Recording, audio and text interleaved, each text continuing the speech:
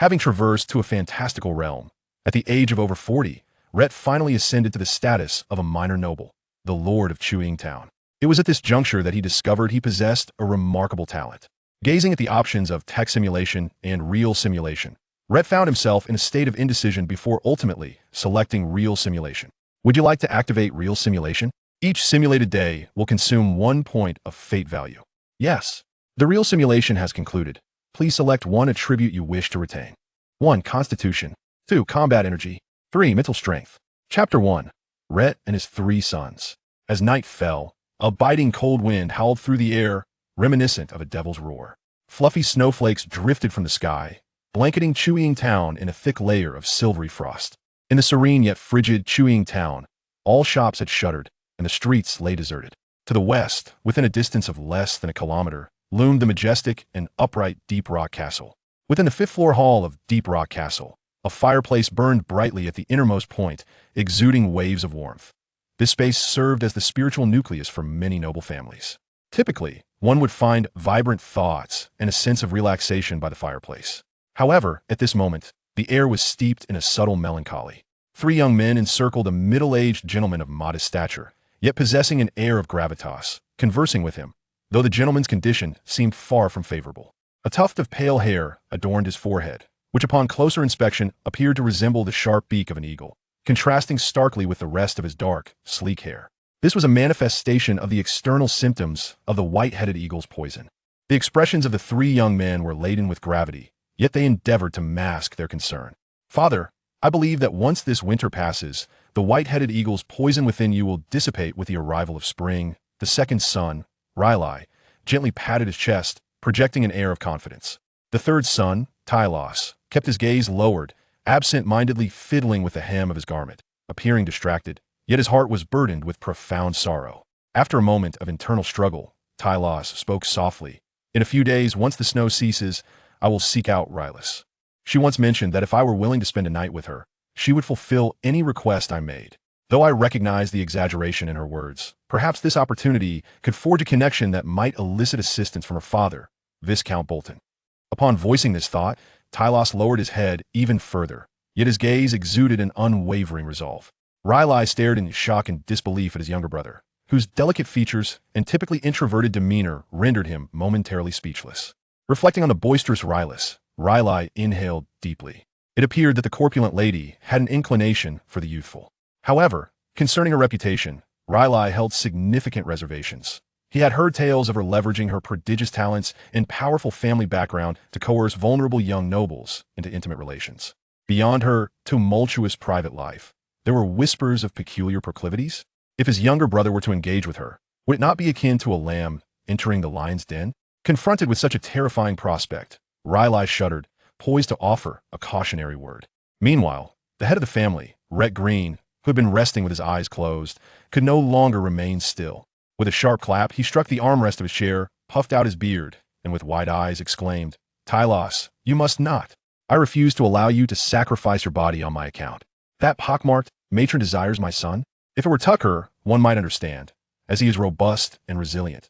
But you're not fit for such an ordeal. Your slight frame lacks even the talent for combat energy and would undoubtedly succumb to her whims. I have heard that a year ago, Fields of the Doran family, who appeared equally frail, was reduced to a bedridden state for 3 days after an encounter with Rayt. Now, she dares to set her sights on my son? Absolutely not. Despite his frail condition, Rhett's voice crescendoed in rare fury. As he spoke, his chest heaved, evidently agitated, and he added, Tylos, do not bring this matter up again. I am quite well.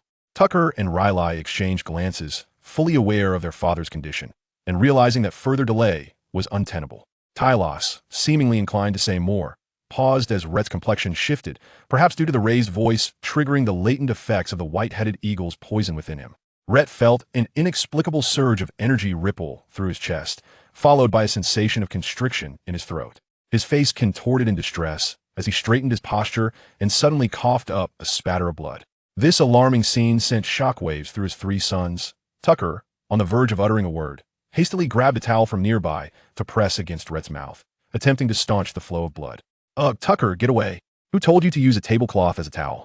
Rhett, already battling his weakness, could not tolerate the foul odor that wafted near him and pushed the careless Tucker aside. "Oh dear, I was too anxious. I apologize, father." Tucker sheepishly scratched the back of his head, grinning thoughtlessly. "I'll fetch a clean towel right away." This small mishap somewhat alleviated the tense atmosphere. After Tucker departed, Rhett once again closed his eyes under the watchful gaze of his two other sons, allowing the tranquil ambience to resume. Amidst the poison coursing through his veins, Rhett's mind wandered through past memories. He was a transmigrator, having entered this world without parents and raised in an orphanage, cultivating a spirit of independence and resilience. Since his arrival in this perilous, extraordinary world, over 30 years had elapsed. Although he had not encountered the entirety of this realm, he was aware of the formidable powers wielded by both mages and knights. Knights could cultivate combat energy, while mages possessed various arcane abilities. The kingdom in which he resided was the kingdom of Jinluan. Shortly after his arrival, his parents perished during an incursion by orc raiders at the border. His father had once mentioned that his great-grandfather had been a mage, leaving behind a tome of low-level meditation techniques as a testament, which had been passed down through their lineage. In Rhett's generation, he fortuitously awakened his affinity for earth-based magic and became a fledgling earth mage. However, his talent was deemed subpar, and thus, by his 40s, he had only attained the rank of a second-level mage. In his youth, he ventured far and wide, having taken on roles such as a mercenary and a lone wanderer. However, upon learning of his parents' demise, he resolutely set foot on the front lines. Initially, Rhett sought only vengeance, yet as time passed, his unique prowess as an earth mage and his significant contributions on the battlefield led him to slay numerous beastmen of equal rank, earning him considerable accolades. Fortuitously, he even collaborated with others to triumph over a third-tier orc, a formidable foe known as the Blood Moon Werewolf, who bore royal blood. Ultimately, through his extensive battlefield experience and remarkable achievements, which included the impressive feat of vanquishing a beastman of royal lineage, he was fortunate enough to meet the criteria set forth by the Kingdom of Jinluan for the grant of a baronial title, thus being honored as a minor noble. In the Kingdom of Jinluan, ascending to nobility through military merit is no trifling matter.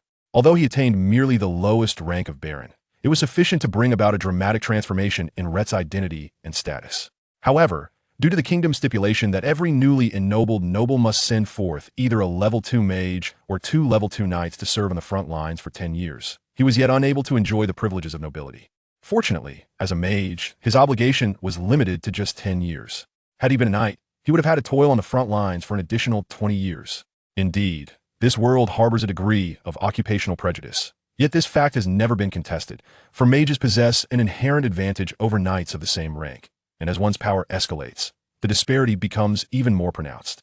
2 months prior, as winter set in with a sudden drop in temperature, the hostilities between the Kingdom of Jinluan and the Beastmen typically diminished significantly at this time of year.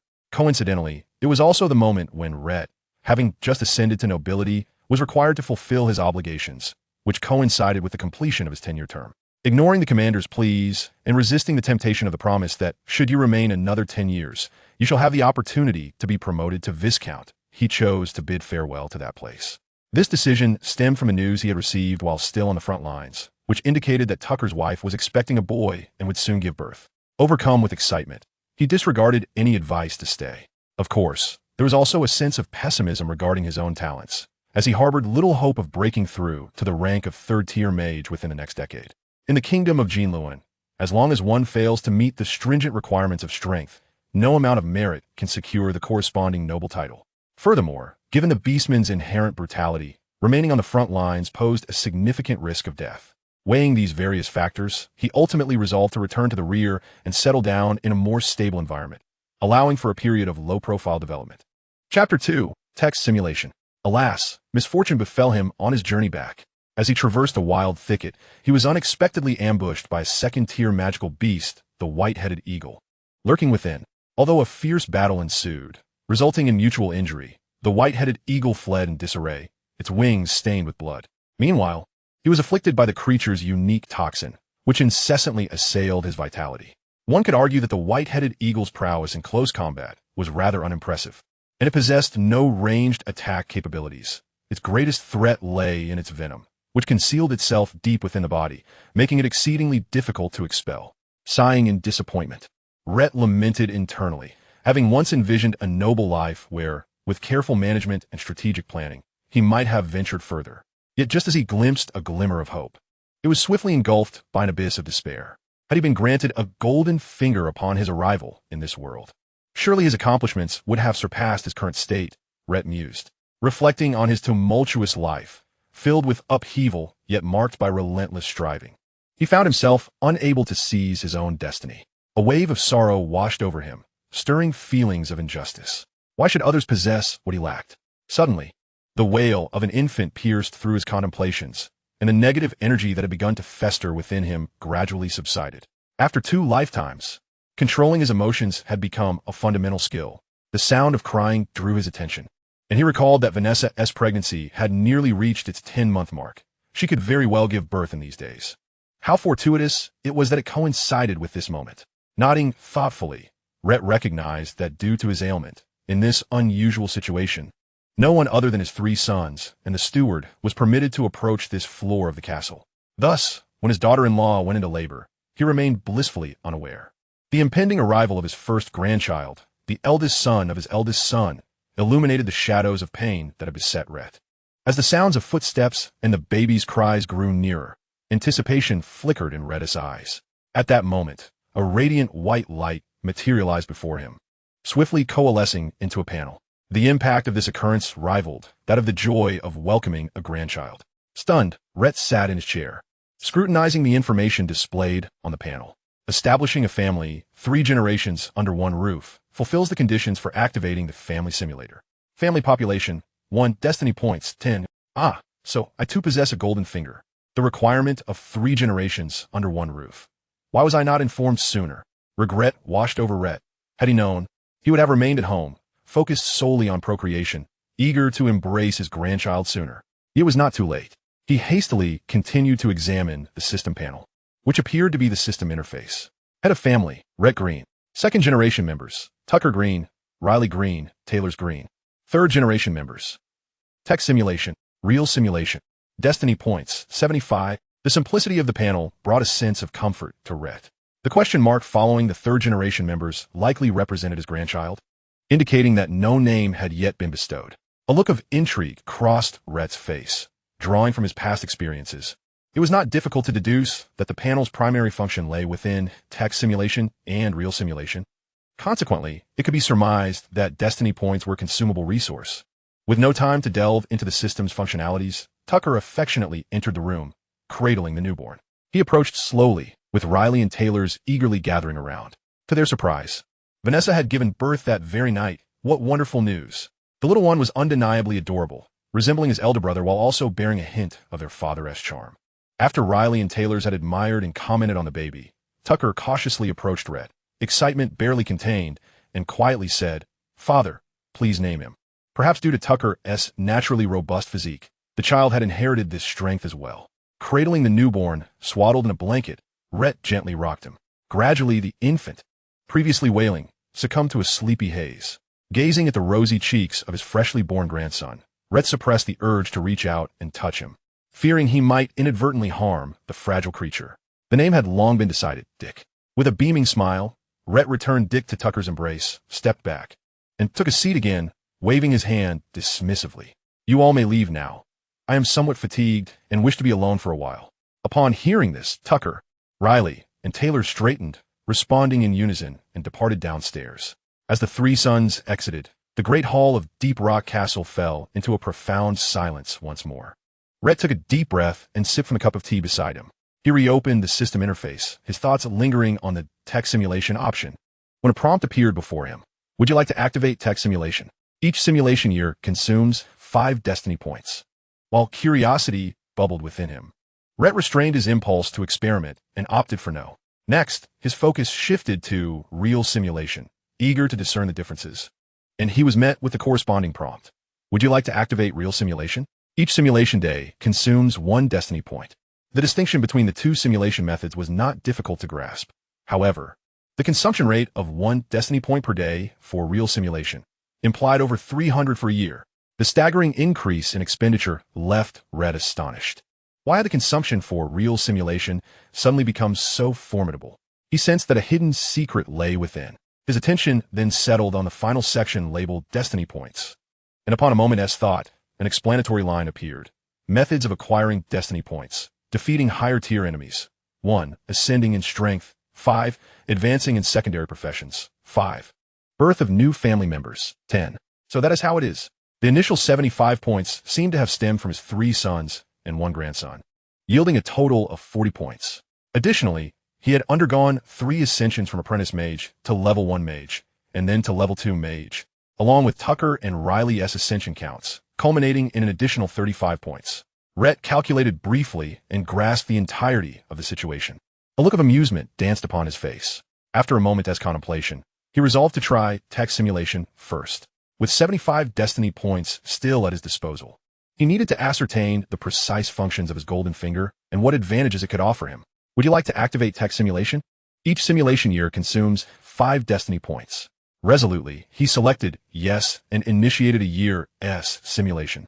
Immediately, the light screen before him transformed, and a series of prompts refreshed. In the year 473 of the Jylin calendar, on November 7th, your grandson Dick was born. On November 10th, Taylors decided to depart with a merchant caravan from the town, leaving Chicksong Town. On November 15th, Taylors stealthily slipped away midway, journeying alone to Gold Digger Town to visit Rylus. On November 16th, Taylors met Rylus, who was elated, and that evening, he stayed over. On November 25th, Taylors returned, bringing you a small vial of potion that alleviated your injuries. However, it was only a temporary remedy. You could only endure for another 2 years. On December 7th, on a frigid night, a fierce wind swept through, causing the barns in your town to collapse and resulting in the deaths of half the dairy cattle. In the year 474 of the Jylin calendar, on January 3rd, a second-tier ironhorn sheep and a second-tier flamehound clashed by the Sun Lake on the western side of your territory, ultimately both sustaining injuries, only to be scavenged by a passing first-tier windwolf. On January 8th, a traveling merchant arrived in your territory, and you inquired whether he possessed any items or methods to cure the poison of the white-headed eagle.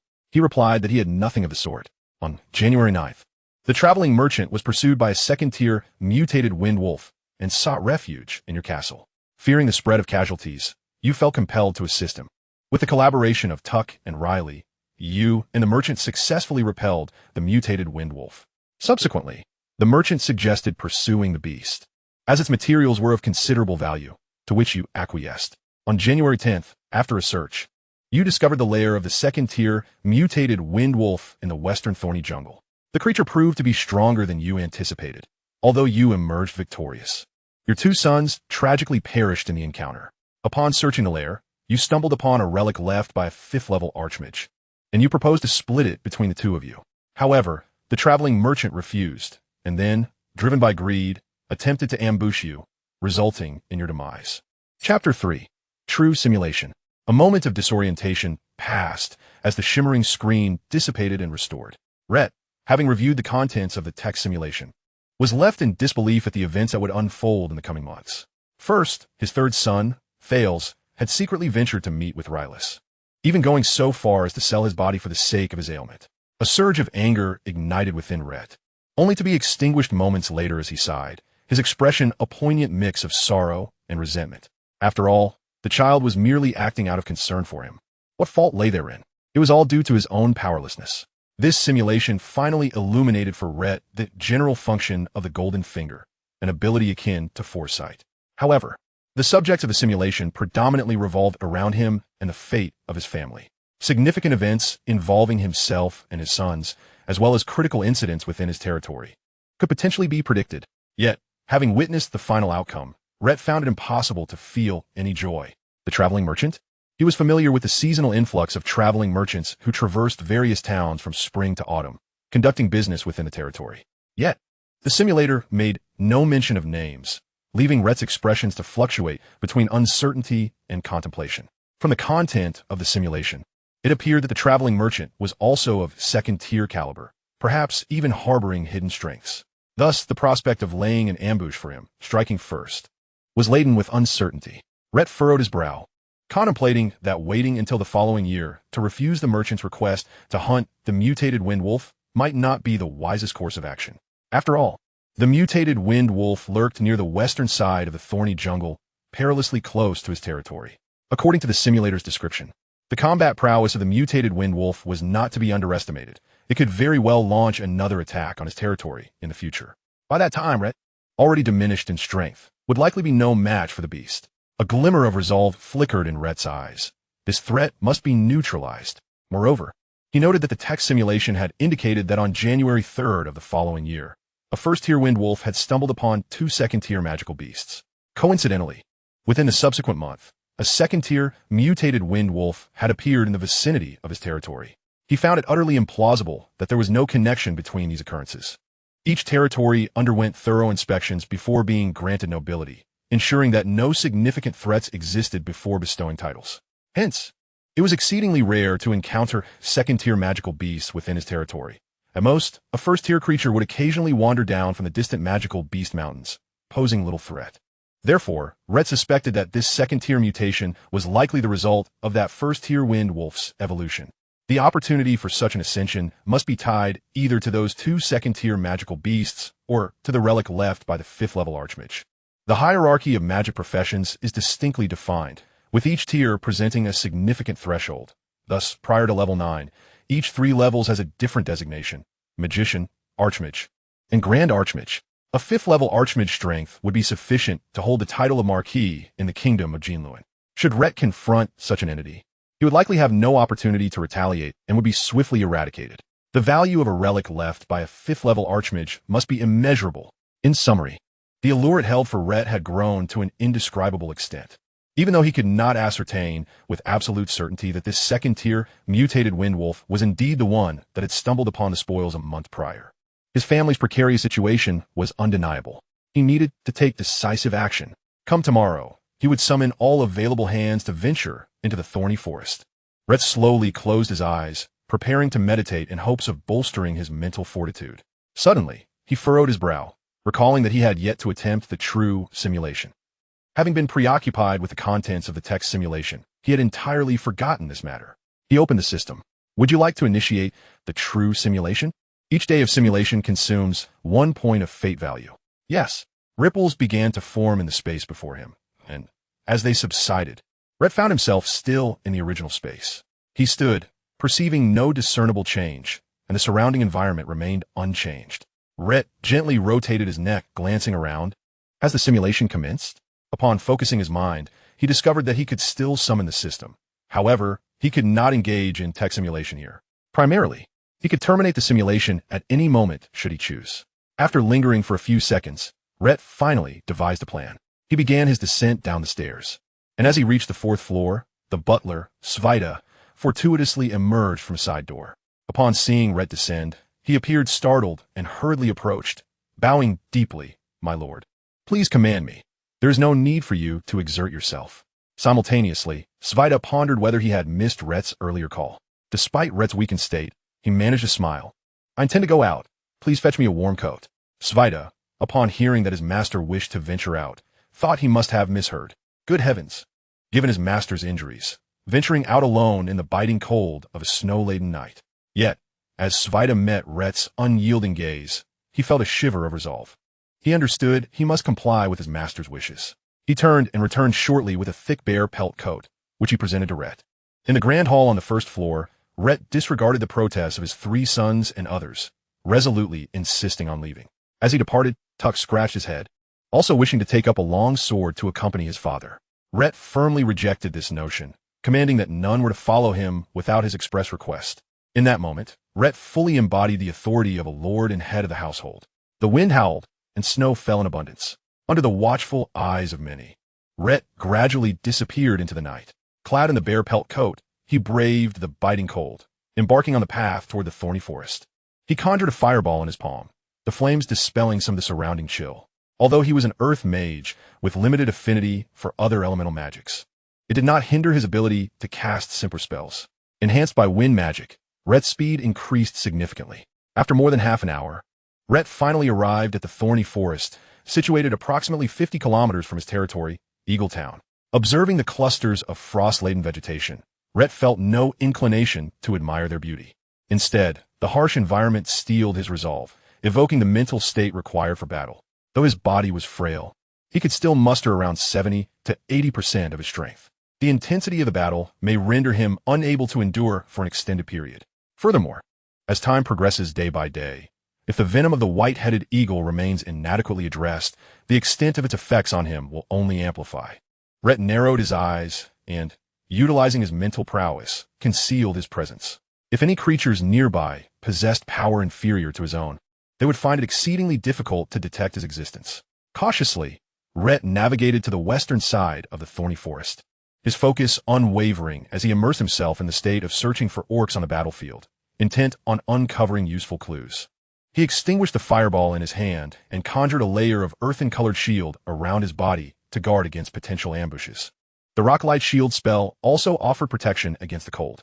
Although the mental strain was considerable, Rayt prioritized safety above all else.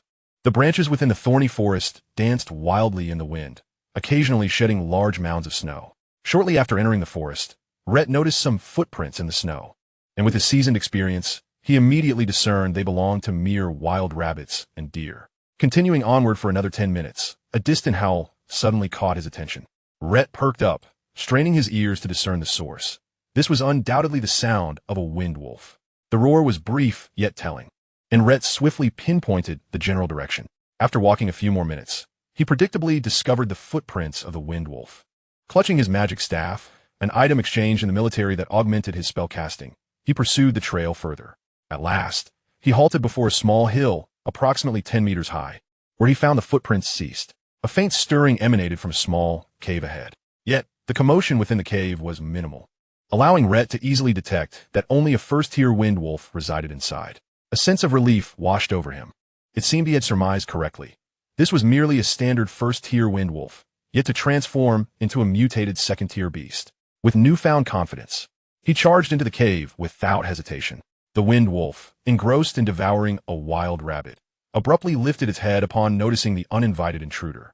Its fur bristled, and it rose with a start, emitting a series of low growls. Chapter 4. Slaying the wind wolf and consuming the potion. However, the wind wolf's gaze betrayed a tinge of apprehension and fear. Instinctively, it sensed the human before it posed a lethal threat. The potent earthen elemental barrier radiating from Rayt, resembling an imposing mountain weighing down its fate. Suddenly, the wind wolf crouched low, letting out a whimper as it began to sidle towards the cave's entrance, seemingly attempting to escape by feigning vulnerability. A flicker of surprise crossed Rayt's eyes. This wind wolf exhibited an intelligence beyond that of the average first-tier specimen, explaining the variance in bloodline levels observed in the simulator. A cold glint flashed in Rayt's gaze. This realization only solidified his resolve to eliminate the wind wolf. He silently recited several incantations, rapidly depleting his mental energy as subtle waves of earth elements stirred in the air. Suddenly, the ground fractured, and 3 long, earthen-colored spikes erupted from beneath the wind wolf, piercing its abdomen and protruding out the other side, eliciting a spray of blood. The wind wolf rolled its eyes back and let out a final, unwilling howl. Its life extinguished. Although this was merely a first-tier earth spell, Earth Spike, it proved remarkably effective, particularly on the ground, combining significant lethality with an element of surprise. Especially when cast by Rayt, a second-tier mage, it could easily dispatch a creature like the wind wolf, known for its speed, in a single blow. As the wind wolf collapsed, a glimmer of triumph illuminated Rayt's eyes. He could now ascertain that this was indeed the lair of the second-tier, mutated wind wolves mentioned in the written simulation. Yet, it was currently just a first-tier wind wolf, now lifeless. The next course of action was clear. He cast an excited glance at the wind wolf's corpse lying 3 meters away. Ordinarily, he would rush to dissect it, skin it, and extract its magic crystal. However, at this moment, he cast those thoughts aside and proceeded deeper into the cave. He scrutinized every corner with keen insight, leaving no stone unturned in his quest for the legacy left behind by the 5th-tier mage. The internal structure of the lair was not overly complex, predominantly filled with the bones of various beasts, along with some rubble. Ultimately, after clearing away a pile of debris and hay, he uncovered a pit approximately 1 square meter in size.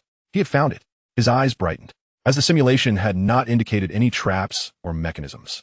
He presumed none were present. Nevertheless, drawing on his years of military experience, he cautiously utilized his mental energy to probe the ground structure, confirming its safety. Only then did he relax and crouch down to examine the contents.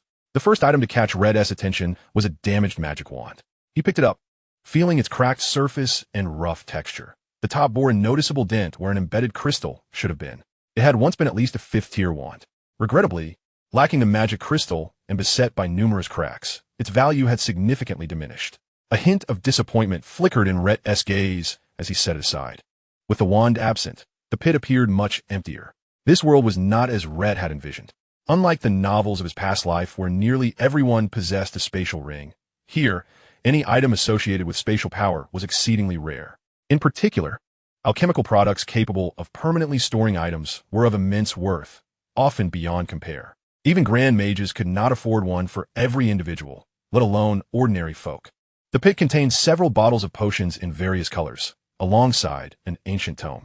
With a mix of anxiety and anticipation, Rayt gathered everything but did not immediately inspect the book. Even if it contained top-tier meditation techniques, it would be of little use if it could not alleviate the venom of the white-headed eagle. Even in a trade, the likelihood of others taking advantage of him for such valuable knowledge was high, making it an unwise endeavor. Ultimately, it all boiled down to insufficient strength and inadequate networks of connections. The pressing urgency now was to eradicate the latent threat within him in the shortest possible time. After examining the 5 potion bottles, Rayt furrowed his brow as he scrutinized each one. With his experience, he easily identified 4 of them. 2 of the bottles contained moonlight potions, which significantly enhanced meditation efficiency and bolstered mental power, proving immensely beneficial in ordinary circumstances. Another bottle contained a poison known as the Morning of the Black Crow. Rayt was no stranger to this. He had encountered it in the military, where it was classified as a valuable strategic resource. When applied to weapons, if it drew blood from an enemy, its toxicity would ignite explosively. Any knight of Tier 3 or below would face certain death upon contact. Even Tier 4 Earth Knights dared not underestimate the toxicity of the Morning of the Black Crow. However, for Earth Knights, their physique could withstand the poison for a limited time, allowing them to gradually refine it with their fighting spirit. The current bottle of Morning of the Black Crow still held half its contents, estimated to be enough to poison dozens of individuals. The 4th bottle, strictly speaking, was not a potion. Upon meticulous examination, Rayt could not ascertain its precise name, but it was undoubtedly a liquid essence left behind by a high-tier water-type beast, likely tears, saliva, or blood. It was generally referred to as water essence. In summary, this essence possesses an extraordinarily high concentration of gentle yet potent water elements, reaching at least the 6th tier. In Rayt's understanding, such water-based essences are typically employed to nurture magical plants or to prepare for certain exceptional water-type magical beasts. Although these items are exceedingly precious and would elicit jubilant cheers from Rayt at any other moment, he currently furrows his brow, a flicker of perplexity emerging in his eyes as he recalls the Wind Wolf. By the following spring, it had already transformed into a 2nd-tier mutated beast, indicating that some external factor must have provoked this change. Turning his gaze to the unfamiliar vial, he observes a swirling, earthy yellow liquid that even emanates a faint halo. Upon uncorking the bottle, Rayt is enveloped by its rich aroma, igniting an inexplicable impulse within him. Could it possibly be a bloodline potion? A spark of realization flashes through Rayt's mind, causing his hand to tremble slightly as disbelief flickers in his eyes, gradually morphing into a euphoric madness. He stares at the vial in his hand, murmuring, the likelihood of this being a bloodline potion, capable of inducing mutations in living beings, is indeed higher. He fervently hopes it will aid him. Even if it doesn't, he has little choice left. A resolute gleam ignites in his eyes as he tilts his head back and swallows it. Chapter 5. Healing. After all, this is merely a simulation. No matter the magnitude of the incident, it bears no consequences. After consuming the mysterious liquid, Rayt closes his eyes and sits still while a cataclysmic transformation unfolds within him. This intense metamorphosis silently reconstructs his body. Although the structure appears unchanged, the essence of life gradually elevates. Yet this process seems far from effortless. The furrow in Rayt's brow reveals a struggle against excruciating pain, as if countless iron-footed ants are crawling and biting all over him. It feels akin to being pierced by needles and scorched by flames, waves of agony crashing into his mind. He steadfastly endures this torment, silently contemplating. Indeed, it is a bloodline potion, a treasure that only legendary domain alchemists are qualified to concoct. As the name implies, a bloodline potion can alter an individual's bloodline, thereby influencing their future talents and physical constitution based on the lineage involved. However, it is rumored that crafting such potions is as arduous as ascending to the heavens. and creating high-quality bloodline potions is even more challenging. Furthermore, the process of absorbing a bloodline potion is fraught with potential peril. Varying levels of risk are inherent to the craft, including discrepancies in absorption effects, differing degrees of discomfort during absorption, and most critically, the success rate of assimilation.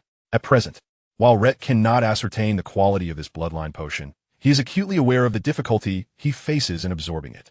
The ferocity of the potion, the clash of bloodlines, and a myriad of mysterious forces continuously ravage his body. A trickle of blood escapes from Rayt's lips, and his complexion pales. At this rate, it seems he may not endure for much longer. Time slowly passes, and half an hour elapses. Rayt keeps his eyes tightly shut, yet the skin across his body takes on a deep crimson hue akin to molten lava.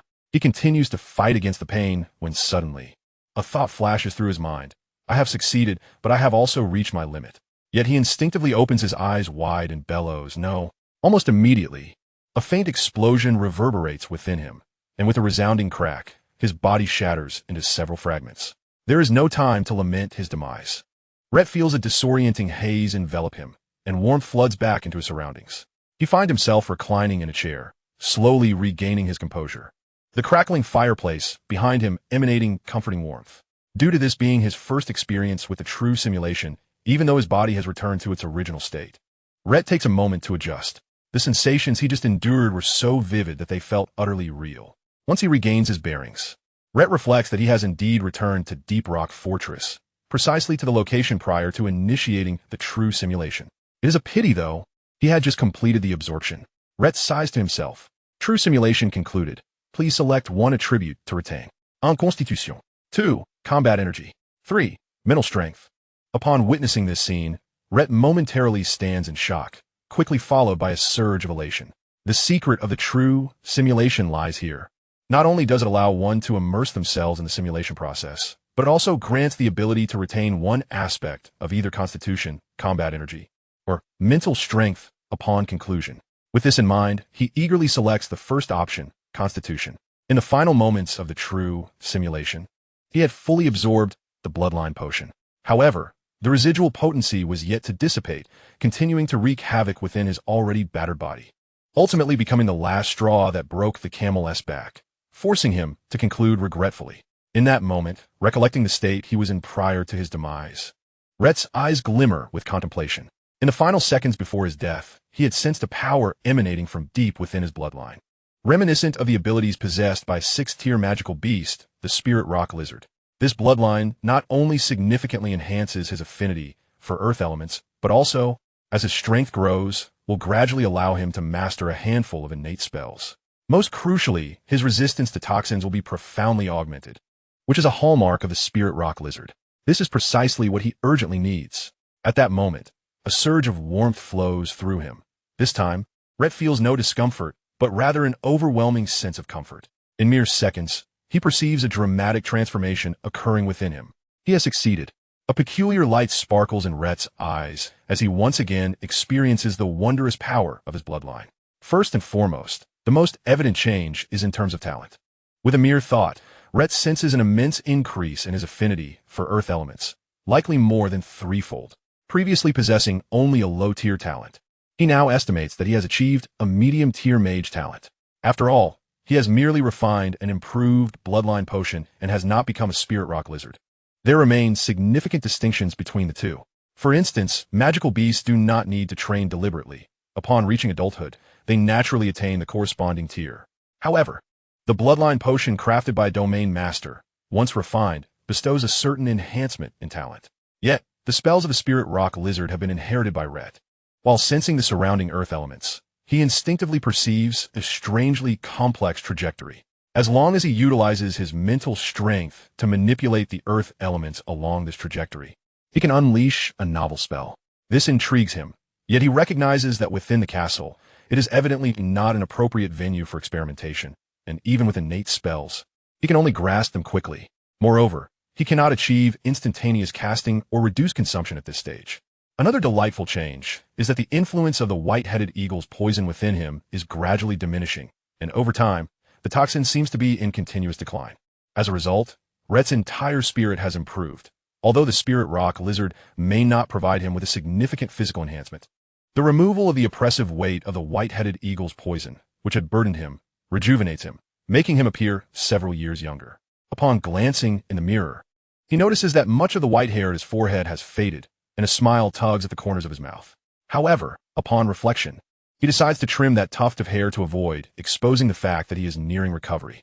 Moreover, the thought that he can revisit the lair to collect the relics of that mage lord fills Rhett with a profound sense of satisfaction.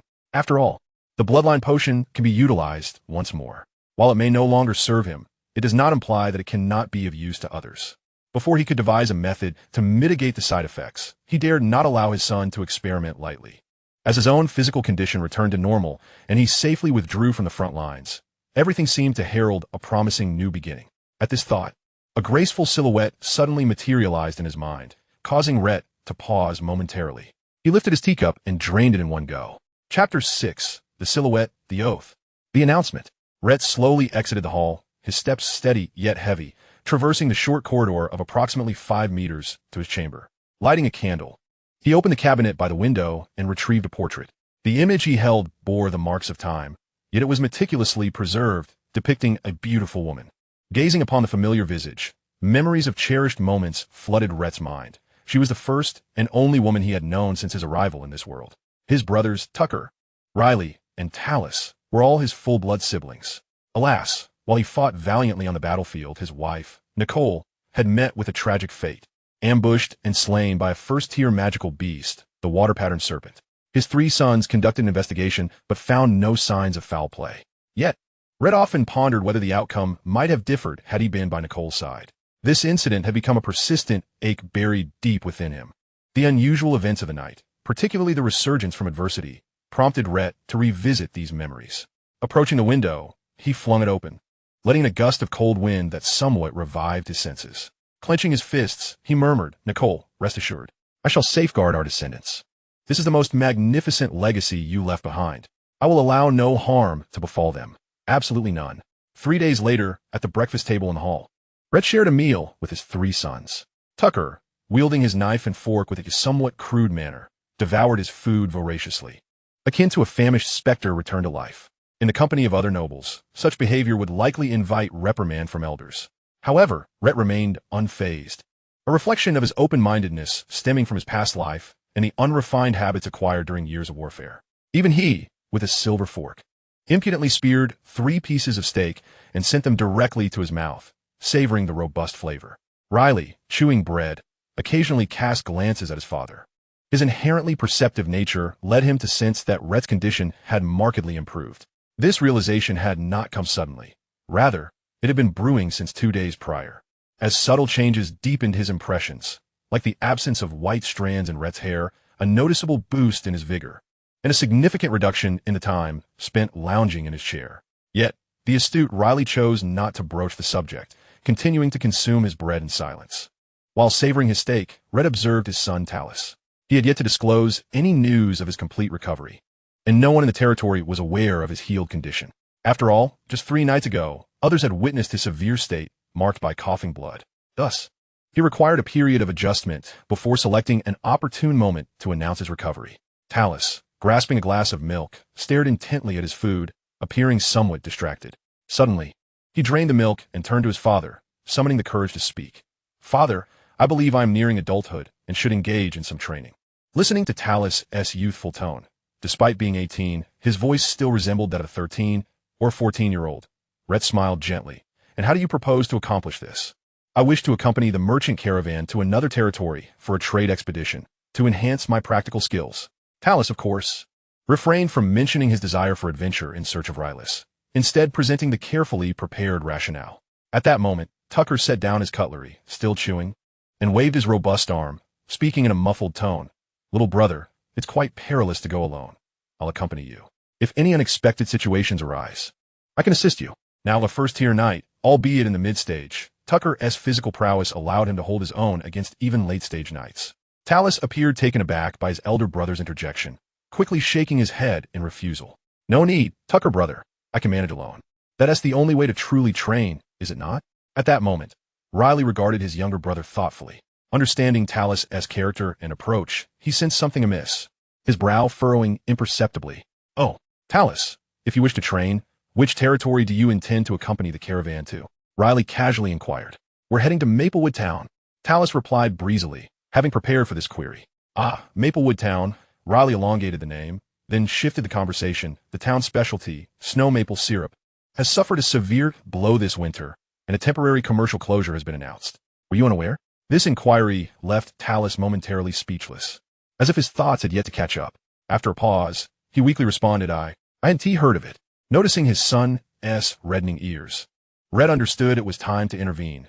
Prolonging the discussion would only embarrass Tallis, given his introverted nature. Moreover, certain matters needed to be disclosed. Clearing his throat, Rayt rapped the table lightly. Quiet, everyone. I have something to share. As the head of the family, Rayt's authority was unquestionable. Even the oblivious Tucker straightened his posture and set down his knife and fork upon hearing their father's words. The three brothers turned their attention to Rayt, while Sveta, who had been quietly standing to the side, prepared to listen intently to the head of the household's announcement. Rayt, accustomed to this routine, spoke calmly. Yesterday, while sorting through my father's belongings, I made a new discovery. I found a vial of ivy essence in a box, which has remarkable efficacy against the poison of the white-headed eagle. At this declaration, a profound silence enveloped the room. Rayt continued, I am nearly fully recovered, which means you need not wear frowns of worry any longer. With me present, no obstacle can thwart us. His steady voice radiated an irresistible charm, akin to a mighty wind dispersing the clouds that had lingered in their hearts for days. At this juncture, both the butler Sveta and the three sons gradually grasped the significance of what had transpired, their eyes sparkling with shock and joy.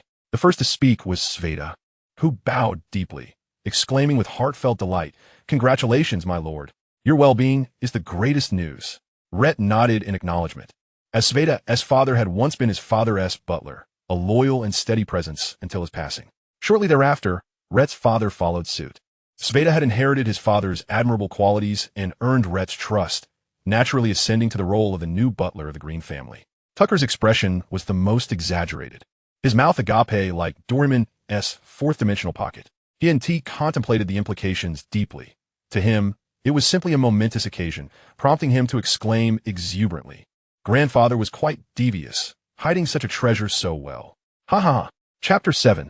A New Simulation. Sitting next to Tucker, Riley was nearly rendered deaf by his thunderous laughter and rolled his eyes, shifting his position to distance himself. I need to get away from you. Upon receiving the sudden and joyous news from his father, Riley genuinely felt a wave of happiness wash over him. Although he found his father's reasoning that the antidote left by his grandfather seemed somewhat abrupt, slightly perplexing, Riley's expression betrayed no hint of confusion. He was acutely aware that some matters were not meant for reckless speculation. Regardless of their foundation or the presence of clues, he understood that he should embrace this situation, further legitimizing the news. Thus, Riley discerned the next step he ought to take. He spoke in a measured tone, well, in my estimation, the antidote left by grandfather is rather fortuitously placed. Had it been in a conspicuous location from the outset, should father have discovered it early on, his psychological defenses would inevitably have been shaken, and he might have employed the antidote elsewhere or exchanged it with another. Its late discovery, then, can be construed as a form of grandfather's protection. In the celebratory atmosphere, no one delved into the implications of this cover. Sveta, observing from the side, nodded in quiet approval, even feeling that Riley's analysis was remarkably astute. From the moment he was born into the Green family, he had witnessed the births and growth of the three little ones. Among them, he had long noted Riley's exceptional wisdom, which surpassed that of his peers, often providing deeper insights into various matters. Casting another glance at the head of the family, Sveta nodded to himself, affirming that Riley undoubtedly inherited his father's sagacity. As for Tylos, he was struck by the delightful surprise of his father's recovery, a glimmer of joy flashing in his eyes, enveloped soon after by an overwhelming sense of happiness. Oh yes, no need to seek out that gluttonous hag anymore. Thus, Tylus's psychological burdens were considerably alleviated, and with a faint smile gracing his lips, he lifted his gaze and exclaimed, Congratulations, father. This heartfelt congratulation was sincere, and then Tylos called out toward the corridor, Malu, I need another glass of milk. Observing the joy radiating from Tylos, which starkly contrasted with his previous embarrassment, panic, and flushed cheeks, he seemed transformed. Sophie, shaking his head, fully aware of Tylus's nature, and had no intention of piercing through the veil of his thoughts. Moreover, revealing how he acquired such knowledge would pose another conundrum in the eyes of others. The simulator had become his greatest secret, and he could not afford to take unnecessary risks. Upon hearing the young master's call, a somewhat stout, middle-aged woman appeared from the corridor, clad in a white apron, albeit stained with grease. Her visage was simple and gentle, and when she smiled, her eyes crinkled into slits. She steadily placed a new tray upon the dining table and casually remarked, "There seems to be considerably more milk this morning. Exceptionally fresh. I suppose I should prepare to make a batch of cheese. We cannot let it spoil." Such mundane remarks initially attracted little attention. However, Rayt's mind stirred as he recalled an incident scheduled for the 7th of next month, an unexpected cold snap. It seemed that a more severe drop in temperature accompanied by strong winds would soon arrive. This chilling gust was not only responsible for toppling his barn, but had also resulted in the deaths of a significant portion of the cows on his ranch. This is indeed unfavorable news, Rayt mused. In this town of Eaglet Town, he was the undisputed lord. Though merely a minor lord, he wielded absolute authority and dominion. Everything within the town belonged to him, whether it be the common folk or the lumberyard to the east and the grassy pastures to the north. Ownership lay firmly in his hands. Typically, he merely entrusted the management of his lands to the townsfolk. Therefore, if the loss of cattle was too great, it would adversely affect Rayt's interests. The herd in the grassy pastures had consistently numbered just over 100, with a mix of beef cattle among them, although replacements could eventually be procured from elsewhere. Such losses would still squander time and resources, leading to unnecessary complications. After a brief period of contemplation, Rayt reached a decision. He glanced at his steward, Svida, and in a conversational tone inquired, "Svida, when was the last renovation of the grassy pastures?" Svida slightly bowed, recalling the details, and replied, "The last renovation of the grassy pastures occurred from June 3rd to June 10th in the year 467 of the golden calendar. It has been over 5 years since then." "Ah, so it has indeed been 5 years. I have a notion. How about we renovate the grassy pastures once more?" Rayt proposed, though it was more of a statement than a question. "Certainly, my lord," Svida responded. "We have an abundance of timber resources here. I shall visit Kudin immediately and arrange for the workforce to commence the renovation of the grassy pastures." Svida assented, understanding that the lord's intentions were always grounded in reason. He added, "Given the unusual winter climate this year, should we also consider renovating some of the other buildings?" While a reasonable suggestion, Svida was unaware of Rayt's hidden concerns, rendering his precautionary proposal unnecessary. Rayt waved his hand dismissively, rejecting the suggestion, and explained, "No need for that. I shall issue instructions as necessary." "Understood." Svida nodded and retreated. At that moment, Rayt's mind suddenly sparked with an idea. He activated the system and selected text simulation. Now that he had recovered physically and made slight adjustments to the territory, he wished to observe the changes that could unfold as a result. "Would you like to initiate text simulation? Each simulated year costs 5 points of fate value."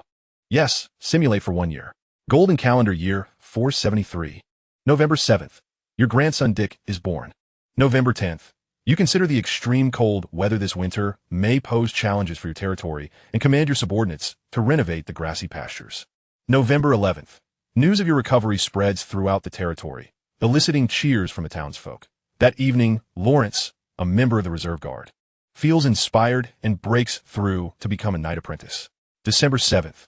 On an extremely cold night, a fierce wind blows, and 2 severely injured first-tier knights find their way to your territory. Upon learning from the residents that you are a second-tier mage, they choose to pledge allegiance to you. Golden calendar year 474. January 3rd. A second-tier Ironhorn sheep and a second-tier flamehound engage in a fierce battle beside the Sun Lake on the western side of your territory, ultimately resulting in mutual destruction. You had long been lying in wait nearby, thus reaping the benefits. January 8th. A traveling merchant arrives in your territory. After a polite exchange, you send him on his way. January 15th. Due to previous leaks from the merchant caravan regarding your recovery, Roy from Maplewood Town visits you, presenting a bottle of red maple potion and suggesting a marriage alliance between your 2 families, which you graciously decline. March 20th. Rayt breaks through to the late stage of a first-tier mage. June 29th. Tuck breaks through to the late stage of a first-tier knight. July 12th. You are ambushed by an unidentified knight, sustaining severe injuries and forcing him to flee. August 9th. A third-tier Thunderbear wreaks havoc in your territory, prompting your counterattack, yet you tragically perish. Chapter 8. A brief analysis of the simulator. What? Another year of incomplete simulation, and the outcome still resulted in death? Rayt was taken aback, chuckling in disbelief as he leaned back in his chair. The cause of death in this simulation was clearly the formidable third-tier Thunderbear. Yet, he suddenly recalled that the simulator had not accounted for the inheritance he had yet to collect, specifically the relics left behind by the Archmage in the Thorn Forest. With his current talent, combined with the assistance of the Moonlight Potion, it was highly probable that he could break through to a third-tier mage by the following year. With the prowess of a third-tier mage against the Thunderbear, his chances of survival would dramatically increase, rendering defeat nearly impossible. A glimmer of contemplation flickered in Rayt's eyes. Thus, it seemed that the tech simulation within the simulator was not entirely flawless. After all, human thoughts are capricious. Even he cannot guarantee that he will adhere to the trajectory described by the simulator in the future. Moreover, the future is subject to change.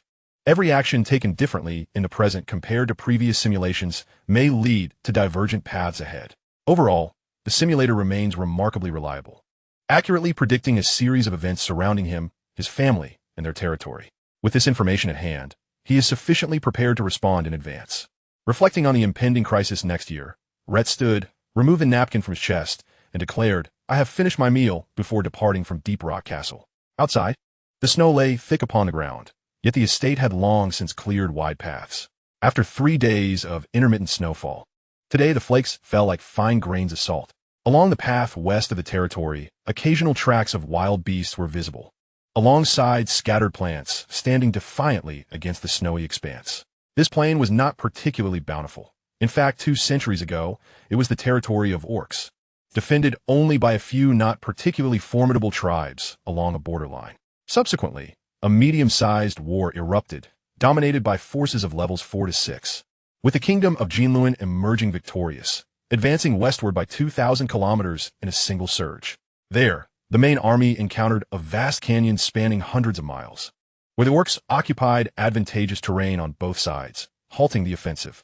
The canyon defense line formed as a result, and the front line where Rayt served was precisely this canyon defense. Indeed, while the orcs were the formidable foes of the kingdom of Jinluan, they had conflicts with several other kingdoms as well. Historically, the battles between humans and orcs had seen both victories and defeats. The kingdom of Jinluan was no exception. Although they had reached the canyon defense line, other battlefields continued to rage elsewhere against the orcs. Moreover, there were instances of other regions falling into enemy hands, not just once or twice. Similarly, there was more than one defense line. The canyon defense was considered a lower-tier battlefield, relatively stable with few large-scale conflicts. This canyon was not of great importance to the orcs, as it lacked particularly valuable resources, resulting in minimal effort expended. Having seen battle for over a decade, Rayt was acutely aware of this. Soon, he found himself alone at the den of the Wind Wolf. The creature lay nestled within a haystack, blissfully unaware of the impending danger. As a second-level mage, Rayt had his methods to ensure the Wind Wolf remained oblivious to his presence. "Earth Spike," he silently intoned, and in the blink of an eye, spear-like spikes pierced through the wolf's abdomen. The Wind Wolf emitted a reluctant howl, its cries echoing hauntingly within the cavern. Having battled orcs for years, Rayt's resolve was steadfast, unaffected by the wolf's plight. In this familiar location, he collected everything left behind by the 5th-level mage: a broken wand, 2 vials of Moonlight Potion, 1 vial of Bloodline Potion from a Spirit Rock Lizard, a vial of an unknown high-tier water-type beast essence, half a vial of Raven's Grief, and an ancient tome. This time, he finally had the leisure to peruse it thoroughly. Settling down, Rayt leafed through the thick book, its pages densely filled with text, occasionally revealing illustrations such as route maps and meditation diagrams. A smile graced his face. Indeed, he had not been mistaken. This was a meditation method, superior to the one he currently practiced. The meditation technique he utilized was so rudimentary it lacked even a name. In contrast, this tome contained a mid-tier meditation method, known as the Furnace Meditation Method. Its concept was inspired by the blacksmith's craft, utilizing the characteristics of a furnace to extract and refine various ores, thereby obtaining desired materials. Although this was merely a metaphor, the actual process was undoubtedly more complex. After dedicating 2 hours to grasp the fundamentals of the Furnace Meditation Method, Rayt closed his eyes to meditate. He could feel the speed of his cultivation accelerating threefold compared to before based on the rate of his mental power growth. This meditation method could also be passed on to Riley, who was a water mage. With this technique, he might soon reach late-stage 1st level. A smile played on Rayt's lips, content with his discovery. Aware of the efficacy of the Furnace Meditation Method, Rayt concluded his initial session, for he still had an important task to undertake. Stepping outside the cave, He held his breath and attuned himself to the elusive trajectories of earth elements in the air, consciously directing his mental energy to manipulate the earth elements along specific paths. This was a spell he inherited after consuming the bloodline potion. Moments later, a brilliant earthen spike materialized in the air, descending at an astonishing speed to pierce the ground, completely buried within the soil. Witnessing this effect, Rayt's eyes lit up. He recognized this spell as Earth Spike. Earth Spike was a 4th level spell, incredibly hard and sharp, capable of effortlessly piercing through a 4th level knight. Generally, Earth mages could only learn and master such spells upon reaching the corresponding level and meeting the requisite mental power standards. Yet, through bloodline inheritance, Rayt was able to master this spell at the 2nd level. Although its actual power did not quite match that of the standard 4th level Earth Spike, its advanced structure rendered it significantly more potent than an average 2nd level spell. Not only did it possess formidable piercing power, but its rapid deployment also caught opponents off guard. Rayt felt confident that, once proficient, he could cast it from all angles, 360 degrees. Indeed, having mastered a 4th level Earth spell ahead of time, and one that was notoriously difficult among Earth mages, a smile lingered upon Rayt's face. Chapter 9. The Furnace Meditation Method. Upon returning to the castle, Rayt made his way directly to his chamber. Clutching the moonlight potion, he fell into deep contemplation. He pondered that since real simulations could bring back mental power, perhaps he could adopt a nested approach, consuming the moonlight potion within the real simulation and then bringing it back. With multiple iterations, could his strength be significantly accelerated? This was ostensibly a matter that warranted no hesitation, yet Rayt's only concern lay with the acquisition of fate points. Whether through defeating foes of higher levels, advancing in strength, or populating the realm, none of these were trivial endeavors. After a moment's deliberation, Rayt shook his head in dismay. He had several pressing matters at hand, and it would be prudent to conserve his fate points for the time being. He tucked away the moonlight potion in a concealed compartment of his room. Descending the stairs, Rayt found no trace of Riley in Deep Rock Castle. Closing his eyes, he sensed unusual elemental fluctuations emanating from the garden at the rear of the castle. Chuckling softly, realizing his son was there. In a clearing of the back garden, Riley was blissfully practicing magic amidst the swirling snow. Standing upright, he wielded a stick as a makeshift wand, expertly casting a water arrow that shot straight ahead. At the 1st level, water magic merely manifested as a simple water arrow spell, which was somewhat weak compared to other magical disciplines. Only upon reaching the 2nd level could one learn binding water spells and water spear spells. The former offered exceptional control, while the latter served as an upgraded version of the water arrow, boasting greater power. Ahem. Rayt cleared his throat softly, engrossed in his magical practice. Riley immediately recognized the visitor's presence upon hearing the sound, halting his training and turning around in surprise. Father? You've returned just in time. I have some matters I wish to discuss with you. Observing Riley approach, curiosity flickered in Rayt's eyes. He was eager to hear what was on his son's mind. Riley approached his esteemed father, casting a furtive glance around before speaking in a conspiratorial tone. Father, I have discerned something peculiar about Thales. A dark line of concern appeared on Rayt's forehead, yet he couldn't help but admire Riley's keen intellect and astute observations, having swiftly detected Thales' anomaly. However, Rayt was reluctant to divulge the true circumstances and feigned indifference, replying, Thales has always been this way, shy and introverted. Perhaps he has been experiencing emotional instability these past few days. Let us observe him a little longer. He may well return to normal in due time. Upon hearing his father's lack of further inquiry, Riley nodded thoughtfully and then inquired, Father, do you have something on your mind? I unearthed a moderate meditation technique during an assignment on the front lines. You might consider practicing it, Rayt said, producing the furnace meditation method from his possession, deliberately omitting any mention of the 5th-tier mage's relic. He feared that revealing the relic could lead to unnecessary complications in the future. Although the chances were minimal, Rayt saw no reason to take such risks. Despite the slight incongruity in his excuse, having returned over a month ago, yet only now presenting the meditation technique, he trusted his son and understood Riley's discerning nature. Riley, being the astute individual he was, knew precisely when to inquire and when to feign ignorance. A look of incredulity flickered in Riley's eyes, gradually giving way to delight as he eagerly accepted the meditation technique, examining it with fervor before ensuring its authenticity. His gaze lingered between Rayt and the meditation method in his hands. I have tested it. Its efficiency is thrice that of inferior meditation techniques, Rayt remarked with a smile, raising 3 fingers. Father, with this meditation method, I estimate I shall reach the late stage of a 1st-tier mage by next spring. Riley's eyes sparkled with excitement. Previously, based on his past meditation efficiency, he had anticipated that a breakthrough would only be possible by mid-next year. But with the tripled efficiency, an early breakthrough was assured. Indeed, strive diligently. I hope for your swift advancement. Rayt encouraged him before seeking an excuse to depart. On his way back to the castle, he accessed the system and selected True Simulation. Would you like to initiate True Simulation? Each simulated day will consume 1 point of fate value. Rayt marveled once more at the exorbitant cost of the True Simulation, yet he resolutely chose to proceed. As the space rippled, he knew the True Simulation had commenced and hastened his steps back to Deep Rock Fortress. This was a decision he had just made. Thales' room was on the 3rd floor, and upon arriving at the door, Rayt saw Thales engrossed in a book. Thales, who favored tranquility, often found solace in reading. "Father, what brings you here?" Thales blinked and set aside his tome on commerce. Rayt noticed the book Thales had been perusing and sighed softly. Among his 3 sons, his eldest, Tucker, possessed the talent for martial energy, and his second son had the aptitude for magic. Only Thales lacked any inclination towards either discipline. While this was indeed quite normal, for the majority of the world's populace were ordinary, Rayt chuckled and entered the room, addressing Thales directly. "Do you wish to train? Do you aspire to become a mage?" At Thales' momentary pause, Rayt reiterated his question. "Of course." Thales nodded eagerly, his response leaving no room for hesitation. Becoming a mage was a dream Thales had long cherished.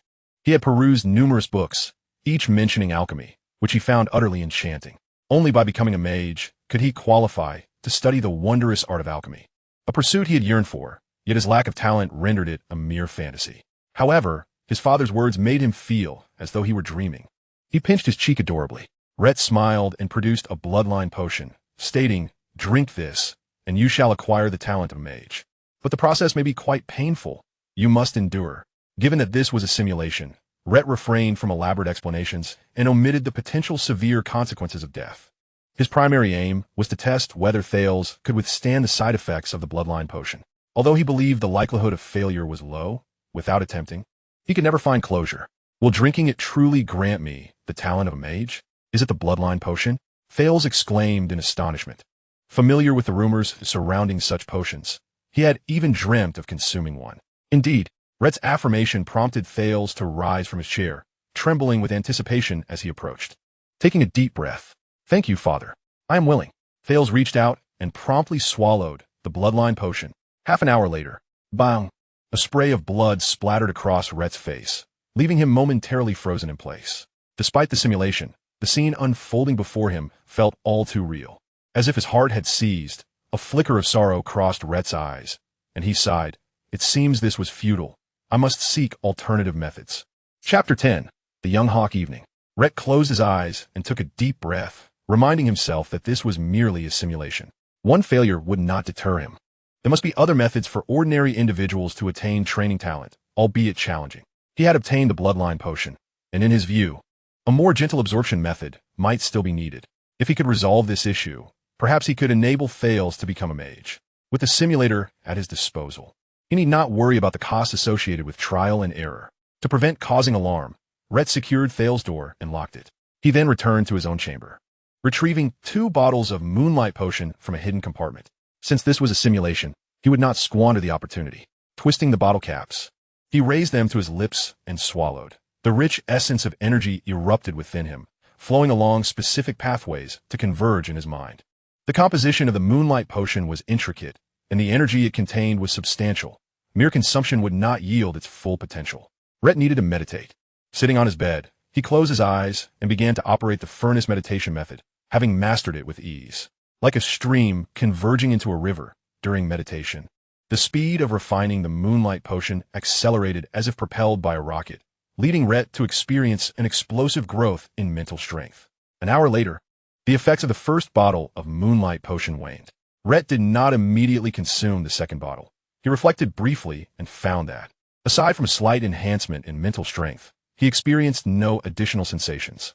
Upon swallowing the second bottle during the refining process, Rayt detected an exceedingly faint resistance to the potion. The enhancement to his mental strength was marginally diminished compared to the first. Yet, he was keenly aware of this subtle change. Resistance is a common flaw in most alchemical potions, especially those that confer boosts to one's capabilities. Rayt was well acquainted with this issue. However, considering the remarkable efficacy of the moonlight potion, a noticeable difference would likely only manifest after consuming hundreds of bottles. If it were to reach that point, the benefits would undoubtedly be substantial. Hot mused internally. He had lingered in the mid-stage for quite some time. Now, after refining the second bottle of moonlight potion, he felt as though he stood just one step away from the late stage. Simply meditating alone would likely suffice to reach that milestone within a few days. Yet the day was not yet over. He would not squander the simulation opportunity, especially after transitioning to the furnace meditation method, making him value his meditation time even more. He closed his eyes once more and entered a meditative state. He continued until a full day had passed, at which point a new prompt appeared before him. Would you like to initiate the second day of simulation? This will consume 1 point of fate value. Upon seeing this, Rayt decisively chose to decline. This resulted in his immediate return to reality, where he found himself standing in the snow behind Deep Rock Fortress, the biting cold wind reminding him of his return. True simulation has concluded. Please select one attribute you wish to retain. 1. Constitution. 2. Martial energy. 3. Mental strength. Select mental strength. Rayt declared without hesitation. A surging wave of spiritual energy inundated his mind, yet this state of focus lasted only a brief moment. Rayt felt a gentle warmth enveloping his consciousness, leading to a palpable transformation in his mental prowess. As he sensed that he was but a step away from the late stage of a level 2 mage, a thought flickered through his mind. Should he simulate once more and directly break through? However, this fleeting notion was quickly suppressed. Acquiring destiny points was not a trivial matter.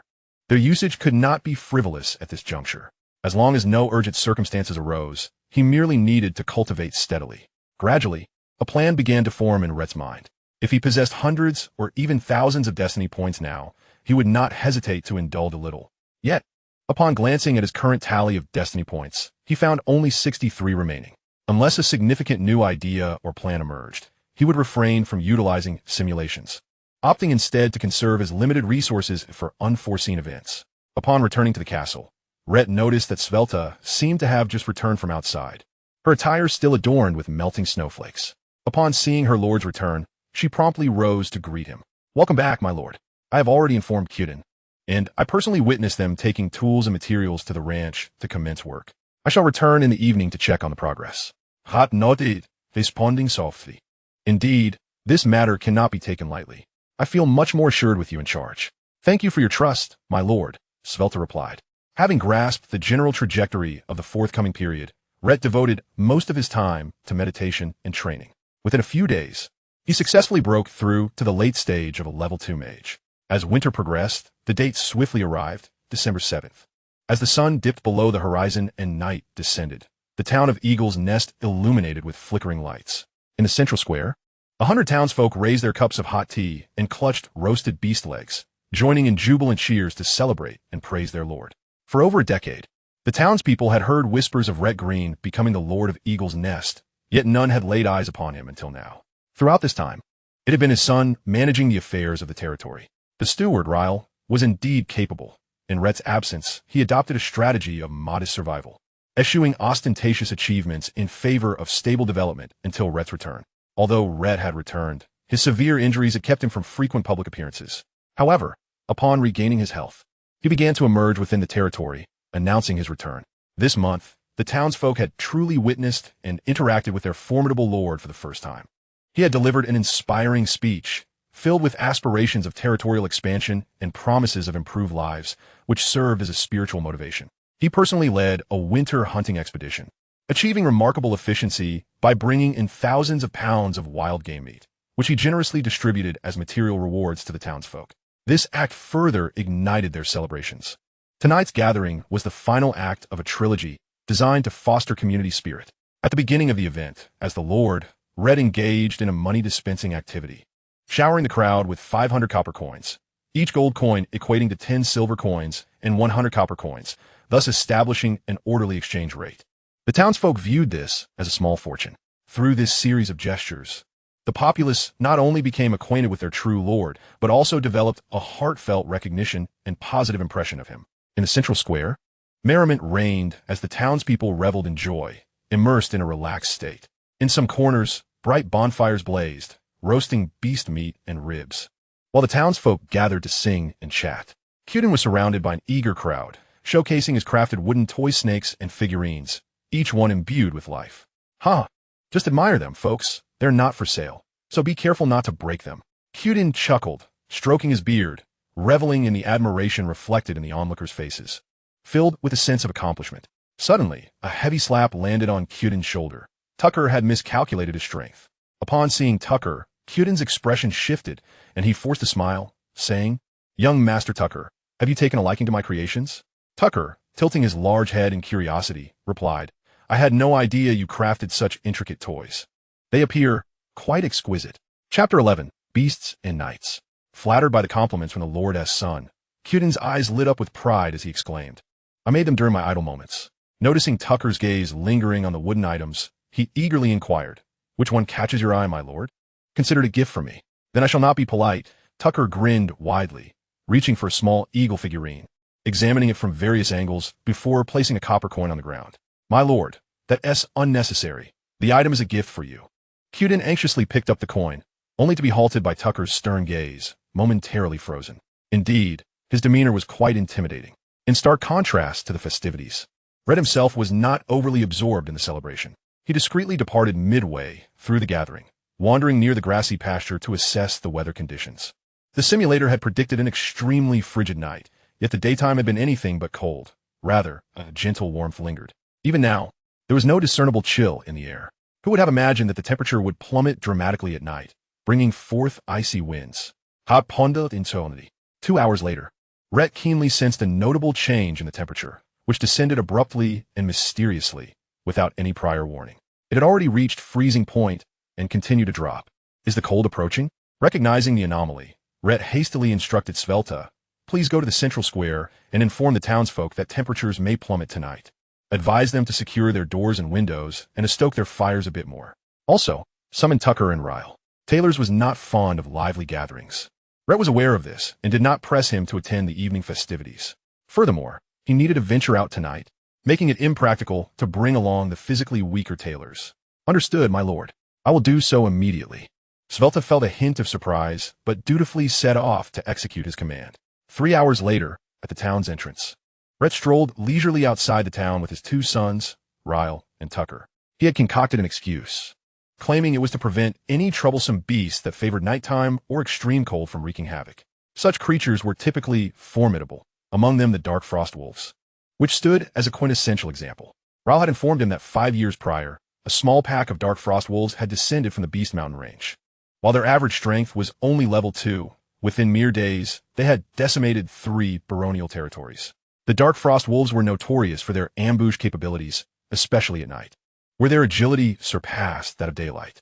Unfazed by the cold, they were swift and adept in ice magic, becoming a nightmare for many baronial nobles at the time. Eventually, a coalition of viscounts banded together to eliminate this threat. Given this context, no one doubted Rayt's motives. They merely regarded it as prudent caution.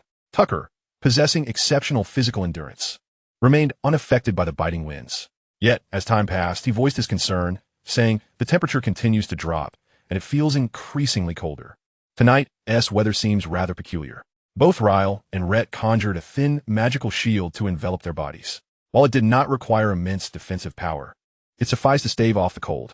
"Thus, we must remain vigilant against unforeseen occurrences," Rayt asserted, gazing across the desolate plains. "Let us patrol around the town for a while, gradually expanding our perimeter." Tucker cheerfully waved his arms, exclaiming, "All right, my dear father. I shall stand before you to ward off danger." With that, he dashed ahead to position himself in front of Rayt. "There's no need for that. You and Ryle can remain by my side. Should any unforeseen circumstances arise, I will be the first to respond," Rayt replied with a smile, shaking his head. Ryle remained silent, shifting closer to his father as instructed, though a flicker of unease glimmered in his eyes. He sensed something amiss with tonight's expedition, yet he could not pinpoint precisely what it was. Outside of Eagle's Nest, the snow lingered, spreading out like an expansive white blanket, with Rayt leading the way. The trio began their patrol around the town of Eagle's Nest. The temperature continued to plummet. Their circuit expanded, gradually bringing them a kilometer away from the town. "Father, it appears there are some footprints over there," Ryle remarked, pointing in a direction. Following his gaze, Rayt indeed spotted the unmistakable tracks left by a magical beast. Upon closer inspection, a look of surprise flickered in his eyes. The footprints were uniform in size and followed a singular, unerringly direct path, indicating the presence of only one beast. The footprints were generally oval-shaped, featuring 7 stout toes, likely belonging to an ice spike bear. This particular creature thrived in cold weather and preferred to roam during such times. After a brief observation, Rayt formed a judgment. Let's proceed to investigate. The tracks suggest that the creature is not particularly large, likely not yet an adult, and its maximum strength would be that of a second-tier magical beast, hardly a cause for concern. With a wave of his hand, he urged the group to hasten forward. The prospect of potential combat ignited a fervor within Tucker, who couldn't help but praise, as always, "Father, your foresight is commendable. We are perilously close to our territory. Had we not come to investigate, we might have faced danger under the cover of night." Ryle's expression hardened as he murmured, "It seems the frequency of magical beast appearances has increased slightly these past few days." He recalled the wind wolves his father had brought back and the ice spike bear they had just discovered. In a matter of days, 2 creatures had been encountered. Typically, he and Tucker would only spot a single wandering beast once a season. He noted this anomaly, but felt no significant worry, assuming it to be mere coincidence. As they continued forward under their father's guidance, they soon encountered a new discovery. In stark contrast to the midnight calm, a cacophony of fierce combat erupted ahead. The chaotic sounds were interspersed with the roars of magical beasts and the shouts of humans. Rayt's expression brightened. Taking the initiative to assist tonight would surely foster goodwill and strengthen bonds, particularly since he had just returned from the front lines, where the territory was in desperate need of manpower, especially with regards to tiered knights, an essential component of their armed forces, contributing significantly to various aspects such as patrol, security, defense, and escorting merchant caravans. In the past, his absence had made it normal for others to overlook the burgeoning eagle's nest, forcing his sons to manage every matter themselves. Yet now, with his return, things could no longer be as they once were. Generally, nobles would cultivate talent within their families while also welcoming loyal and capable followers from outside. These followers formed an integral part of the noble's power and were precisely what Rayt urgently needed. In contrast to several nearby territories, where barons commanded multiple seasoned knights, Eagle's Nest had only a few apprentice knights gradually nurtured from the town, a true sense of kinship. The addition of 2 first-tier knights would undoubtedly mark a promising beginning. A smile crept across Rayt's lips. Chapter 12, Power and Subjugation. Upon hearing a resonant roar from the ice spike bear, Rayt surged forward, closing in on the battlefield within seconds. Before the bear stood 2 knights, valiantly resisting. One knight's left arm hung limply at his side, clearly grievously injured, while the other appeared in comparatively better condition, with no visible wounds. The uninjured knight leaped into the air, raising his sword high, aiming to deliver a crushing blow. However, the ice spike bear swatted him back to the ground with a single strike, sending him stumbling several steps backward. With a roar that surpassed its previous one in intensity, the bear unleashed a sound that resonated with its internal vigor, deafening all nearby. Tucker and Ryle instinctively covered their ears. While the 2 knights engaged in combat, felt a wave of dizziness wash over them. Though the disorientation was fleeting, the bear seized the opportunity, advancing and swinging its massive paw as if to obliterate everything in its path. "Trouble! Coors, move quickly!" Tattle shouted after regaining his senses, thrusting his longsword forward. Its tip wreathed in a faint glow of fire directed at the bear's paw. Simultaneously, he gripped a talisman at his waist, hoping it would save him should they find themselves in dire straits. The air was thick with the scent of impending death. Coors, snapping back to reality, faced the enormous paw of the bear, feeling a paralyzing fear. As the paw loomed closer, he was forced to cross his arms defensively, bracing for an impact he feared would be disastrous. Yet escape was no longer an option. Rockfall, Rayt, arriving just in time to witness the dire turn of events, knew he could not hesitate any longer. Chanting the incantation, he felt his mental energy draining rapidly as a massive stone, a meter wide, plummeted from the sky with tremendous force. Coors continued to rally himself with shouts of encouragement, but the timing was critical. Just as the ice spike bear's paw was about to make contact with a human, the boulder appeared overhead, descending with impeccable timing and speed. The sound of shattering bone was unmistakable, and the bear's towering form was crushed down to a mere 2 meters. Coors, having narrowly escaped death, felt his pupils constrict and held his breath in awe, realizing the power of the falling stone that had obliterated the ice spike bear, something that could only be accomplished by a second-tier mage. "We're safe now," Tattle exclaimed, patting Coors on the shoulder though he glanced at the fallen stone with a hint of trepidation. The relief of survival washed over them. But then they turned their gazes to the left as three figures approached. It was none other than Rayt, Tucker, and Ryle. Rayt wore a composed smile as he remarked, "Fortunately, we arrived just in time to witness your predicament. The ice spike bear has been dealt with. How are your injuries?" Tattle and Coors exchanged solemn glances, sheathing their swords and approaching respectfully. "Though we have sustained minor injuries, they are not of great concern, thanks to your timely assistance, my lord. Otherwise, we would have been in grave danger tonight," Tattle responded, bowing with gratitude, followed promptly by Coors. "Indeed, we owe you our lives, my lord. Your intervention made it easy to eliminate the ice spike bear," Coors said, scratching his head. "We were nearly crushed under its paw, and even if we had survived, we would have been severely wounded." Ryle's gaze flickered thoughtfully as he kindly suggested, "It appears you both have been injured, especially you, Tattle. Your left arm looks quite serious. If you require it, you are more than welcome to recuperate in my father's territory. Tonight is particularly unusual, and it is best not to spend the night outdoors. Who knows what other magical beasts may lurk about." Upon contemplating the grave consequences, Tattle and Culls shivered involuntarily, a sense of foreboding settling within them. Simultaneously, Rayleigh discreetly cast a glance at his father, pondering silently. Unable to contain himself any longer, Tattle shyly inquired, "Is this convenient?" They were already immensely grateful for the three who had rescued them, and now, to intrude upon an adult seemed inappropriate. Not a problem. I've just recently returned from the front lines," Rhett replied with a faint smile, his demeanor not overly warm. "So, the newly appointed Lord of Eagle's Nest was a second-tier mage?" Tattle caught the subtle hint Rhett had intentionally dropped, his mind beginning to race with possibilities. Cole shared a similar line of thought. They had heard whispers of Eagle's Nest, but were aware of its lack of steadfast lord. In truth, the two had originally been mercenaries. Wearied by the transient life of a mercenary, they had contemplated joining a territory and pledging allegiance to the nobility. They had recently surveyed several territories, but found none that suited their ambitions. Either the ranks of knights were filled to capacity, rendering the addition of new recruits superfluous, or the conditions offered were subpar, with the lords exhibiting unpleasant temperaments. Yet at that moment, both men harbored a singular thought. This is the place. A newly elevated noble would undoubtedly require the strength of knights, and the lord's character seemed commendable. Moreover, he was a mage, possessing inherent advantages over knights of the same rank. Was there any further consideration needed? At this juncture, Tattle nudged Culls' elbow, and the two, sharing a tacit understanding cultivated over years of collaboration, knelt on one knee in unison. A flicker of surprise crossed Rhett's eyes, followed by a surge of joy in his heart. Their actions made their intentions clear, yet he had anticipated a lengthier exchange before arriving at such a conclusion.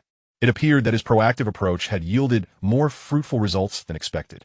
The simulator had previously indicated that these two were mere drifters in the territory, and after a brief inquiry, they had resolved to join.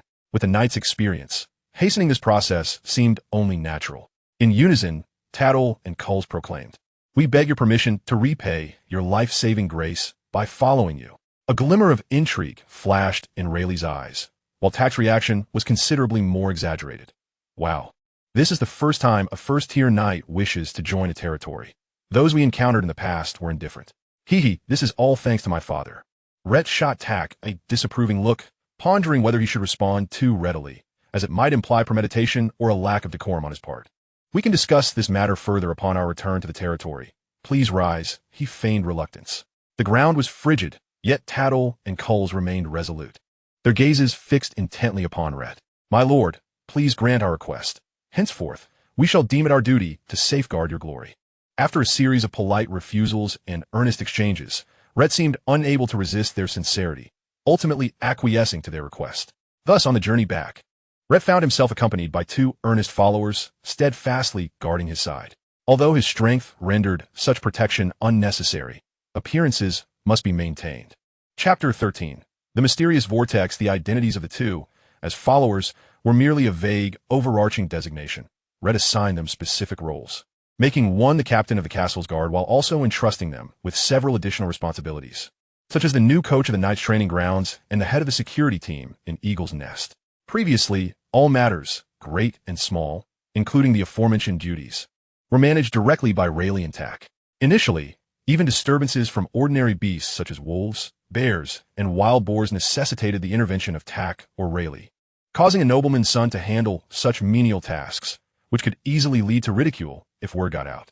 It was not until the formation and development of the territory's guard, which gradually produced knight apprentices, that this awkward situation began to ease. Now, with the addition of 2 first-tier knights, both seasoned mercenaries, not only did they alleviate the burdens on Tak and Rayt, but they also bolstered the territory's defensive capabilities. However, the number of formal knights in Eagle's Nest remained insufficient, compelling Coles and Tattle to shoulder more responsibilities for the time being. Perhaps an increased allocation of fighting spirit potions, which held great allure for knights, could serve as compensation. As the trio approached the gateway to Eagle's Nest, a mere 100 meters away, Tattle's keen eyesight discerned the modest but orderly entrance of the town. The gentle, primal breeze carried the scent of wooden structures, with various tools and dried meats neatly displayed outside. He nodded approvingly. Indeed, it resembled a territory under a newly ascended noble. Of course, these details were not the crux of the matter. What truly mattered was the opportunity to serve a nascent noble with a fragile foundation, where one could easily earn merit and gain recognition. Tattle reaffirmed his conviction that aligning himself with Rayt was undoubtedly the right choice. At his current age, should he continue to wander aimlessly, he would either meet an untimely demise or suffer from ailments in his later years. Instead, it was far wiser to choose a promising leader while the opportunity presented itself. A gust of cold wind swept through, capturing everyone's attention. Coles remarked nonchalantly, "It feels rather excessively cold around here. It wasn't this chilly when we arrived from elsewhere." Indeed, even the icy bear we encountered earlier was not as frigid as this. Tattle furrowed his brow, becoming aware of the peculiar temperature. Aside from the natural changes over time, it seemed that as they approached Eagle's Nest, the temperature dropped further. Rayt, listening to the discourse, exhibited a glint of curiosity in his eyes, though this phenomenon exceeded his knowledge, leaving him uncertain of its implications. "Oh," Rayt raised an eyebrow casually. "Is there something to this? Have you experienced something similar before?" Coles and Tattle shrugged, Tattle explaining, "Apologies, my lord, we have not. It is merely that during our time as mercenaries, we often found ourselves in perilous situations, experiencing a plethora of dangers, thus becoming accustomed to noting various details. Naturally, we are sensitive to changes in our surroundings. Although I instinctively mentioned my observation, we cannot ascertain the reason behind it. After all, we are merely at the lower echelons of this world, and it is normal not to understand many things." "Ha! Indeed, there are countless things we do not comprehend. Why overthink it?" The last remark struck a chord with Tak, his eyes lighting up as he threw an arm around Tattle's shoulders, grinning broadly. However, Tattle quickly wriggled free. Stepping aside with a pained expression, "Ah, my arm." Rayt cast a resigned glance at Tak, who sheepishly scratched his head, seemingly embarrassed, then approached Tattle to offer reassurance. "I didn't control my strength properly. I forgot about your injury. It's just a minor wound. No harm done." Tattle, unfazed, chuckled and began conversing with Tak. This brief interaction revealed to Tattle that the young master of Eagle's Nest possessed a straightforward and amiable disposition, making him quite easy to engage with. Interacting with such a person was refreshingly straightforward, exuding an invisible charm that relaxed the spirit. Out of the blue, another blast of frigid wind swept in, causing the group to shiver involuntarily. Aside from Rayt and Rayt, the others, including Tak, Tattle, and Coles, found even their first-tier, knightly physiques insufficient to withstand the extreme chill that enveloped them. "So cold, it seeps into the bones. Since becoming a knight, I have never experienced such cold," Tak stammered, his teeth chattering as he spoke. Tattle and Coles were not faring much better, each shivering as they tightened their garments and glanced around, perplexed by the unusual environment. "There might be something amiss. Stay vigilant."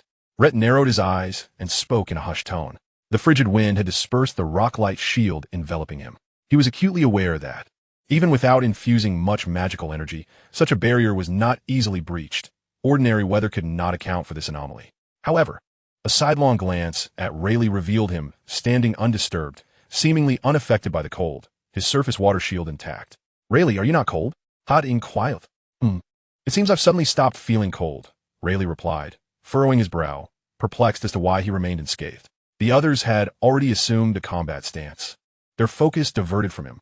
3 knights instinctively formed a triangular formation, enclosing the 2 mages within the inner circle, a fundamental tactic for safeguarding the most potent ranged attackers in a multi-combat scenario.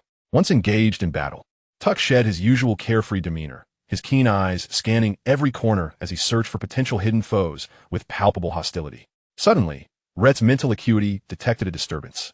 prompting him to look up sharply and instinctively warn, "Look above." The group immediately directed their gaze skyward. However, it was snowing, flakes of crystalline petals cascading down, elegant and ethereal. Yet these snowflakes were not the customary pure white. They bore a translucent, ice-like hue. "This snowfall is rather peculiar," Tattle mused, his mind racing as he recalled similar extraordinary tales from his travels. As a second-level mage, Rhett was attuned to more subtle phenomena.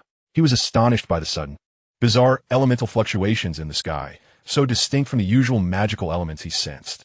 It bore no resemblance to magical release or naturally wandering elements. He had never encountered anything like it before. If he were to describe it, it would resemble a highly condensed elemental life form. This was precisely why he had noticed the anomaly above before the snowflakes had even begun to fall. A glance revealed nothing aside from the falling snow.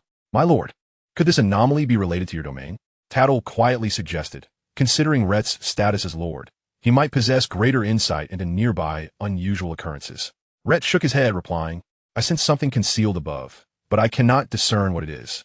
At that moment, he glanced at Rayleigh, who was also gazing upward. In recalling Rayleigh's earlier immunity to the biting wind, a thought crossed Rhett's mind. "Open the system. Would you like to activate tech simulation?" Each year, simulated costs 5 fate points. In the previous simulation, the simulator had not mentioned such anomalies. Yet Rhett understood that the simulator was not infallible. The future was subject to change at any moment. This depended on every action taken in the past and present, as each simulation altered its trajectory.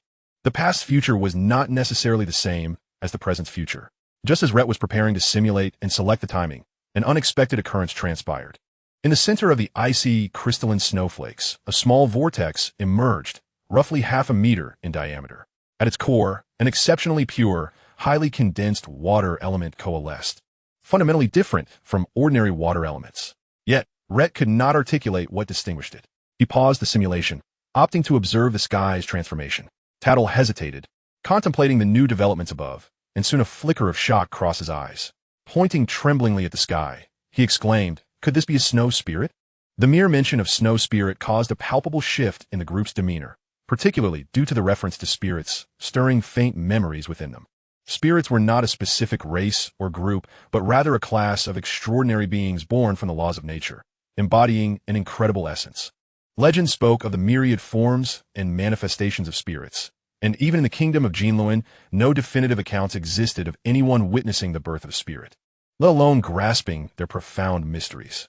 Speculations regarding the essence of spirits varied widely. Some posited that they were transformations of certain magical plants or beasts, while others believed them to be elemental life forms. In any case, spirits were synonymous with mystery and extreme rarity in their minds, and they gazed at the sky with incredulity. Tattle turned to Rhett, his excitement palpable. "My lord, during my wanderings, I was fortunate to hear a powerful mercenary recount witnessing the birth of a bear spirit. From that formidable figure, I learned that such extraordinary beings always manifest alongside omens. However, these omens require a medium, be it a particular plant, animal, or even a human. Only with the medium's presence can a spirit truly emerge and choose its master." Upon hearing this, the group exchanged astonished glances. Tattle continued, "The bear spirit was born in the Thunder Bear Range of the Monster Mountain, situated between the Kingdom of Rim and the Orc territories.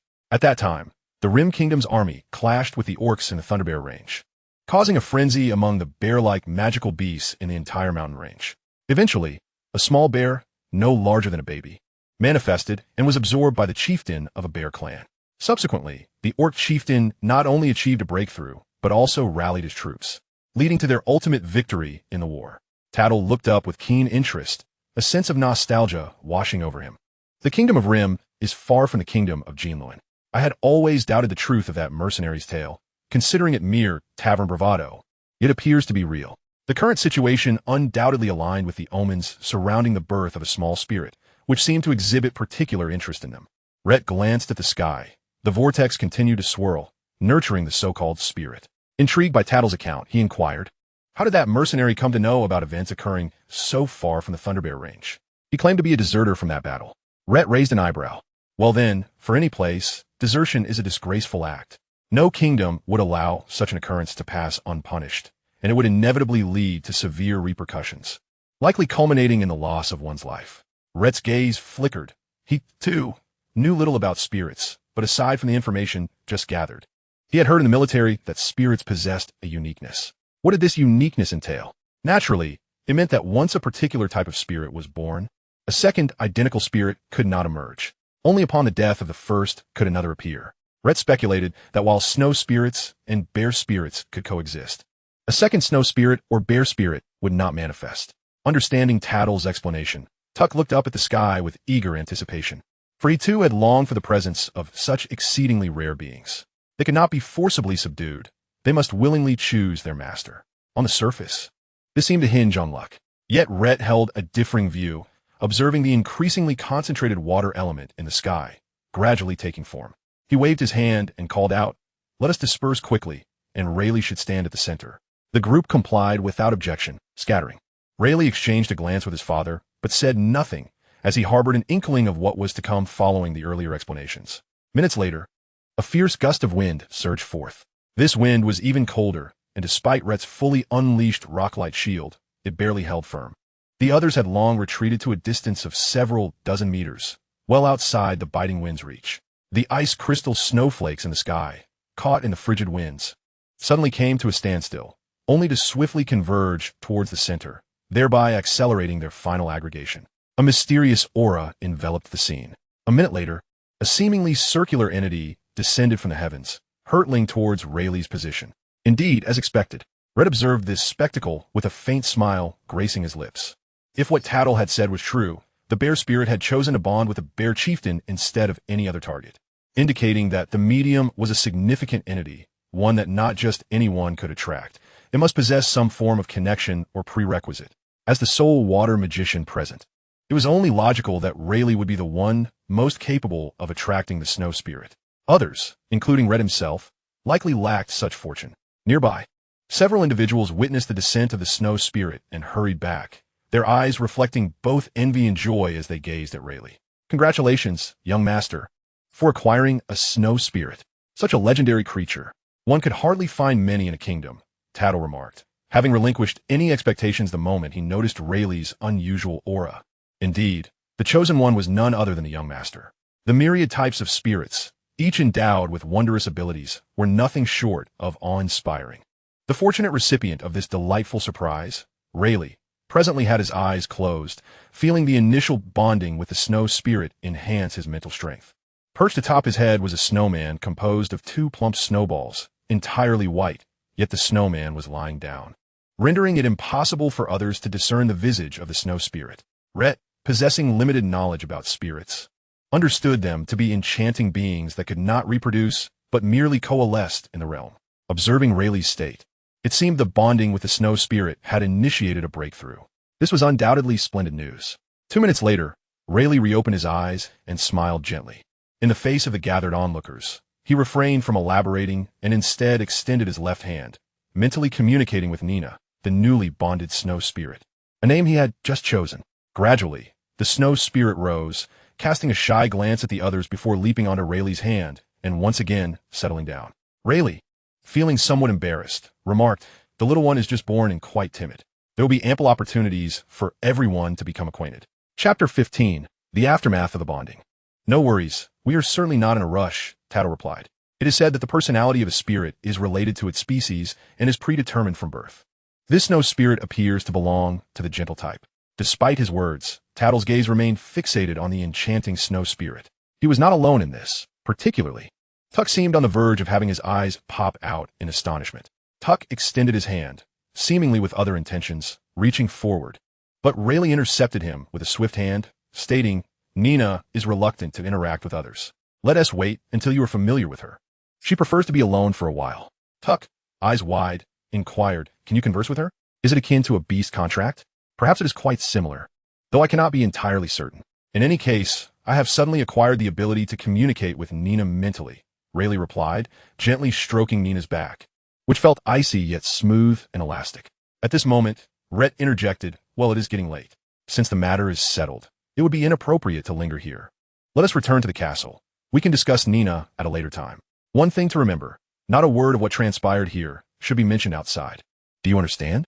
Tattle and Culls nodded solemnly in agreement, as they had no intention of leaking any information. Spirits cannot be forcibly claimed or transferred.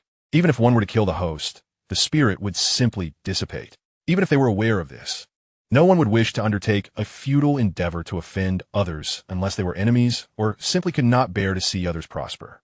The group quietly returned to the estate's courtyard. At the entrance, Rhett encountered Lawrence, who had recently advanced to the rank of Knight Apprentice. Lawrence stood alongside another Knight Apprentice, Plitz, both positioned at the sides of the grand entrance, each brandishing a long sword in one hand and a shield in the other. Upon seeing their lord's return, the two greeted him with respect. "Welcome back, my lord. Good evening." As they offered their greetings, they also noted the presence of two unfamiliar figures, Tattle and Coles. Having just recently become an apprentice knight, Lawrence felt the same oppressive aura emanating from the two strangers, causing him to secretly marvel. Could they possibly be first-tier knights? "My territory currently has 7 knight apprentices. I may need to trouble you both to spare some time to guide them in the future," Rhett remarked, seemingly struck by a thought as he addressed Tattle and Coles. Coles smiled lightly, replying, "It is but a trivial matter. Serving the Lord is only natural." Tattle glanced at the two of them, his gaze lingering on Lawrence a moment longer, revealing a hint of intrigue. This young knight appears to have recently advanced. His aura fluctuates chaotically, indicating a lack of control. Yet he seems quite young, having achieved knighthood several years earlier than I did. His future accomplishments should not be underestimated. Upon hearing this, Lawrence felt a mix of surprise and honor, while Plitz sighed enviously, unable to suppress his admiration for his companion. "Oh, Lawrence," Rhett exclaimed, casting a surprised glance at him, before stepping forward to pat him on the shoulder in encouragement. "Very well, you have heard. Your talent seems quite promising, and you should cherish it. In the days to come, strive to learn diligently from your two mentors. Should the opportunity arise, I would not hesitate to provide you with several bottles of combat potion to assist you in reaching greater heights. For you, breaking through to first-tier knight and even beyond is certainly within reach." Such a promise was of considerable value in Lawrence's eyes. He expressed his gratitude. "Thank you, my lord. I shall endeavor to train and become the sharpest sword in your hand." "Ha, perhaps a sword is a bit much. A shield would serve you well," Rhett chuckled, jesting lightly. This scene did not go unnoticed by Tattle and Coles, who instinctively felt a sense of hope. The harmonious relationship between superiors and subordinates, devoid of any airs of superiority, inspired them with aspirations for their future lives while alleviating their concerns. Within the castle, Svita stood in the first-floor corridor, gazing out the window as he observed the return of the great lord and his entourage. He stepped outside to greet them. In the dim, warm light of the evening, Rhett smiled and said, "Did you see? 2 newcomers have arrived. Henceforth, our castle will have 2 additional permanent residents. The rest shall be arranged by you." Rhett then turned to Tattle, saying, "This is my steward, Svita. Mr. Svita, it is a pleasure to meet you. I must say, you appear to be in excellent spirits." Tattle replied politely, extending his respect. Though this middle-aged man was an ordinary individual, as the Lord's steward, he held a position of significant status among commoners. "You too, strong knights. Deep Rock Castle welcomes you both. Please follow me." Svita gestured invitingly, leading them down the stone path. In Deep Rock Castle, the main fortress was where Rhett's family and some dedicated servants resided, while those working outside the fortress, including the guards and others wielding extraordinary powers, were generally housed in the adjacent secondary fortress. Naturally, there existed pathways between the main and secondary fortresses. However, aside from patrolling and executing tasks, or in special circumstances, the guard knights were typically not permitted to roam freely within the main fortress. As the steward led the 2 knights away, Rhett took the lead towards the main fortress. This evening's experience had been particularly rich and exciting. Once everything was settled, Tuck yawned as he entered the main fortress, announcing his intention to return to his room for a hot bath before retiring for the night. Rhett called Rayt to the hall on the 5th floor. The 5th floor served as his exclusive domain, and thus a hall had been separately established there. Although not as spacious as the 1st floor, it possessed a unique warmth. "Father, have a drink," Rayt offered. Riley, displaying remarkable maturity, graciously offered a glass of water to Rhett, who accepted it with a smile as he observed Riley unfastening the parcel he had been holding. Once the package was opened, a delicate snow sprite emerged, curiously surveying its surroundings.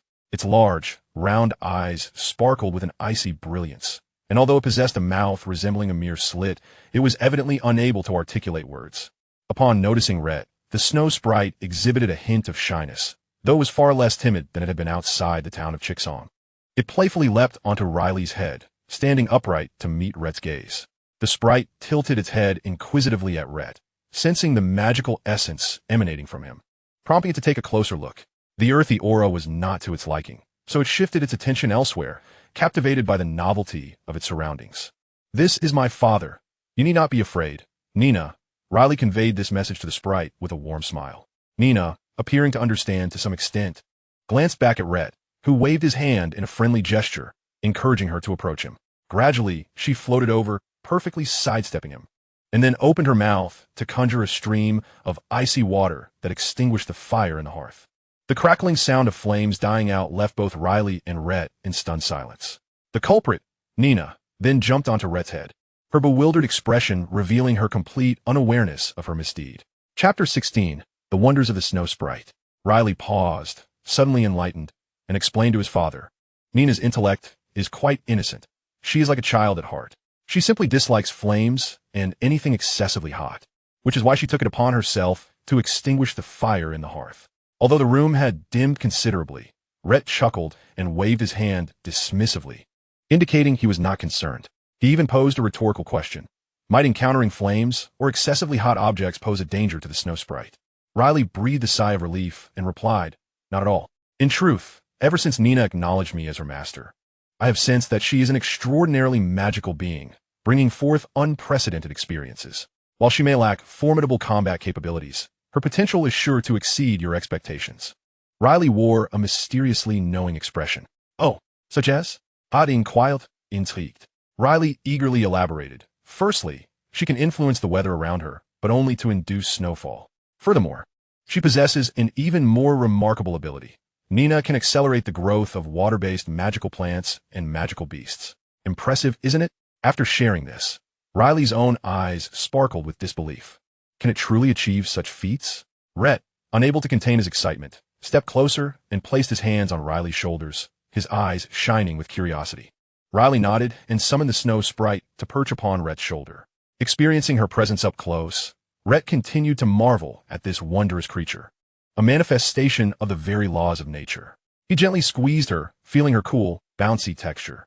"Naturally, I intend to venture to the rear of the estate tomorrow to test her abilities," he added thoughtfully. "Given that, we should reconsider the development of our territory." Rhett gazed intently at the snow sprite, contemplating deeply. After a moment, he asked, "What is the extent of her acceleration regarding the growth of water-based magical plants and beasts? Can we ascertain that now?" Riley paused, furrowing his brow momentarily before responding, "It seems I cannot perceive that just yet. We may need to conduct some experiments to uncover the specifics. I suspect this ability may have certain limitations. After all, while the legendary sprites are indeed extraordinary, they do not possess boundless powers." Rhett nodded in agreement, acknowledging this perspective. Rising, he remarked, "Please wait a moment," and strode towards his room. Upon returning, Rhett produced a small cloth pouch. Intrigued, Riley listened as Rhett announced, "These seeds can be planted tomorrow." "Where did you acquire them, father?" "I sense a strong magical essence. It appears there are quite a number of seeds, and of considerable quality," Riley exclaimed, his eyes sparkling with excitement. "Before returning from the front lines, I exchanged some of my surplus merits for various items. They accrue no interest just sitting around." Rhett shrugged nonchalantly. Among his exchanges were several potions beneficial for martial training, alongside a collection of magical plant seeds. His focus was on the development of their family and territory. Thus he prioritized seeds from the earth and water categories, with a few from other elements. The bubbling potions were intended to aid in cultivating the family's knights, yielding short-term results, while the magical plant seeds were a long-term investment for the family's future. In the military, it was relatively easy to acquire some rare items, such as the medium-grade magical plant seeds he had obtained. For Chicksong, acquiring even a handful externally could take an entire year, and Rhett had considered the potential of facing exclusion upon his return, which could hinder his ability to gather magical plant seeds for the family, resulting in a situation where he might be affluent yet unable to spend. Thus, he had brought back over 500 seeds in one go, effectively alleviating that concern while saving considerable time. Although their family had already planted some magical plants, they were merely the most common varieties of lower-grade plants with mediocre effects. As Riley rummaged through his father's pouch, he discovered numerous rare seeds. His primary interest lay in the water-based varieties, knowing that the snow sprite could expedite their growth, thus becoming a crucial source of future family income. He found 5 types of water-based magical plants: frost crystal lily, watermoon grass, mist lotus, snow vine, and frost pine. Aside from the somewhat common watermoon grass, the others were quite rare, difficult to procure even in the territories of nobility or from the Twilight City merchant guilds. How splendid! Riley exclaimed. He then sifted through other elemental seeds, and despite having mentally prepared himself, he was still pleasantly surprised by the abundance. Magical plants, unlike ordinary flora, produced very few seeds after maturing, usually only a handful. The primary use of magical plants was for crafting alchemical potions or supplying materials for alchemical gear. Although the number of magical plants that met the necessary criteria was relatively limited, among the water-based magical plants Rayt had brought back, only the frostpine and snow vine qualified for alchemical purposes. If they were sufficiently aged, they could even serve as materials for exceptional water-based wands. After a moment of reflection, Riley carefully proposed, "Father, I have a thought." "Do share," Rayt replied.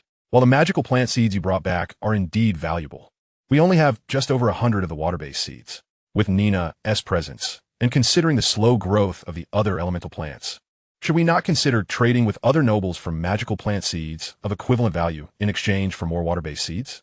This way, we could maximize Nina's capabilities. Once our water-based plants flourish and gain recognition, we will naturally secure a continuous stream of substantial income, making it much easier to trade for seeds from other elements, or even more precious items in the future." Riley articulated his plan with clarity and precision, maintaining direct eye contact with his father, eagerly awaiting his response. Todd smiled, clearly pleased with Riley's reasoning, as he had harbored similar intentions. The growth cycle of magical plants was not swift. It typically took at least 6 months to a year, with some requiring 3, 5 years, or even longer. Only a few unique magical plants, such as the frost pine, lacked growth limits, and the longer they matured, the more valuable they became. Therefore, focusing their efforts on developing water-based magical plants in the short term was indeed the right approach. Riley's proposal did not disappoint Rayt, who nodded gently. "This plan has a very high feasibility. I entrust this matter to you. Keeping 1/10 of the other elemental seeds will suffice. Let us exchange the remainder for water-based magical plant seeds. You will oversee the trading caravan, as you are well-versed in this area, and I have complete confidence in you." "Thank you for your trust, Father." Rayleigh held a small cloth bag, filled with delight, as if he envisioned a prosperous future where his hometown, Eaglet Town, would become the wealthiest dominion under the reign of Count Brain. This dominion was not one of ownership, but rather a governance dictated by royal edicts, empowering the Count to mobilize nobles such as viscounts and barons in times of emergency, be it an orc invasion or foreign disturbances, to fend off threats. The father and son exchanged further details, and shortly thereafter, Rayleigh descended with the snow spirit, leaving Rayt alone in the hall, deep in contemplation as he gazed at the flickering candlelight. After a moment of reflection, he deemed it necessary to conduct a simulation. Chapter 17. Commencing the construction of the outer fort. He activated the system. "Would you like to initiate a tech simulation? Each year of simulation will cost 5 points of fate value."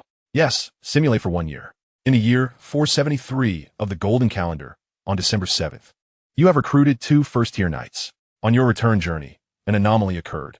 Rayleigh's appearance attracted the snow spirit that had coincidentally coalesced that evening, a delightful turn of events. On December 9th, while leading a caravan towards Town, Rayleigh encountered a late-stage first-tier flame lion and vanquished it. On December 11th, after concluding transactions in Town, it appeared that Kleena had taken a liking to Rayleigh and gifted him a present.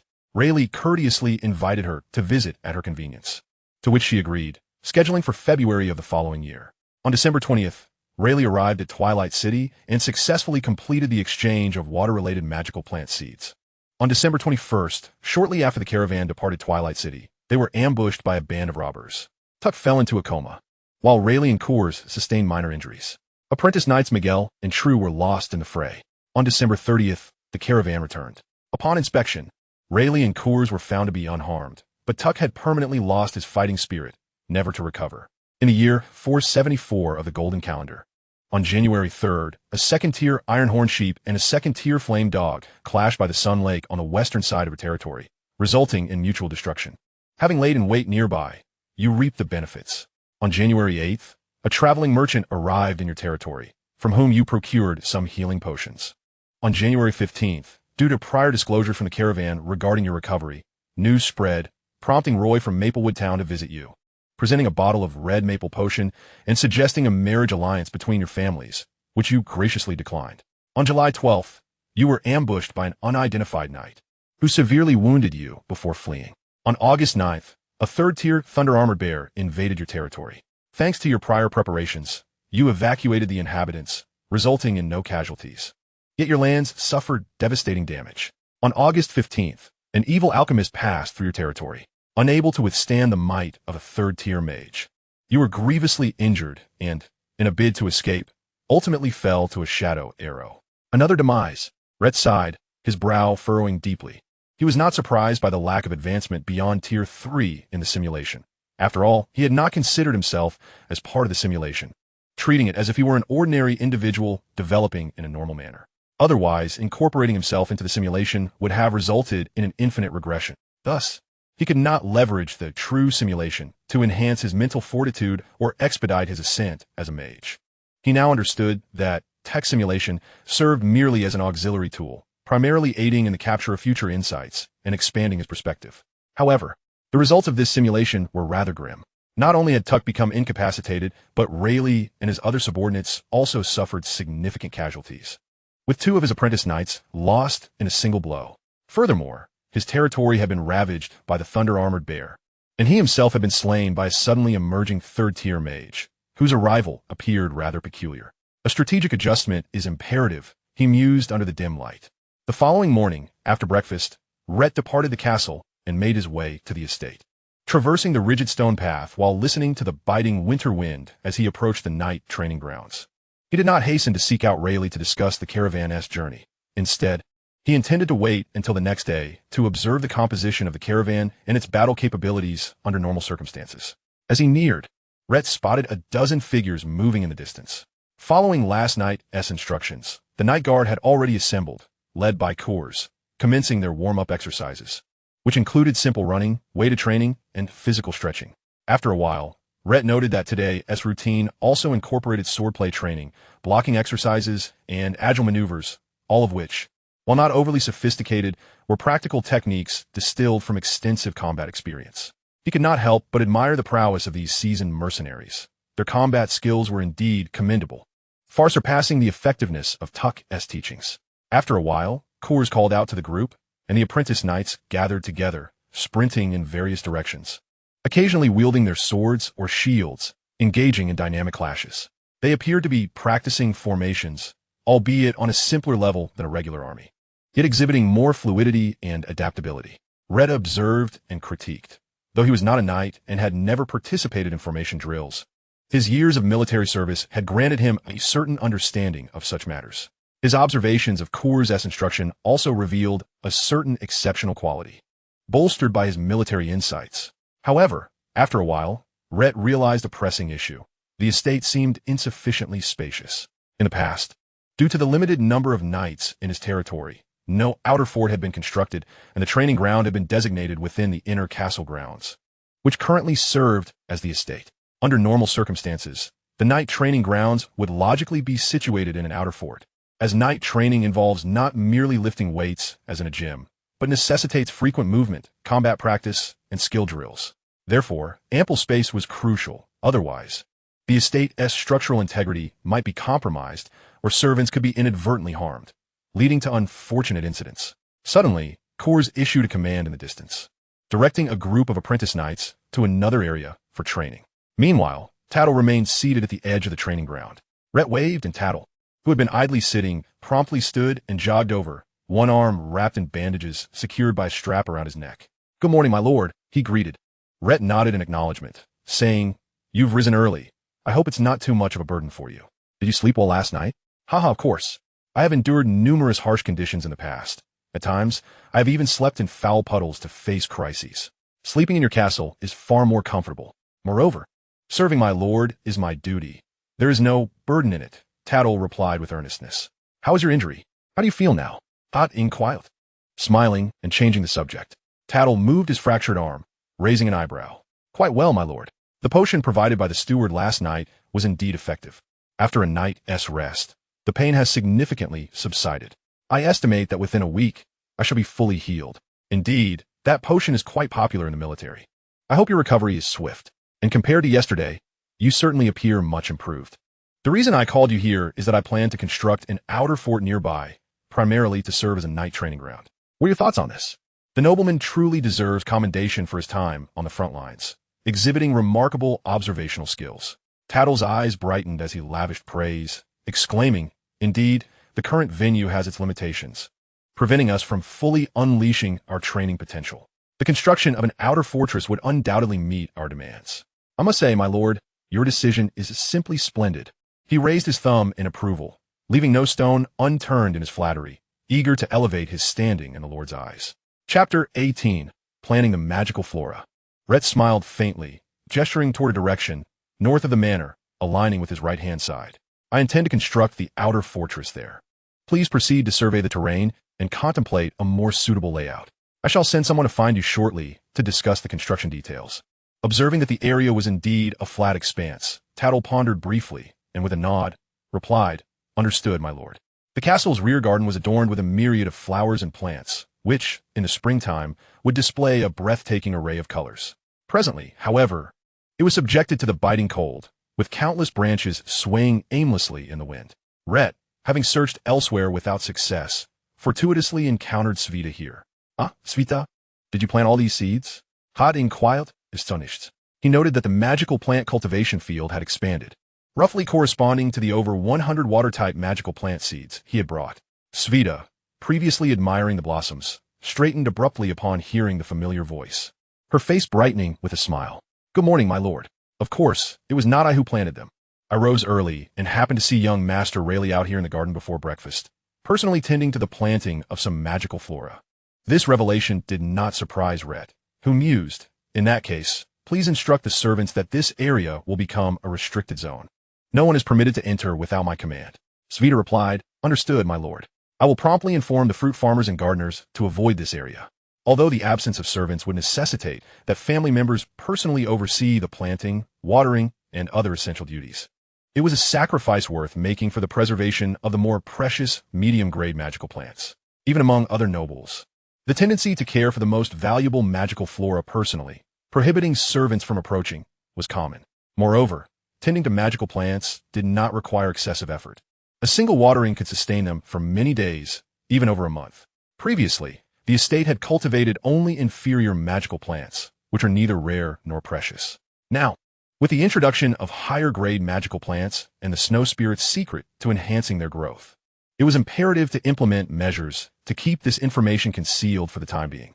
By avoiding contact with outsiders and staggering the planting cycles, such as planting and harvesting in batches throughout the year, similar magical plants could yield mature batches each quarter, making it difficult for outsiders to discern any anomalies, even with substantial future output.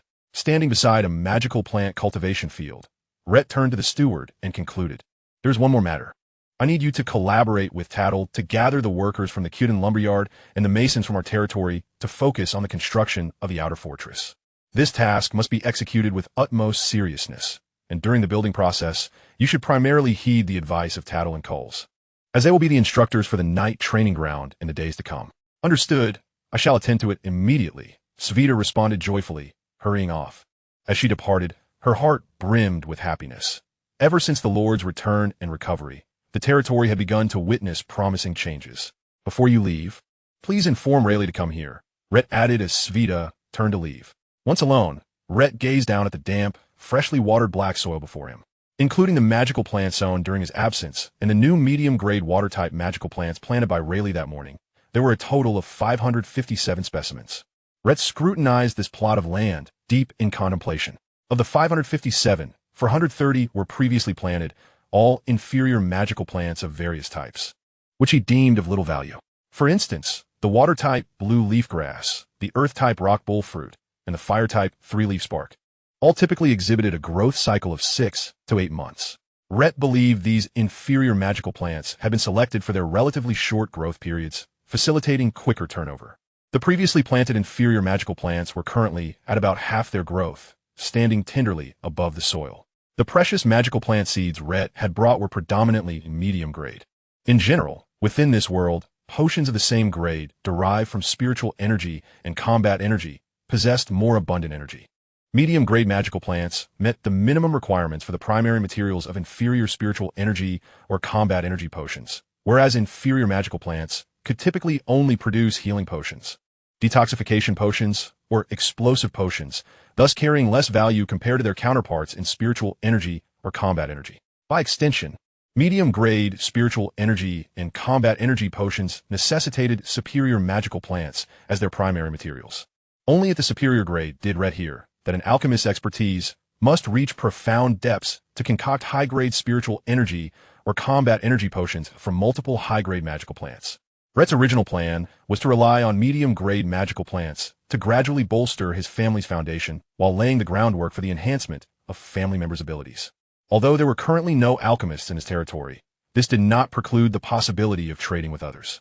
Some alchemists preferred barter, accepting a certain quantity of magical plants to produce potions and then returning them in proportion. They were particularly eager to engage in such transactions for spiritual energy or combat energy potions, as not all alchemists had stable channels for acquiring magical plants. This mutually beneficial arrangement was advantageous for all involved.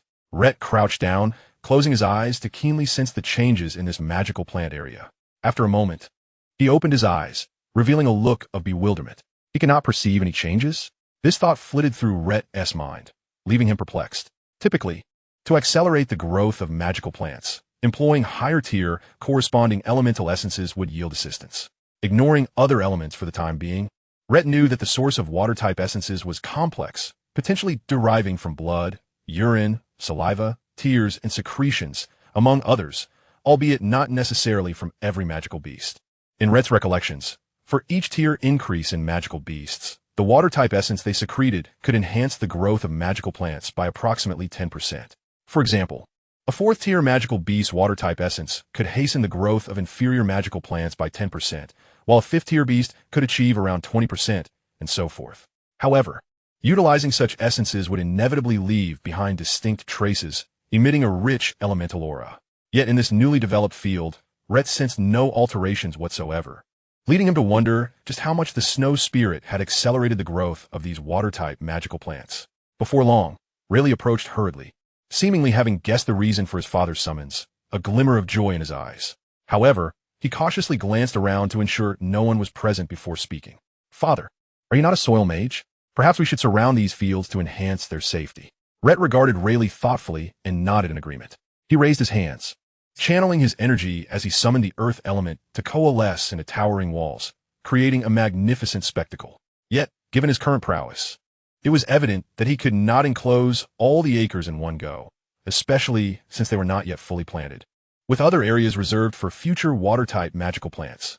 Once this area was fully cultivated, he would undoubtedly seek new land to establish another farm.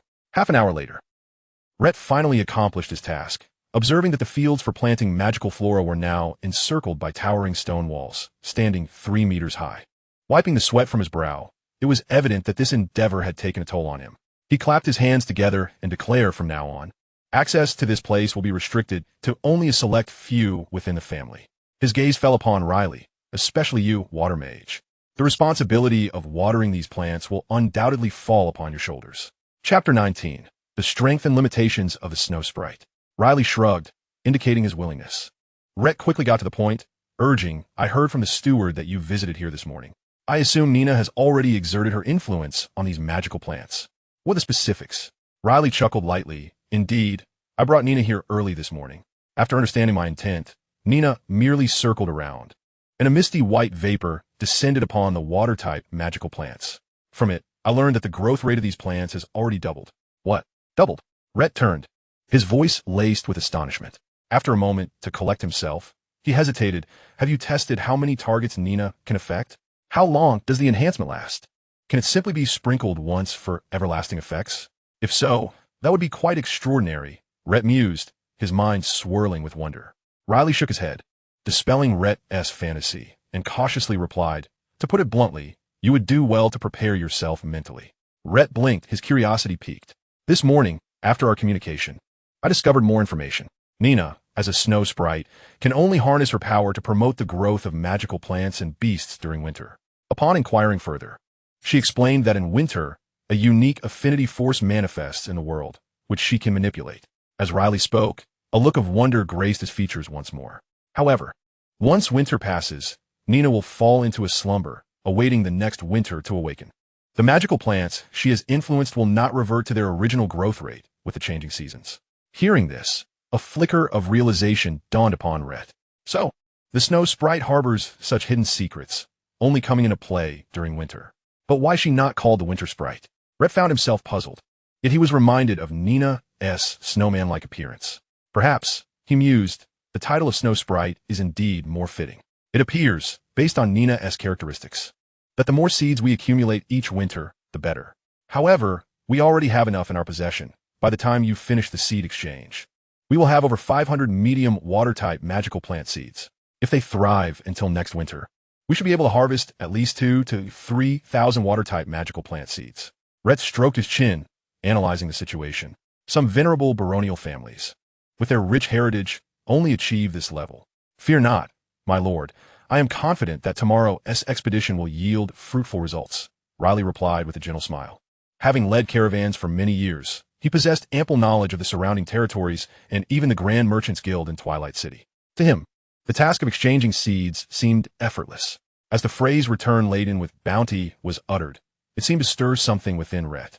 Contemplating the simulated outcomes, he raised an eyebrow, remaining silent.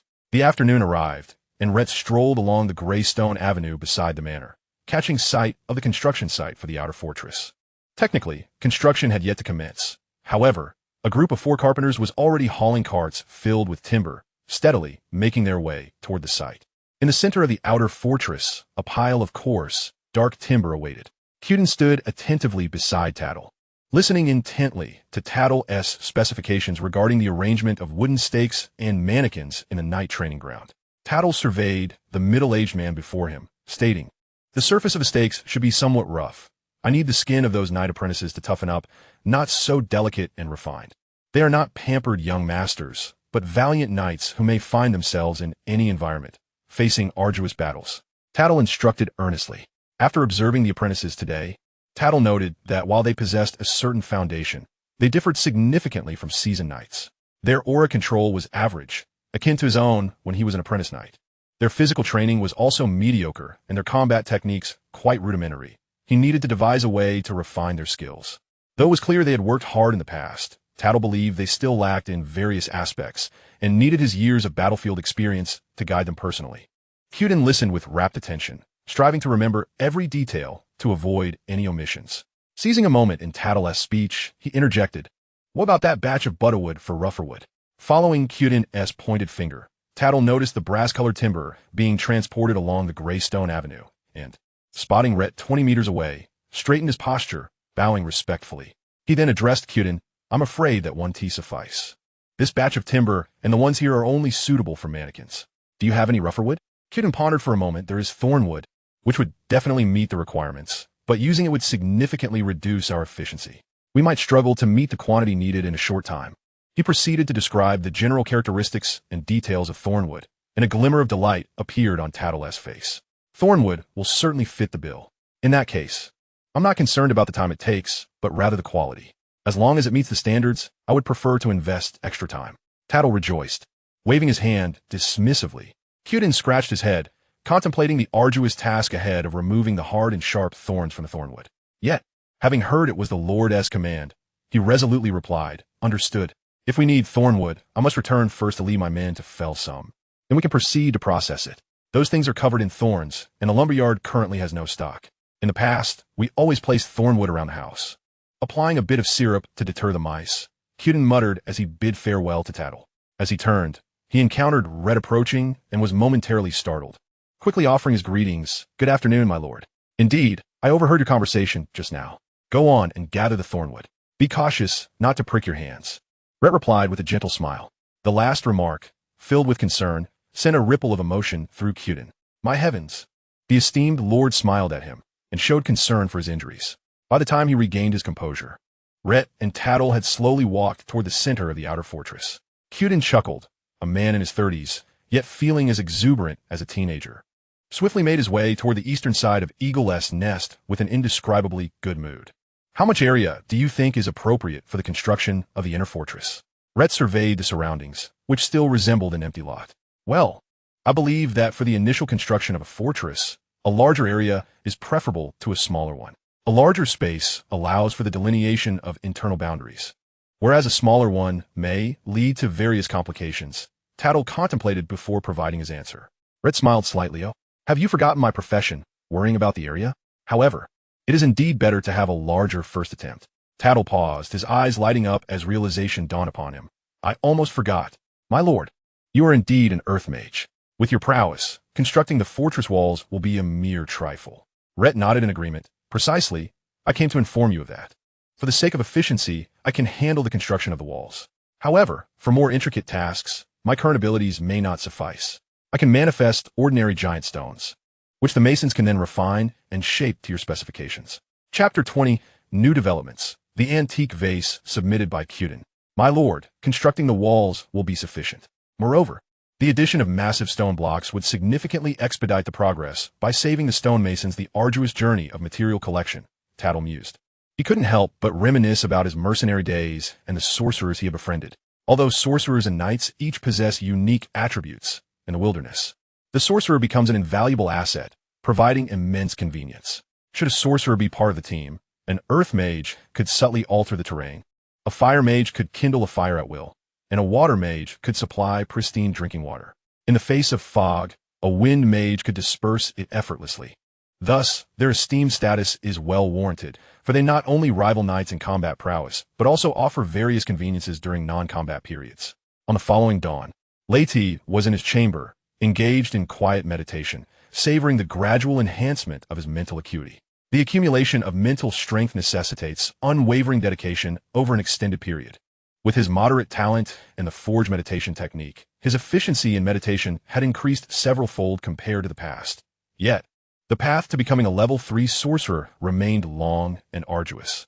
He contemplated that should an unforeseen situation arise, he could accelerate the enhancement of his mental fortitude through genuine simulation techniques. Just then, the distant sound of horses neighing interrupted his thoughts. Rayt opened his eyes and approached the window, pulling aside the curtain adorned with cloud patterns.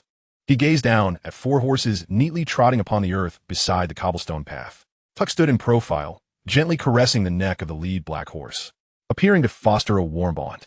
The other 3 horses, less robust than the black stallion, were pack horses, known for their endurance, ideal for transporting goods and pulling carts. Certainly, the territory housed more than just 4 horses. However, this particular caravan's primary objective was to procure magical plant seeds while simultaneously acquiring iron ore. The seamless operation of the territory relied heavily on iron ore, which was essential for various implements, weapons, horseshoes, and more. Given that this was not a large-scale transaction, there was no need to dispatch an excessive number of horses.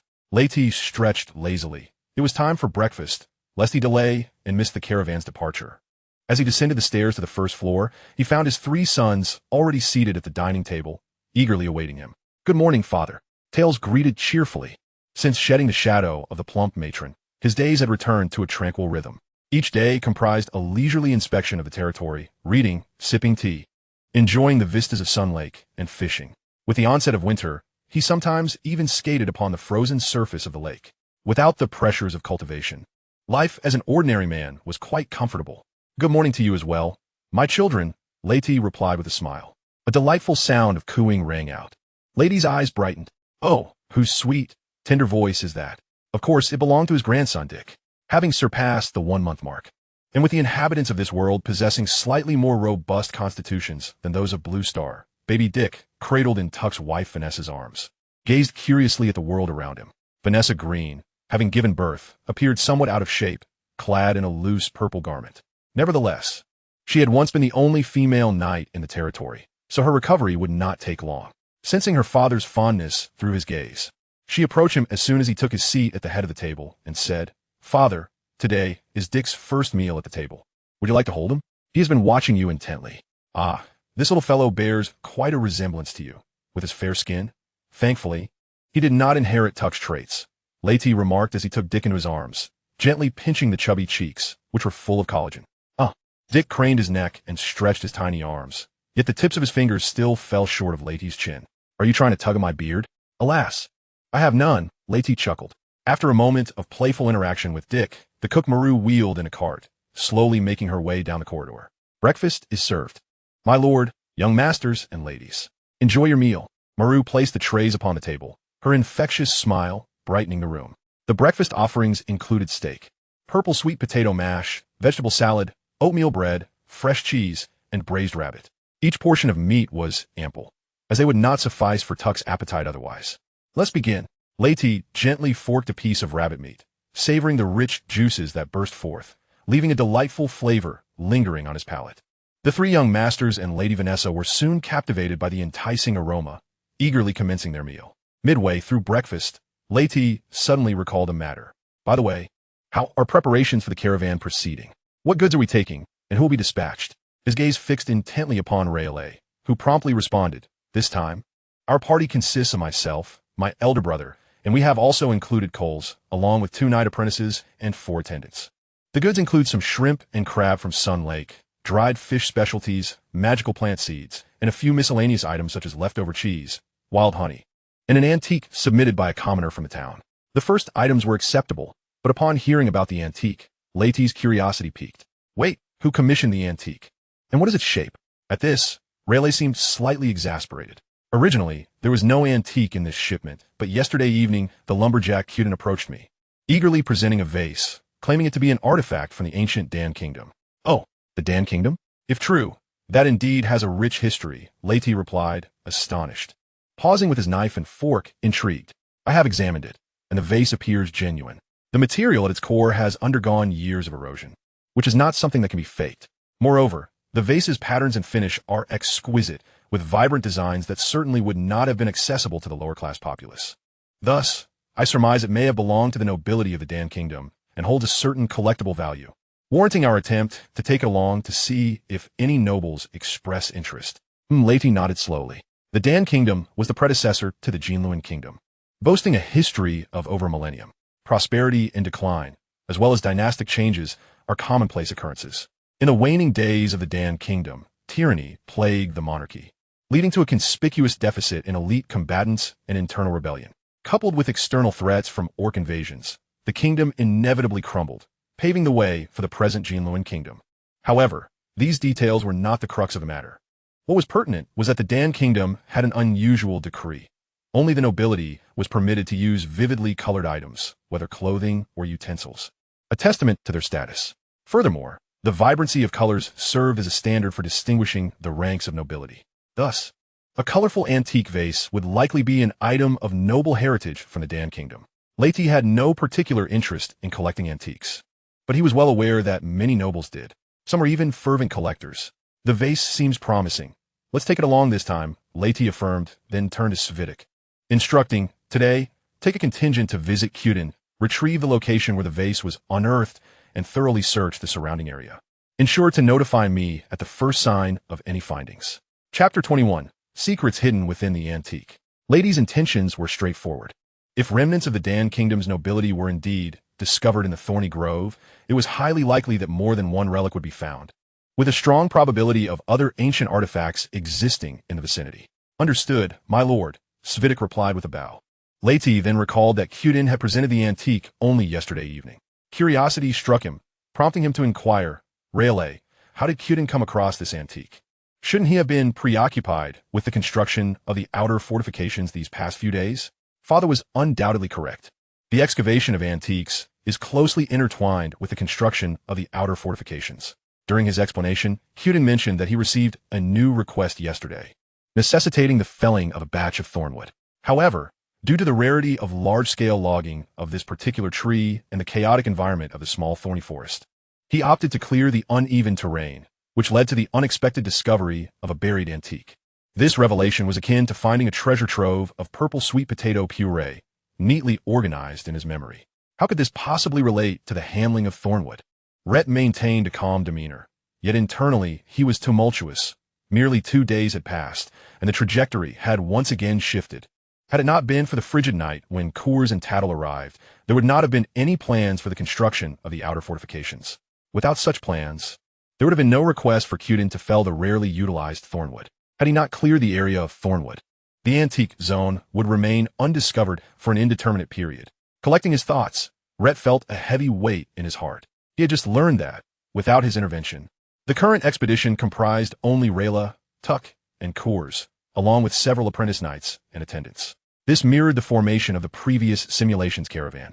If they were allowed to depart unattended, a tragedy would inevitably ensue. He glanced at Tuck, who was voraciously consuming an entire piece of oat bread. contemplating the newly unearthed antiques and the potential unknown changes they might bring. He resolved to lead the team personally, eager to witness the outcomes of his leadership firsthand. He activated the system. Would you like to initiate a textual simulation? Each year of simulation consumes 5 points of fate value. Yes, simulate for 1 year. In the year 473 of the Golden Era, on December 8th, the logging team leader Cuden discovered an underground antique while clearing Thornwood. You decide to command the team to thoroughly search the area for any additional buried antiques. On December 9th, you chose to personally lead the caravan to safeguard this transaction. En route to Town, you encountered a late-stage fire lion, which you dispatched effortlessly. On December 11th, upon your arrival in Town, Lord Gare warmly welcomed you and gifted you a potion of low-grade combat energy. In return, you decided to present a portion of the fire lion's carcass dam. After concluding the transaction, Kleena seemed to harbor feelings for Rayla and bestowed a gift upon her. Rayla courteously invited her to visit when time permitted, to which she agreed, setting a date for February of the following year. As you prepare to leave, Gare expressed his troubles regarding 2 second-tier magical beasts that had been persistently harassing his territory, causing significant losses. He requested your assistance, offering 2 bottles of Moonlight Potion in exchange, to which you consented. On December 12th, early in the morning, you accompanied Gare to a small hillside where a male and female firewing hawk had taken residence atop a red flame tree. Realizing your intentions were malevolent, the hawks launched an attack on you. After an intense battle, you and Gare, with the assistance of Rayla and 7 first-tier knights, managed to defeat 1 hawk and injure the other, which fled in a disheveled state. In the nest constructed by the hawks, you discovered 2 eggs. Realizing they were the offspring of the firewing hawks, and you and Berengar joyfully decided to share the eggs equally. On December 21st, you arrived in Twilight City and successfully completed the exchange of water-type magical plant seeds. At the Doton auction house, you prepare to auction the antique vase. However, after the appraisal phase, the auction house president approached you, expressing his desire to collect it and offering 3 times the starting price, totaling 90 gold coins. After some hesitation, you accepted his proposal. On December 22nd, while concealing your presence, the caravan was ambushed shortly after leaving the city by a group of bandits. Thanks to your intervention, you eliminated them all, garnering a modest reward. On December 30th, upon the caravan's return, you arrived at the castle and learned from Sveda's report that 3 antiques had been unearthed in the small Thornwood area. As one who does not take pleasure in antique collecting, you plan to sell them all during the next caravan journey. In the year 474 of the Golden Era, on January 3rd, a 2nd-tier Ironhorn sheep and a 2nd-tier firehound engaged in a fierce battle by the Sun Lake on the western side of your territory, resulting in mutual destruction. Having lain in wait nearby, you seized the opportunity for a bountiful harvest. On January 8th, a traveling merchant visited your territory, but after a brief polite exchange, you sent him on his way. On January 15th, due to previous leaks about your recovery from the caravan, Roy from Maplewood Town came to visit, presenting you with a bottle of red maple potion and proposing a marriage alliance between your families, which you politely declined. On March 15th, upon the recent return of the caravan, Rayla anxiously reported to you that the antique you had sold to the Doton auction house president had belonged to Count Zack of the ancient Dan Kingdom, each containing treasures of combat techniques and intermediate breathing methods, fetching over 1,000 gold coins. Regret washed over you, but it was too late. On June 29th, Tuck advanced to a late-stage night. On July 12th, you were ambushed by an unidentified knight, resulting in mutual injuries, and the assailants seized the opportunity to flee. On August 9th, a 3rd-tier Thunder Armored Bear rampaged through your territory. Thanks to your prior preparations, you evacuated the inhabitants, ultimately sustaining no casualties.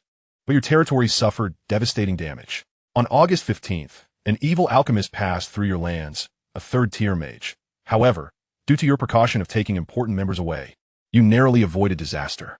On September 1st, you received news of a warrant issued by Count Brain across the realm, seeking a 3rd-tier mage who had brutally killed 3 barons and a viscount within a mere half-month.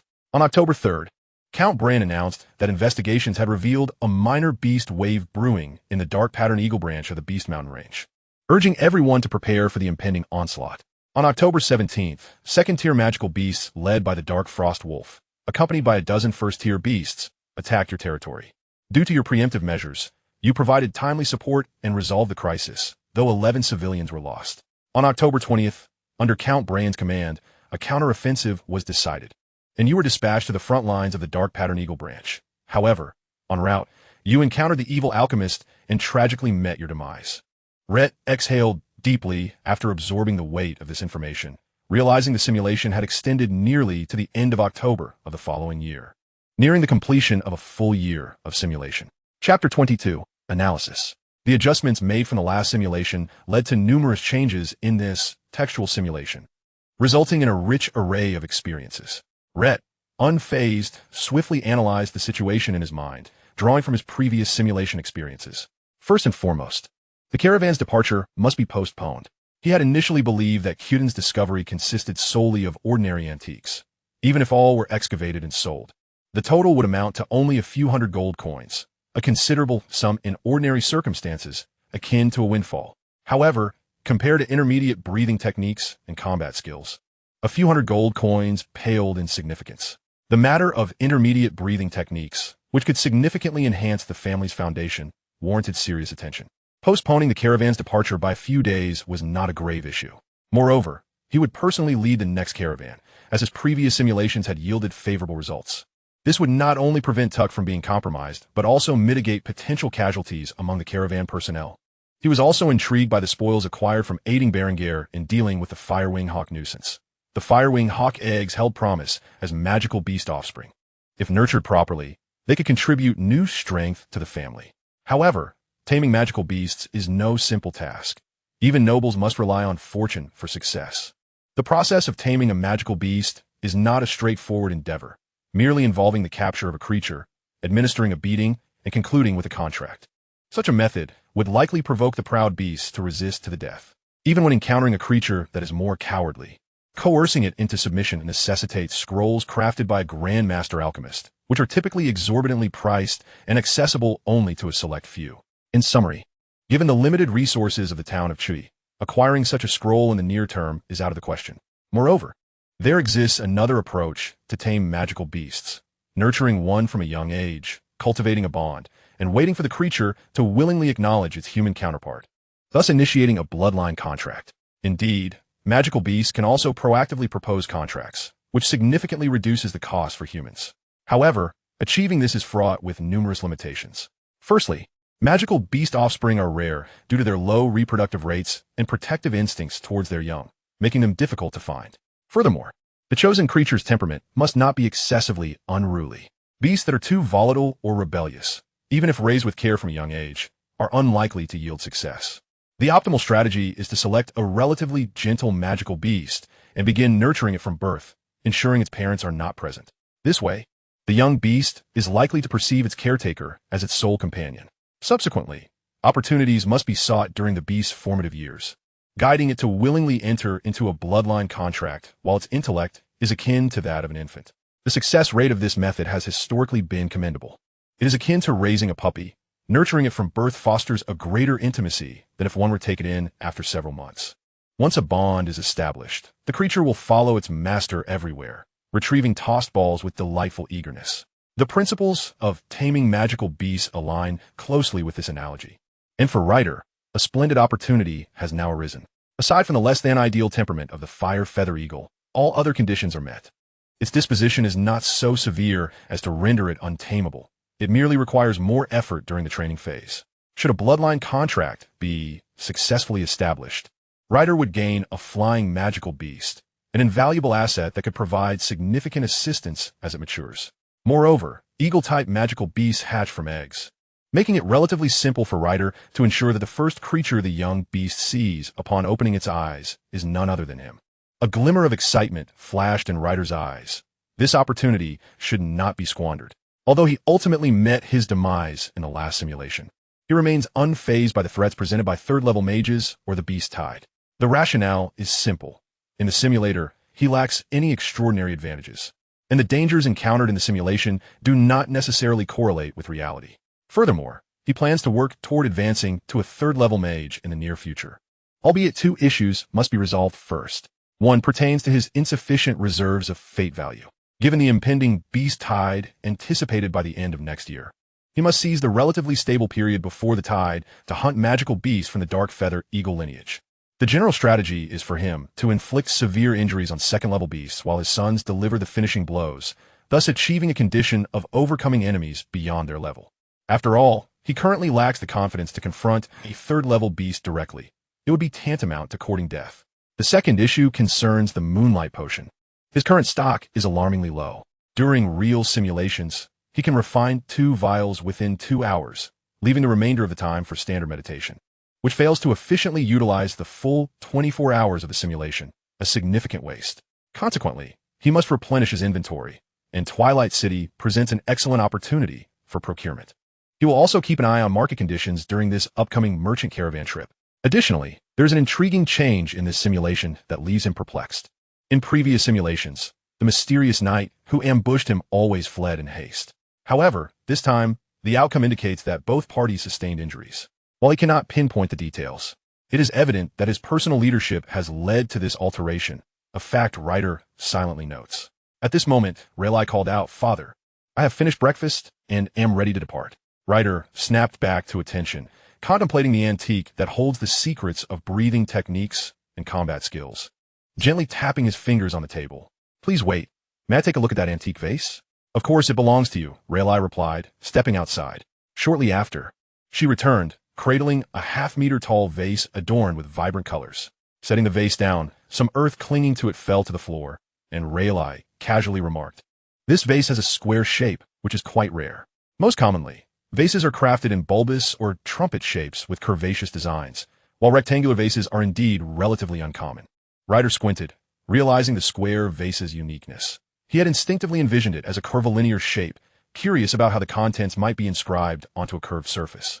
Now, it appeared that a rectangular vase would simplify this task, requiring merely some basic alchemical skills.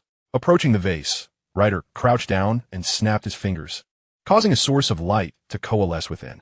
This was a rudimentary application of light elements, the range of which did not surpass that of a first-level illumination spell, but was more than sufficient for illuminating mundane scenes. The bright interior captivated Ryder's full attention, yet after a prolonged gaze, he was met with astonishment. Nothing was revealed.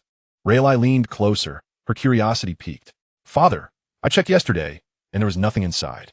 Ryder fell silent for a moment before suggesting, "Try rinsing it out." A flicker of doubt crossed Rayt's eyes, but she did not question further and complied. Water began to coalesce in the air, pouring into the square vase. Peering into the vase as the water filled it, Rayt murmured, "There's still nothing." Chapter 23. Soaking, Emergence, Breathing Techniques. Ryder furrowed his brow, pondering whether the soaking method was ineffective. Currently, only 2 possibilities seemed plausible. One is that the soaking method fails to dismantle the hidden mechanisms left by previous owners. The other is that he has overthought it. Perhaps the breathing techniques or combat skills are not concealed within this antique, but rather reside in other yet-to-be-explored artifacts. He resolved to drain the water and resort to fire to see if it would yield better results. However, just as Ryder attempted to lift the vase, his movement froze. Tiny black particles began to surface on the water, gradually increasing at a steady pace. Rayt gasped, blinking in amazement. "There's something in the water. What is this?" The commotion drew the attention of Tucker and Thales, who set down their utensils and approached curiously. "What's happening?" Thales inquired, glancing eagerly into the vase. Despite lacking extraordinary powers, he was filled with longing. Tucker, with his prominent brows and wide eyes, fixated on the black particles on the water surface. Instinctively moving closer to Ryder, his body tense and poised to confront any potential danger to protect his father. He worried that something malevolent might emerge from the water, though the likelihood of such an occurrence was minimal. Seeing this, a smile crept upon Ryder's lips. Fortune seemed to favor him, as his initial attempt bore fruit. Before testing, he surmised that even if the antique concealed some mechanisms, they wouldn't be overly complex.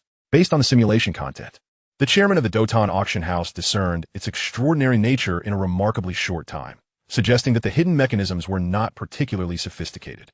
Under the focused gaze of the onlookers, the black particles on the water's surface multiplied, ultimately causing the water to resemble a layer of black skin, gently rippling. "All right, let us drain the water," Ryder noted, observing that the layer of black particles had stabilized and ceased to increase. Rayt's curiosity intensified, eager to uncover the changes occurring within.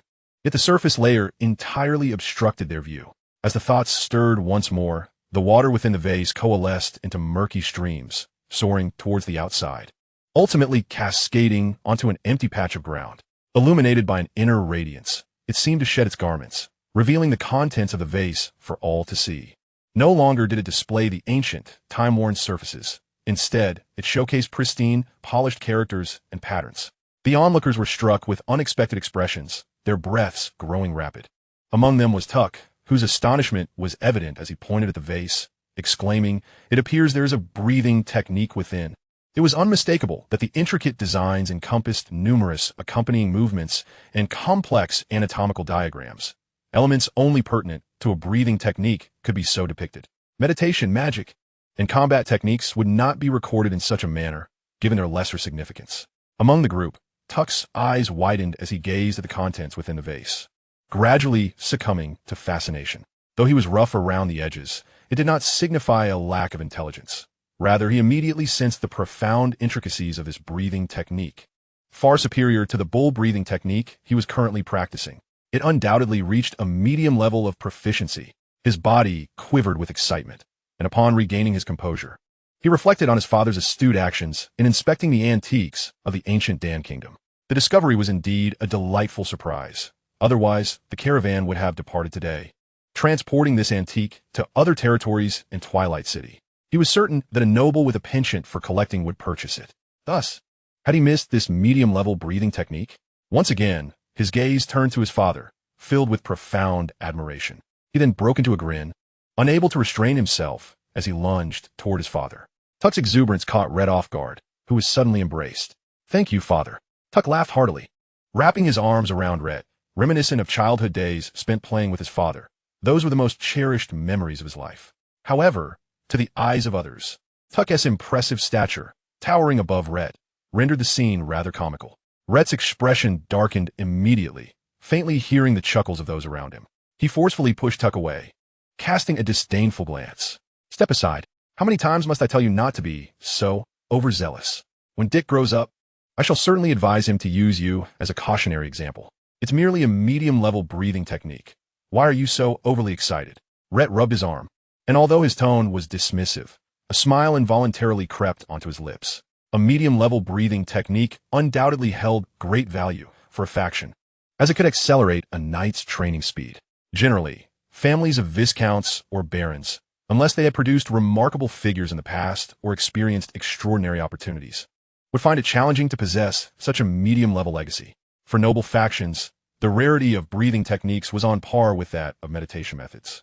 If we liken the rarity of a magician's talent to a 1 in 1,000 chance, then a knight's talent might be a 1 in 100 chance, or at the very least 1 in 1,000. With the same population base, the number of knights would theoretically exceed that of magicians. Consequently, the utility of knightly breathing techniques was vastly amplified. Contemplating this, Rayt's gaze shifted slightly. Thus, the plan for expanding the territory's population could be set in motion. However, population growth must be approached gradually, especially given the internal strife among the nobles within the kingdom of Jinluan. Forcibly seizing the populace from other noble territories was utterly impractical.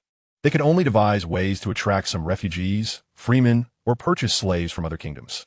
Unfazed by being brusquely pushed away by his father, Tuck remained in place, grinning from ear to ear at his newfound fortune. Beside him, Tylas gazed earnestly, enviously remarking, "Congratulations, brother, with this breathing technique.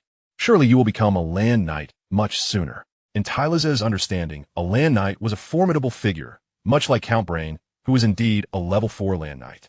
Tuck's face radiated unabashed joy as he laughed heartily, ruffling Tylas's tousled hair. "Absolutely, I will become a land knight."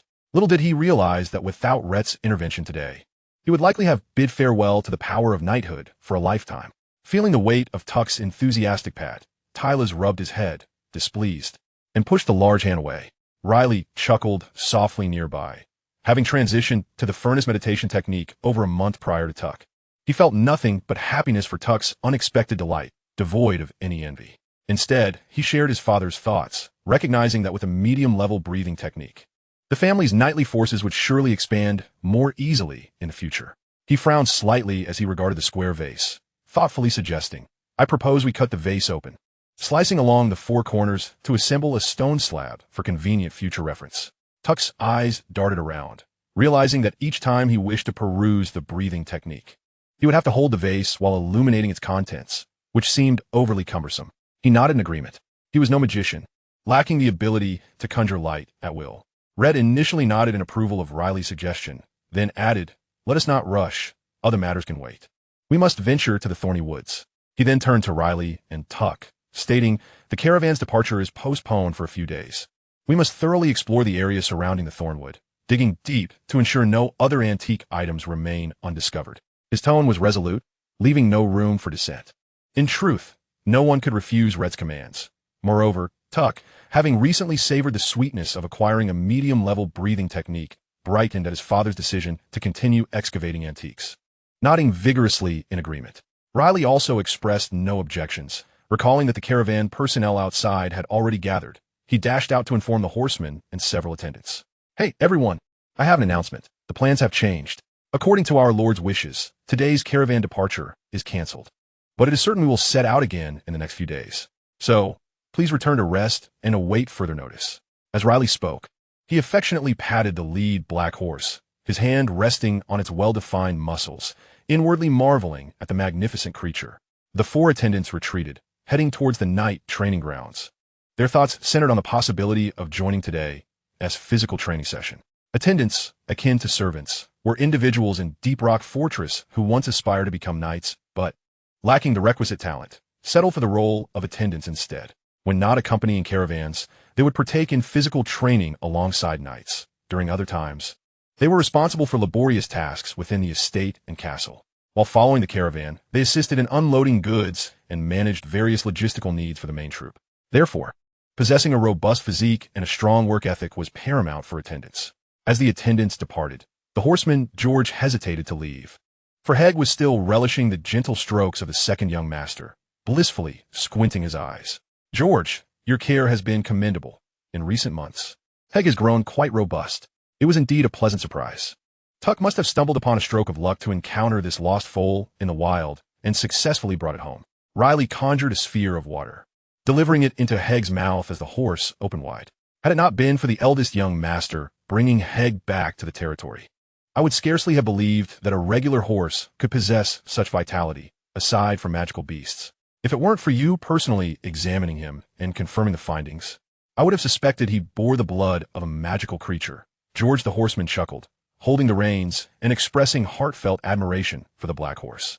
Riley's smile remained as radiant as ever, yet he shook his head and remarked, if there truly exists a hybrid of magical beasts, I would be less astonished. In reality, this black horse differs significantly from a magical beast. Nevertheless, it is still quite impressive. With a wave of his hand, Riley turned and strode towards the grand entrance of Deep Rock Fortress. Meanwhile, the stableman, George, cheerfully led the most robust black horse, preparing to return to the breeding grounds. Although this horse appeared docile before Tucker and Riley, it was merely due to the overwhelming martial presence of a knight and a magician. George understood well that the black horse's pride remained unyielding. It was only through years of nurturing that he could coexist peacefully with it. When faced with others or different horses, the black horse would undoubtedly reveal its true nature. It not only disregarded strangers, but George had also made numerous attempts to facilitate a union between the black horse and the gray pack horse of the breeding grounds, hoping to cultivate a lineage of exceptional offspring, all to no avail. He even questioned whether the horse had some peculiar disposition regarding its preferences. However, just 2 days ago, while feeding the horses, he inadvertently discovered that this proud mare was indeed being affectionate with an ordinary gray horse. This revelation had left him sleepless with excitement at night. As he contemplated reporting their mating once it occurred, the birth of foals would undoubtedly be a significant achievement for him. With the merchant convoy's departure also cancelled, he felt it was imperative to seize this opportunity. George's eyes sparkled with mischief as he planned to confine the black horse and its chosen gray companion in a stable upon his return, providing them ample time to bond. Young Master Riley had long desired a steed like the black horse, and should this endeavor succeed, a handsome reward would be forthcoming. With aspirations to renovate his home, acquire new garments, and perhaps even confess his feelings to Riley, George couldn't help but smile to himself. To the east of Chickspring Town lay the patch of thornwood. Unlike the sprawling thorn forest on the west side of Sun Lake, this area was much smaller and thus referred to as the Little Thorn Forest. After traversing a field of wheat, Rayt and his 3 sons arrived at the East Eagle Logging Yard. This was indeed the full name of the logging yard, simply dubbed the East Eagle Logging Yard from its inception. Uncharacteristically, the usual carpenters who would typically remain on-site to process timber were absent, leaving only one individual diligently at work. Rayt gazed into the distance and recognized Jim, seated on a bench, engrossed in his task of handling the wood. Jim, Why is it that you're the only one remaining at the logging yard? Where are Kyudin and the others? Jim, having just removed a coarse thorn from the thornwood with his tool, was startled by the familiar voice. He dropped the thorn and tool onto the ground and stood up, noticing the 4 figures slowly approaching from several meters away. "Good day, Lord," he greeted, followed by the 3 young masters. Captain Kyudin mentioned yesterday that he discovered an antique. So today he intends to spend the morning clearing the land in the Thornwood area, both to facilitate upcoming logging work and to search for any additional antiques. Jim, clad in a thick cotton coat and a blue leather hat for warmth, had neglected to wear gloves, resulting in his hands becoming bright red from the cold. Having learned of Kyudin's whereabouts, he felt no urgency. His purpose for coming was merely to prompt Kyudin to prioritize digging the ground. Even if a small patch of thornwood were lost, he wouldn't be overly concerned. However, Rayt's keen observation caught sight of the pricked wounds on Jim's hands, exhibiting several punctures resembling needle marks. He furrowed his brow and advised wryly, "Handling thornwood is no trivial matter. Upon your return, procure some healing salve for the woodworkers at the logging yard." Riley's gaze flickered, and he nodded in understanding. "Understood, Father." Jim's face displayed an expression of astonishment. He hadn't anticipated that the Lord would be so observant and concerned for the welfare of those in the lower ranks. A surge of unexplainable emotion welled within him, and the pain from his wounds seemed to dissipate as he bowed in gratitude. Rayt wore a faint smile. This simple act was both a compensation for the woodworkers and a form of reward. He recalled that the recent simulation had resulted in the successful submission of all antiques without any complications, indicating that both Kyudin and the woodworkers harbored no ill intentions. Otherwise, the simulator would have surely alerted him, for such matters pertain to the family's significant affairs. This affirmed that the individuals at the logging yard possessed commendable character, and coupled with their recent accomplishments, it was only fitting to offer tangible rewards to encourage their continued diligence, a fundamental duty of a competent lord. Continuing eastward through the logging yard, the 4 men ambled towards the little thorn forest. Soon, they were greeted by a cacophony of shouts, cheers, and the resounding clash of metal against hard surfaces. As they approached, a fervent scene unfolded before them. A dozen or so woodworkers wielded shovels, scattered among the nearly 100 thorn trees, laboriously excavating the soil beneath. These thorn trees grew haphazardly, each adorned with an array of menacing thorns of varying lengths, from mere centimeters to over a dozen. Anyone unfortunate enough to collide with them would surely suffer multiple puncture wounds. In general, the townsfolk of Chick Spring rarely ventured into this perilous locale. Even the seasoned woodworkers from the East Eagle logging yard remained vigilant as they navigated the thicket, their movements exaggerated yet precise to avoid the perilous obstacles, for they had no desire to return with injuries. However, Rayt noticed the peculiar postures of the woodworkers as they shifted positions. Some bent at the waist, others crouched, while a few contorted their bodies into curvilinear shapes. To evade the encroaching thorns, they often had to adopt odd stances with rapidity. This scene evoked in Rayt's mind the image of agents maneuvering through infrared security systems in a film, twisting and contorting their bodies to avoid detection. Shaking off the odd thoughts, he glanced around and counted over 30 small pits that had already been dug. Just then, one of the woodworkers caught his attention as he crawled on the ground, using one hand to grip the earth and progress forward. This worker, whose back was turned to Rayt, maneuvered around 2 thorn trees that formed a V shape before finally rising to scan the ground, seemingly searching for a suitable spot to dig. Dressed in a dirt-resistant black cotton coat, a familiar face emerged. It was Kyudin. However, Rayt's focus was drawn to the mirror that Kyudin held in his hand. Although the surface appeared grimy and coated with mud, its shape and certain details revealed it to be a mirror. The vibrant colors on its back, despite being dulled by dirt, still managed to shine through. Another antique, Rayt's eldest son, Tucker, had also spotted it. Rolling up his sleeves, he felt an overwhelming urge to assist with the work. The previous antique had already bestowed upon him a medium-level breathing technique.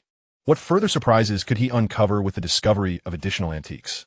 Rayt caught a glimpse of Tucker's eagerness, and with a gesture of rolling up his sleeves, he, as a father, could not be oblivious to his intentions.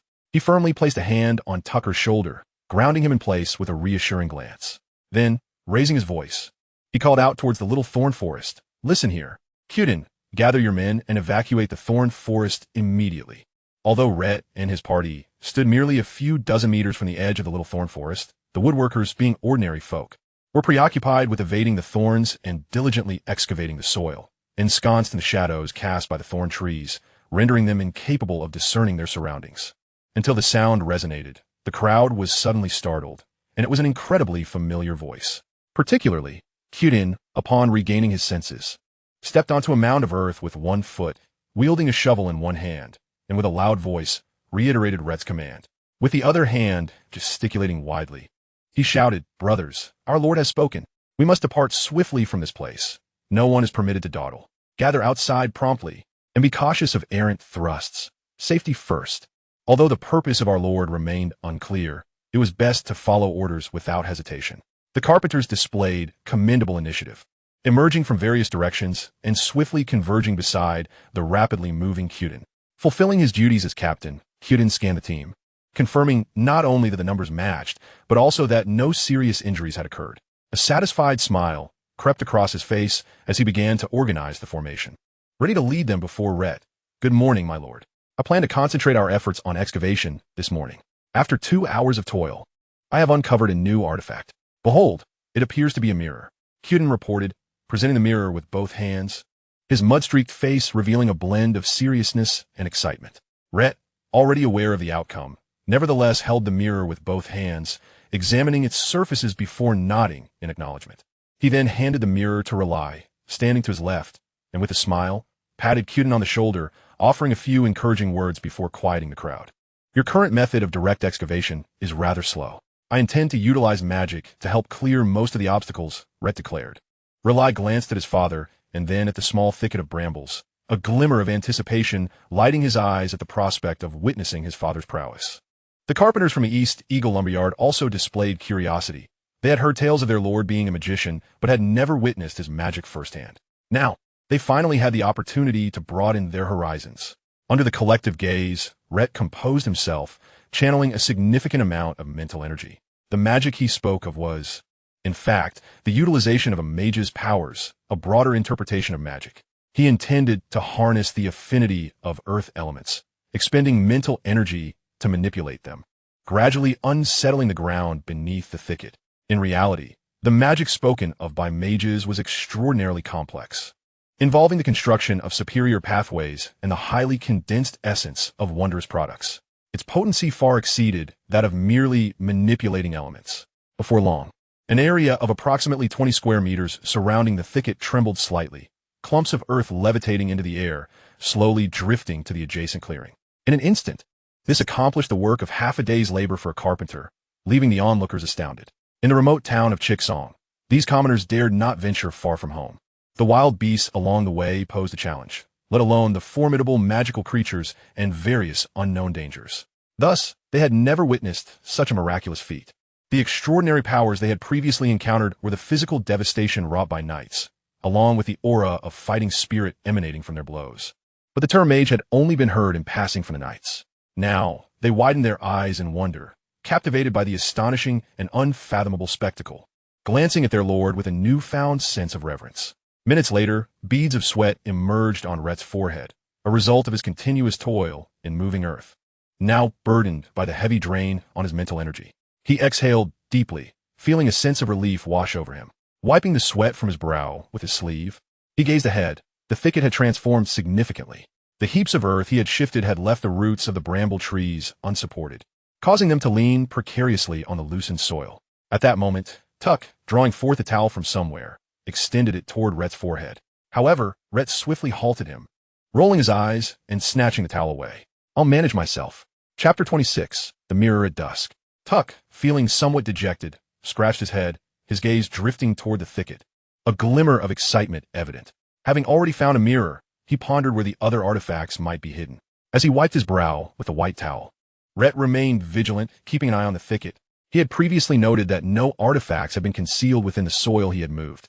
The thicket now resembled a vast shallow pit, and as he scanned its depths, Rayt's gaze sharpened, capturing an oval-shaped object, neither a clump of earth nor bramble wood. But under the light, it displayed hues of red and blue. Surely, it was an artifact, yet from this angle, Rayt could not ascertain its exact nature. Only a small portion protruded from beneath the soil and the fallen bramble wood, and narrowing his eyes, he approached it personally. Tuck, sensing the gravity of the moment, quickly followed, unsheathing his sword and striding ahead to clear the obstructing debris. These bothersome thorns appeared sharp. Even a knight, without proper defense, would find their skin pierced. "Father, it seems there is an artifact over there," You must have noticed it already as you approached, Tuck exclaimed, effortlessly cutting down another obstructing bramble. His attention suddenly fixated on a corner of the ground, his eyes glinting with excitement. Indeed, if you have seen it, then pick it up. Father, the artifact is covered in dirt. Allow me to carry it for you, and we can clean it once we return to the castle. Tuck complied, examining the artifact's surface for any inscriptions, but found none. He remained unhurried, recalling his previous experience, aware that there might be hidden elements requiring special means to uncover. The mere thought of potentially acquiring a new combat technique or unknown rewards filled Tuck with exhilaration. Observing from a distance, Rely also mused. Having already discovered a volume on breathing techniques, he wondered if there might be magical inscriptions contained within. Surely, luck could not favor only his elder brother. Little did he know, that was indeed the case. Rhett patted Tuck on the shoulder, smiling silently, rotating in place to survey the surroundings. Based on the simulated text, 3 artifacts have been unearthed subsequently, including Cuden's mirror and this oval vase, leaving only 1 artifact remaining in this land. Continuing to circle the muddy area with Tuck, Rhett's keen eyes once again discerned suspicious traces. Perhaps the last artifact of the ancient Dan kingdom lay concealed within these corners, beneath the mounds of earth. Digging deeper would yield results. Yet, this would render his actions somewhat prophetic. To avoid drawing attention, Rhett relinquished the search for the final artifact, instead furrowing his brow and surveying the area for a while before exiting the thicket with a hint of disappointment. As he passed by Cuden, the latter congratulations, my lord, on acquiring 2 more artifacts. Thank you. Now it is up to you. I have other matters to attend to shortly. There may still be artifacts hidden here that require your continued excavation. If you make a new discovery, ensure it is delivered to Deep Rock Castle at the earliest opportunity. Rhett smiled, patting Cuden on the shoulder. There will be rewards. I see your hard work. It is only right to serve our lord. Cuden proudly thumped his chest. Under Rhett's watchful gaze, Cuden promptly turned toward the thicket, shovel in hand, gesturing for everyone to resume work. Whoever finds an artifact before nightfall shall be granted a 3-day holiday. Hearing the prospect of a break, the simple carpenters were instantly delighted, their hands and feet moving swiftly as they dove back into the earth, commencing a new round of excavation. The worksite at the small thicket once again buzzed with fervor. As Cuden approached the edge of the forest, he halted in his tracks, extracting an egg from his pocket. With a swift motion, he peeled it and swallowed it whole, chewing only a couple of times before gulping it down. His hunger was insatiable. Rayt, indifferent to this trivial detail, feigned ignorance of the happenings beyond the thicket, fixating on a mirror and a vase, stroking his chin in contemplation. Indeed, it had not been long since their arrival, yet already 2 antiquities had been acquired. Standing a short distance away, Rayt mused that their departure with the merchant caravan could not be delayed for long. They would set off by tomorrow. As dusk approached, the winter twilight exuded a unique romance. The setting sun bled crimson on the horizon, while clouds coalesced into fantastical shapes, dancing like bashful sprites beneath the celestial curtain.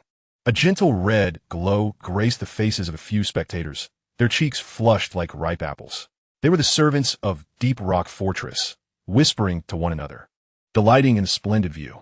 After a day of toil, they reveled in this enchanting sight during the tranquil moments of twilight, their spirits lifted and minds intoxicated. Downstairs, a serene atmosphere enveloped the space.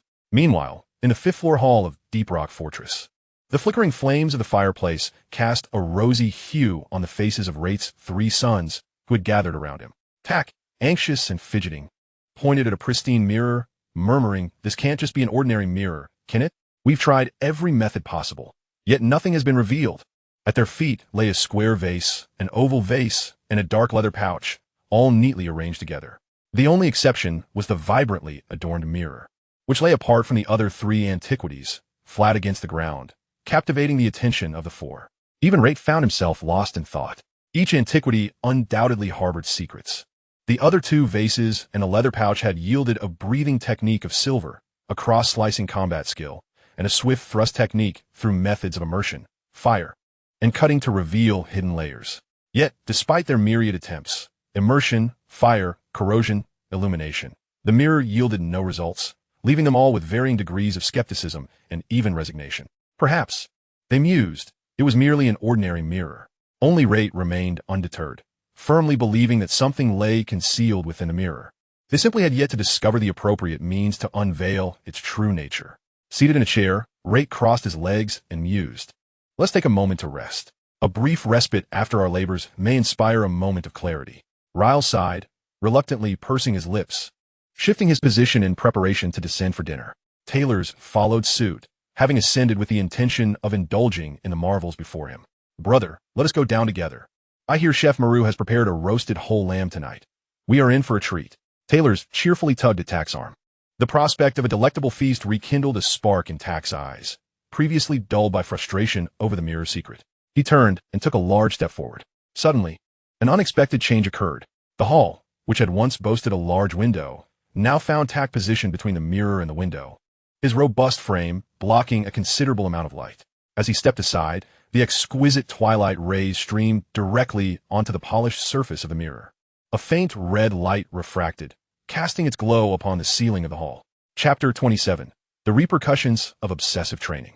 Leaning against his chair, Rayt immediately noticed the change in the ceiling's lustrous sheen. His previously placid demeanor underwent a dramatic shift. Rubbing his eyes, he gazed intently at the ceiling. To his astonishment, he discerned a grid of 16 squares, each adorned with densely packed, yet distinctly legible inscriptions and symbols, accompanied by illustrations of human movements, predominantly focusing on the lower body. With numerous glowing points marked on thighs, calves, and ankles, they evidently held significant meaning. Ryle, ever observant, was the first to notice Rayt's unusual expression. Casually glancing upwards, he too was taken aback by the spectacle before him. The crimson glow nearly covered the ceiling, seemingly depicting descriptions of combat techniques. This was his first encounter with such a phenomenon. He had never before witnessed such a concealed method of revelation. During the day, when light had also struck the mirror, nothing had been reflected. The others, influenced by Ryle's reaction, followed suit, their mouths agape in astonishment. Ryle pondered, noting the reddish hue of the refracted light and recalling the blood-red sunset. In an instant, clarity dawned upon him. He nodded in realization, swiftly turning to those behind him, exclaiming, "It is the setting sun. Only the rays of the sunset can provoke the mirror to reveal its content. Hurry, take note of it, lest we miss it." The last remark was directed at Tak, emerging from his state of shock. Tak's heart leapt with joy as he hastily began to decipher the combat techniques displayed on the ceiling. As a knight, he could easily differentiate between breathing techniques and combat skills with a few more glances. Minutes passed, and Tak's expression grew increasingly grave, his body tense as he entered a state of complete concentration, merging body and mind.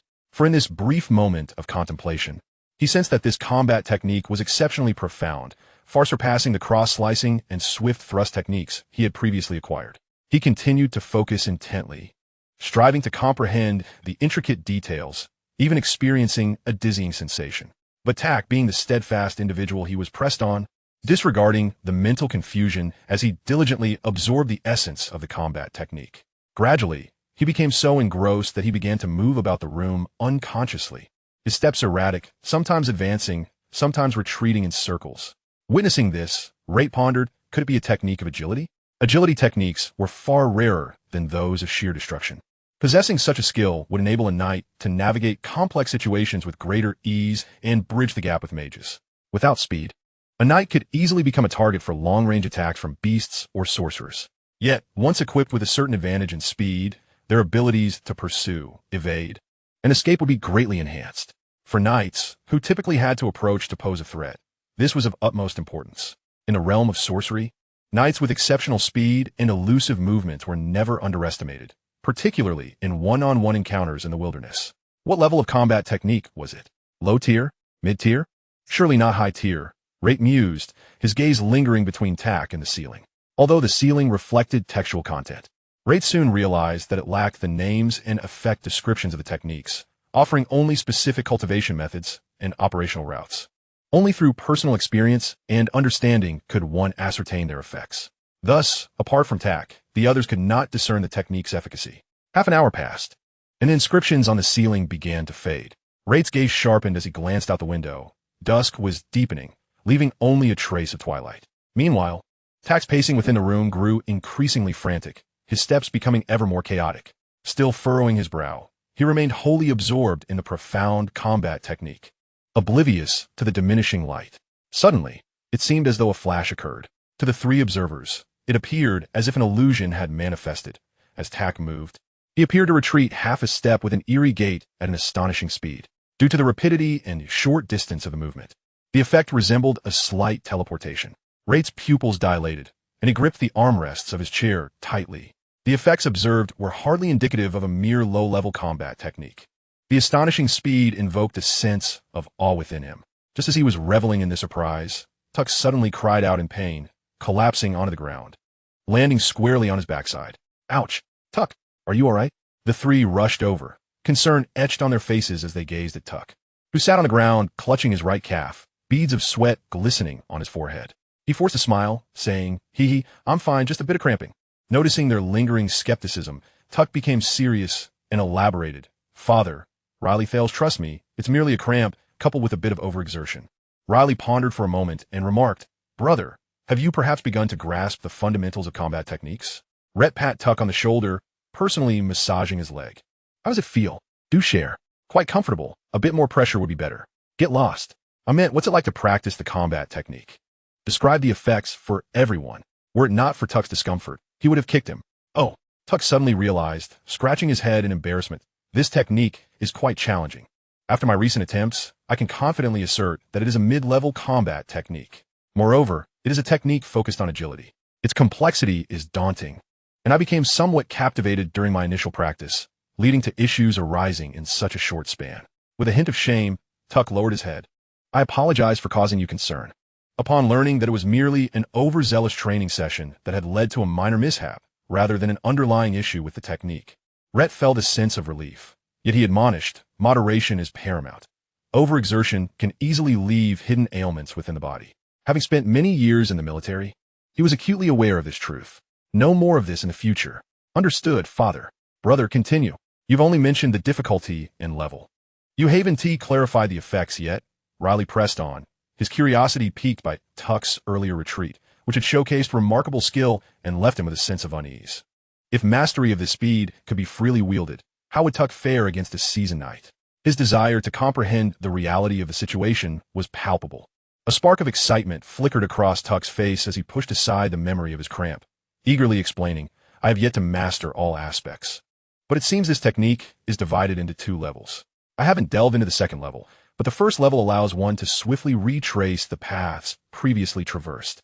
The fundamental principle involves releasing combat energy along a unique route, leaving behind a trail of special energy along the path walked. Once the first level is mastered, following this trail to retreat or advance again can yield explosive speed. However, the energy required for these trails is substantial, and their duration is fleeting. Utilizing this energy for speed incurs significant physical strain as well." Tuck then added sheepishly, "I am merely at the threshold of the first level, and even a half step back causes my legs to cramp." Chapter 28. Intense battle. Upon hearing this, Rhett contemplated deeply. If he had only heard this description without witnessing the effects firsthand, he might not have held this technique in high regard. It seemed to only offer a means to rapidly return to paths recently traveled. Most agility techniques, however, boast greater versatility, allowing movement in any direction or the execution of various actions with acceleration benefits. In comparison, this technique appeared limited. Yet, recalling Tuck's near-instantaneous speed during his retreat, Rhett recognized the high potential of this agility technique. With such speed, evading attacks and avoiding fatal injuries would be effortless, greatly enhancing mobility and survival capabilities on the battlefield or in life-and-death duels. Particularly, if the second advance is employed skillfully, it would introduce numerous variables to combat. These 2 aspects alone warranted recognition as a mid-level technique. What mysteries lay within the second level? Pondot. It sounds impressive. I look forward to you mastering it, brother. However, given your leg's condition, you should refrain from joining tomorrow's caravan and instead rest at home to focus on honing this technique," Riley thoughtfully suggested. Tuck, however, was not pleased. Alarmed at the suggestion, he propped himself up with one hand, his body leaning slightly to the left, yet he resolutely shook his head, insisting, "It's just a cramp. I'll recover shortly. Our nightly training is far more arduous than this. I've endured much worse. This has no impact on me." Before Riley could respond, Rhett interjected, "Let us postpone discussions about practicing combat technique for now. I have faith that Tuck is a brave and undaunted knight. This minor ailment will vanish after a good night's sleep. The caravan will proceed as planned tomorrow." Rhett's word was final, and with his decision made, Riley shrugged, left with no retort. "Tuck, how much of the technique have you committed to memory?" Rhett returned to his chair, gazing intently at the mirror. "I retained about 70 to 80% of the first level. Just give me a few more minutes, and I assure you I can fully comprehend it. Tuck confidently declared. Mastering combat techniques isn't merely rote memorization. It requires practical application of the energy pathways. As long as I can understand it, remembering it will be swift. The key is to develop bodily instinct. Mastery and proficiency will require persistent practice. The mirror will remain with me.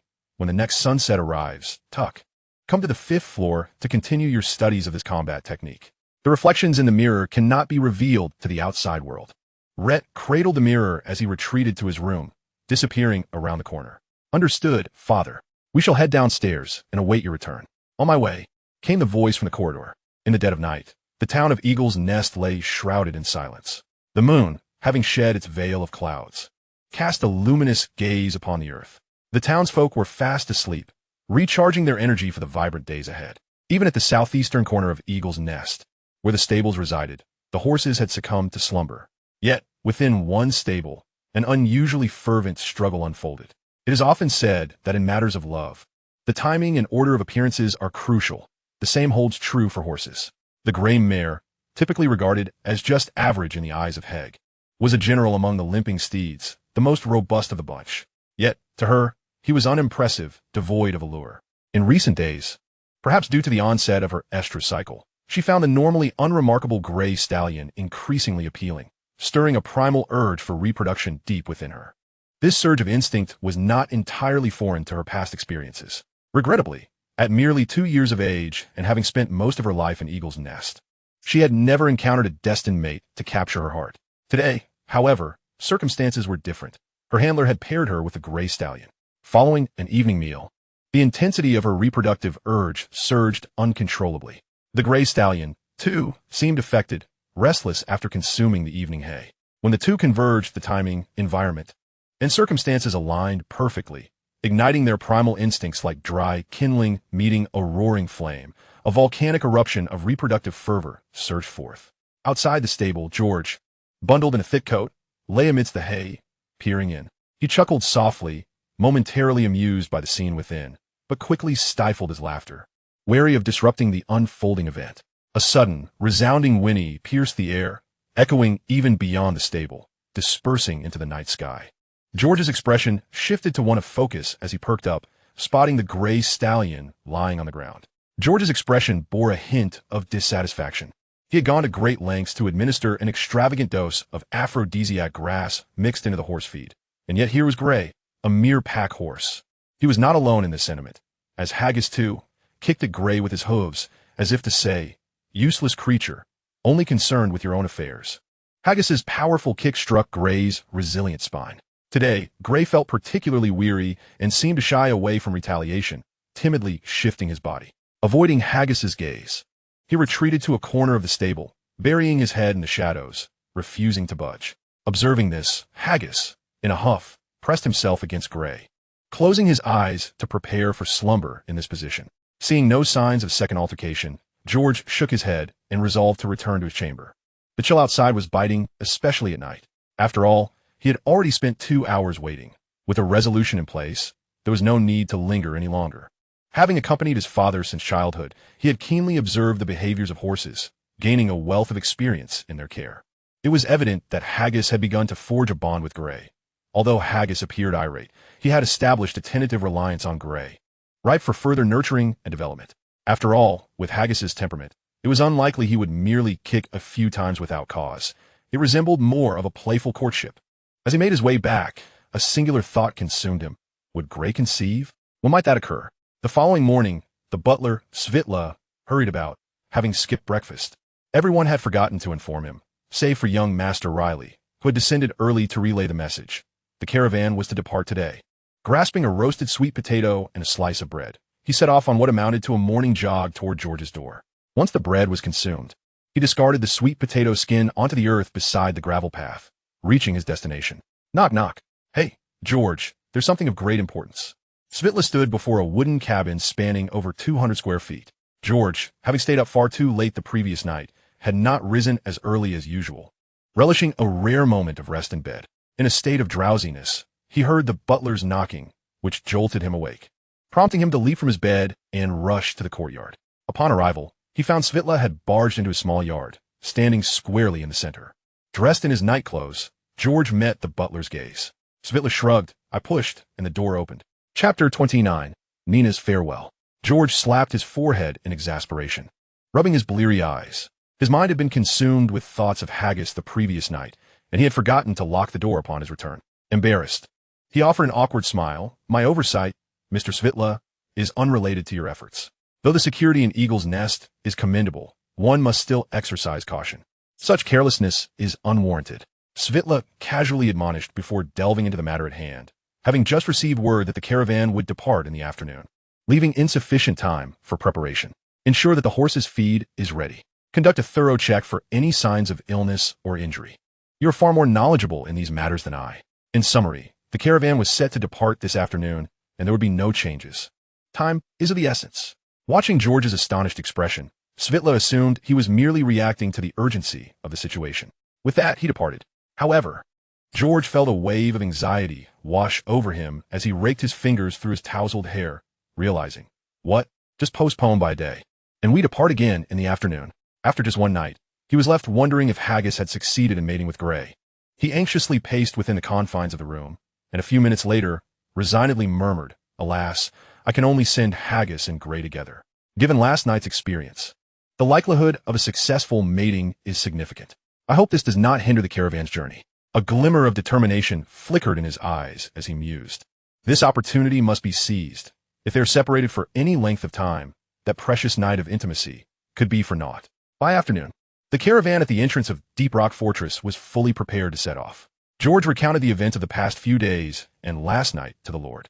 Rayt, mounted upon Gray, listened attentively to George's report, his eyes flashing with surprise.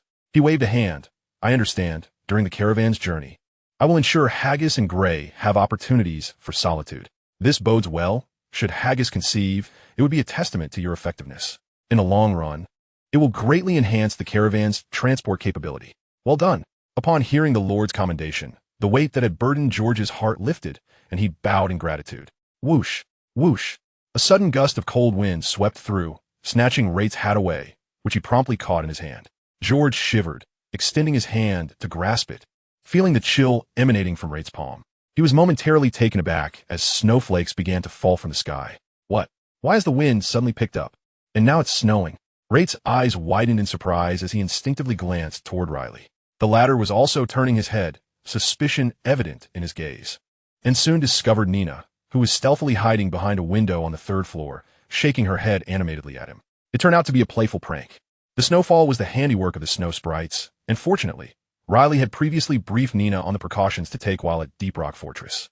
The foremost rule was to avoid wandering about recklessly and certainly not to draw attention to themselves. Rayt had warned that Eagle's Nest had yet to solidify its foundations. While the sprites were untouchable, they should not flaunt their presence. Only when one possesses sufficient strength can they mitigate the negative repercussions of human jealousy. Thus, under Nina's control, the snowfall spread wide, enveloping Eagle's Nest and extending outward a mile, ensuring it would go unnoticed. Riley understood this was Nina's farewell, and he smiled lightly, waving his hand behind him. Satisfied, Nina leaped back from the window, disappearing from sight. His precautions had been meticulously executed. Within the depths of the third floor of the main castle, he had constructed an ice house for Nina's everyday living. He often visited the ice house to meditate or play with her. Father, shall we depart? Riley's spirits were high. Let's set forth, Rayt declared, giving a grand gesture. And with a squeeze of his legs, Gray surged forward. Klip glop, klip glop. The rhythmic sound of hooves was crisp and clear. The entourage closely followed, with Tucker and Riley positioned at Rayt's left and right flanks, respectively. Coors, fully equipped, rode a gray-skinned horse, keeping a vigilant watch behind the trio, embodying the serious and cautious demeanor of a seasoned mercenary. Until the caravan left Eagle's Nest, Coors maintained his state of alertness. Following them were apprentice knights Miguel and True, as well as 4 attendants, leading the pack horses laden with goods. As he glanced back at the small contingent, Rayt felt a familiar sense of battlefield nostalgia. The transition from being a follower to a lord was palpable, though the scale could not compare to the hundreds or even thousands on the front lines. Rayt felt a surge of ambition. Becoming a formidable lord was merely a matter of time. Silently, he compared the current situation to previous simulations, finding them strikingly similar. This time, however, he had not brought any antiques along, but as long as he refrained from speaking of it, no one would suspect that Deep Rock Fortress had clandestinely acquired such a boon. A day later, the atmosphere was overcast. Even in the morning, sunlight was absent, creating a stifling ambience. If not for the knowledge of the simulation's outcome, Rayt might have been swayed by the oppressive environment. Gray, beneath him, exhibited a lack of vigor in the morning, but after consuming the wind wolf jerky he had provided, regained a lively demeanor. It seemed Gray had indeed formed a bond with Haggis. Since leaving Eagle's Nest, during any moments of respite, the two horses affectionately nuzzled each other. Rayt recalled the previous night. The second encounter between Gray and Haggis had exhausted his steed significantly. He naturally welcomed the development. While this world possessed many wonders, it lacked equine magical beasts. Whether among the grand nobility or the military, the primary means of transportation and cavalry is fundamentally reliant on horses. Only a select few elites, who have forged contracts with magical beasts, can avail themselves of such formidable allies. Thus, the significance of horses is self-evident. High-quality steeds hold immense allure for any faction. Having served in the military for many years, Rayt has encountered a plethora of horses and considers himself quite discerning. By his estimation, Heger is undoubtedly among the finest breeds. While there are various types of black horses, few possess the exceptional qualities of Heger. Rayt surmises it may be due to a bloodline mutation or some other unknown cause. Truly, Tuck has stumbled upon a treasure in acquiring such a horse. Of course, this is contingent upon Heger's ability to assist the territory in enhancing the bloodlines of its stables. A solitary, ordinary horse, no matter how remarkable its lineage, holds diminished importance.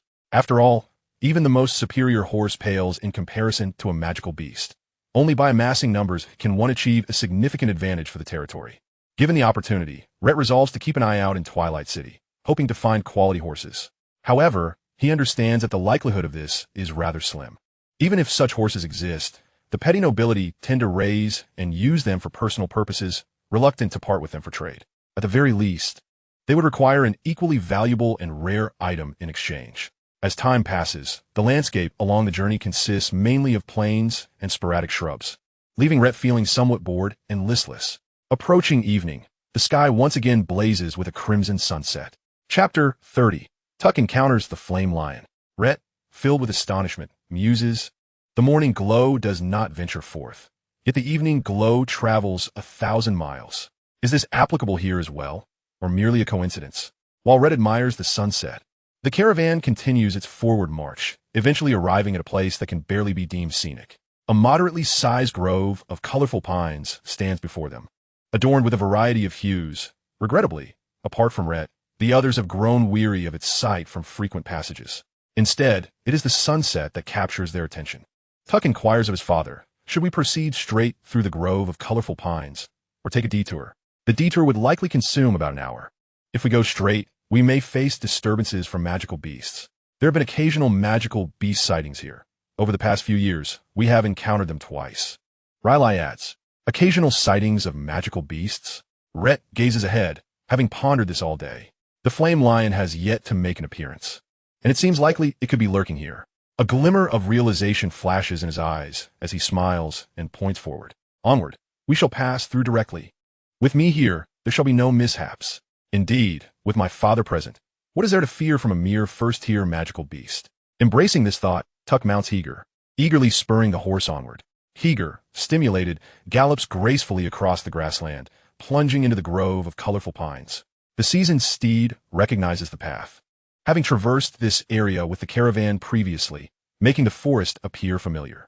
The sound of hooves reverberates, rousing the predators hidden within grove. An aging lion, its coat of vibrant red, rests against a sturdy, colorful pine, its deep-set eyes peering through the gaps between the trees as if watching prey move. It extends its tongue to taste the air, surveying the ground with the demeanor of a proud monarch. It is the king of this jungle.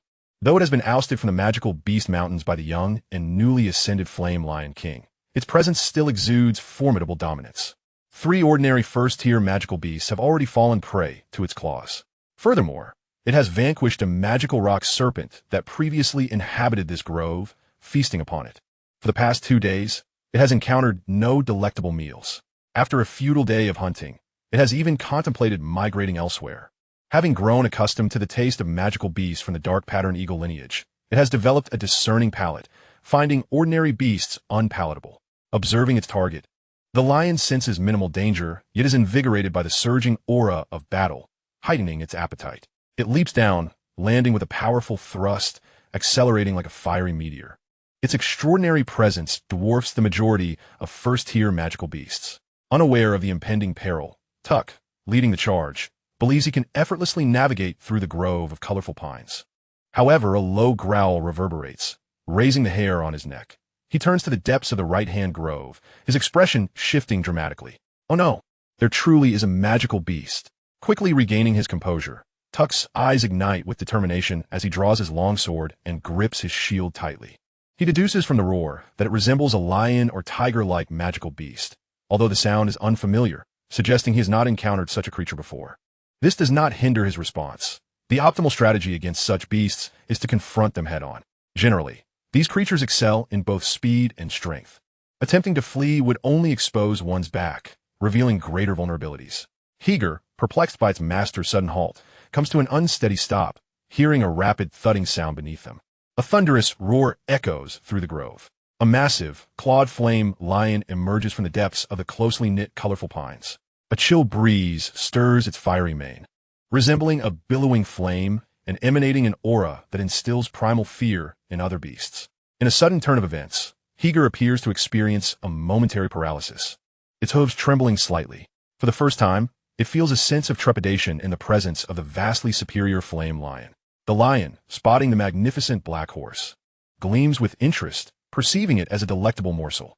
With a powerful push from its hind legs, the flame lion leaps more than 3 meters forward, aiming to swiftly capture its prey through sheer might.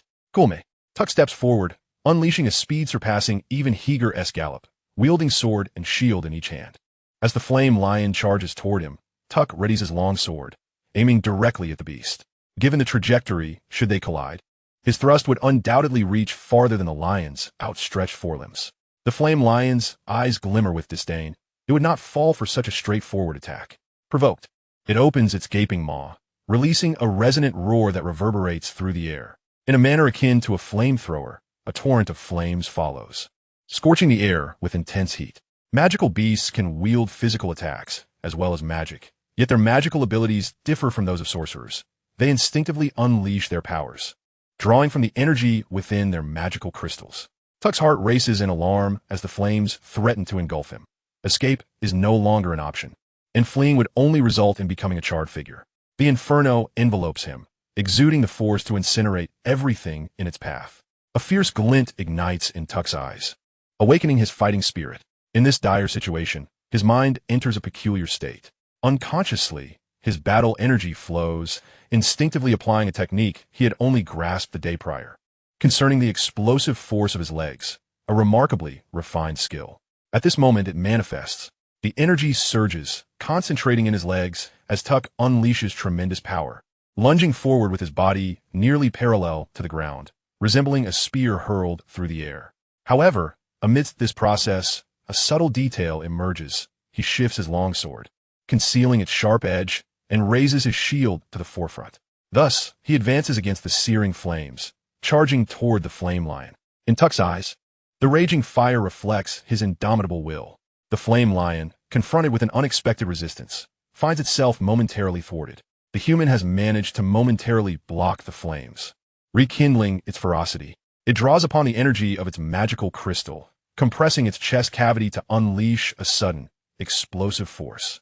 With a powerful breath, the flames intensify threefold. Boom! They are now in close proximity. The heavy sound of a collision echoed, and Tucker seemed to faintly hear the sound of teeth shattering, followed by an overwhelming recoil that struck him. The arm supporting the shield contorted unnaturally, and a fleeting expression of pain crossed Tucker's face. However, as the flames subsided, he found himself tumbling to the ground. He discarded the shield like a brutish warrior, brandishing his longsword, ready to charge once more. He was all too aware of the principle of striking while the iron is hot. The fiery lion roared in a frenzy, its agony igniting its primal instincts. With great effort, it raised its forelimbs. Though its vision was blurred, it discerned its immediate target through scent. A deep yellow spike suddenly erupted from the ground, piercing the fiery lion's chest with a swift motion, puncturing its heart with precision. The spike protruded grotesquely, as if it had sprouted from the lion's back, drenched in blood, sending chills through onlookers. Chapter 31. The Death of the Fiery Lion and the Origins of Precision Magic. Pardon my tardiness. Rhett arrived on the back of his gray steed, gradually drawing closer to Tucker. His tone was casual, yet Rhett meticulously scrutinized Tucker, missing not a single detail. After an exhaustive examination, he exhaled in relief, confirming that there were no severe issues. In truth, Tucker had already engaged in battle with the Fiery Lion by the time Rhett arrived. The confrontation had unfolded rapidly. Upon his arrival, he witnessed the Fiery Lion unleashing flames. Had he intervened then, he could have delivered a decisive blow much sooner. However, Rhett sensed a hint of the martial prowess Tucker had exuded during their training the previous day. This familiar feeling compelled him to adopt a spectator stance. In the throes of life and death, one is most susceptible to profound realizations and breakthroughs, yet such opportunities do not present themselves with every encounter. Since this chance had arisen, he was reluctant to undermine Tucker's good fortune.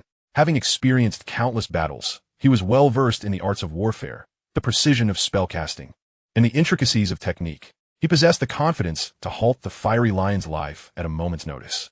Moreover, he believed in Tucker and the efficacy of that martial skill. The disparity between early, mid, and late stages of development would not hasten Tucker's demise.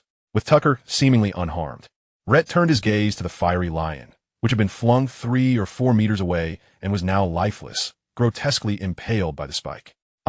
It appears that, even without my intervention, the Fiery Lion would have met its end by your hand. Rhett observed the mangled visage of the Fiery Lion 3 meters away, then cast a look of astonishment at the heavily panting Tucker. Undoubtedly, Tucker's final strike had yielded remarkable results. Although he had not completely shattered the Fiery Lion's skull, he had at least inflicted grave injuries, claiming half of the beast's life. Thus, Rhett concluded that even if he had not arrived in time, Tucker would have faced no mortal peril. Father, please do not say that. Perhaps there is some truth to it. But a frenzied lion in a desperate situation is not to be trifled with. If this battle continues, I am likely to sustain significant injuries, Tucker replied, patting his chest as he recalled the brief, yet harrowing skirmish, a sense of dread washing over him. Tucker's expression suddenly contorted in pain as he furrowed his brow. His right hand moved to his left arm, gently pressing down, feeling considerable discomfort. It seemed that the forceful impact from raising his shield against the Fiery Lion had inflicted some damage to his left arm. While it was unlikely to be a fracture, the dull ache in the joint made him hesitant to move it freely. Father, it seems my left arm is injured. I require a vial of solid potion. Tucker sought his father's assistance. Rhett scrutinized Tucker's arm, rummaging through his belongings, and handed him the requested potion. Thank you, father. Your finishing spell was remarkable, executed flawlessly. A single thrust through the heart, leaving no chance for survival. Tucker grinned, gratefully accepting the solid potion. With the danger averted, he felt a sense of relaxation wash over him. Rhett raised an eyebrow, thinking to himself, of course. While the ground spike is a fundamental spell, when utilized properly in targeting an enemy's moment of vulnerability, it poses a significant threat and lethality to most terrestrial creatures. Having been tempered by countless battles, Rhett had cast ground spikes thousands of times, and several life-or-death encounters had honed his fine motor skills to near perfection. For an average mage, devoid of unique experiences or rigorous training, the likelihood of successfully striking the Fiery Lion's heart while it moved at high speed would be considerably low. A mere inch of deviation could mean failure to strike a vital point, resulting in vastly different outcomes. A grievously wounded foe could still retaliate. Only a lifeless body would remain still. The sound of hooves and the rumble of wheels, mingled with the thundering of galloping knights, approached swiftly. Within a mere 2 minutes, reinforcements had caught up. What transpired? Father, brother, why have you halted? Oh my, did you just slay a Fiery Lion? Riley dismounted and hurried to her father and brother, her eyes widening in astonishment at the sight of the lion's corpse. The Fiery Lion was renowned for its formidable combat prowess among its peers, exhibiting exceptional speed and strength, coupled with ferocious predatory skills.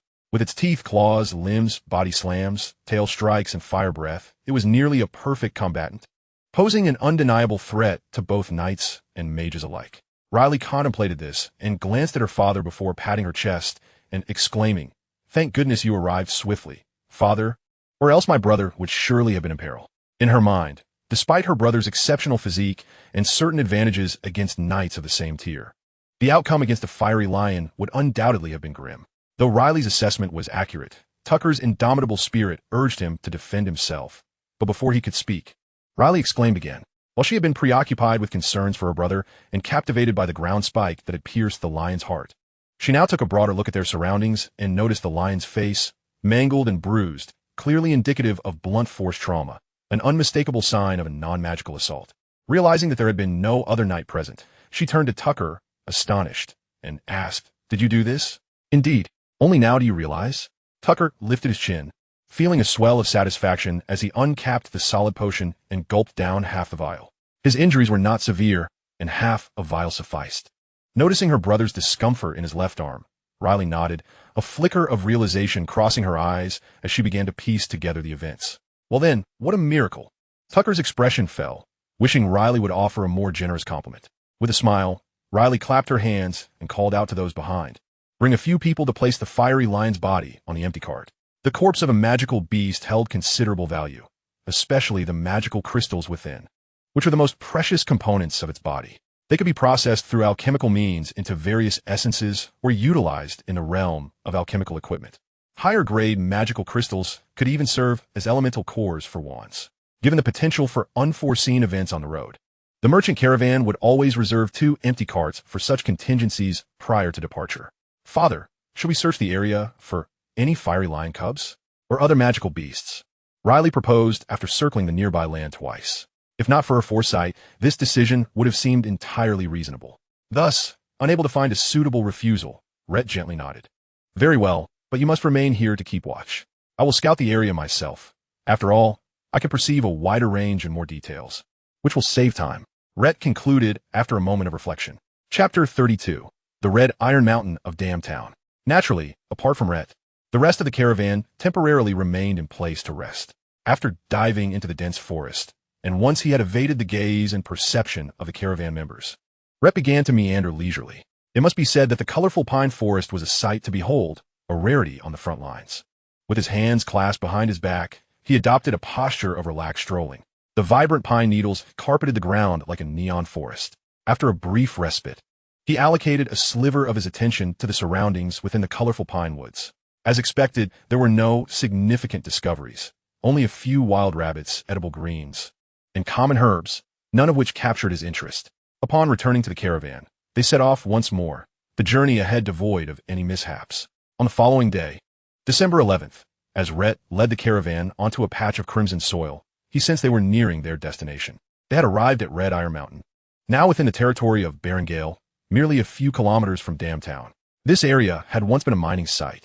Rayt recalled that the red iron ore veins, as mentioned by Ryle, had been thoroughly exploited 8 years prior.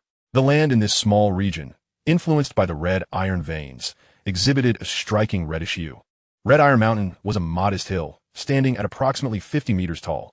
From a distance, although the rocky terrain appeared rugged and uneven, it seemed to have been meticulously planned, with several safe and convenient paths carved out, alongside numerous copper-hued magical plants. The rock iron tree, among the most resilient of low-tier magical flora, was commonly utilized for specialized road surfaces, fortifications, construction, and alchemical equipment. Rayt's gaze sharpened as he easily recognized the type of magical plant. Within the canyon's defensive line, rock iron wood was frequently transported from the rear for the creation of gear, mechanisms, and fortifications. However, the quantity here seemed somewhat excessive for a miner baron. Raising his suspicions, surveying the surroundings, apart from Red Iron Mountain, the surrounding reddish land, including the patch he stood upon, had a rock iron tree planted every few meters, while other areas bore none.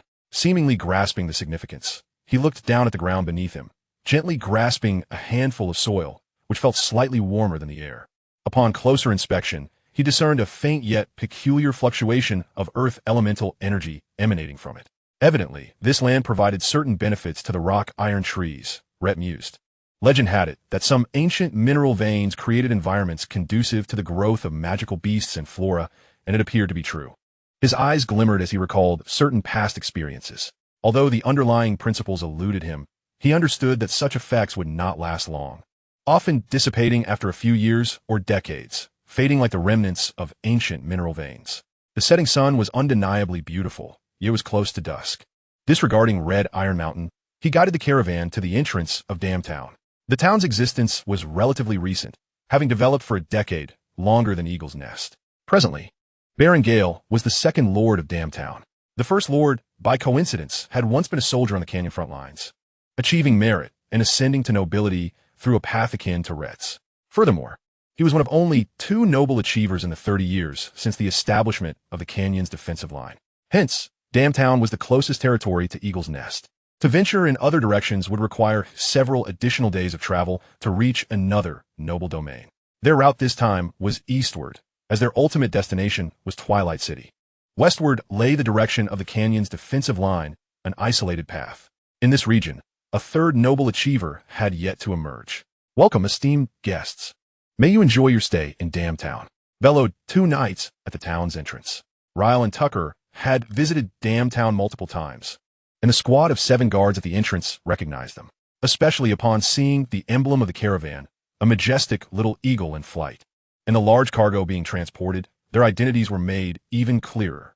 Damas observed the caravan from Eagle's Nest as it proceeded slowly, his pupils narrowing as he sensed the lingering aura of a magical beast emanating from the last carriage, though the cold scent indicated it had long since perished. The flame lion, judging by its size, was indeed a late-stage, first-tier magical beast. Ryle and Tucker's combined prowess was truly formidable. Damas couldn't help but click his tongue in admiration.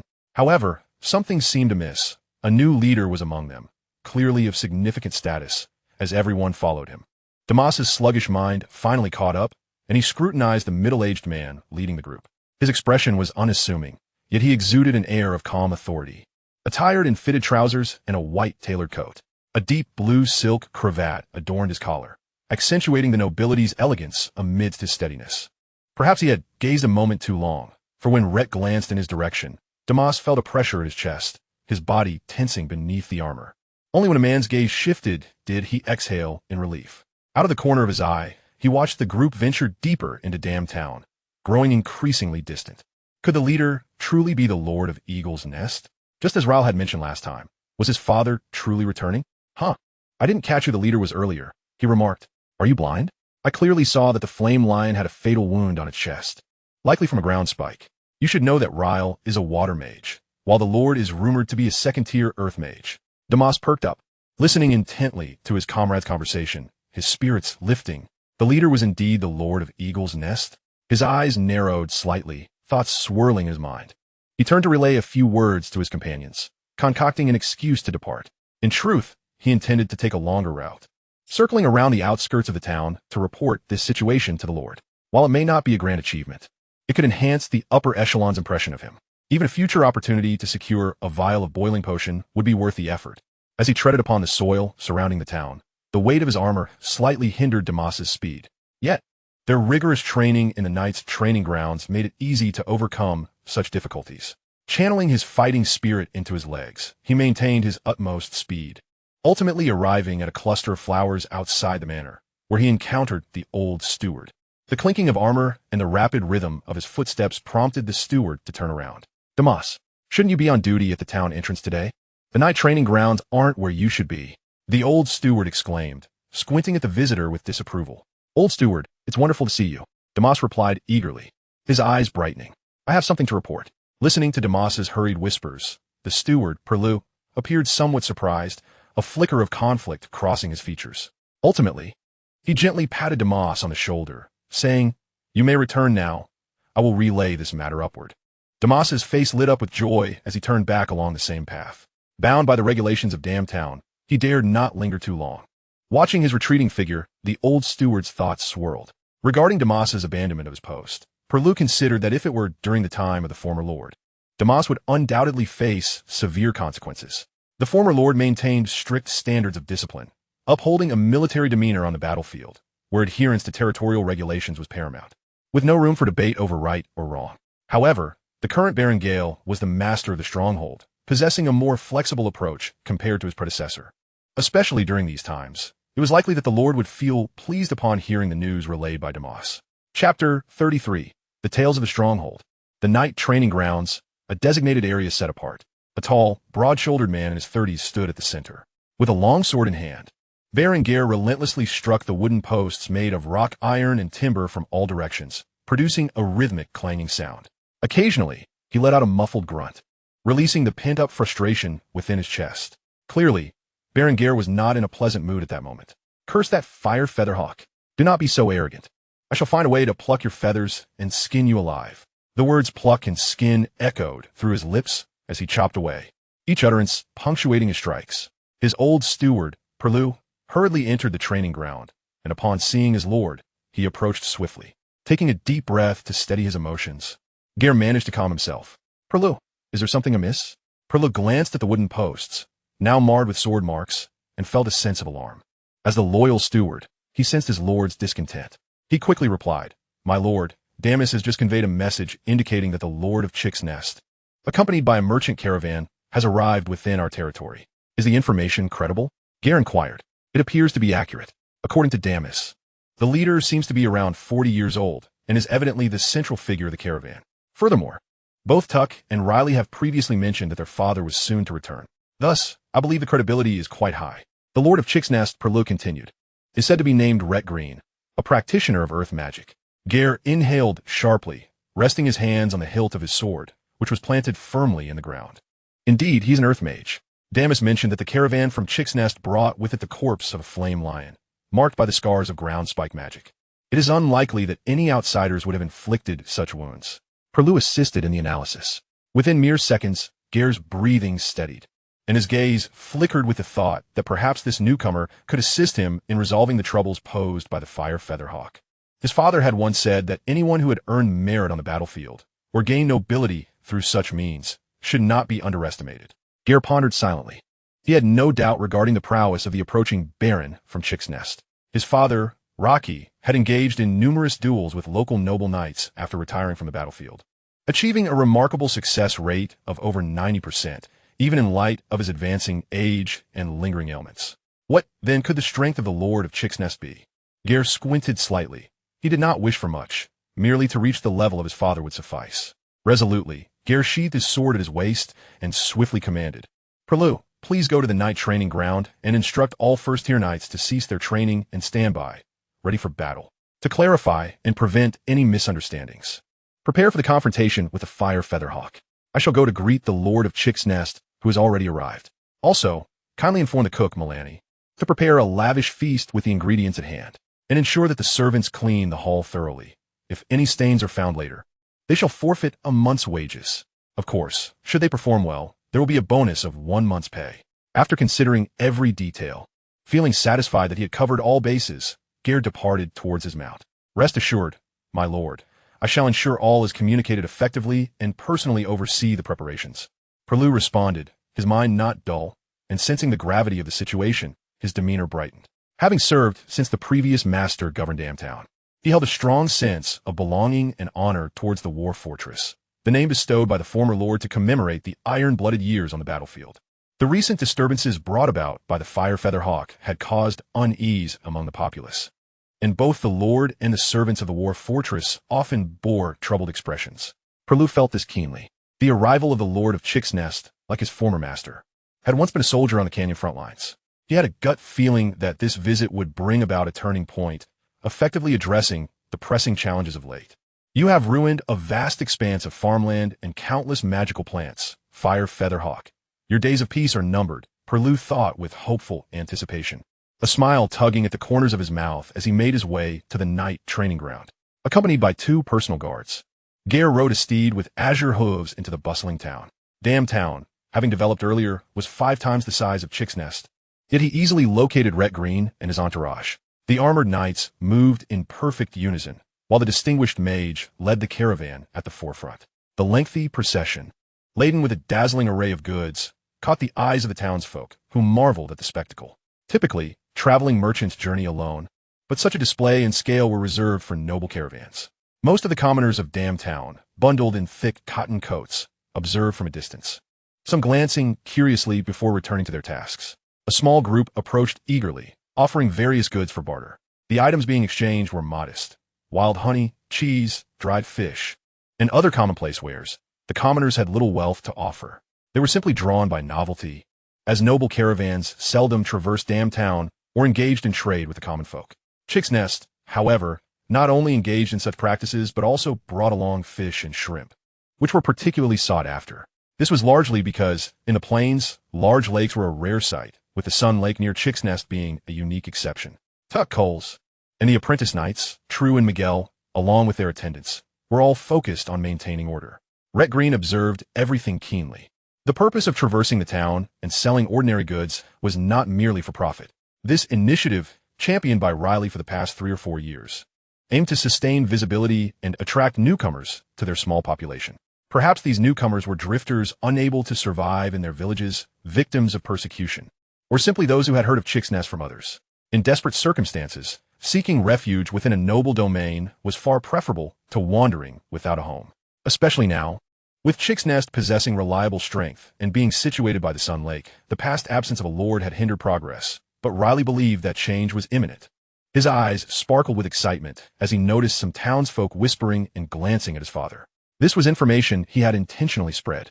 His father was a second-tier mage and a retired baron, Rhett Green. Besides this, Riley harbored another ulterior motive, hoping to find a bargain. Yet, he never held out too high expectations. Perhaps someone would trade away an item of unknown origin. Without this dual purpose, the quickest and most efficient approach for each caravan would be to head straight to the castle upon arrival at a territory and trade directly with the lord. After all, the townsfolk were vassals and assets of the lord. As Chapter 34 unfolds, titled Gold and Red in the Manor, Riley's gaze fell upon a tall and imposing figure approaching, seemingly a few years younger than his father. Oh, look who it is. A seasoned warrior with a familiar aura, reminiscent of my father's demeanor upon his retirement. I recall hearing that the Lord of Chick's Nest would soon return. You must be Rhett Green? Gare dismounted gracefully 3 meters away, striding forward with an expression of surprised familiarity. It is a pleasure to meet you. I am Gare Danton, the Lord of Damtown. As the azure-hoofed steed approached, the townsfolk nearby dispersed, maintaining a respectful distance from their lord. As Gare promptly revealed his identity, Rhett remained unsurprised, maintaining a polite smile. Indeed, I'm the Lord of Eaglet Town. So, you're the son of Rocky? I have long admired your father's esteemed reputation. Though we were not in the same unit at the front lines, I have heard tales of your father's valiant exploits from others. What honor it is. Gare's eyes sparkled with delight as he stepped forward to warmly shake hands and embrace Rhett. He relished the mutual flattery, excelling in this art. Hat smiled Ginsli, ceremoniously extending his arms to briefly touch shoulders with his counterpart. Having lived 2 lives, he adeptly navigated various social situations. My father often recounts his battlefield stories. A few years ago, he mentioned that he particularly enjoyed the seafood from Sun Lake. I can smell it, the rich aroma of Sun Lake. Gare sniffed the air enthusiastically as he made his way to the first carriage, seemingly captivated, his gaze fixed on the golden-wrapped boxes. Surely, these must contain Sun Lake seafood. Possibly the giant claw crabs, renowned for their delectable roe. Gare raised his eyebrows, showering praise. Rhett, unable to discern whether Gare's words were sincere or merely courteous, pondered briefly before responding casually. Unfortunately, the quantity of seafood I brought this time is rather limited. However, as a token of our first meeting, I can generously offer these few exquisite boxes to Sir Gare. He called out with resolute tone, Tuck, when we arrive at the manor, ensure these boxes of seafood are presented to Baron Gare. As neighbors of Eaglet Town, Rhett saw little harm in fostering goodwill. After all, seafood was a trivial expense. Gare's eyes gleamed with delight, though he concealed it well.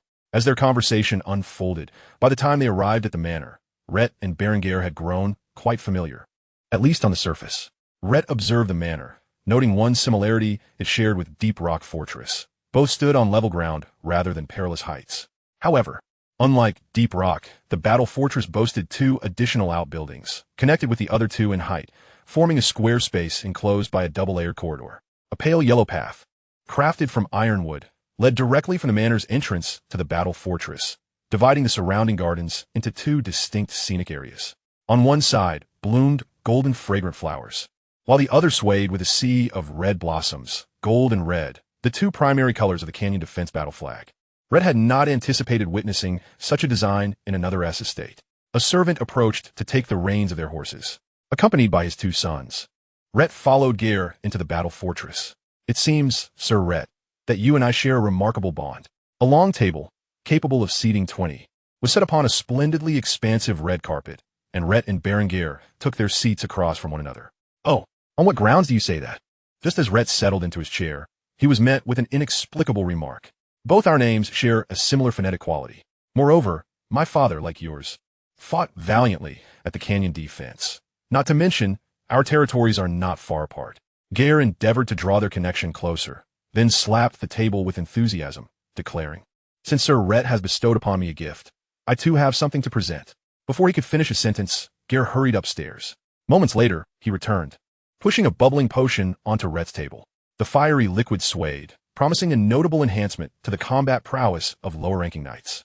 Sir Rhett's territory undoubtedly harbors many knights who would find this bubbling potion of great interest. This bottle shall serve as my gift to commemorate our meeting. Even if you do not require it, Tuck shall greatly benefit from it. Gare beamed, as a maid in a short white dress approached Rhett to pour tea. The overwhelming scent of perfume enveloped the air, entirely overshadowing the tea's delicate aroma. Rhett felt somewhat uncomfortable. He preferred more subtle fragrances, ideally those of nature. With a hesitant expression, he lightly tapped the table. "Berengar, this bubbling potion is rather extravagant as a gift." Gare's delighted smile widened at Rhett's response. This was precisely the effect he desired. He needed to offer something beneficial to Rhett to facilitate future requests. After all, dealing with the Firefeather Eagles was not a trivial matter. To be forthright or to employ cunning tactics would yield unsatisfactory results. The two aerial magical beasts were not to be trifled with. Without the assistance of a magician, two knights would undoubtedly find themselves in a vexing predicament. While engaging in close combat with flying magical beasts was somewhat manageable, there was a chance for counterattacks during their assault. However, facing magical beasts capable of ranged spells was an entirely different headache for knights. It was far more troublesome than contending with a magician, as magicians generally fought on land, presenting opportunities to confront opponents. Yet, in the skies, the only recourse was to evade, an utterly helpless position. Using bows and arrows for counterattacks, though a viable option, posed significant challenges for lower-ranking knights, as their combat energy would quickly dissipate once detached. Only by wielding their weapons and continuously channeling their energy could they unleash its full might. Therefore, relying solely on archery required not only exceptional skill, but also offered limited effectiveness against magical beasts. Only by becoming Earth Knights, transcending to a higher tier, could one leap several meters with ease, no longer feeling so powerless against magical beasts. Furthermore, an Earth Knight's combat energy was more substantial, capable of adhering to arrows. Solid and unyielding. As long as their archery skills were proficient, they could inflict considerable harm upon flying magical beasts. Noticing a peculiar glint in Gare's gaze, as if he were eyeing something exceedingly desirable, Rhett pondered briefly and deduced that it was likely related to the Firefeather Eagles. With a slight smile, he unceremoniously passed the bubbling potion to Tuck, who, oblivious to the implications, simply beamed with joy at receiving a bottle of bubbling potion from his father. Upon witnessing that the Baron of Eaglet Town accepted the potion, Gare's face lit up with satisfaction. He prepared his next line, ready to speak, but Rhett's response was swifter, interjecting, "The value of this bubbling potion far exceeds that of the seafood from Sun Lake. As a token of friendship between Eaglet Town and Dam Town, we should at least ensure our offerings are of comparable worth, should we not?" Coincidentally, on our journey, we encountered a flame lion that obstructed our path to Dam Town. We have brought its carcass along as well. I believe it would serve as a most fitting personal gift. Rhett maintained his smile, taking a delicate sip of tea. Gare hesitated, his mood dampening. Rhett's eloquence was impeccable, leaving Gare a loss for how to further entangle the conversation. Pursuing the matter would be far too obvious. Chapter 35, Scout Rocky. Gare's smile remained unchanged. This proposal was indeed splendid. He had long heard that flame lion meat was exquisitely delectable and could aid in rapid stamina recovery. Its magic crystal was also quite valuable. Moreover, since it had impeded your journey to Dam Town, it would hold great significance as a gift. However, beneath the table, he twisted his foot, wrinkling the carpet. He stood, intending to take the Green family on a tour of the territory. While appreciating the scenery, he would seek an opportune moment to broach the topic of the Firefeather Eagles. Just as Gare was about to speak, he furrowed his brow. His keen hearing, a trait of a second-tier knight, detected footsteps outside, a hurried approach. Suddenly, the door swung open to reveal a poised female knight, her hair swept back and cheeks flushed, a few beads of sweat glistening on her forehead. She spotted Riley and gazed at him with apparent surprise, her hands waving in greeting like a neighborly girl. Gare, well acquainted with his daughter's temperament, observed the scene before him with a deepening gaze. "Ah, Rayla, do you still remember me?" Kleena, clad in a form-fitting outfit that accentuated her lithe figure, stood at the doorway where a gentle breeze caressed her, causing a few strands of her blue hair to sway gracefully. With a light-footed stride, Kleena settled beside Rayla, expressing her delight. "I had a hunch that important guests would arrive, and it seems my intuition was correct." Kleena appeared genuinely pleased with her prescience. Counting off on her fingers, it's been 6, 7, perhaps even 8 months since her last visit. Rayla caught a whiff of a fragrant breeze and subtly shifted to the left by 3 centimeters, finding the previous distance a touch too intimate for the occasion. The alluring woman beside him was certainly memorable. She was Kleena, the daughter of Count Breen, one of the few noble maidens with whom he shared a cordial rapport during his visits to Dramione. With a courteous bow, Rayla smiled politely. "It's a pleasure to see you again, the beautiful Miss Kleena."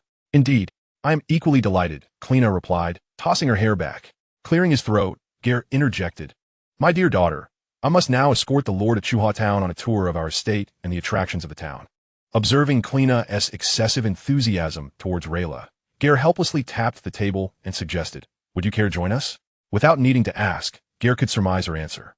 He picked up a bag of cookies, intending to share them with some small animals they might encounter, and turned to lead the way. Of course, Kleena followed eagerly, tugging at Rayla's sleeve to urge him to accompany them. The outer fortress of Dar Manor was impressively constructed, perhaps owing to its origins from the First Lord, a veteran who had retired from the battlefield. Rhett had noted this upon his arrival. However, as an esteemed guest, it would be discourteous to intrude upon the knight's training ground without proper introduction. Exiting the battle fortress, his gaze returned to the outer grounds, spanning an impressive 30,000 square meters, segmented into flatland, sandy areas, and wooded sections.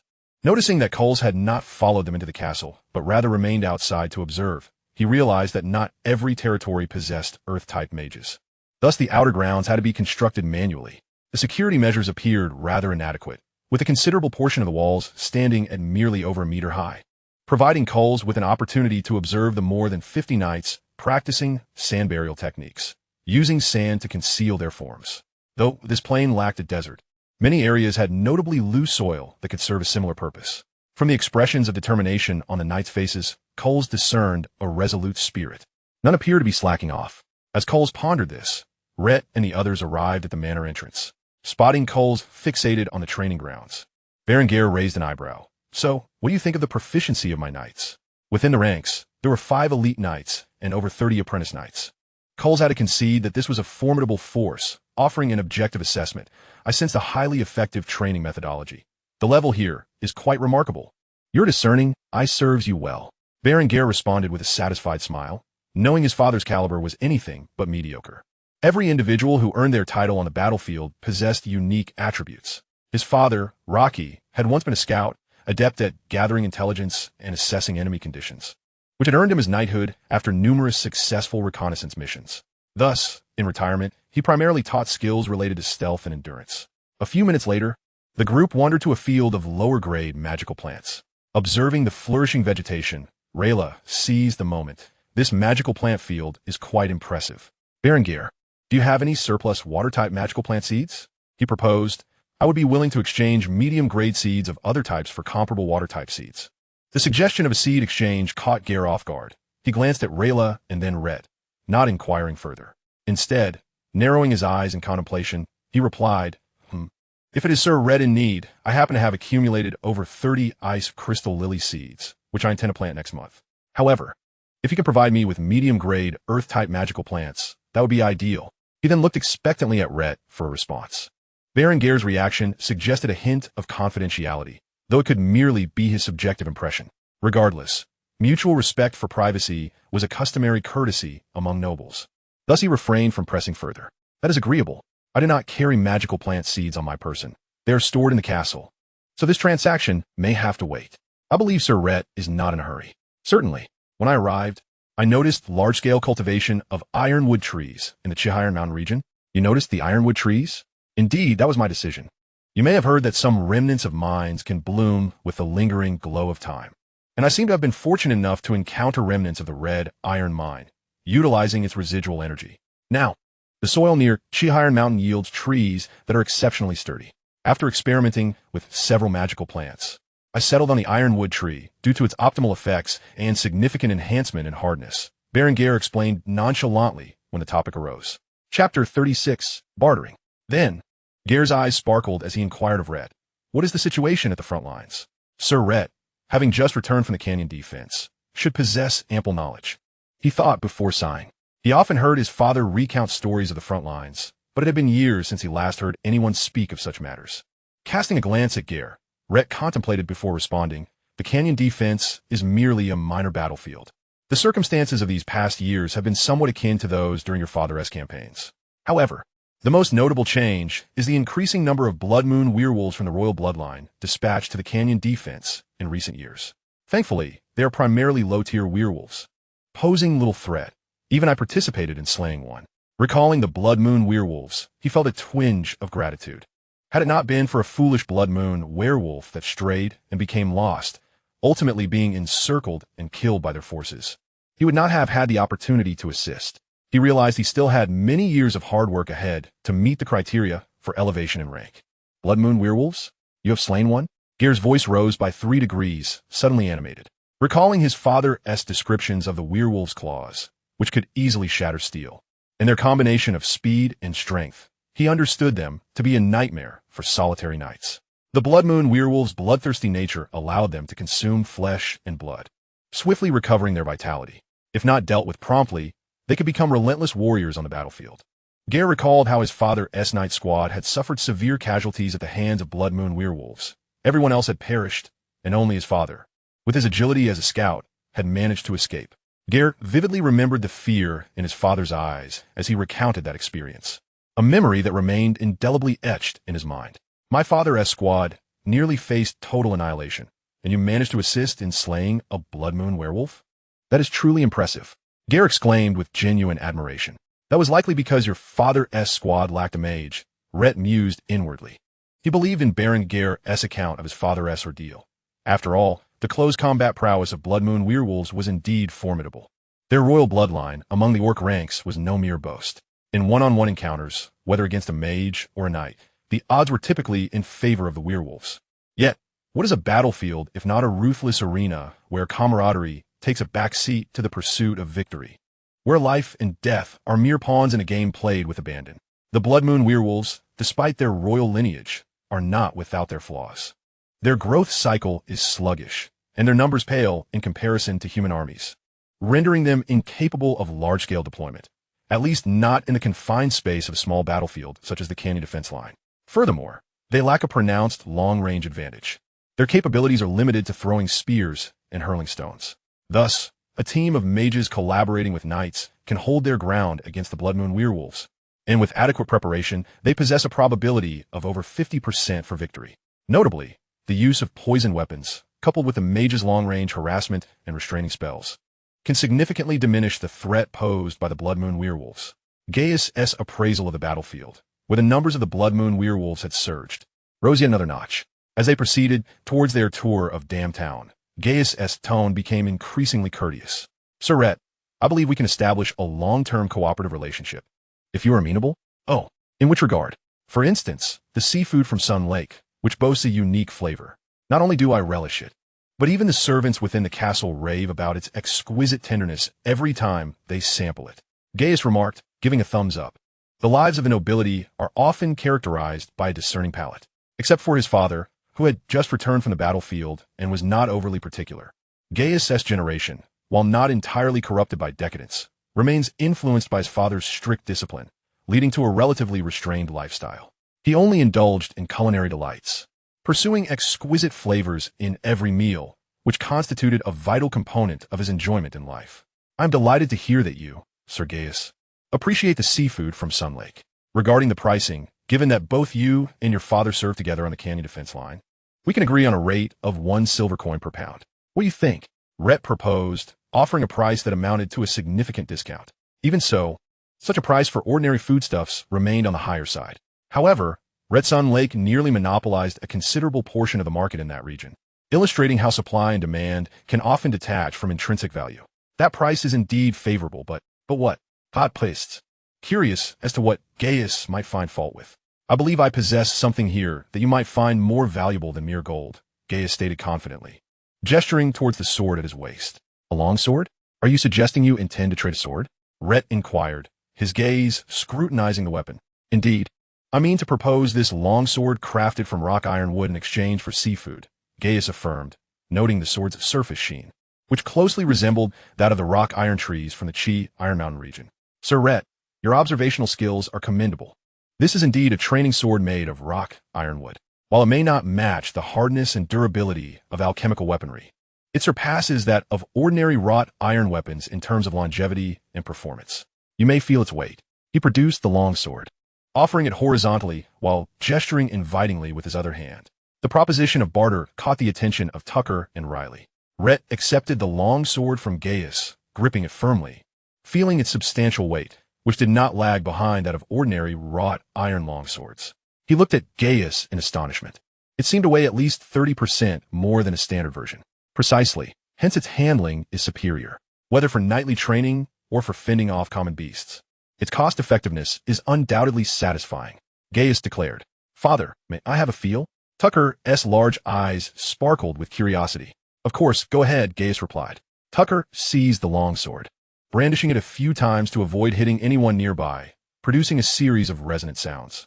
After a moment, he lowered it, gently tapping the blade, nodding in approval. "It's better than our training swords." After Tucker's examination, Riley took his turn, scrutinizing the weapon closely before commenting. "The durability of rock ironwood is far superior to that of iron, saving time and effort. If we were to replace our training swords with this, we wouldn't have to worry about frequent wear and tear. Now, Sir Rhett, are you satisfied with my proposal? Please believe me. The price I offer will not leave you a loss." Gaius beamed at Rhett. "The abundance of rock iron trees in the territory ensures a continuous supply, and crafting knightly swords consumes minimal timber. Merely a gesture of goodwill to foster a positive relationship with this promising Lord of Eaglet Town. With the population of Eaglet Town being limited and the blacksmith's resources stretched thin, utilizing swords made of rock iron would indeed simplify matters." Rhett narrowed his eyes slightly, contemplating. Ordinary apprentice knights would naturally lack access to alchemical equipment. Only knights of the first rank would enjoy such privileges. Indeed, this would constitute a commendable transaction. Rhett smiled faintly, making his decision. Whether it pertained to seafood or training swords, both were trifles unworthy of hesitation or indecision. After negotiating the finer details, they settled on a transaction of 1 rock iron sword in exchange for 10 pounds of seafood. Such bartering among nobility is a commonplace affair. Chapter 37, Confession. The two continued their lengthy discussion regarding the future cooperation between their territories for half the afternoon, interspersed with light-hearted conversation to enliven the atmosphere. Unbeknownst to them, evening was once again approaching. Caw, caw, scattered crows perched on the gnarled branches of ancient trees, bidding farewell to the descent of the sun. A few clouds drifted across the sky, soon to merge with the encroaching night. Kleena and Riley walked about 10 meters behind Rhett and Gaius. During this caravan outing, Riley found himself largely uninvolved in the specifics of the proceedings. The Lord of Eaglet Town took the lead, overseeing everything with rightful authority. After all, he believed his father's capabilities surpassed his own, possessing a broader vision and a more profound understanding of a larger picture. Since his father's return, the territory had merely gained a second-tier mage. Yet the actual changes within the territory far exceeded the benefits conferred by an ordinary second-tier mage. The furnace meditation method, the breathing techniques from ancient relics, and the snow elf Nina. Any one of these would surely create quite a stir outside. Riley sighed inwardly. Had his father not been present, would the territory have undergone these transformations? He pondered, finding it improbable. Aside from the meditation method, it was uncertain when the other elements that existed within the territory would manifest. Some might never come to pass, particularly the snow elf, who might have slipped away from him forever. The comparison of these two scenarios left him with an unshakable sense of urgency. There remained much to learn. Humility fosters progress, while pride leads to decline. Throughout the years of growth, this phrase seemed to have seeped into his very blood, engraved into the rings of his being. "Riley, you mentioned that you have reached the latter stages of first-tier mage. Your rate of advancement has exceeded my expectations. When do you think you might break through to the second tier?" The silence lingered a moment too long, prompting Kleena to find a new topic. She gazed at Riley, but after several seconds, he showed no signs of turning to respond, appearing oblivious to her presence. "Riley, what are you thinking?" Kleena waved her hand in front of his eyes. Snapped back to reality, Riley blinked at Kleena, who was pouting in annoyance, and offered an apologetic smile. "I'm sorry. I was captivated by the scenery of damn town. Look at that sunset. It's beautiful. I senti it? That is impossible." Your pupils were dilating. You weren't paying any attention to the horizon at all. Kleena huffed, turning her head away in displeasure. However, she couldn't help but steal a glance at Rayleigh from the corner of her eye. The smile gracing her lips was particularly captivating under the golden rays of the setting sun. although they had only spent half an afternoon together. Her fondness for Rayleigh had already begun to blossom. In Rayleigh, she sensed a remarkable composure, as though no challenge could ever daunt her.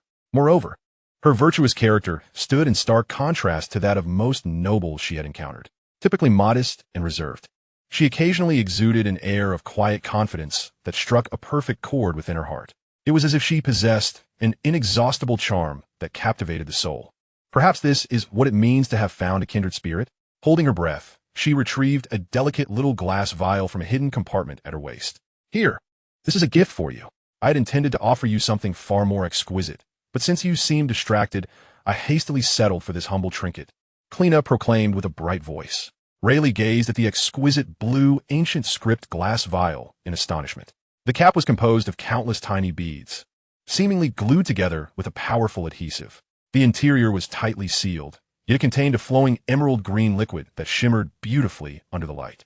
After examining it for a moment, she inquired, "What is this?" "Perfume. Did you make it yourself?" "Of course not. I purchased it from a shop in the town."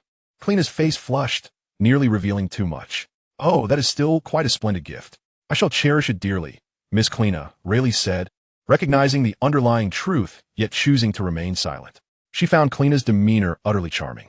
After placing the perfume bottle into her bag, she added, "If the opportunity arises, I hope Miss Clina will visit my territory, and I would be delighted to present you with a token of my gratitude in return." "Really? I happen to be planning a trip next spring. What do you say to a visit to Eaglet Town?" Clina's eyes sparkled with excitement as she mischievously suggested. Rayleigh shrugged, indicating her agreement. The conversation between Clina and Rayleigh reached the ears of Gare, who made no attempt to interrupt, instead wearing a smile. Since Baron Let had successfully returned, and given their equal standings, he welcomed the possibility of something blossoming between them. He sensed that Rayleigh was inviting his daughter to visit Eaglet Town, indicating that their relationship was progressing to a new level. Gare's eyes gleamed with a fleeting opportunity. Sighing deeply, he contemplated the sudden, uncharacteristic behavior exhibited by Gare at this moment, wondering if they were about to address a more serious matter. "Sir Gare, why the sudden sigh?" Let feign ignorance as he inquired. Gare appeared conflicted, hesitating for a moment before sincerely requesting, "Sir Let, my territory has recently been besieged by fire-feathered eagles, and I find myself utterly incapable of handling the situation alone. I am in dire need of your assistance." Let's expression betrayed genuine surprise, his demeanor turning grave. "Fire-feathered eagles? Second-tier flying magical beasts are no trifling matter. How many are there?" "Two, a male and a female, seemingly a pair. They have already slaughtered over a dozen of my subjects and laid waste to a significant portion of my farmland." Gare clenched his fists in frustration. His gaze toward Let filled with hope. After an afternoon of interaction, Gare recognized that this lord of Eaglet Town was no ordinary individual.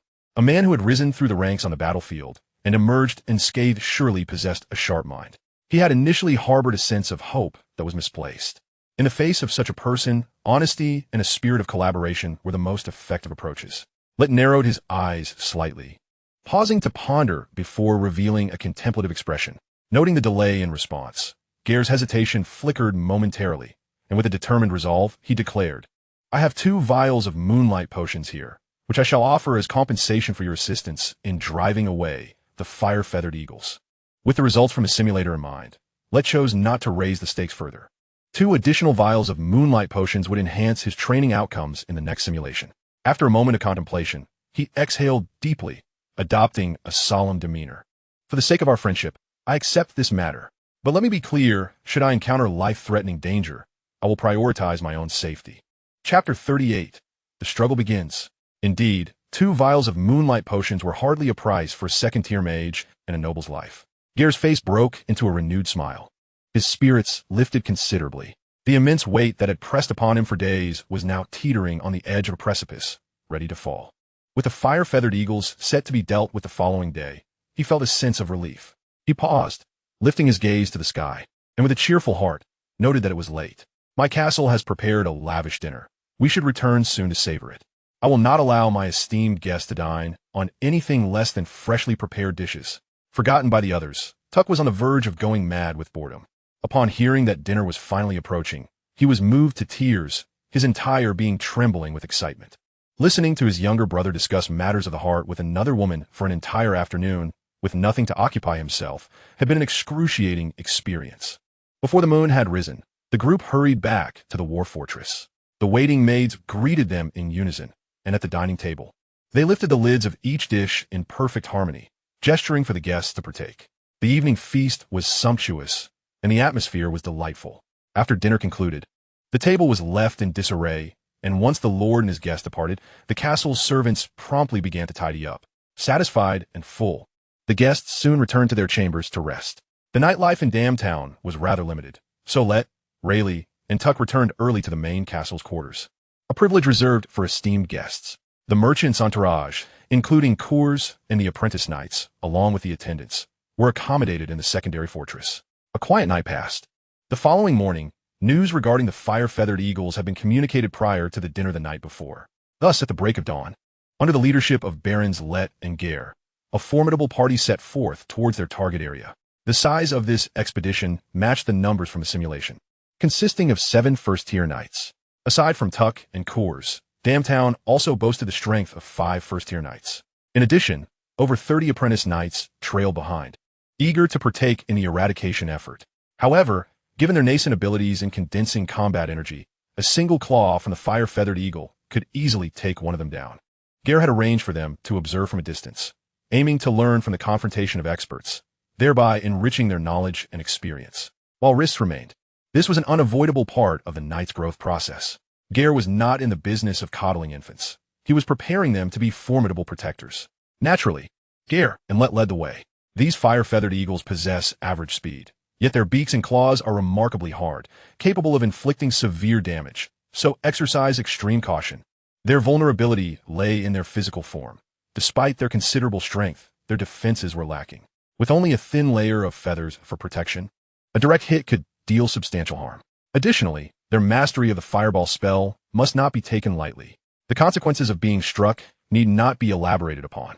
As they advanced, Gare reiterated the critical points to Rayt, Tuck, and Rayt once more, his unease palpable. Understood, Rayt nodded, fully committing the information to memory. He would not allow the prior knowledge of the simulator's outcome to foster complacency. A lion spares no effort, even when hunting a rabbit, and the habits formed on the battlefield would not permit him to underestimate any adversary. Moreover, the future was not predetermined. A moment of relaxation could lead to drastic changes. Caw! Caw! Before they could cross the small hill ahead, the unmistakable calls of eagles pierced the air, resonating with a sharpness that seemed to slice through the very fabric of space. The cry of the fire-wing eagle echoed ahead. Hurry! We cannot linger in the nest at this hour. If we delay any longer, it is highly likely that it will embark on its hunt. Baron Galray's expression was one of urgency. It was evident what prey lay within his territory. As soon as he spoke, the pace of the troops surged, swift and orderly, reminiscent of a military formation. This was undoubtedly the result of Rayt's prior impromptu training. To the north of Town lay a small expanse of undulating hills, with several slopes rising and falling. After traversing 3 of these hills, a colossal ancient tree, ablaze with fiery red hues, emerged atop the final peak, wreathed in curling crimson smoke. The eagle's call resonated from ahead, causing every member of the party to tense with anticipation. The knights unsheathed their long swords, shields raised. Marcus Tucker and 5 other first-tier knights formed a defensive line, shields interlocked to create an impenetrable barrier, with their swords poised between the gaps, ready to strike at a moment's notice. At this juncture, any unit lacking in individual strength would be courting disaster by dispersing. With 2 second-tier warriors as their backbone, they needed to unite to forge a force that could influence the unfolding battle. The remaining apprentice knights, under Galray's signal, retreated to the reverse side of the hill, peeking over to observe the battlefield. Suddenly, their eyes widened in terror. The fire-wing eagle, with its remarkable vision, spotted the advancing troop from afar, becoming increasingly agitated. With a piercing cry, 2 fire-wing eagles soared into the sky, circling once before diving down from their lofty height. Without a hint of fear, Tucker charged forward farther. Be careful. His knees bent slightly, channeling energy into his legs, preparing to unleash the same explosive leap he had executed against the flame lion 2 days prior. Galray moved closer to Rayt, ensuring his safety, not out of sentiment, but to secure the output environment. Rayt's demeanor sharpened, his gaze cold and detached, as if reflecting the countless corpses of battlefields within his eyes. As the 2 fire-wing eagles descended halfway, they abruptly halted in midair. They paid no heed to the swarm of apprentice knights, mere ants to such a formidable aerial beast, who could be effortlessly dispatched. Only the two humans at the forefront posed a significant threat, particularly Rayt, whose mere gaze sent shivers down the eagle's spine. Under the eagle's scrutiny, Galray's energy swirled around him, while Rayt raised his wand. Sensing the potential danger of diving down, both firewing eagles instinctively glanced towards the direction of the red flame tree, where their offspring awaited. They opted for a more cautious approach in their attack. Their wings spread leisurely, maintaining a steady rhythm as they hovered in the air, their throats swelling with a buildup of energy as if something was surging from their stomachs.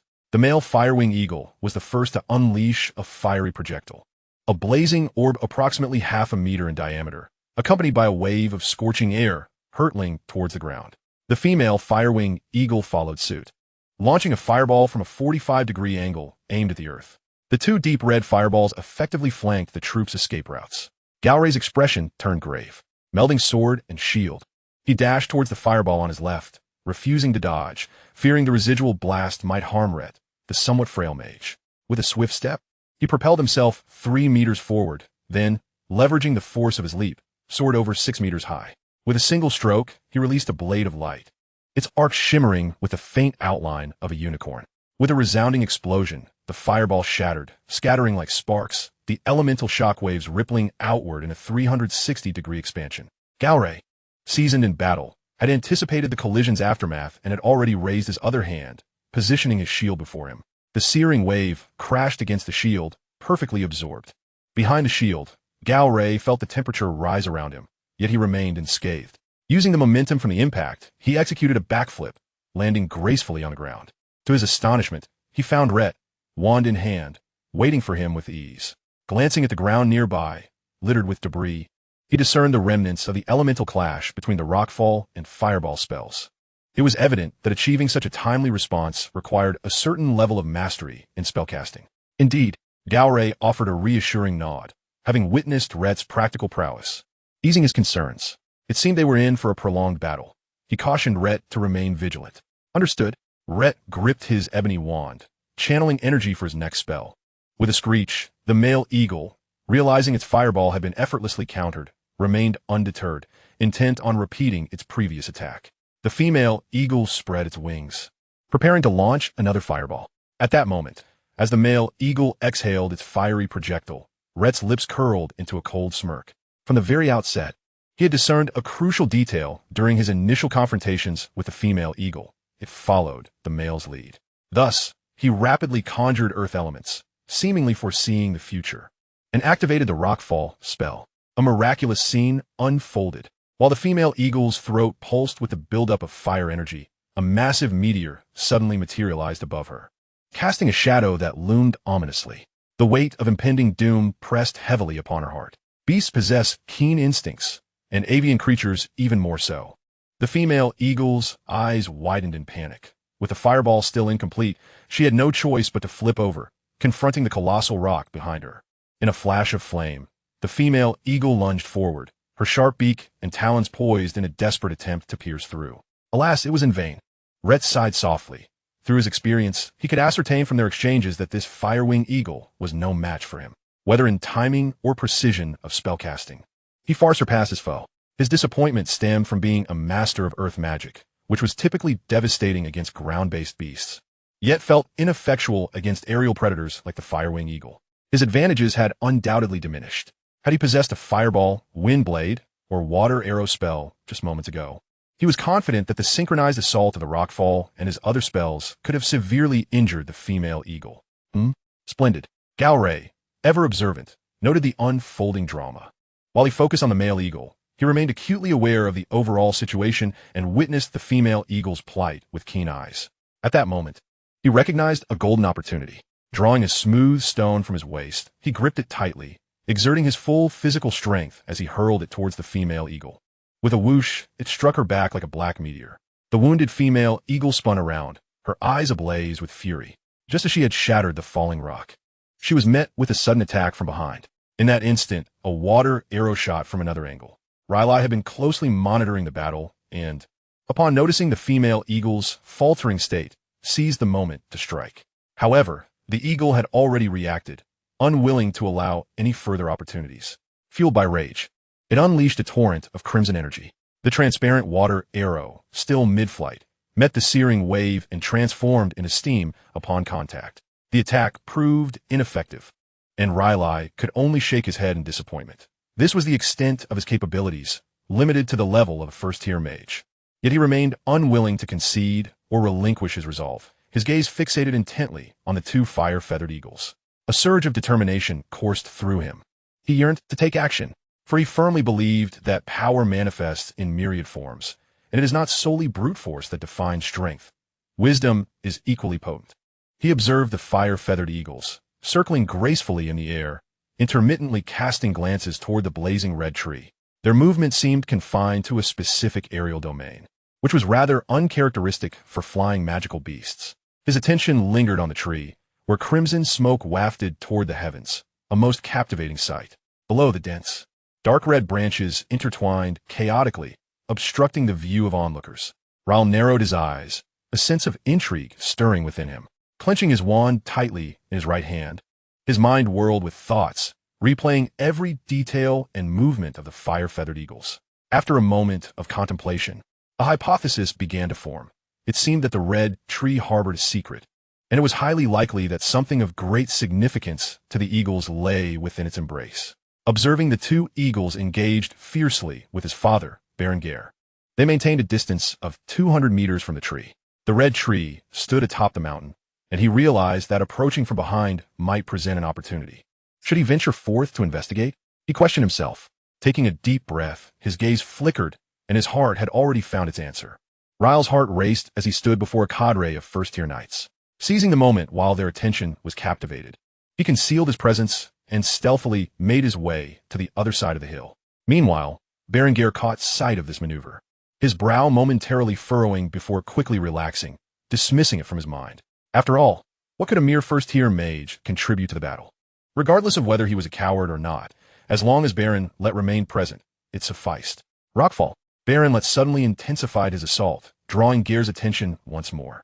The earth-shattering spells he unleashed plummeted from the sky, bombarding the two fire-feathered eagles like a relentless storm.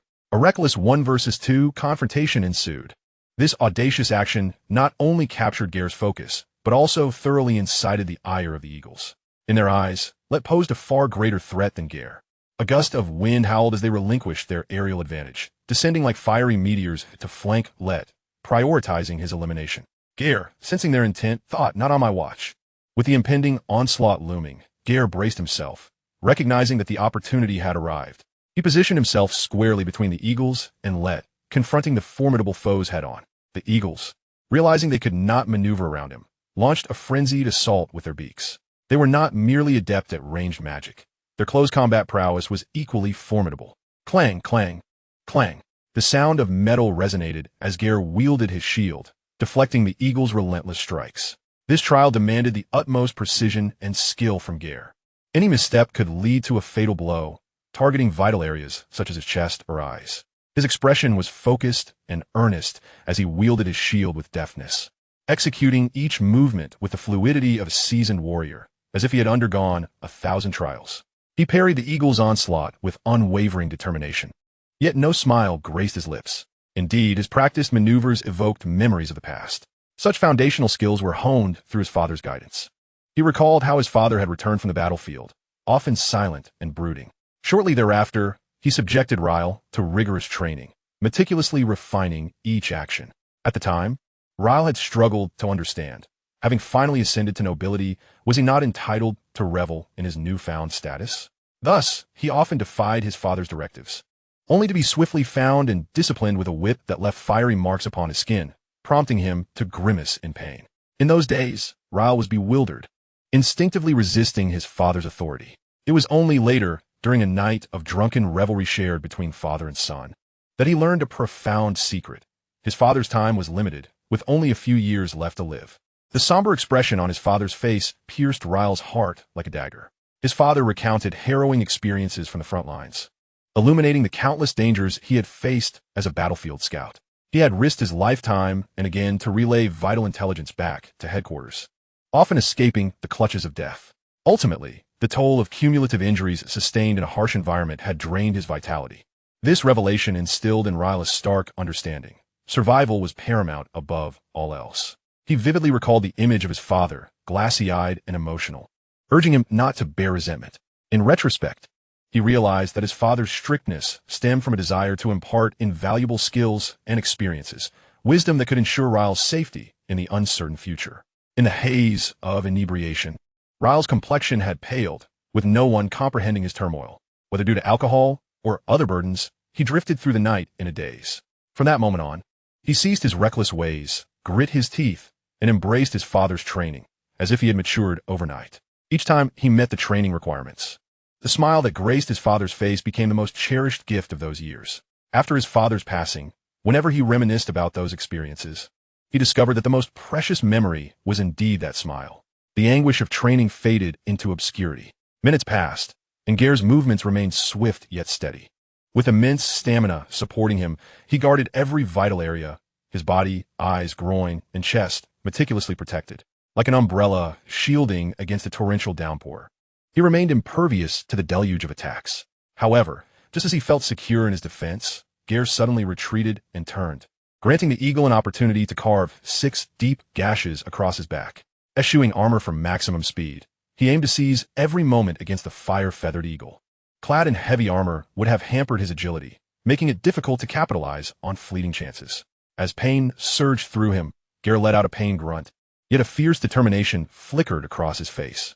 He retaliated with a swift motion, a faint white light enveloping his blade as it struck the fire-feathered eagle that had injured him. In a critical moment, the eagle narrowly evaded his blow, letting out a sharp cry as it ascended into the sky. Gare, catching sight of the eagle with a vivid scar across its chest, gasped for breath but ultimately smiled. His efforts had not been in vain.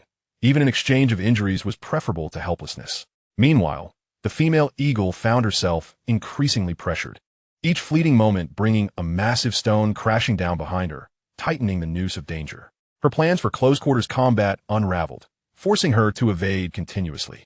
Unbeknownst to anyone, she had unwittingly been driven towards the hill where the red tree stood, the distance shrinking perilously. The specter of death loomed over her, and with her keen intellect, she had no time to ponder the implications. It was evident that Let's spell-casting skills were exceptionally refined, directing his rockfall spells with pinpoint accuracy, effectively corralling the fire-feathered eagle towards his desired location. Why is Let moved over there? Baron Gare frowned, disconcerted at the sight of the mage straying too far from their formation. Yet, a moment's reflection revealed that Let's mastery of magic had nearly reached its zenith. A solitary female eagle was merely being overwhelmed, requiring no excessive concern from him. They had enlisted a formidable ally. His sole responsibility was to ensure his own safety while preventing Let from being besieged. Upon this realization, a surge of vigor coursed through him as he fixed his gaze upon the majestic eagle. With a swift motion, he drew forth 2 stones and hurled them towards the creature, simultaneously beckoning it with a taunting gesture. The stones shattered upon impact. Yet the harm inflicted by Gale's actions was minimal, though the insult was piercing. Enraged, the eagle flapped its wings violently, stirring a tempestuous gust, and unleashed a fireball from the heavens. In a moment of crisis, Gale deftly twisted his body, evading the onslaught by a mere 3 meters, his feet landing with a resolute steadiness, exuding an air of nonchalance. Trained rigorously by his father since childhood, subjected to a relentless one-on-one regimen, many practical and effective maneuvers had become second nature to him. I must feign another vulnerability, otherwise it will be challenging to injure this eagle. Unbeknownst to Gale, he was oblivious to the plans of Rayt, his mind solely focused on how to vanquish the formidable creature before him. A glint of inspiration sparked in his eyes as he conceived a strategy. He recalled a particular hill from whence he had come, its rugged terrain presenting an ideal opportunity. Without hesitation, he dashed toward it.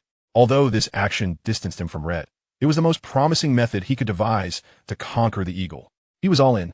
In the blink of an eye, a gust of wind propelled him to the side of the small hill where the apprentice knight lay hidden, positioning him diagonally across from Rayt, creating a Z formation with the 2 hills.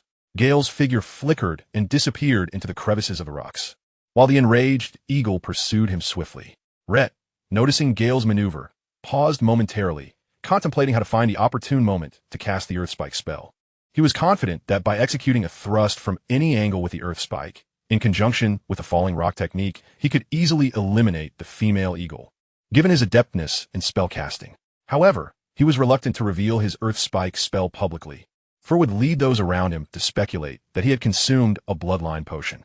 Such revelations could incite unnecessary conjecture and complications.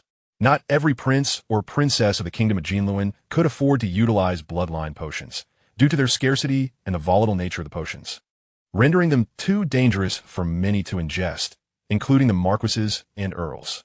Even royal offspring struggled to obtain these potions, and for lesser nobles, such as himself, without extraordinary merit, the thought of acquiring one was merely a fantasy. If news of his singular fortune were spread, it would undoubtedly create a sensation, making him a household name throughout the kingdom of Jinluan. For him, fear was not a concern. Rather, it conflicted with his desire to remain low-key and build his resources. Just as he was engulfed in conflicting thoughts, the commotion behind him suddenly ceased. Gale had intentionally entered a blind spot. Chapter 41 almost? This was undeniably good news. Another falling rock spell descended, forcing the fire-feathered eagle to retreat once more. Observing the rocky crevice not far away, where flickering flames and auras of energy emanated. Rayt's eyes sparkled with realization. His extensive combat experience signaled that an opportunity had arisen. He had already laid the groundwork, and now he could leverage it all. The eagle in the sky spread its wings, surveying the ground, finally afforded a moment to catch its breath. The barrage of falling rocks had felt like an unyielding iron hammer, mercilessly toying with it, as if in a game of whack-a-mole. A flicker of fear ignited in its gaze as it regarded the humans below. Instinctively, fear took hold of it, prompting thoughts of escape. It had no desire to flee alone. It glanced towards the direction of the rocky pile, noting that the eagle had distanced itself, engaged in battle with another human, far from the crimson flame tree. Now, it could redirect its focus to the situation surrounding the crimson flame tree. However, this glance instilled urgency within it. A small creature was approaching the location of the crimson flame tree, clearly allied with the humans. With a screech, the female eagle disregarded all caution and dove towards the other side of the mountain, its eyes ablaze with a desire to rend the vile human who dared to threaten its offspring. Rayt unleashed his full fury in pursuit, his expression intense yet tinged with anxiety. He was determined to obliterate this unruly beast charging towards Rayt by restricting the eagle's movements. He had already reached the foot of the mountain. If viewed from a divine perspective, he stood at the southern base of the small hill where the crimson flame tree resided, his line of sight extending to both the eastern and western flanks of the hill, as well as the eastern side of the hill where the apprentice knight was stationed. Gale had burrowed into the northern side of the hill where the apprentice knight lay, amidst a chaotic rocky area halfway up the slope. Meanwhile, Rayt had silently circled to the backside of the hill housing the crimson flame tree, that is, the eastern side. The unmistakable shift in the battle dynamics alerted Tuck to the anomaly, just as he heard a frantic scream. Rayt, where is Rayt? The voice belonged to Kleena. Her gaze darted around in search, her voice trembling with panic. Tuck stood helplessly, staring at the empty spot where Rayt had once been, bewildered by the sudden absence. The other knights shared in their astonishment, their formation disarrayed as they prepared to search for their missing comrade. At that moment, Curses regained his composure and said, "Everyone, do not panic, and we must not disperse recklessly. We should wait for our lord and the fire-feathered eagle to conclude their battle before seeking out Master Rayt. Perhaps he has other plans?" Hearing this, the group settled down, nodding in agreement, recognizing the logic in his words. The fire-feathered eagle was currently engaged with their lords, and with no other beasts nearby. Even if Rayt wandered off, as long as he didn't venture into the eagle's path, what danger could he possibly encounter? Yet, upon refocusing their attention on the battlefield, they realized that not a single fire-feathered eagle was in sight, nor were their lords. All had vanished into the blind spot of the mountain's other side. The fire-feathered eagle swooped down from the summit, its wings spanning several meters, leaving a long trail of crimson light in its wake. Rayt narrowed his eyes, seizing the opportunity. The earth spike, which had found no use previously, was finally poised to strike. Watching the fire-feathered eagle's descent, he calculated the point of casting with precision. A cold smile crept across his lips as he channeled his mental energy, a mysterious pattern forming as a long, pointed spike erupted from the mountain. Cloaked in a golden-brown aura, the spike anticipated the eagle's dive with uncanny accuracy, aligning perfectly with its throat as the creature passed overhead. Consumed by vengeance and rage, the fire-feathered eagle detected the movement of the earth spike, albeit with a momentary delay, as the female eagle twisted its neck just in time to narrowly escape the spike. The next instant, the earth spike spell followed, striking true against the eagle's back. Although the eagle sensed the impending danger, Whether its body could respond in time was another matter entirely. Surrounded on all sides, a sharp, earth-toned spike pierced through the flesh of the fire-feathered eagle, pinning it against the mountainside. The grayish-white stone became stained with blood as the anguished cry of the eagle pierced the sky. The female eagle writhed in defiance, yet remained ensnared, its struggles only serving to exacerbate the flow of blood. A pool of scarlet mingled with its fiery plumage, a strikingly vivid spectacle. Rayt, use the water arrow spell. Rayt suddenly called out, a thought igniting in his mind. There was no time for a verbal response. Having just ascended partway up the mountain, Rayt inhaled deeply, gripping a small wand as he waved it before him. Water arrow spell. A bolt of water shot through the air, striking the fire-feathered eagle squarely on the head. The eagle, dazed and disoriented, collapsed to the ground. It had not perished, but its gaze betrayed a desperate plea, a frantic bobbing of its head imploring for mercy. Rayt took a deep breath, and a second water arrow spell followed, once again aimed at the eagle's head. With a resounding crack, the small skull shattered, spilling forth a mix of red and white, a finality that left the creature undeniably lifeless. Rayt sighed. Even a second-tier magical beast, lacking defensive measures and subjected to unrelenting assault, could prove vulnerable. The enemy, having fought fiercely for so long, lay dead before him. In Rayt's eyes, there was no flicker of emotional turmoil. Their standings were irreconcilable, and compassion was not an option. Before this moment, he had no knowledge of the fire-feathered eagle's past transgressions against humanity. Only days prior had it feasted upon the populace of Eaglet Town. Instead, he turned his gaze towards Rayt and remarked, "Your water arrow technique still has room for improvement. Had you aimed for its eyes, the first strike could have sealed its fate, even though it is merely a second-tier magical beast." Rayt hurriedly approached, inspecting the lifeless body of the fire-feather eagle. Only then did Rayt step forward, offering a wry smile as he said, "Father, not everyone possesses your level of spellcasting precision. Besides, I train diligently each day." Upon hearing this explanation, Rayt furrowed his brow and replied, "Rayt, my son, do not frequently make excuses. Insufficient skill cannot be remedied by mere practice alone. If your training is always merely adequate, then when the crucial moment arrives, the difference will be far more than slight." The typically calm and gentle father spoke with rare seriousness, causing Rayt to straighten his posture and adopt a solemn expression. "I shall heed your words, father." Rayt in Tanalusite, acknowledging the ease of imparting grand wisdom, yet recognizing the challenge of sustaining it over time. His admonition was not directed solely at Rayt. He had witnessed too many comrades in the canyon defense line fall prey to orc attacks due to minor miscalculations. He had also experienced, on multiple occasions, the triumph that could come with a slight advantage. In such an environment, one must relentlessly push oneself to uphold high standards and strive for precision in spellcasting. Moreover, given his previously lacking innate talent, it was imperative to seek alternative methods to survive the battlefield. Gently patting Rayt's shoulder, Rayt softened his tone, saying, "When we return, I shall personally instruct you in magical training." Rayt met his father's gaze, their eyes locking in mutual understanding. Indeed, Rayt nodded emphatically. A belated notification appeared. Family members defeating a foe of a higher tier grants 1 fate point. Rayt exhaled softly, relieved to finally receive a modest addition to his fate points. Though it was a mere single point, it marked a promising beginning. The current tally of fate points, 54, reminded Rayt of the situation with Gailey and the remaining eagle, leaving him uncertain of the battle's outcome. The simulated scenario had resulted in 1 death and 1 injury. Nevertheless, he persisted in guiding Rayt over the hill towards Gailey's location. Chapter 42, Distribution. Amidst the rocky slopes, beams of white and red light intertwined, shattering several stones as Gailey, battered and marked with numerous wounds, finally seized an opportunity. In a swift motion, his pure white energy sword pierced the chest of the fire-feather eagle. The majestic bird, startled, emitted a piercing cry and hastily fled the area. While Gailey felt a surge of joy, he also experienced a pang of regret for not striking the heart. As the fire-feather eagle escaped the rocky terrain, it turned to witness a sight that would deepen its anguish. Another human approached, carrying the lifeless body of the female eagle, leaving a trail of animal blood behind. The eagle let out a cry of fury and despair, its own blood dripping from its wounds as it soared toward the direction of the red flame tree, still clinging to a flicker of hope to escape with its eggs. Suddenly, a barrage of falling rocks rained down from above. In a panic, the eagle darted through the air, flapping its wings furiously, its muscles straining under the intensity of its evasive maneuvers, exacerbating its chest wounds. At that moment, The fire feather eagle seemed to realize that the hope of carrying away its offspring had vanished. With reluctance, it cast a final glance at the red flame tree before turning its gaze back to the human below, its eyes filled with rage and sorrow.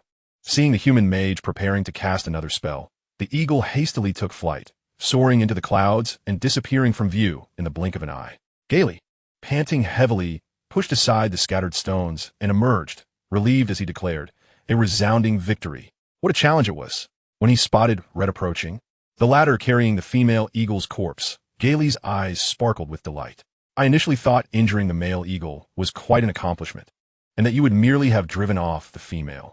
I never expected such a pleasant surprise. Both eagles defeated. Rayt smiled, but offered no further comment. Hooray! We are victorious. Kleina's voice echoed from the mountaintop, accompanied by a throng of knights. Having seen Rayleigh emerge unscathed from the opposite peak, her anxiety dissipated. Witnessing the Lord of Hatchling Town vanquishing another fire feather eagle filled her with awe and elation. She cheered exuberantly, igniting a wave of celebration among her companions, who raised their swords in jubilant revelry. Hooray! The fire feather eagle is dead. Long live the Lord! The apprentice knights joined the festivities, their faces alight with excitement. As several first-tier knights descended the mountain, positioning themselves behind their respective lords, Kleina stood beside Gaily, her eyes fixed intently on Rayleigh, her expression vividly animated. Rayleigh smiled sheepishly, casting an apologetic glance in her direction. From behind him, he retrieved a thick, soft cloth wrapped around something, its bulging surface drawing everyone's attention. Unwrap it. Let Sir Gaily take a good look at our spoils. Rayt urged. Spoils? Gailey's curiosity piqued. He had not anticipated any loot beyond the carcass of the fire feather eagle. For him, simply resolving the issue of the eagle was a monumental achievement. Indeed, it is a surprise you could not have foreseen, Rayt replied with a mysterious smile. Gaily glanced at Rayt, then back at the thick cloth, his curiosity intensifying. Without further ado, Rayleigh unveiled the top right section of the cloth to reveal a magical beast egg, its surface adorned with fiery red patterns interspersed with glistening white shell, now exposed for all to see. Though the egg was only the size of a football and oval in shape, it radiated a soft red glow, signifying its extraordinary nature. Leaving the crowd in awe, Gaily craned his neck in disbelief. Is this truly the egg of the fire feather eagle? Its appearance matches the descriptions in the records perfectly. There can be no mistake. The surprise came too suddenly. He had never expected that the pursuit of merely resolving the fire feather eagle issue would lead to such a significant twist. Rubbing his hands together in anticipation, Rayleigh unveiled the left half of the thick cloth, exposing another identical magical beast egg. A wave of double joy surged through Gaily, nearly overwhelming him. He had no intention of keeping both eggs for himself. He was determined to ensure he received at least one. Still basking in the euphoria of discovery, Gaily watched as Rayt directly handed one of the magical beast eggs to him, the fire feather eagle egg. Now close enough to see the mist rising from its surface in the winter air, momentarily caught Gaily's breath. After a moment, Gaily fixed his gaze on Rayt, expressing, I must say, Sir, Rayt's arrival has brought great fortune to Darmtown. Not only have we completely resolved the fire feather eagle issue, but we have also gained such riches. Rayt maintained a courteous smile, replying, You are too kind. Sir Gaily deserves a share of the credit, does he not? This achievement rightly belongs to both of us. Thank you. Gaily exhaled and solemnly accepted one of the magical beast eggs with both hands. Looking around at the surrounding situation, Rayt continued with a tone of relief. It is time to return. I require a good rest. Today's battle has truly drained my mental fortitude. This was not mere humility. During the fight against the female eagle, his offensive rhythm had initially remained steady. However, upon realizing Rayleigh's intention to flank the fire feather eagle's lair from behind, he suddenly recognized that the opportunity to either slay or severely injure the female eagle might indeed lie ahead. Prior to this, he had anticipated either both eagles fleeing or revealing his earth spike technique, which would have been far from ideal. In the presence of outsiders, the exposure of earth spike techniques is far less secure than when known to one's own. The repercussions of this are not trivial, as Rayt perceives that the last simulation is likely to incite subsequent alterations in description. After all, such an effect is not an inconsequential matter for the family. Thus, upon observing Rayleigh maneuvering around, he comprehended that leveraging the mountain's blind spot to execute a kill with earth spike was indeed the most prudent approach. Consequently, he unleashed a barrage of spells, casting rockfall to gradually shift the battle towards the southern face of the mountain. The expenditure of mental energy for this was considerable.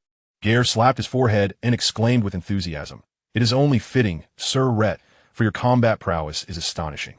The continuous casting of spells during that skirmish must have placed a significant strain on your mental faculties. As for the task of clearing the battlefield, it is more than sufficient to delegate it to my knights. Rayt nodded in agreement, eschewing any pretense, and sought out a clean stone to sit upon, embarking on a period of quiet meditation. After an hour of battlefield clearing, Gare's knights gathered under his command.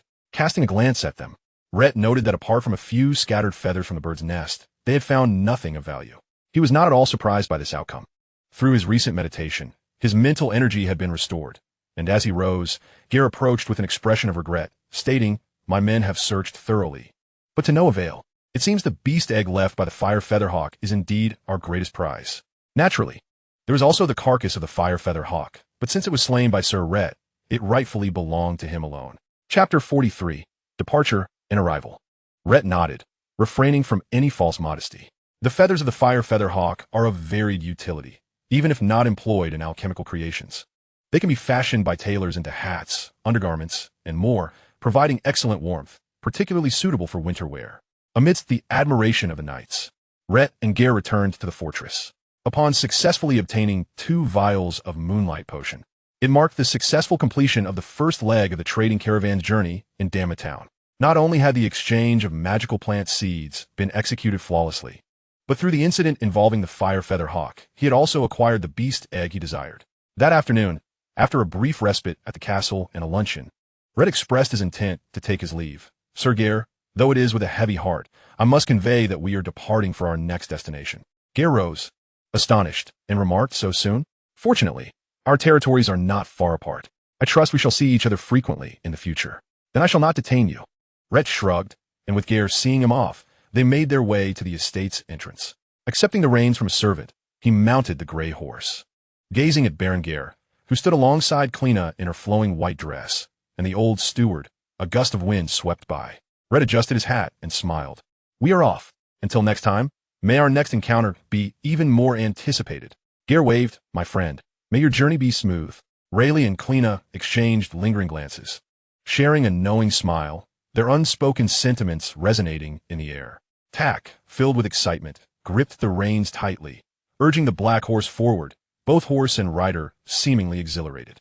The procession commenced, and, as Rayleigh walked alongside, she glanced back just as the caravan had traveled a few meters. Clina remained in place, her white dress fluttering in the wind. He smiled, turned back, one hand on the reins, the other gently clasping a vial of perfume. Gazing ahead with a distant look in his eyes, the caravan from Chickstown grew ever more distant. The wheels rolled on, carrying the memories of this journey forward. Time passed swiftly. Over the course of the next 10 days, the caravan traversed 2 territories, exchanging magical plant seeds with ease, without any mishaps or surprises, until December 21st, when the caravan successfully arrived at Twilight City. The towering walls, rising over 20 meters, encompassed a radius of 100 miles, marking the southwestern border of the Kingdom of Jinluan, the largest and most prosperous city in the area. Rayt gazed at the imposing walls standing before him, memories flooding back. He was no stranger to Twilight City. More than a decade ago, before venturing to the Canyon Defense Line, he often frequented this place, whether as an adventurer, replenishing supplies before embarking on journeys, or seeking to sell his loot for a better price. Twilight City had always been a hub of activity. Given the relative stability of the southwestern border of the Jinluan Kingdom, under the stewardship of the Earl of Breen, Twilight City had become the most influential and alluring city in the region. It had been over 10 years since Rayt's last visit to Twilight City, and even he, seasoned as he was, could not help but feel a sense of nostalgia. "Father, perhaps we might encounter one of your old friends from over a decade ago," Rayleigh jested. "Perhaps," Rayt chuckled, harboring no particular expectations. Instead, he recalled an intriguing establishment tucked away in the vibrant city, the Adventurer's Cave. It was not a true cave, but rather the name of a shop. Similar to the blind box concept from his previous life, patrons would pay a certain price for the chance to unbox a mystery, with the outcome entirely dependent on luck. This establishment was owned by Lady Joria, the 3rd daughter of Earl Nilo Breen, and was quite renowned throughout Twilight City, attracting no one willing to provoke it. However, those in the know understood that the establishment's control over the rules and the placement of prizes meant that most people's investments would not yield proportional returns. The principle was simple. The total value of any batch of prizes was lower than the selling price. Despite this clear rationale, many still chose to partake. Some out of genuine gambling addiction, while others simply sought amusement. A glimmer sparked in Rhett's eyes. In the past, he had little interest in this place, but now, with the appropriate use of true simulation, it seemed to hold great potential. Leading the way into Twilight City, the first order of business remained the exchange of seeds, a fundamental concern for the long-term development of their territory, which demanded diligence. As a major city, it was not a daunting task to absorb the medium-grade magical plant seeds they brought, with no complications, within the span of an hour. The primary objective of their visit to Twilight City was accomplished through the comings and goings of several trading houses. The subsequent group, under Rhett's guidance, proceeded in a specific direction. Observing the bustling streets teeming with various individuals, Rhett contemplated that if he remembered correctly, the adventurer's cave should be just a few turns ahead.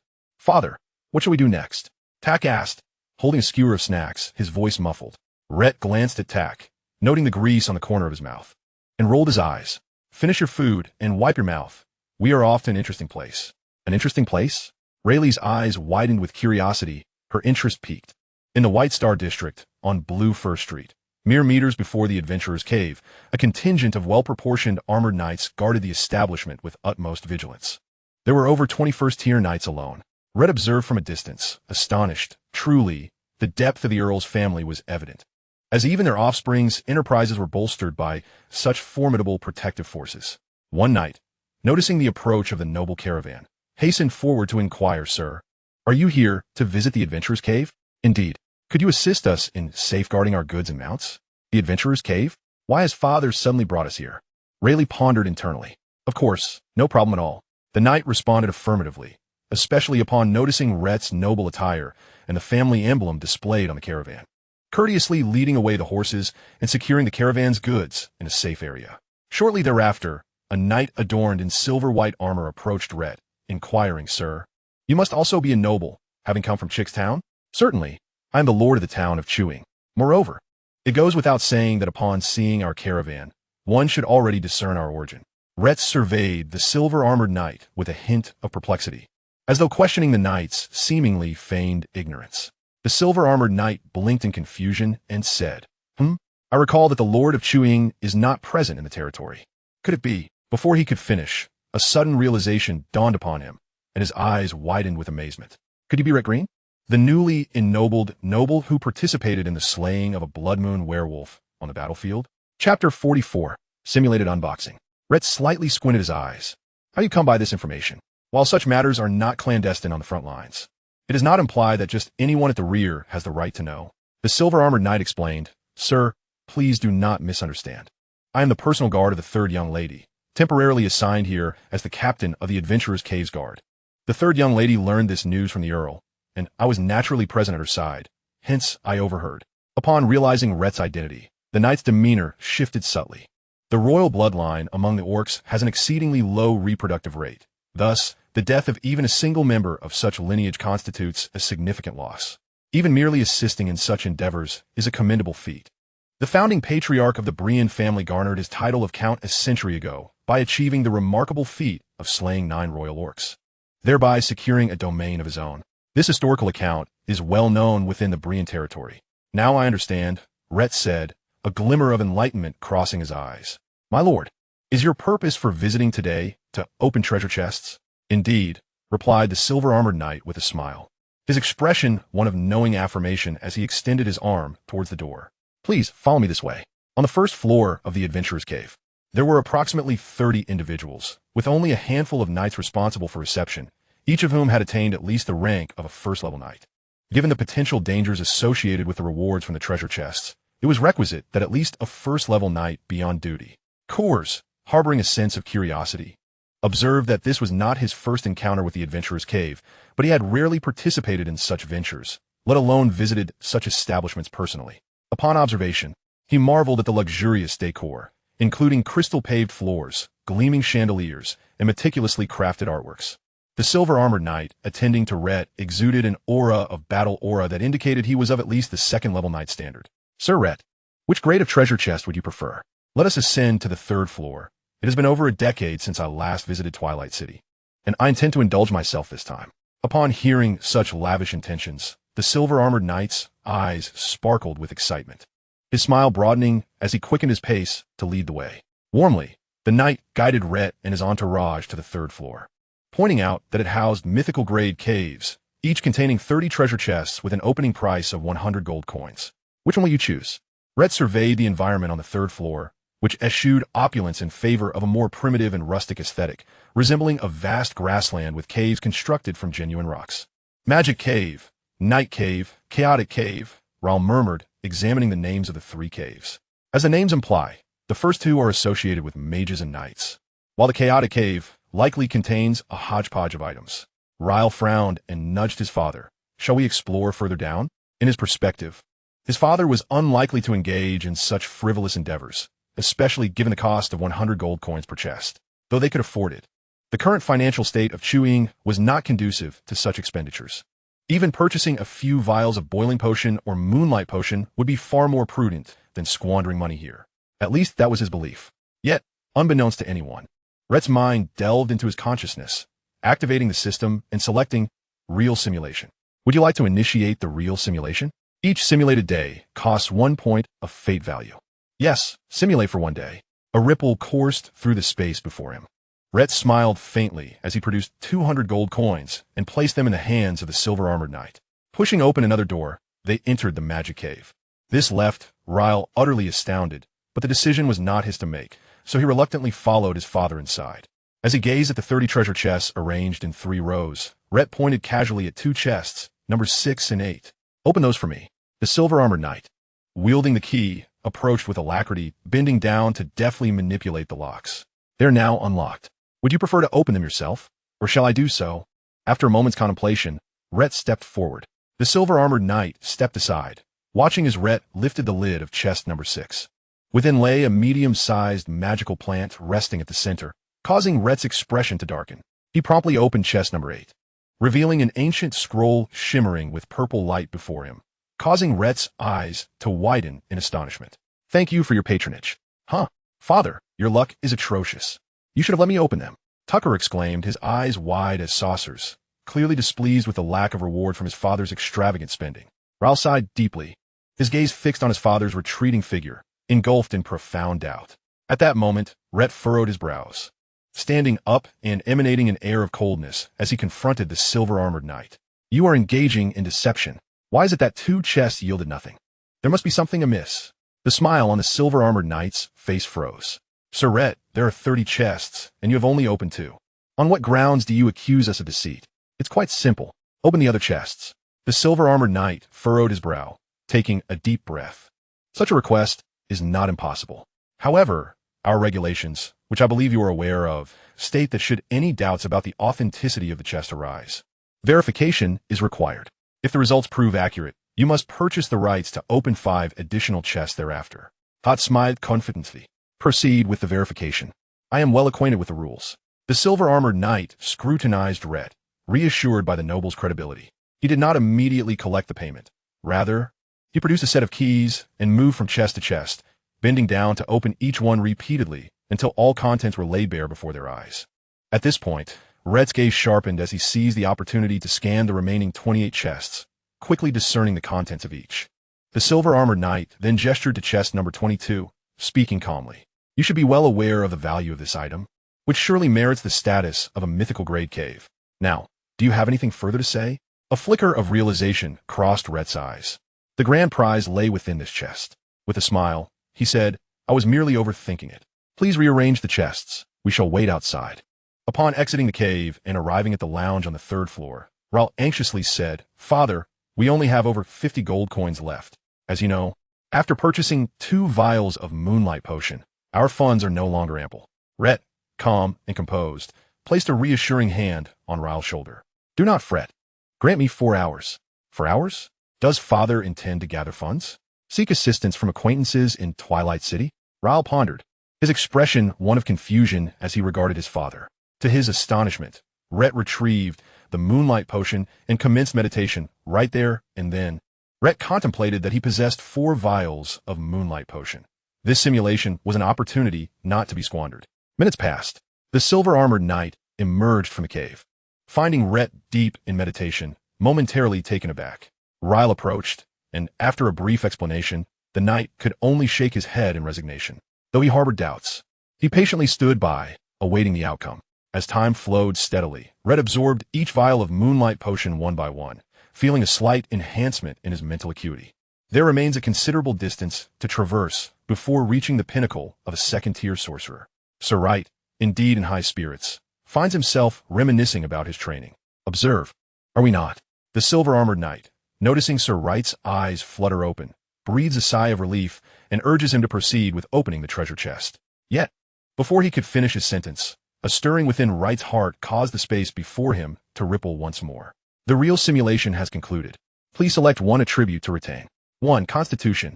2. Fighting spirit. 3. Mental power. I choose mental power. A warm current surged into Rayt's mind, and with closed eyes, he silently felt a slight increase in his mental capacity. Upon opening his eyes again, he found himself at the entrance of the cave. He placed 200 gold coins into the hands of the silver-armored knight, and, upon entering, feigned a struggle with indecision. After a brief pause, the silver-armored knight inquired, Sir Rayt, have you made your decision? I'll take number 2 and number 22. Rayt indicated nonchalantly. The silver-armored knight nodded, casually remarking, are you certain about these 2 chests? No changes? Just these 2. Hurry and open them, Rayt replied. Allow me to remind you, once the lock is opened, you cannot alter your choice. I am concerned that Sir Rayt, having been absent for so long, may not be familiar with the rules. The silver-armored knight remained stationary, not moving an inch. Rest assured, my memory is impeccable. Alas, to have such fortune on the first attempt, what a loss this would be, the silver-armored knight mused inwardly, though his countenance remained placid as he slowly approached chest number 2. Chapter 45, Text Simulation. The silver-armored knight twisted the lock. Sir Rayt, would you like to open chest number 2 yourself? You do it. Rayt smiled, internally mocking the knight for being overly slow. In the previous simulation, opening chests 6 and 8 had been decisive, and he had wished to complete it in an instant. Now, with a real chest at hand, the delay was vexing. Were it not for the prior simulation, some might have wavered and reconsidered their second choice after such dialogue. As chest number 2 was unveiled, a basketball-sized or lane nestled within. Its surface shimmered with a pale azure hue, and the silver-armored knight, holding it aloft, praised, excellent. This Starwind ore is likely worth over 100 gold coins. He placed the Starwind ore into Rayt's palm, a buoyant sensation leaping to his heart. Starwind ore is indeed a fine material for wind element fighting spirit. However, such a modest quantity is only sufficient for crafting a few daggers, Rayt thought to himself. Sir Rayt, what do you intend to do next? The silver-armored knight inquired with a smile. Rayt remained silent, calmly gesturing towards chest number 22. The knight sighed internally but felt compelled to adhere to the rules, ultimately opening chest number 22. He trembled, exclaiming, this is impossible. Rayt, taken aback, soon found it amusing, admiring the knight's theatricality, rivaling his own. The knight's exclamation piqued the curiosity of several onlookers who hurried to the front of chest number 22.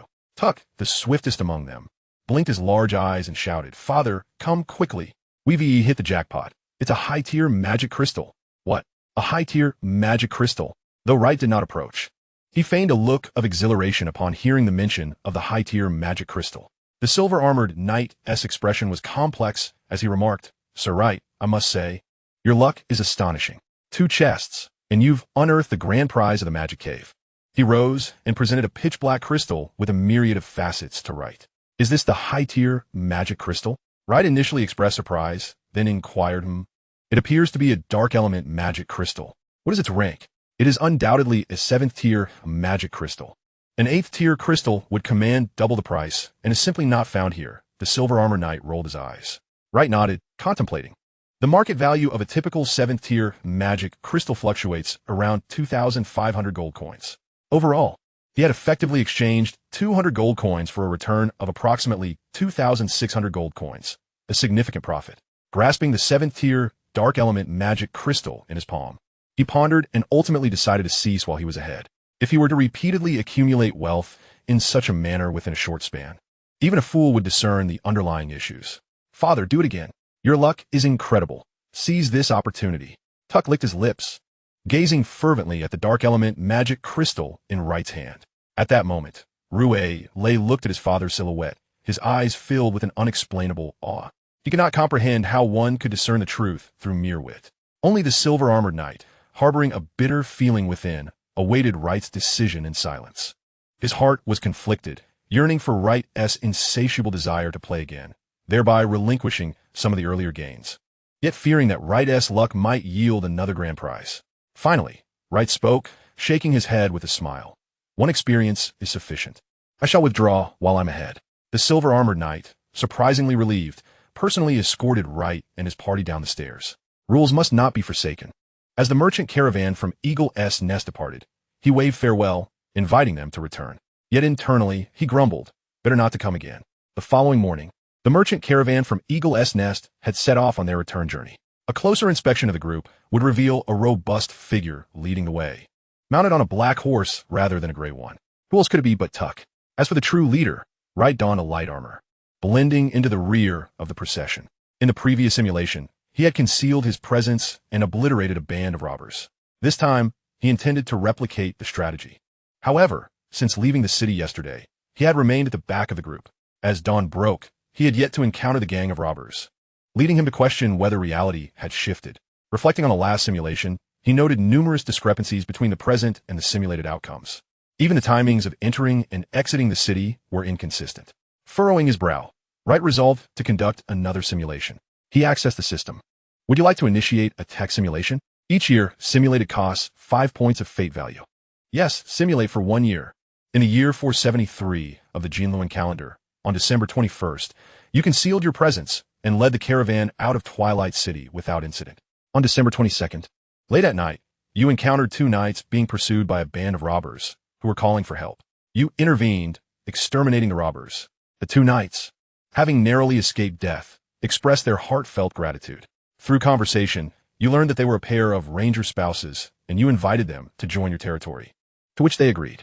They claimed to have discovered secrets regarding an evil organization, which led to their pursuit, and they intended to report the relevant information to you. However, understanding their severe injuries and exhaustion, you allowed them to rest for the night. On December 23rd, after consuming potions, the knights showed signs of recovery. From them, you learned that the robbers were members of a certain evil faction, and they had a second-tier knight as their small leader. Upon hearing this intelligence, your vigilance heightened, and when the ranger couple offered to provide the small leader's location, you pondered and decided to launch an attack to eliminate this second-tier knight preemptively. On December 24th, you arrived at a desolate, abandoned mine, and shortly after entering, were ambushed by a second-tier knight. Enraged, you struck back, severely injuring the opponent, who, familiar with the terrain, fled in a disheveled manner. On December 30th, the merchant caravan returned. In the year 474 of the Jinluan calendar, on January 2nd, your steward, Sveta, reported that the black horse, Hage, was pregnant. On January 3rd, a second-tier iron-horn sheep and a second-tier flamehound engaged in a fierce battle by the Sun Lake on the western side of your territory, ultimately resulting in mutual destruction. You had long been lying in ambush nearby, thus reaping the benefits. On January 4th, the snow elf fell into a deep slumber. On January 8th, a traveling merchant arrived in your territory. When you inquired about his homeland, he exhibited a wary demeanor and departed with an unfriendly expression. On January 15th, following the earlier disclosure of your recovery by the merchant caravan, the Lord of Maplewood Town paid you a visit, presenting you with a vial of red maple potion and suggesting a marriage alliance between your 2 families, which you graciously declined. On March 15th, the latest merchant caravan failed to return as scheduled, stirring feelings of unease within you. By March 20th, a malevolent alchemist, a 3rd-tier mage, invaded your territory and perpetrated a massacre at your castle. During this brutal assault, a diminutive and enigmatic figure arrived, launching a fierce counterattack against the nefarious alchemist. Overwhelmed, the wicked alchemist fled your domain, allowing you and your territory to narrowly escape disaster. You heard the mysterious figure exclaim, "I'm the strongest villain in the world," before pursuing the alchemist relentlessly. On April 5th, the absence of Rely filled you with dread, leading to a bold conjecture that perhaps Rely had perished at the hands of the evil alchemist. By May 12th, Tuck achieved a breakthrough, advancing to a late-stage knight of the 1st tier. On July 1st, George, the stableman, assisted Hager during childbirth, resulting in a triumphant delivery of triplets worthy of celebration. On August 9th, a 3rd-tier thunder-armored bear invaded your territory. Thanks to your prior preparations, you successfully evacuated the inhabitants, resulting in no casualties, though your land suffered a devastating blow. On October 3rd, Count Nilo Breen issued another proclamation, warning of an impending minor beast tide brewing in the dark pattern Eagle Ridge of the Monster Mountain Range, urging you to prepare for battle against the forthcoming onslaught. On October 17th, a second-tier monster, led by a dark frost wolf, attacked your territory, accompanied by a dozen first-tier beasts. During the defense, a second-tier knight, who had previously escaped from an abandoned mine, ambushed you from the shadows. After a fierce battle, you vanquished both the beast tide and the knight, sustaining severe injuries, including the loss of an arm. On October 20th, under the command of Count Breen, a counteroffensive was decided, and you were dispatched to the front lines of the dark pattern Eagle Ridge. However, upon reporting your condition, you were granted a postponement of your duties. On November 1st, with your injuries stabilized, you set forth towards the dark pattern Eagle Ridge. By November 6th, you joined the Breen family as counteroffensive unit. And due to your extensive frontline experience and commendable service record, you were temporarily promoted to squad leader, tasked with leading 5 second-tier knights and 10 first-tier knights. On December 5th, after a month of combat, your squad suffered the loss of 2 second-tier knights and 6 first-tier knights, while you endured multiple minor injuries. Nevertheless, your team garnered the admiration of Count Nilo for their remarkable achievement in slaying 24 second-tier monsters. On December 13th, as the beast tide subsided, you received a reward of 4 vials of Moonlight Potion during the commendation ceremony. On December 20th, upon returning to your territory, you resumed your ritual of hatching monster eggs using fire essence, which caused quite the commotion. Patiently awaiting the outcome, you were ultimately rewarded with the hatching of a small fire feather eagle, which upon opening its eyes, was greeted by your familiar visage. As the simulation concluded, you pondered over the events of the past year with a tumult of emotions. It was indeed a complete simulation, albeit fraught with challenges. The notion that Rayt had perished at the hands of the wicked alchemist, coupled with your own grievous injury, weighed heavily on your heart. Yet, you found solace in the fact that it was merely a simulation, granting you a fresh perspective of the future, with ample time to prepare for what lay ahead. The sinister organization? The mysterious figure pursuing the malevolent alchemist? You narrowed your eyes, sensing the situation becoming increasingly convoluted. Glancing at the darkened sky, the bright moon hung high above, and you estimated that the pair of ranger spouses should be arriving soon. You ruminated over the timing mentioned in the simulation, indicating that tonight would witness their arrival. Determined and alert, you cleared your throat and called out, "Everyone, do not succumb to slumber." It is during these moments that vigilance against sudden dangers is paramount. Rayt emerged from her meditative state, her eyes reflecting a hint of confusion as she gazed at the moonlight. Tuck, ever obedient, rested his hand upon the hilt of his sword, ready to heed your every command. In your mind, thoughts swirled regarding the wicked organization, the masquerading bandits, and the mysterious second-tier knight. After this simulation, some matters remained elusive, yet the pieces began to connect. You surmised that the second-tier knight who had previously ambushed you was likely a minor leader within the malevolent organization, while the bandits were merely his subordinates. The earlier simulation revealed that your merchant caravan had inadvertently crossed paths with these brigands, prompting the second-tier knight to seek revenge or to silence potential leaks of information. As for the third-tier evil alchemist, his motives aligned with this same narrative. As you contemplated, a dimly lit area ahead flickered with the glow of several auras of fighting spirit. Everyone, remain alert and prepared for battle. You commanded with a sweeping gesture. Your eyes narrowed as 2 figures, one cloaked in red and the other in blue, swiftly approached the caravan, clearly the ranger couple. Hot on their heels were 8 auras of fighting spirit, relentless in their pursuit, undoubtedly members of the wicked organization masquerading as bandits. However, with their apparent lack of strength, they seemed to be mere fringe members of this nefarious group. "Protect the Lord," Cole shouted, rushing to your side. Though his strength paled in comparison to yours, he understood the gravity of duty. As the 2 figures drew nearer, their injuries evident, a weak yet urgent voice called out from ahead, "Please lend your assistance. I am being pursued by a group of bandits." Turning to Rayt and Tuck, you exchanged glances, awaiting your command. You remained silent until the pair clad in leather armor approached. With a wave of your hand, you instructed, "First, apprehend these 2 and bring them to the rear." Both individuals, severely wounded, complied without resistance as Coles guided them to the back of the caravan. Almost immediately, the bandits arrived, their expressions wild with greed and brutality as they fixated on your party. "Tonight, fortune smiles upon us, for we have stumbled upon a bounty," they proclaimed, eyes gleaming with delight as they brandished their weapons, preparing to encircle your group without a moment's hesitation. Tuck's expression darkened. Sensing the impending threat, he unsheathed his long sword.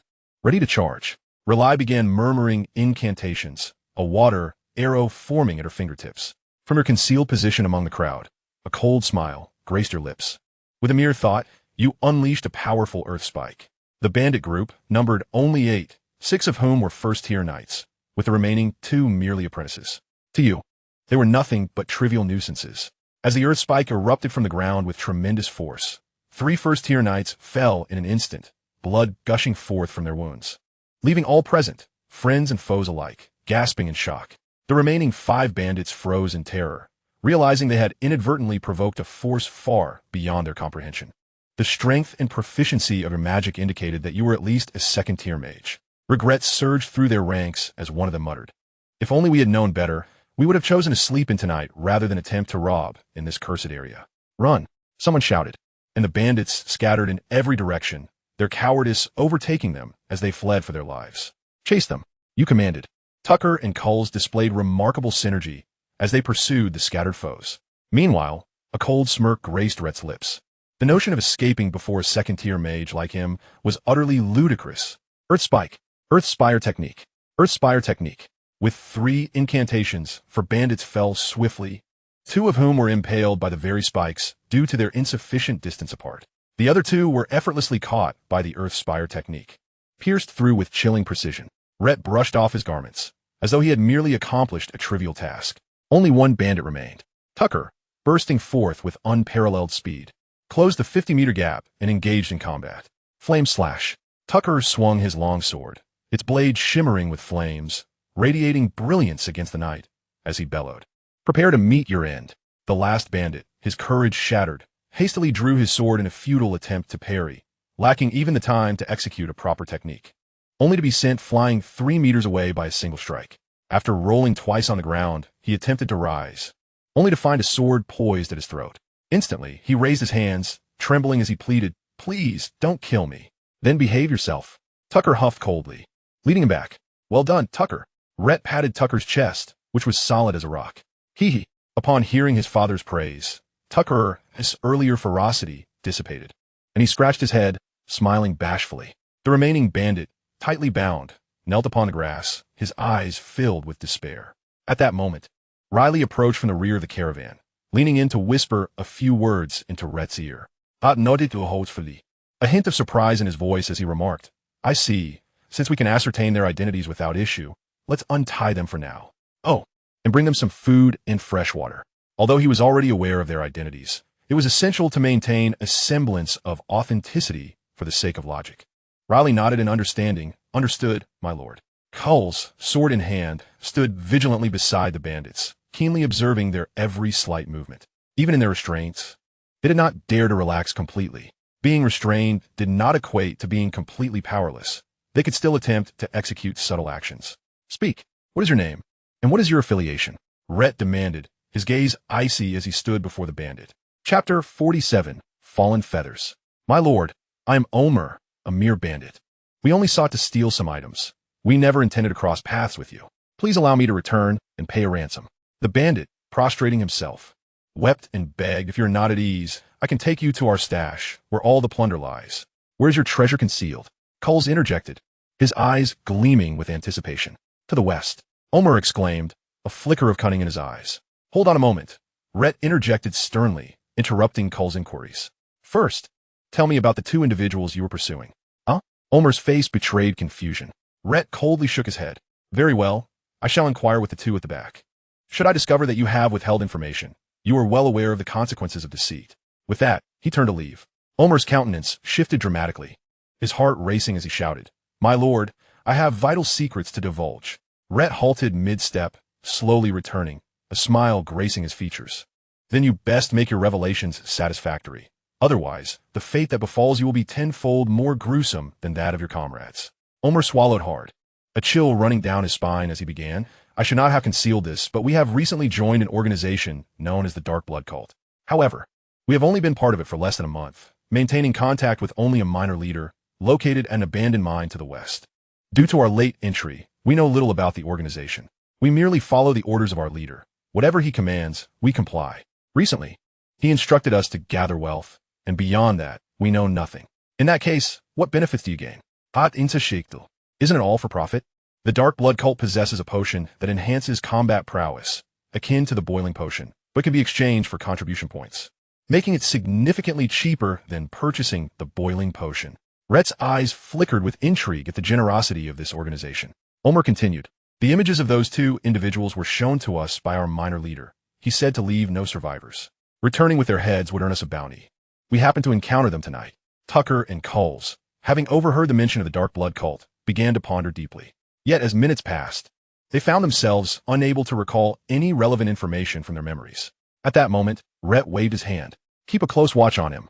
I shall return shortly. My lord, I can lead you to our leader. With your strength, you could easily deal with him. I am willing to act as bait. He possesses many valuable items." Omer persisted, calling after Rayt's retreating figure. "Speak again, and I'll show you what true terror is," Rayt warned, turning back with a chilling glare. His current regard for this so-called dark blood cult had plummeted into the negatives. In previous encounters, Tucker and Riley had suffered misfortunes due to the dark blood cult. If given the opportunity, he would not hesitate to uncover the true nature of this organization. At the rear of the caravan, Flano comforted his wife. "It's all right. Lauren, look, we have been freed. The leader of this caravan means us no harm." Their earlier actions were merely precautionary. Lauren leaned against Flano's shoulder. "Yes, this group appears to be a noble merchant caravan. I noticed the family crest.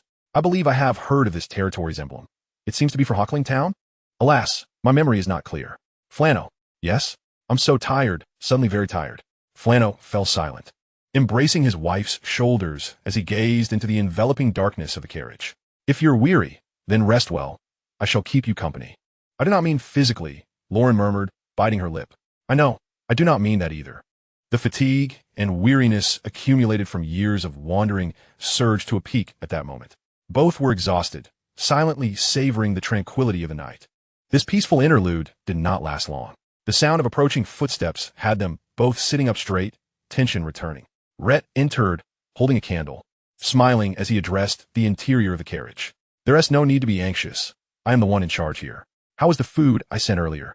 If it was insufficient, I can have more brought to you." Flano exhaled in relief, a smile breaking across his face. "It was truly excellent. To think you would provide us with food at this time. You are indeed magnanimous and compassionate, my lord." "Too kind," Rayt replied. "How are your injuries? Your lady seems to be in worse condition than you."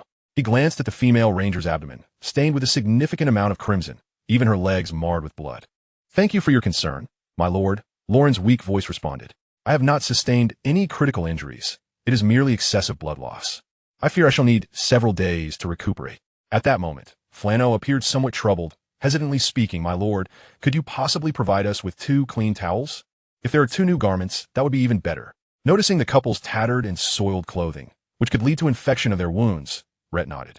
"A trifling matter. Please wait a moment." Rayt soon returned with clothing and towels, earning sincere gratitude from both. After more heartfelt comfort and conversation, Rayt learned more about the couple. They hailed from the same hometown, which had been devastated by roving magical beasts years earlier, forcing them to wander aimlessly. Sensing the moment was ripe, Rayt mused aloud. "As you may have gathered, I am the lord of Eaglet Town. To be candid, my domain is currently in need of an archery instructor. Given that both of you are wandering rangers, your proficiency with a bow is undoubtedly beyond reproach. If you do not mind, I would like to extend an invitation for you to join my territory. In the family of Eagle's Nest, you shall no longer drift aimlessly, nor shall you face the perils of life as you did today." After issuing the invitation, Rayt fixed his gaze upon the 2 individuals. A ranger is but a title. They still wield the power of knights. However, in contrast to knights who are adept in close combat with sword and shield, those who may be called rangers are generally more skilled in archery, trap setting, and survival in treacherous environments. Moreover, a ranger lacking in agility and combat techniques cannot truly be deemed a ranger, for swiftness and dexterity are the essence of their being. A knight, no matter how skilled in archery, who lacks the requisite nimble movements, would merely be referred to as an archer. The pivotal words stirred the hearts of the ranger couple. After a prolonged contemplation, they exchanged glances, sensing the rhythm of each other's heartbeat. In perfect harmony, they exchanged a subtle smile. Even the lightest feather must eventually touch the ground. The wind has stilled. They shall inevitably land upon the earth. "My lord, we are willing to follow you." Flano and Lauren spoke in unison. Chapter 48, Returning Home. "Welcome to Eagle's Nest. From now on, we are one collective." Rayt smiled, extending his hand. "This vial of solid potion has been prepared especially for you. It is evident that you have sustained grave injuries. It is imperative that you recover swiftly to avoid lingering ailments." "Thank you, my lord." We hope to make greater contributions to you and Eagle's Nest. Gratitude shone in Flano's eyes, and he did not refuse. He and his wife indeed required this potion. My lord, I also have a secret regarding a malevolent organization that I wish to report, Flano continued. Rhett nodded. You have labored hard. Please proceed. Flano licked his cracked lips and spoke. My lord, you should be aware of the fiefdom of the Ginnin family, correct? It is in close proximity to the territory of the Breen family. Indeed, although the Ginnin family's domain lies to the northeast of Breen, diagonally across from Eagle's Nest, the distance is quite considerable. Rhett searched his memory and inquired, could this matter be related to the Ginnin family? Not exactly.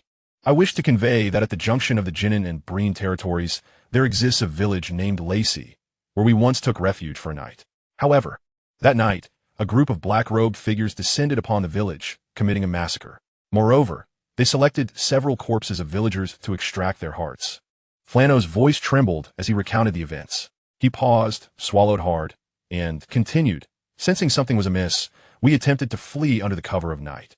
Although it was not a difficult task for us, one individual among them reacted swiftly and managed to block our escape for a time. Our likenesses were likely captured at that moment, hence the scene we witnessed tonight. Rhett's breathing slowed, and his expression grew grave. Another village slaughter? And they took the hearts. Indeed, Flano added, My lord, I suspect this may be related to sinister alchemy, for those villagers from whom hearts were taken, if my memory serves me right. We're all apprentice knights. Sinister alchemy? Rhett's pupils constricted, his eyes narrowing as a tempest of thoughts surged in his mind. After several minutes, as he reflected on the recent simulations, a shroud of confusion seemed to lift, revealing a clearer picture. Sinister alchemy is a broad term, denoting those cruel methods that utilize human beings as experiments or materials within the alchemical arts. In the kingdom of Jinluan, sinister alchemy is an absolute taboo, severely punished. No one is permitted to engage in it. Should one be discovered, not only does the informant receive merit, but the eradicator earns even greater accolades. After all, sinister alchemy often employs knights or mages as materials, and the concoctions produced frequently bear bizarre and perilous side effects. Allowing sinister alchemy to proliferate would result in a continuous and grave depletion of the kingdom's vital forces. With external threats from Orcs, the king of Jinluan, having learned from the downfall of previous dynasties, enforces a strict decree. Internal losses are absolutely intolerable. Perhaps some clandestine conflicts among the nobility are inevitable. But as long as they remain obscure and without evidence, the higher-ups can do nothing. However, openly violating the kingdom's laws carries severe consequences, fines or heavy taxes at best, and the stripping of titles and imprisonment at worst. As for sinister alchemical organizations, their discovery is met with ruthless eradication, far more severe than noble disputes. Rhett exhaled deeply, gazing intently at Flano, and whispered regarding tonight's events and your recent experiences. I wish for you to act as though you know nothing from this day forward. He intended to probe deeper into the matter concerning the sinister alchemical organization once he was promoted to the next tier. He hoped to obtain more substantial information. If he could resolve the issue single-handedly, it would undoubtedly pave a grand path for his elevation to a viscount, even if he found himself powerless alone. Reporting to the higher-ups would still yield considerable benefits. Meeting the Lord's gaze, the couple concealed their thoughts and replied, We understand, my lord. Satisfied? Hot smiled. It is getting late. You should rest well in the carriage. In a few days, we shall reach Eagle's Nest. Flano and Lauren's eyes shimmered with anticipation, as if it had been years since they felt such a sense of returning home. Returning to the front of the caravan, Tucker approached and inquired, My lord, how shall we deal with this bandit? Rhett glanced at Omer with a look of indifference and waved his hand dismissively. Kill him. Omer's pupils contracted. No, my lord. Cole's expression hardened as he accepted the command, swiftly drawing his sword to deliver a decisive blow to Omer's back.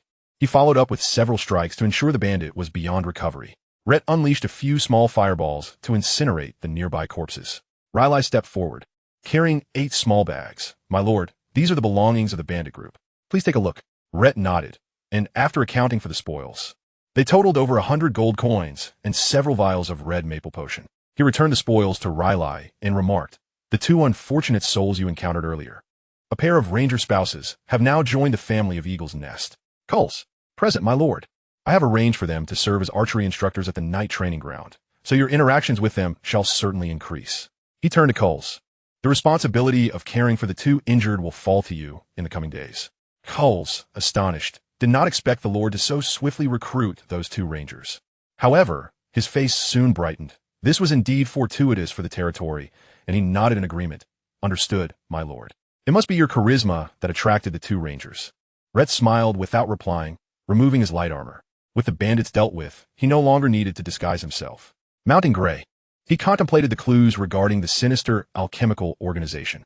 In the recent simulations, he had consistently focused on the vile alchemist plaguing his territory, and it was likely that today's bandits, along with that second-tier knight, were all part of the same faction.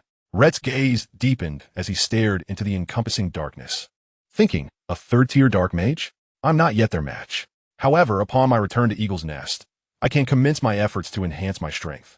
As for the second-tier knight, still lurking in the abandoned mine, confronting him now would serve little purpose. It would neither eradicate the threat nor avoid alarming the serpent. Once I attain the rank of a third-tier mage, eliminating that second-tier knight will be but a trivial task, even should I face a third-tier sinister alchemist. I harbor unwavering confidence in my victory. As time flowed, the end of the month arrived with remarkable swiftness. On December 30th, the caravan continued its journey as always. Yet each face bore a hint of joy and excitement, a stark contrast to the previous days. The day before, they had traversed the vibrant pine forest, and today, the surroundings felt infinitely familiar, no longer alien. Eagle's Nest Town was almost within reach. Even Rayt felt an involuntary wave of fatigue wash over him, a longing to return home and recline comfortably. Though he had not resided in Deep Rock Fortress for long, it had begun to evoke a sense of home. Like a weary bird returning to its nest, a place inhabited by family truly felt like home. While seated atop his steed, Rayt experienced a gentle sway. Yet a subtle smile graced his lips. After several minutes, the distant horizon suddenly revealed the outlines of buildings, and Rayt's previously indifferent gaze sparkled with newfound vitality. Eagle's Nest Town? Home is drawing near. In Tucker's line of sight, the silhouette of Eagle's Nest Town emerged, prompting him to cheer in delight. A stir rippled through the caravan as eager eyes turned forward, straining to catch sight of the familiar shapes ahead. Although their vision did not match Tucker's, with a little more scrutiny, they too could discern the cherished shadows. One by one, smiles broke forth, their gazes infused with warmth. The sunlight today was particularly bright, casting a gentle warmth amidst the winter chill, hinting at the nascent promise of spring. Rayt keenly sensed that something was amiss with Rayt, who appeared somewhat subdued and reluctant. After a moment of contemplation, the reason became clear to him. He slapped his forehead, realizing that with the passing of winter, the snow sprites would soon succumb to slumber. Nina, that adorable little creature, would soon be asleep, and who wouldn't feel a pang of reluctance at such a thought? Rayt mused. Chapter 49. A simulation concerning the Beast Mountain Range. Half an hour later, the caravan passed through the gates of Eagle's Nest Town. Following a straight path, they eventually arrived at the entrance of the manor. The butler, Svita, had been awaiting their return at the door since early morning, having organized the manor's affairs. In fact, he had begun this vigil 3 days prior. Although uncertain of the exact date of the Lord's return with the caravan, he wished to personally welcome him back. As the most trusted steward, after an hour of waiting, Svita felt a slight fatigue in his calves and gently massaged them, lamenting the passage of time and the toll it had taken on his body. As winter approached its end, a new year awaited. However, today's sunshine felt quite pleasant, warming his bones in a long-awaited manner. Svita stretched lazily, gazing up at the brilliant sun. The rhythmic sound of hooves caught Svita's attention, and he turned with delight to see the caravan from Eagle's Nest Town approaching. A warm smile spread across his face as he hurried forward, exclaiming, "Beloved Lord, you have finally returned. I have missed you dearly during your absence. I am equally glad to see you." Rayt replied with a faint smile. Taking the reins from Rayt's hands, Svita's spirits seemed buoyant. "It's nearly noon. I shall instruct Chef Maru to prepare a lavish feast for you and the young masters. There's no need for such trouble, Svita. A simple meal will suffice, as usual," Rayt interjected, redirecting Svita's intentions. "I plan to host a banquet in the castle tonight, and it must be arranged properly. Furthermore, 2 rangers joined us on our return journey. Please escort them to the annex and prepare spacious accommodations for them, along with fresh clothing and bedding. I trust you understand my requirements better than I do." "How splendid. I knew your charm would be irresistible to others. I am confident that under your leadership, Eagle's Nest Town will flourish," Svita replied, his forehead glistening with beads of sweat. "I shall diligently carry out your orders." Noticing Svita's apparent warmth, Rayt chuckled lightly. "The weather is beginning to warm. You needn't wear such heavy clothing. This winter coat is more suited for a month ago." Indeed, I felt the change today.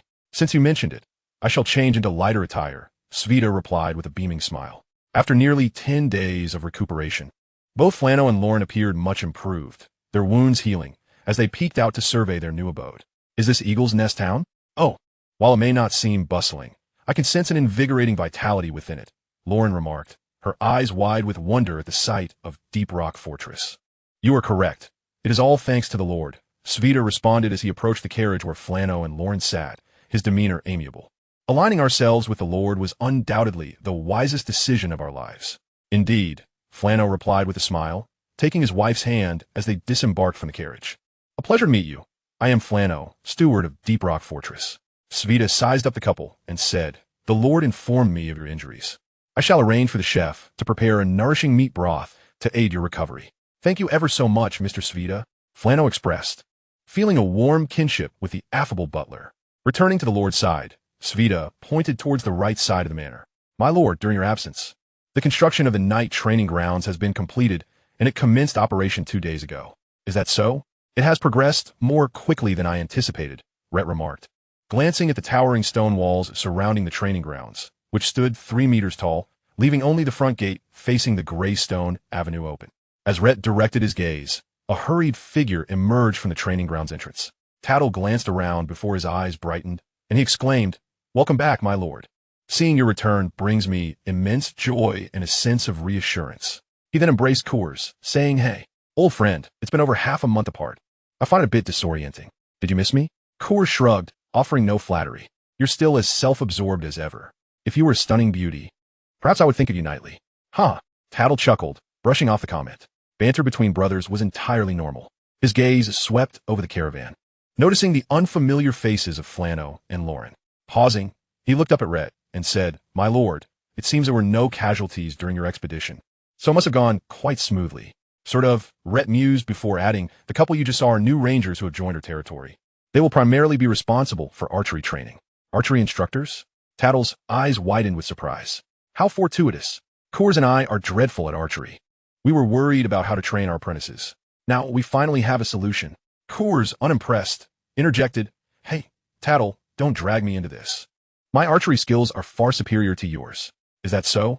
Who was it that couldn't hit a goldfinch 20 meters away? Tattle teased. Whoa, Tattle. It's been over 10 days. You must be itching for a fight. Coors rolled up his sleeves, declaring, Before we begin, let me clarify. I didn't practice. Otherwise, I would now be an exceptional archer. I simply prefer close combat. That is the true romance of man. Indeed, you have a point. I too feel a sense of restlessness. This newly established night training ground is spacious and bright. Come at me. Rayt observed Tattle's somewhat irritating expression and found it amusing. Yet, from another perspective, could this signify that the two had fully integrated into Eagle's Nest Town, treating it as their own home? Returning to the manor, Rayt felt as though the air had become refreshingly invigorating. Taking a deep breath, he dismounted and entered the castle, casually seizing a bottle of juice from the dining table as he made his way to the 5th floor hall. Leaning against a bench, he gently swirled the goblet in his right hand, creating a small whirlpool of the deep purple blueberry juice. Rayt's gaze deepened as a multitude of plans flashed through his mind. Having previously resolved to hunt magical beasts in the dark-patterned Eagle foothills, he understood that even this subsidiary range could harbor traces of third-tier magical creatures deep within its recesses. To avert unforeseen circumstances, he deemed it necessary to acquire the simulator's foresight once more. Furthermore, there were additional elements that required adjustment as he activated the system. Would you like to initiate textual simulation? Each simulated year costs 5 points of fate value. Affirmative, simulate for 1 year. Year 473 of the Jinlin calendar, December 30th. The merchant caravan returns. On this day, you plant all medium-grade water magical plants, and the snow spirit channels the forces of the laws, accelerating their growth. Anticipate a bountiful harvest. That evening, a banquet at the castle fosters camaraderie, wishing for a bright future for the fledgling Eaglet Town. Year 474 of the Jinlin calendar. January 2nd, Butler Sveta reports to you that the black mare, Hage, is pregnant. January 3rd, a second-tier Ironhorn sheep and a second-tier flame dog engage in a fierce battle by the Sun Lake on the western side of her territory, ultimately resulting in mutual destruction. You had long been lying in ambush nearby, and thus reaped the benefits. January 4th, the snow spirit falls into slumber. January 8th, a traveling merchant arrives in your territory. Upon inquiring about his homeland, he exhibits wariness and departs with an unfriendly demeanor. January 9th. You set off towards the dark pattern Eagle foothills accompanied by Rayt, Tuck, and Tylos. January 10th. You encounter a first-tier flame lion and effortlessly slay it. January 11th. You encounter 2 first-tier wind wolves and dispatch them with ease. January 13th. You confront a second-tier flame rhinoceros. After a fierce battle, you emerge unscathed. January 14th. Upon reaching the periphery of the dark pattern Eagle foothills, you decide to hunt only at the outskirts, refraining from venturing into the depths of the mountains. January 15th. Due to prior disclosure from the merchant caravan regarding your recovery, the Lord of Maple Grove visits you, but you are absent, leaving behind a letter. February 3rd. To date, 37 first-tier and 8 second-tier magical beasts have perished at your hands in the periphery of the dark pattern Eagle foothills. February 4th. A third-tier frost crystal tiger approaches the icy lake at the outskirts of the dark pattern Eagle foothills and encounters you. In a grueling battle, your 3 sons fall victim to the tiger's jaws, and despite delaying for an hour, you ultimately succumb to the frost crystal tiger and perish by the lakeside. Chapter 50. A busy day. Rayt stared intently at the luminous screen before him, his brow furrowed. After a moment, he confirmed that he had recorded all the details before dissipating the projection. Exhaling deeply, he felt relieved. Fortunately, it was indeed a remote location among the myriad veins of the Beast Mountains. After hunting in the dark pattern Eagle foothills for over half a month, he had finally encountered a third-tier magical beast. The sheer number of magical creatures slain would surely elevate his fate value to a significant degree, and he need only return 2 days prior. This was indeed promising. A glimmer of brilliance shone in Rayt's eyes. After finishing lunch, he returned to his room for a rejuvenating afternoon nap. Upon awakening, he glanced through the window, catching sight of the knights training in the courtyard. He also observed Vlarno and Lauren, a couple, engaged in conversation with Coors and Tattle, a pair of partners, gesturing animatedly towards various positions in the training ground. Descending to the 3rd floor, Rayt made his way to Rylai's room, eager to ascertain the status of the snow spirit. At the door, although it was locked, he sensed faint waves of water elements emanating from within. Knocking, he called out, "Rayt, are you in there? Father, please come in. What brings you here?" Rayt opened the door, initially surprised, then stepped aside to let him in. "Nina is here too." Rayt chuckled as he entered, just in time to see the plump Nina tumble from midair. However, upon hitting the ground, she bounced onto the bed, her innocent little eyes gazing directly at Rayt before finally leaping onto Rylai's head. "Father, I have something to tell you." Rayt gently stroked Nina, her gaze fixed on her father. "Through our bond, I sense that Nina's slumber is imminent. Once she succumbs to sleep, she will not awaken until next winter." Huff, aware of the snow spirit's unique characteristics, fell silent for a moment before responding. "So we shall not see the little one for over half a year? That is indeed sorrowful news. We must hasten to plant the magical seeds in our possession. Indeed, time is of the essence. We aim to complete the task this afternoon." Rayt looked out the window, declaring, "This batch of magical plant seeds will be personally planted by Tuck and me, to keep the planting time a secret from others." Staggering the planting cycles was a preordained plan. As long as they maintained confidentiality in the first year, subsequent years would yield multiple harvests of magical plants, and no one would discern the actual duration of growth for any particular batch. Rayt nodded in agreement. "Let us proceed together." Throughout the afternoon, the 3 of them toiled in the fields. It was not until the last rays of the setting sun bathed the landscape that Rayt suddenly realized, Tuck still needs to practice his agility combat techniques. This timing seems just right. Dusting off the soil from his trousers, he organized his attire and called out, "Tuck, put down your work for now and accompany me back." Turning to Rayt, he added, "Thank you for your hard work. There are still over 40 seeds remaining. I will take Tuck to meditate on agility techniques." Rayt gripped her trowel, wiping the sweat from her brow. "Rest assured, Father, I will handle what remains." Once Rayt departed, Rayt took a breath, massaging her waist. Unlike her father, who could manipulate earth as a geomancer, she could only labor with her own hands. While a mage-esque lifestyle was not one of pampered ease, it was indeed rare for her to undertake menial tasks. Even with the nurturing of magical elements enhancing her physique, she felt the weariness of a long afternoon's toil. Watching as Rayt and Tuck left, the little creature Nina, perched in the corner, fluttered joyfully, circling Rayt thrice before landing atop her head. As she released a flurry of icy mist, Rayt felt a refreshing coolness envelop her, causing her to smile at Nina. "Would you like to help me with my work?" Nina shook her head in refusal. She flew to the already planted water magical plants. opening her mouth to release a cloud of crystalline white mist that permeated the soil, gradually nourishing the seeds buried beneath. Meanwhile, Rhett hurried back to the 5th floor of Deep Rock Fortress, quickly retrieving the mirror, placing it in the same spot as before by the window in the hall. The setting sun cast a warm glow, refracting into a crimson light. The ceiling once again filled with dense text and patterns, elucidating the content of agility combat techniques. Tuck, make haste. Darkness will soon fall, Rhett urged. All right, father.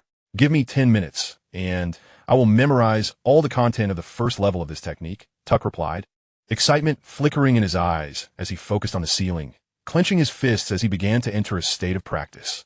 Today, Sveta was particularly busy, darting back and forth between the first-floor hall, kitchen, storeroom, and cellar. Mr. Sveta, a long call resonated from the kitchen corridor. I'm here. What is it now? He replied, already weary. Chef Maru's familiar voice came through, clear and gentle. Please go and remind Bella. We are running low on red wine and apple juice in the kitchen, and I need them for my dishes. Understood, Madame Maru. I will prompt her immediately. Sveta Flusteret had just returned from the storeroom and was now required to make another trip to the cellar. Gina, how many times must I remind you to clean the bottoms of the plates? Just because they're not visible does not mean you can neglect them. Sveta admonished as he exited, casually picking up a plate from the dining table only to discover stains, expressing his dissatisfaction to a nearby maid. Mr. Sveta, this must be the handiwork of Charles. I just came from the kitchen and was transitioning with Charles. I hadn't touched those plates. Gina replied as she gently set a large bottle of juice on the dining table. My heavens, it's Char again. I have previously voiced my thoughts on him.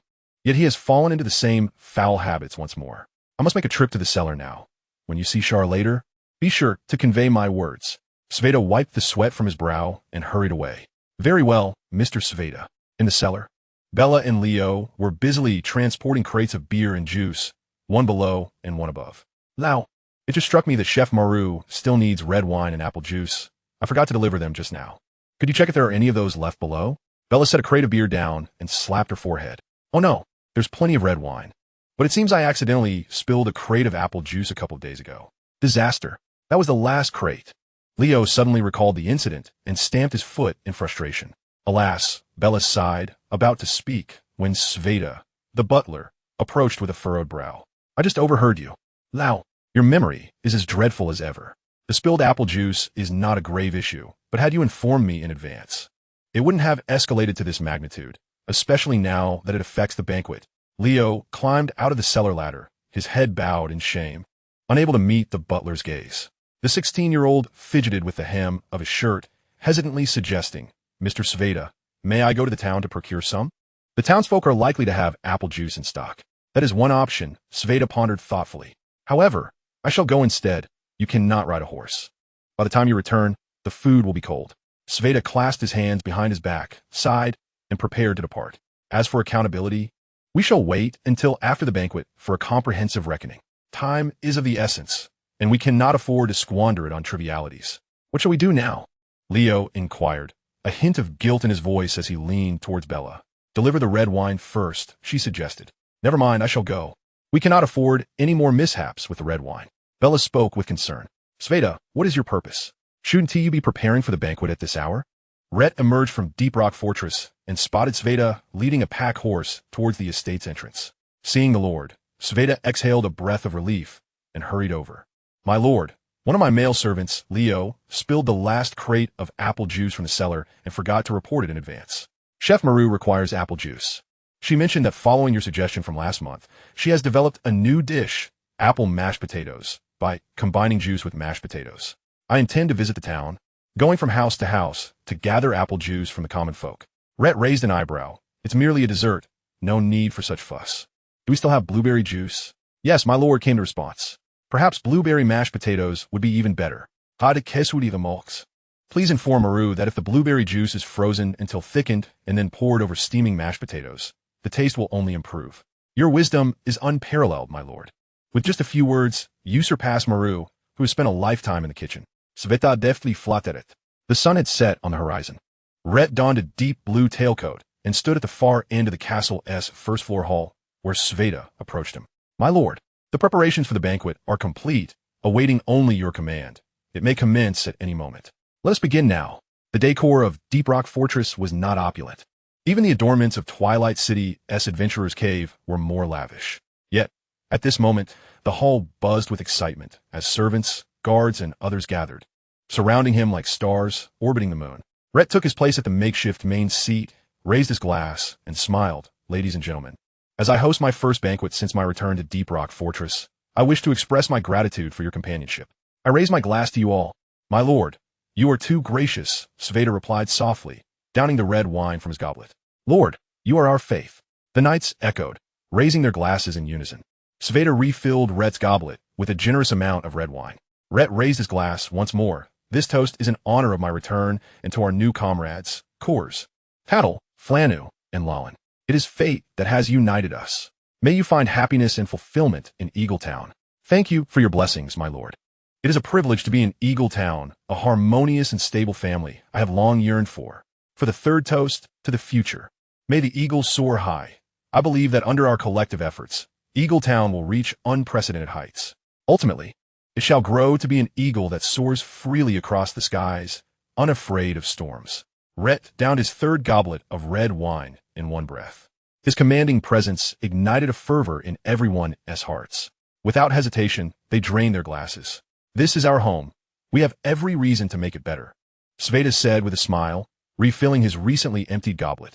My dear butler, do refrain from drinking too much. You cannot become inebriated tonight. You are my most reliable assistant. Fear not, my lord. I know my limits. The internal banquet at Deep Rock Fortress, under Rhett's guidance, did not adhere strictly to noble etiquette. The entire evening was filled with a relaxed atmosphere, filled with song, dance, laughter, and revelry. After the banquet concluded, Rhett returned to his chamber and sat on the bed. He retrieved 6 vials of moonlight potion from his collection, his gaze sharpening. Before heading to the Beast Mountain range, it was best to elevate my prowess to the pinnacle of a level 2 mage. As for the journey to the dark pattern Eagle Mountain, Rhett was preparing to challenge the level 3 mage status. Glancing at the current system panel, head of household, Rhett Green. Second generation members, Tucker Green, Riley Green, Talus Green. Third generation member, Dick Green. Tech simulation, real simulation. Fate value, 38. After a moment of contemplation, Rhett decided to reserve 10 points of fate value, sufficient for 2 tech simulations. The remainder would be entirely devoted to enhancing his mental fortitude. No longer hesitating, he activated the system. Would you like to initiate real simulation? Each day of simulation costs 1 fate point. Yes, simulate for 1 day. As a ripple danced before his eyes, Rhett embarked on the simulation once more. Skillfully swallowing the moonlight potion, he began to meditate using the furnace method, gradually refining the potion. After completely refining 1 vial, he repeated the process, absorbing all remaining moonlight potions. Suddenly, a glimmer of enlightenment flashed in Rhett's eyes. In the real simulation, the resistance to moonlight potion was nearly non-existent. After all, once the simulation concludes, he would return to the same point in time as before the real simulation. The only changes he could bring back would be the alterations in his mental fortitude. And with the next simulation, a new one would commence based on the reality of the moment. This is indeed good news. Once I accumulate 24 vials of moonlight potion, I can refine and absorb them with almost 0 resistance. Once I break through, the time taken to progress from level 3 to level 4 will also be significantly reduced. Won't it? Rhett's lips curled into a smile. In this world, the importance of talent far exceeds imagination. The consensus is that alchemical potions possess resistance, especially those for cultivation. After dozens or hundreds of vials, the effects dwindle considerably, approaching near 0. For those lacking talent, this falls far short of meeting the demands for advancement. As relying solely on talent, the ceiling is nearly predetermined. Those gifted with talent inherently possess a significant advantage. After all, the speed of cultivation granted by talent does not diminish and can be sustained indefinitely.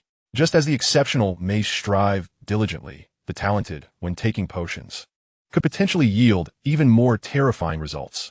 Rhett currently possesses average talent, but with the aid of real simulation, he is uncertain of how far he might reach. He likely stands close to the level of exceptional talent, does he not?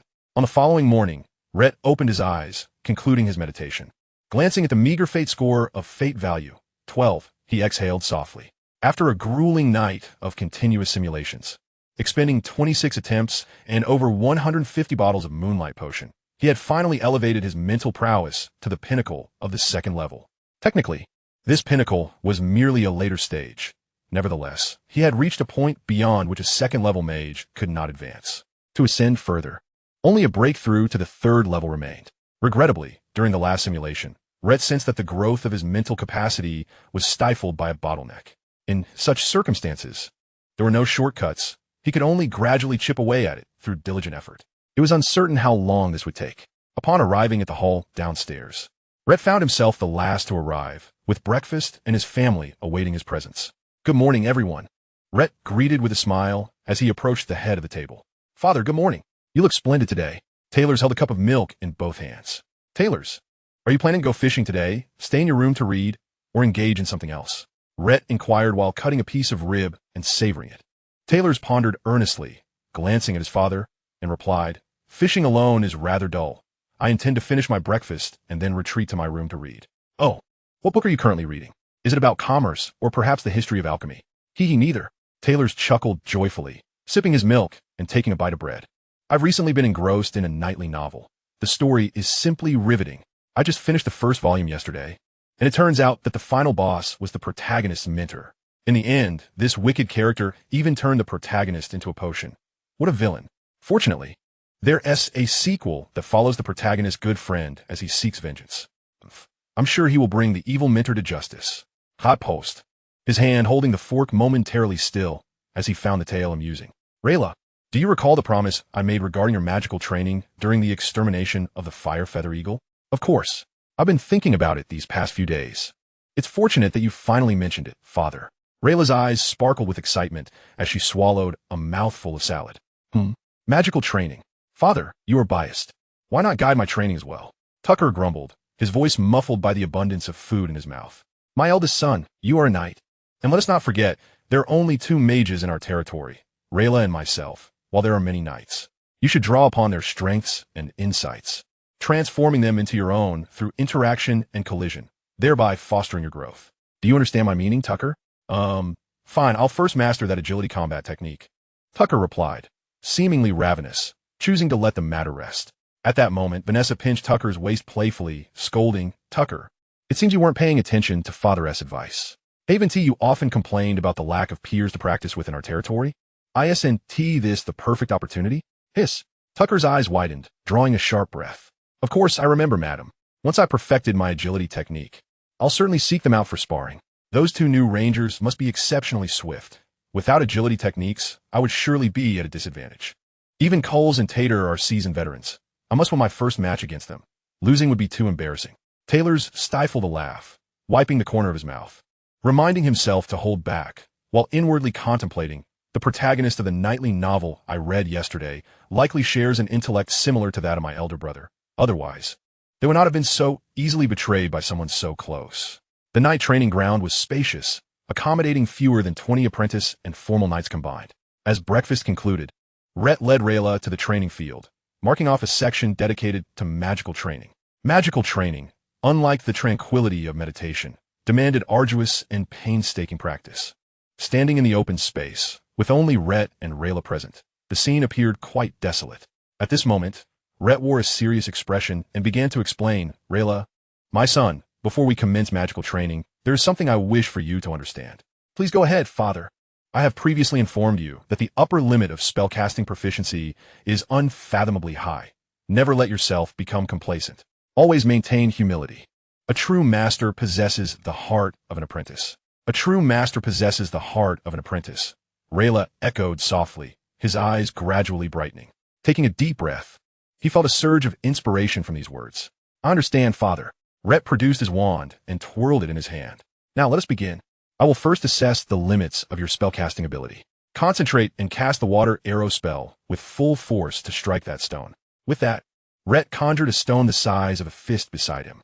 Rayla nodded in agreement, summoning the water element around him to form a water arrow. With a sharp crack, the stone was shattered.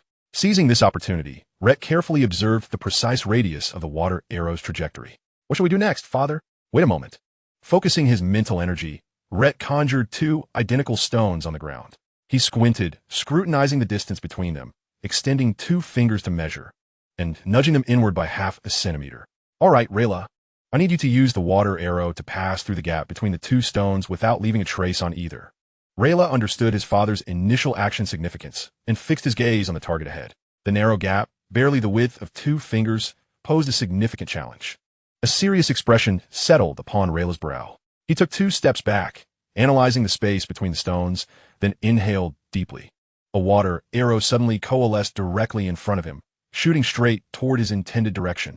Rayt squinted as he watched the water arrow pass unimpeded through the gap between the stones, crashing into the ground beyond. At first glance, the water arrow's flight appeared flawless. However, as Rayt approached the stones, he remarked, "Tizke, what a pity, so close." A faint scratch marred the right stone. Rayla stepped forward, noticing the result, and let out a dissatisfied sigh. "No worries, let us try again," Rayt encouraged. "Yes." Rayla's eyes sparkled with determination as he reflected on the previous miscalculation in direction. After a moment, he conjured another water arrow, aiming it at the center of the stones. This time, as Rayt observed the trajectory of the water arrow, a glimmer of surprise flickered in his eyes. He had already deduced the outcome based on the starting point and flight path. Sure enough, the water arrow passed cleanly through the center of the stone. Rayla blinked, seemingly astonished that he had achieved such a result on only his second attempt. "Father, I succeeded," Rayla exclaimed joyfully, turning to his father, who remained composed, pondering. "There has been progress. However, a single success does not guarantee that you will achieve the same result each time. When facing an enemy, if you cannot ensure accuracy, the cost of mistakes will be yours alone to bear. I see from your reaction that you likely did not anticipate reaching this milestone. Thus, the likelihood of coincidence is greater than your ability to replicate this feat. Perhaps you should try a few more times to confirm your skill." Rayla nodded thoughtfully, returning to his position to initiate another attempt. However, this time, the outcome not only failed to meet the target, but also left shallow scratches on both sides of the stones. With a sigh, Rayla recognized his father's judgment was indeed correct. His earlier success had been mere happenstance. He did not succumb to despair. Rather, he channeled his determination into even greater fervor, embarking on repeated practice sessions. A satisfied smile graced Rayt's face as he turned to a nearby area to commence his training in the art of earth spikes. Chapter 53. The Fisherman's Gain. The next day, in the morning, the sunlight today was somewhat gentle, and Rayt and Riley, clad in their long coats, continued their training in the practice arena. Riley remained focused on his target practice, utilizing water arrows to shoot through the gaps between stones designated by his father. Since hearing his father mention that target practice would eventually lead to moving practice, followed by exercises in impaired visibility, adverse conditions, targeting fleeting objects, and multi-target strikes, he felt the weight of the journey ahead. There was still much to learn. He resolved to dedicate any spare time to magical training. Whoosh! A water arrow flew through the center of the stone gap with unerring precision, and a look of joy illuminated Riley's face. After practicing for over 2 hours today, he finally achieved a breakthrough in his target practice. He could now traverse the gap twice in succession without collision, marking a significant improvement compared to yesterday. As he contemplated a moment of respite, he glanced at his father and noticed Rayt deeply engrossed in an intensified training regimen, prompting him to observe intently. Before Rayt, 20 meters ahead, 3 small pebbles fell from the sky. As they descended to about a meter above the ground, 3 earth spikes erupted from the earth with a sharp sound. Riley's eyes widened in astonishment. He witnessed the 3 pebbles shatter into several fragments. Stunned, he swallowed hard, realizing that the earth spikes had struck precisely at the center of the pebbles without deviation. Moreover, the feat of hitting 3 targets simultaneously was exponentially more challenging than striking a single target. Ah, how wonderful it would be to reach my father's level. A glimmer of envy flickered in Riley's eyes, swiftly overshadowing the small delight from his recent success. Rockfall. Rayt conjured a massive boulder 50 meters ahead, preparing to unleash the Earth Spike technique. Compared to the well-honed spells like Earth Spike, Rockfall, and Rock Shield, Rayt had only been acquainted with Earth Spikes for a scant 2 months, rendering his proficiency in it inferior to the others. Yet, with a lofty perspective and an unstoppable will, bolstered by over a decade of rigorous practice, coupled with the fact that Earth Spikes was a magical ability inherited through bloodlines, he found himself adapting to this technique with increasing ease and speed, surpassing his progress with other spells. Holding his breath and concentrating, Rayt gazed at the boulder ahead, waving his hand as an earth spike rapidly coalesced in midair, aimed precisely at the boulder's dent. With a swift whoosh, the earth spike struck the boulder, though it veered an inch from the center of the indentation. Rayt shook his head. This outcome fell short of his ideal standard. To him, the earth spike technique resembled an enhanced version of the earth spike, possessing formidable aerial control and the capacity to launch attacks from various angles, making it an ideal offensive spell in his mind. Now that he had discovered the accelerated learning curve of this bloodline-inherited magic, he was determined to seize this advantage and master it at the earliest opportunity. He continued practicing until afternoon, with even lunch being delivered by the butler. Rayt made do with a quick bite in the training grounds. Sitting on the ground in meditation to rejuvenate his depleted mental energy, a smile crept upon his lips. Just one day of practice had resulted in remarkable progress in his proficiency with earth spikes, equivalent to a week's worth of training with other spells. During his meditation, Rayt heard footsteps approaching, and Sveta, with a look of joy on his face, announced, "My lord, I have splendid news to share with you." Rayt opened his eyes as Sveta drew near. "My lord, I just visited the stables, and George informed me that Hagar is pregnant." "What? Hagar is pregnant?" Riley, having just released a water arrow, hurried over upon hearing the butler's words. "The proud mare Hagar was with child. Let me guess, is it Gray's offspring?" "Indeed. It seems that in a little over half a year, young Master Riley will have a strong steed of his own," Sveta replied cheerfully. "Oh, I think so too. That rascal Taylor's rarely leaves the estate. The next little black horse will surely belong to me." Riley added, casting a glance at his father, and added, "Of course. That is contingent upon my benevolent and forgiving father not cruelly abandoning Gray and allowing me to keep the little black horse." Rayt chuckled softly, pondering that at this moment, Hagar's belly had yet to swell, making it difficult to discern if she was carrying multiples. He remarked, "How can you be so certain that Hagar is only expecting one? If she were to bear twins, wouldn't that be splendid for all three of us? You, me, and Taylors would all have better mounts." "My lord, I've heard George mention that based on their family's ancestral knowledge of horse breeding, horses like Hagar, with such exceptional physiques, are not only difficult to conceive, but also rarely give birth to multiple offspring," Sveta explained, expressing his belief that Hagar would likely not produce twins. Rayt shrugged, not wishing to sound too direct. "Well, I'm merely indulging in a bit of hope. After all, Hagar has defied George's empirical expectations by achieving a result after only a brief encounter with Gray. Logic may not always apply." "That seems reasonable," Riley mused thoughtfully. "If it were twins, that would indeed be preferable." To the west of Eagle's Nest, over 20 kilometers away, Sun Lake remained frozen beneath the winter's grip, its surface still encased in deep ice. At that moment, by the shores of Sun Lake, a second-tier ironhorn sheep and a flame hound were engaged in a fierce battle. The ironhorn sheep, with its glistening horns, galloped across the prairie like a white meteor, charging towards the snarling flame hound. Roar! The flame hound emitted a low growl, its eyes glowing crimson as it unleashed a fireball towards the charging ironhorn sheep. Despite its battered form, the ironhorn sheep did not evade. Instead, it met the attack head-on, its massive horns glowing with earthy hues, becoming immensely resilient in an instant. A tremendous explosion ressonnait, hiding behind a boulder not far away. Rayt made a shushing gesture to his three sons, carefully peeking out. He caught sight of the fireball shattering, and the ironhorn sheep, astonishingly, remained undeterred by the flame hound's magical assault, continuing its reckless charge with an unwavering resolve. The flame hound's eyes flickered with apprehension, yet its ferocity surged to a peak, leaving no room for retreat in its mind. Despite several wounds, it lunged forward, initiating a fierce melee. The two magical beasts clashed, their claws meeting the single horn, and they collided violently. However, Rayt keenly observed that in close combat, the flame hound appeared to be at a disadvantage. In terms of strength and the lethality of physical weapons, the ironhorn sheep held the upper hand. As expected, within mere minutes, the flame hound's injuries worsened significantly, and it let out a thunderous roar, its claws shimmering with a hint of red light. The ironhorn sheep, undeterred, charged again, only to suffer a painful counter from the flame hound's claws, bleeding in distress. Chapter 54. Persevere a little longer. The ironhorn sheep's nostrils flared with rage, emitting circles of hot steam, as its massive horns glowed once more with a yellow luminescence. In this state, facing the flame hound's fiery claws, the ironhorn sheep appeared far more composed. Yet Rayt remained intensely focused, noticing the ironhorn sheep's muscles twitching slightly, clearly showing signs of strain. He narrowed his eyes, not rushing. Based on his understanding of the ironhorn sheep, known for its remarkable stamina, it could likely endure for a while longer. However, the ongoing battle between the two magical beasts, while both still having some stamina left, remained fiercely contested. Rayt tightened his grip on the wand, biding his time for the opportune moment. Half an hour elapsed.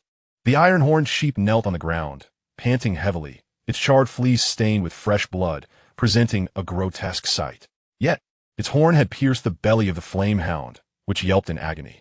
In the next instant, as the flame hound writhed in pain, it lunged, clawing at the iron-horned sheep's right eye. TSK, is this the infamous black dog's pearl extraction technique? Rayt mused inwardly, assessing that both magical beasts were utterly exhausted. Without further hesitation, he decisively unleashed a pair of earth stabs.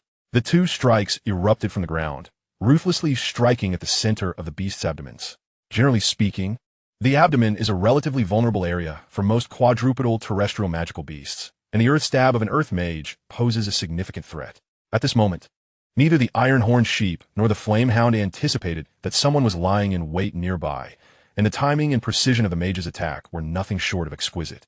By the time they were suspended in the air by the earth stabs, it was too late for them to react. Their magical crystals had withered, and their strength had entirely dissipated. They could only glare hatefully in the direction of the boulder.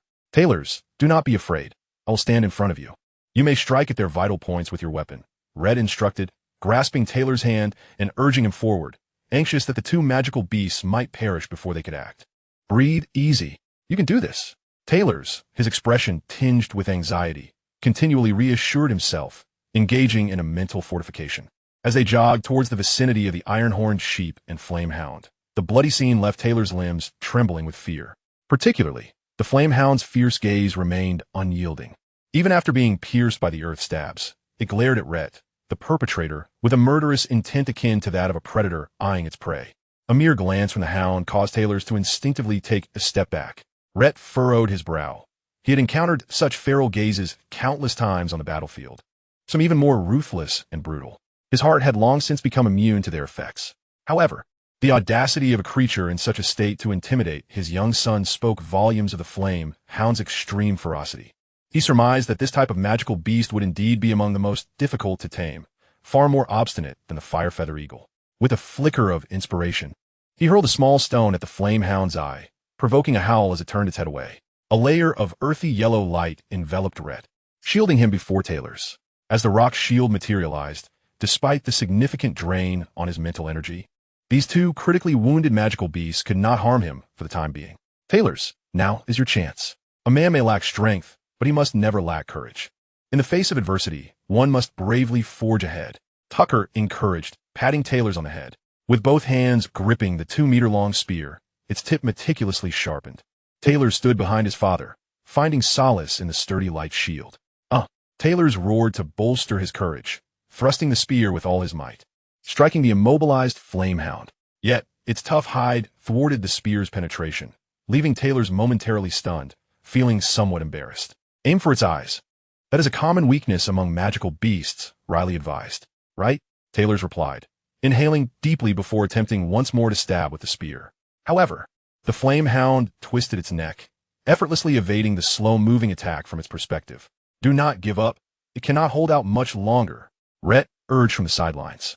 The flame hound trembled with rage, enduring both physical and psychological torment, having been humiliated by a mere mortal.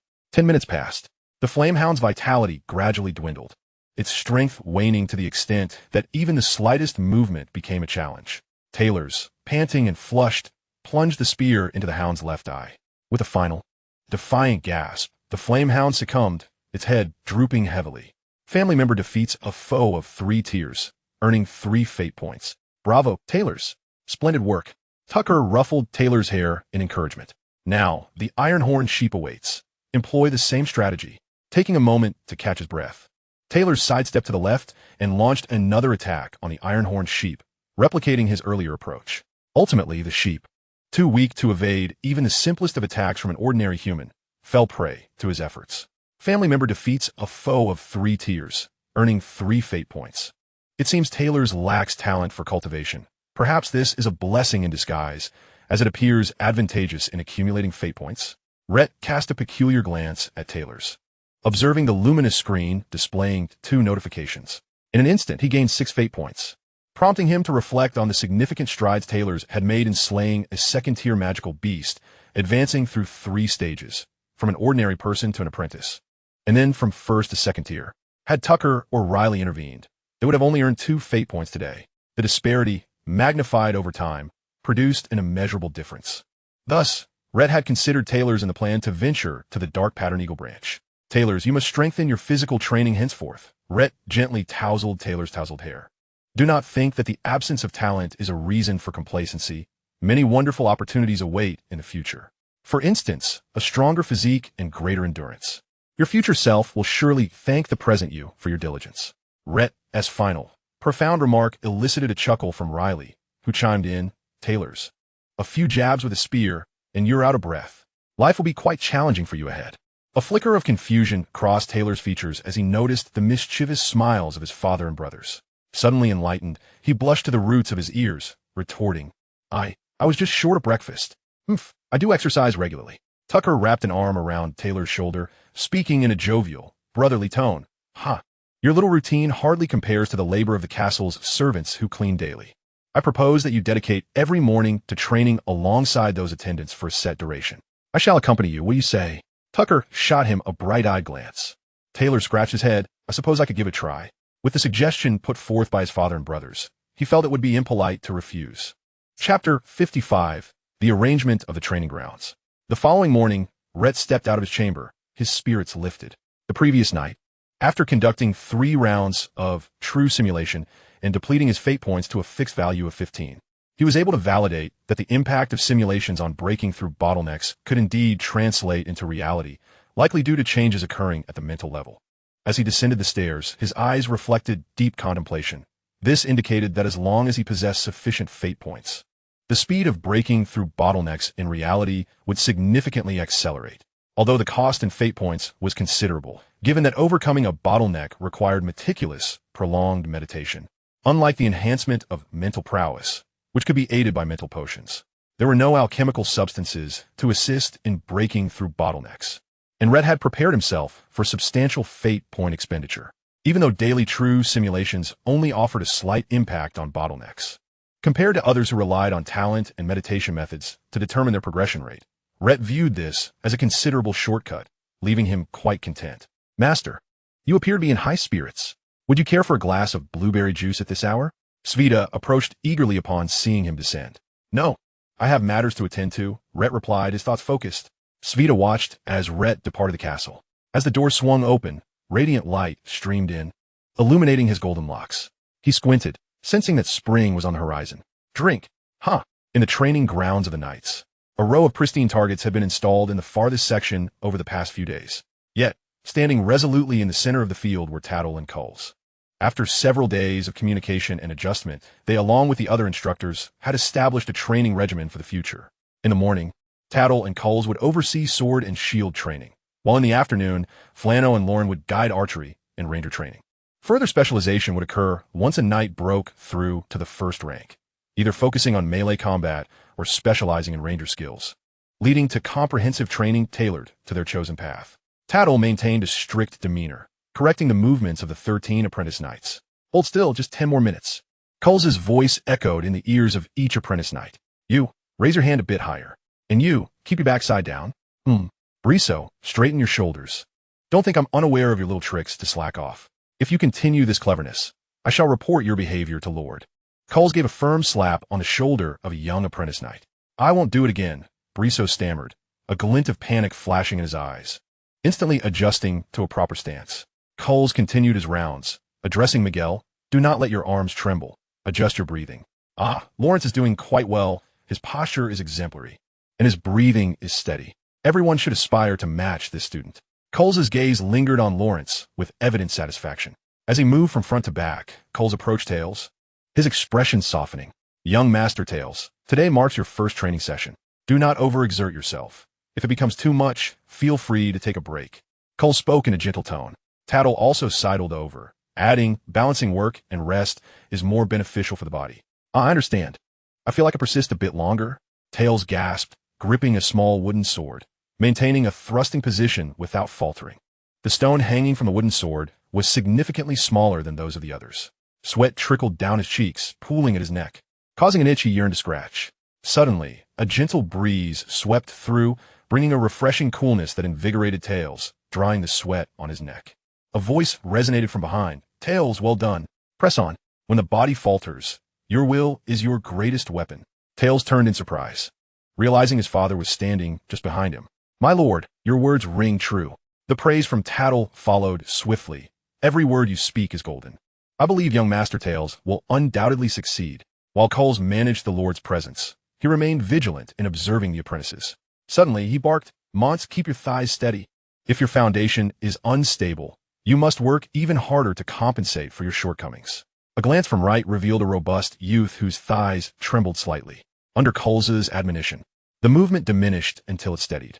10 minutes elapsed, feeling like a century to Tails. His grip on the sword slackened, and both the stone and wooden sword fell to the ground as he staggered back 2 steps before regaining his balance. Tuck approached from the opposite side, having just reached a critical point in his own combat practice. Seeing Tails, drenched in sweat as if he had just bathed, he gave a thumbs up. More enduring than I imagined.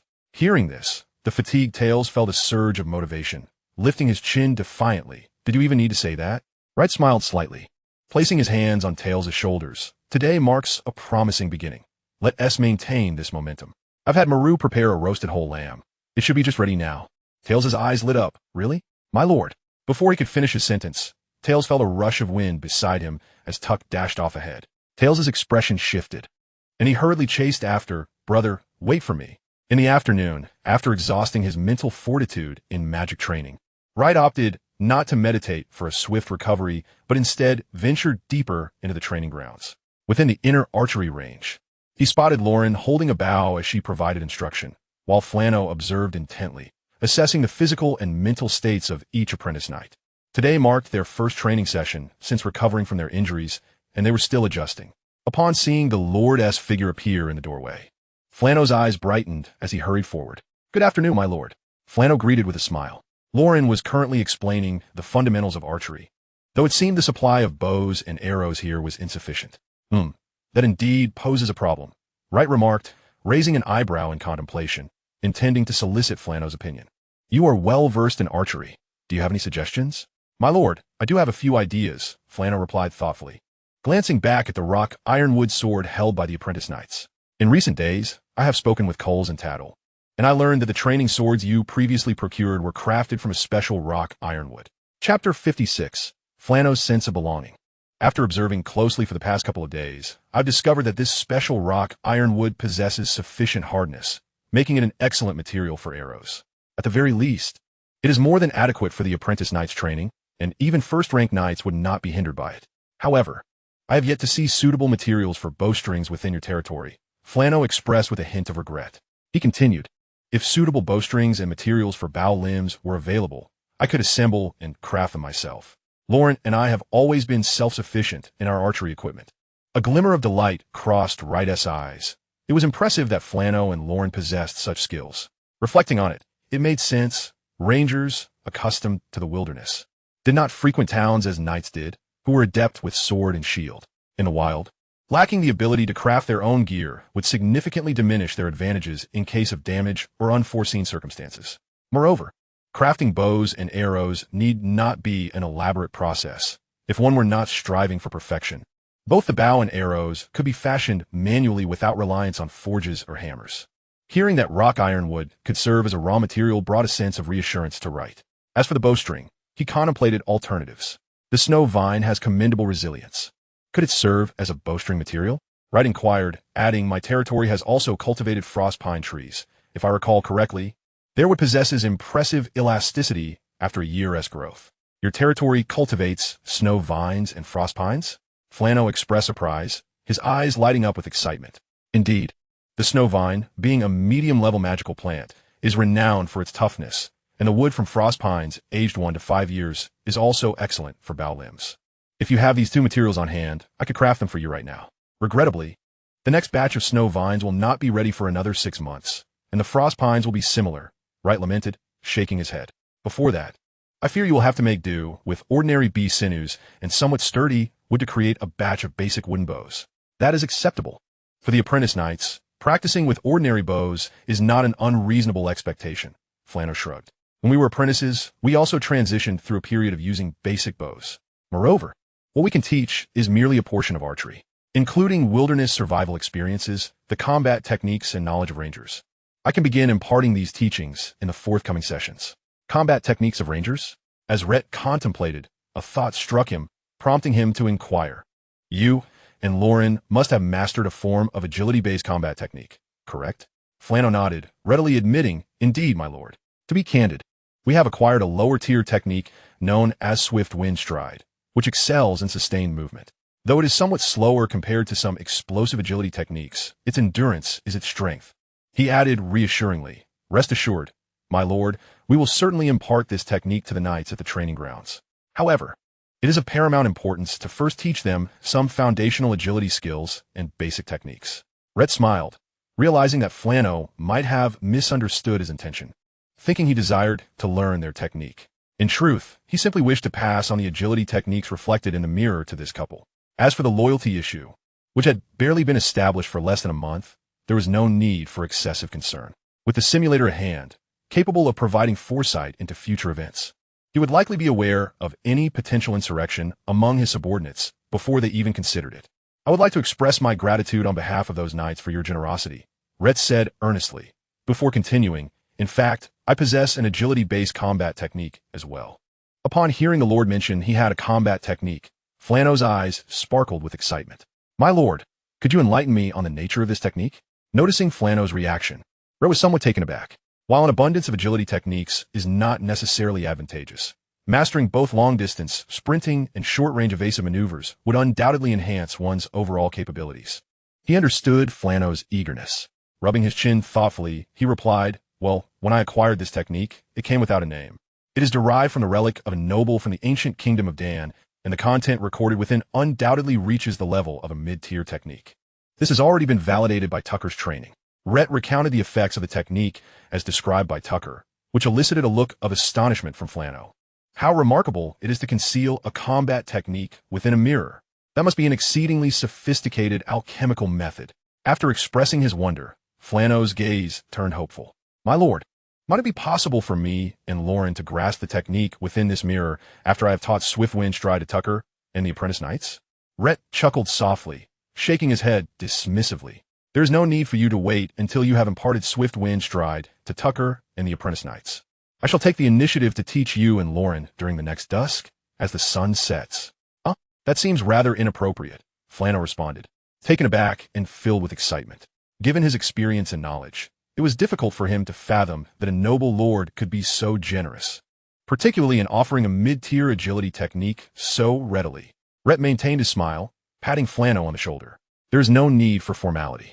Since you have joined the family of Eagle's Nest, the progress and strength of our members inherently bolster the power of Eagle's Nest. Do you not agree? After hearing these words, Flano momentarily stood still, a glimmer of bewilderment in his eyes. The thrill of acquiring a mid-tier agility technique swiftly subsided as he reflected on the recent days, from narrowly escaping death to joining Eagle's Nest. He had initially believed that the reliable haven he sought would take time to integrate into. Yet in that moment, the Lord's generosity and unconditional trust blurred the memories of his homeland, ravaged by beasts with a burgeoning sense of belonging he felt in Eagle's Nest. Taking a deep breath, Flano expressed, "Thank you, my lord. To contribute to the development of Eagle's Nest, I shall diligently master this agility technique, and, in the future, I will teach it proficiently to the knights under my command." Flano's demeanor grew earnest. At that moment, a silent transformation occurred within him. He had come to Eagle's Nest seeking stability, but now he found a sense of belonging and was willing to contribute wholeheartedly to its growth. Chapter 57. Speculations on other buried antiquities. A flicker of intrigue crossed Rhett's eyes. Though unaware of Flano's inner thoughts, he sensed this was a positive change. He speculated that if there existed another system, perhaps he would see a prompt indicating Loyalty 10 at that moment. Dismissing the absurd notion, Rhett glanced at the sky, noting that the weather was quite pleasant. If the evening were to bring forth a sunset, he could invite Lauren to join him at the Deep Rock Fortress. Understood, my lord. Flano bid farewell to the lord, his heart rekindling with joy as he prepared to share the good news with his wife. Rhett then departed from the training grounds, leisurely making his way back to the Deep Rock Fortress. In Rayleigh's room, Nina floated in midair and under the sunlight. Her once pristine, snowball-like form had taken on a semi-transparent appearance. Rayleigh gently pressed her head, her gaze reflecting reluctance. "Nina, if you're tired, you should rest well. I hope that when we meet again next year, you will still be as adorably plump as you are this year." The snow sprite, Nina had been half closing her eyes, teetering on the brink of slumber, when she suddenly propped her eyelids open with her hands and leaped onto Rayleigh's forehead, tousling her hair. "No way. I'm not fat. This is called being voluptuous." Rayleigh modified her wording, and Nina finally settled down, though she simply lay atop Rayleigh's head, motionless. Suddenly, Rayleigh's eyes widened as she felt a lightness above her scalp. Reaching up to lift Nina for a better look, she felt an icy chill in her palm. In the next moment, the sensation vanished entirely, as if nothing were there at all. "Nina!" Rayleigh exclaimed in alarm. She quickly looked up, only to see the last glimmer of a crystalline light dissipating into the air. Rhett, still traversing the corridor, heard a faint cry and rushed into the room, catching sight of the final spark of light vanishing. With a sigh of resignation, he realized that Nina's slumber had taken this unexpected form. Was she temporarily returning to the embrace of the world? Rayleigh offered a bittersweet smile. "Father, while I can still sense Nina's presence, I have no knowledge of her whereabouts. Our connection now exists solely through a thread of our bond. I truly wish for winter to arrive swiftly." Rhett gently patted Rayleigh's shoulder in comfort. "If Nina is dreaming at this moment, I am certain she longs for you as well." "Father, I understand, but I wish to be alone for a while," Rayleigh replied, her expression forlorn as she sank heavily into a chair. Rhett patted her shoulder once more, choosing silence. Sometimes, words are less powerful than the quiet understanding between them. After leaving, Rhett found himself with little to do and began to patrol the territory. At the East Eagle logging yard, the weather was warm, and Cuden, along with his fellow carpenters, had shed their winter coats. They sat on small benches, sipping tea and engaging in relaxed conversation, their demeanor carefree. Cuden marveled at the newfound tranquility of recent days, free from overwhelming tasks. Suddenly, the sound of galloping hooves broke the calm, drawing their attention. As the sound grew nearer, Cuden blinked and spotted the figure of the Lord, prompting him to stand and signal to the carpenters, who quickly formed a line to welcome their Lord. "Good afternoon, my Lord." Cuden greeted with utmost respect as he approached the Lord. "You all seem well. It appears you have found some leisure," Rhett remarked as he sat atop his gray steed. He had just returned from bestowing a reward upon the stableman, George, and recalled that this group had also played their part in recent successes, inspiring him to visit. "Last time, when you reported the discovery of antiquities, this bag of silver coins is your well-deserved reward," Rhett said, shaking the linen bag in his hand, producing a crisp sound. Cuden and the carpenters stared wide-eyed at the Lord's hand, where the heavy linen bag suggested it contained no less than several hundred coins. If it were not for the consideration of appearances, one might almost expect drool to fall.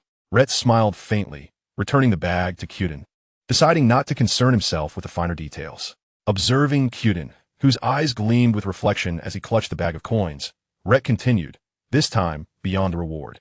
"There are additional tasks for you to undertake." Cuden lifted his head in surprise, exclaiming, "My lord, please instruct us directly. We shall adhere strictly to your commands." "Two matters," Rhett stated.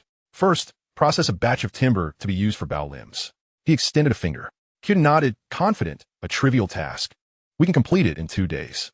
As for the second matter, Rhett continued, "Now that the construction of the night training ground is complete, and your workload has lightened considerably, might you utilize your spare time to explore around Eaglet Town?" Rhett smiled, adding, "Of course, should you make any discoveries, ample rewards await you." He believed that since ancient artifacts had been buried beneath the thorny grove, it might signify that this land had once witnessed untold histories. Thus, there could be relics hidden in other locales as well. However, he could not mobilize the entire territory for exploration. Hence, he entrusted this task to Cuden and his men to attempt gradually. Cuden, his eyes wide with astonishment, responded, "My lord, that poses no issue. We can commence tomorrow. Do you have any specific directions for us to prioritize?" Prompted by Cuden's inquiry, Rhett fell into contemplation, beginning to speculate based on known historical information. The ancient kingdom of Guden fell over 460 years ago, subsequently devoured by orc incursions across various borderlands, until the establishment of the kingdom of Jinluan gradually reclaimed some lost territories. Rhett deduced that since the orc invasion had occurred from west to east, the noble remnants would have fled in the same direction. Perhaps the eastern regions hold a greater probability of harboring ancient artifacts. Uncertain, Rhett recognized this was merely conjecture. Yet he approached the idea with a spirit of experimentation. He pointed towards what appeared to be an expanse of wasteland to the east of the thorny grove. "Let us commence from there. However, one thing must be noted. Any excavated pits must be filled in. I wish not to mar the landscape of the territory." "Rest assured, my lord, I am well aware." Cuden replied, thumping his chest. As dusk descended and the sky blushed with evening hues, Rhett recollected his agreement with Flano and hastened back to the castle. In Rhett's absence, none dared to make unilateral decisions regarding the 5th floor. As he entered the 1st floor hall, he spotted Flano and Lauren, who had been waiting. "You two, come with me," Rhett instructed, then turned to the butler, Svita. "Go fetch Tuck. Have him come directly to the 5th floor. Also, summon Coles and Tattle." "Understood, my lord." It was only fair to call Coles and Tattle, ensuring equitable treatment among his subordinates. The purpose of summoning Tuck was to see if he could provide some experiential assistance. Chapter 58. Advanced Martial Arts Techniques? In mere minutes, the efficient execution brought several figures to the 5th floor hall. 4 individuals stood in awe, gazing at the crimson glowing inscriptions on the ceiling. Flano, Lauren, Coles, and Tattle. After learning from Rhett and Tuck the background and level of this martial art technique, they were struck with astonishment and delight, each unwilling to squander this rare opportunity. They immediately focused intently on their studies. Tuck timely advised from the side, "Everyone, during your first practice, remember not to exert too much force, or you risk spraining something. The dynamics of the ankles are quite intricate. Be mindful of this while channeling your energy, as any obstruction in this area during frequent adjustments can be detrimental." Listening to Tuck's insights, the 4 individuals gradually appeared enlightened, casting grateful glances at Tuck, their fondness for the boisterous air of Deep Rock Fortress growing exponentially. Soon, the 4 began to practice, moving with intricate steps across the hall. An hour passed. Breathless, they seated themselves on the carpeted floor, rubbing their calves and thighs to relieve the soreness. The process of practicing this intermediate martial technique proved particularly arduous, yet their eyes sparkled with shared determination. They sensed the immense potential harbored within this technique. They anticipated that merely mastering the 1st tier would significantly enhance their combat prowess in real-world applications. If they were to eventually grasp the 2nd tier, what might the effects be? Flano murmured, "This does not resemble the typical effects of an intermediate technique. Just the 1st tier already surpasses my Gale Walk. If the 2nd tier's effects are even more elevated, how terrifying would that be? It must be an advanced technique." As soon as the words left his lips, the atmosphere froze. The other 3 trainers held their breaths, clearly hearing the rapid beating of their hearts, all taken aback by the mention of advanced techniques. In their past experiences, even intermediate martial arts had seemed a distant dream. Advanced techniques were beyond the realm of imagination. Tuck, unusually serious, did not refute this notion, frowning in contemplation. After a moment, he exhaled, "The answer to this can only be discovered through our own exploration.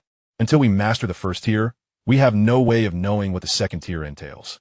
At that moment, Rhett concluded with a smile, "As members of Eaglet Town, I genuinely look forward to your growth. More importantly, I am eager to witness the extraordinary results should you indeed reach the level of advanced martial arts techniques.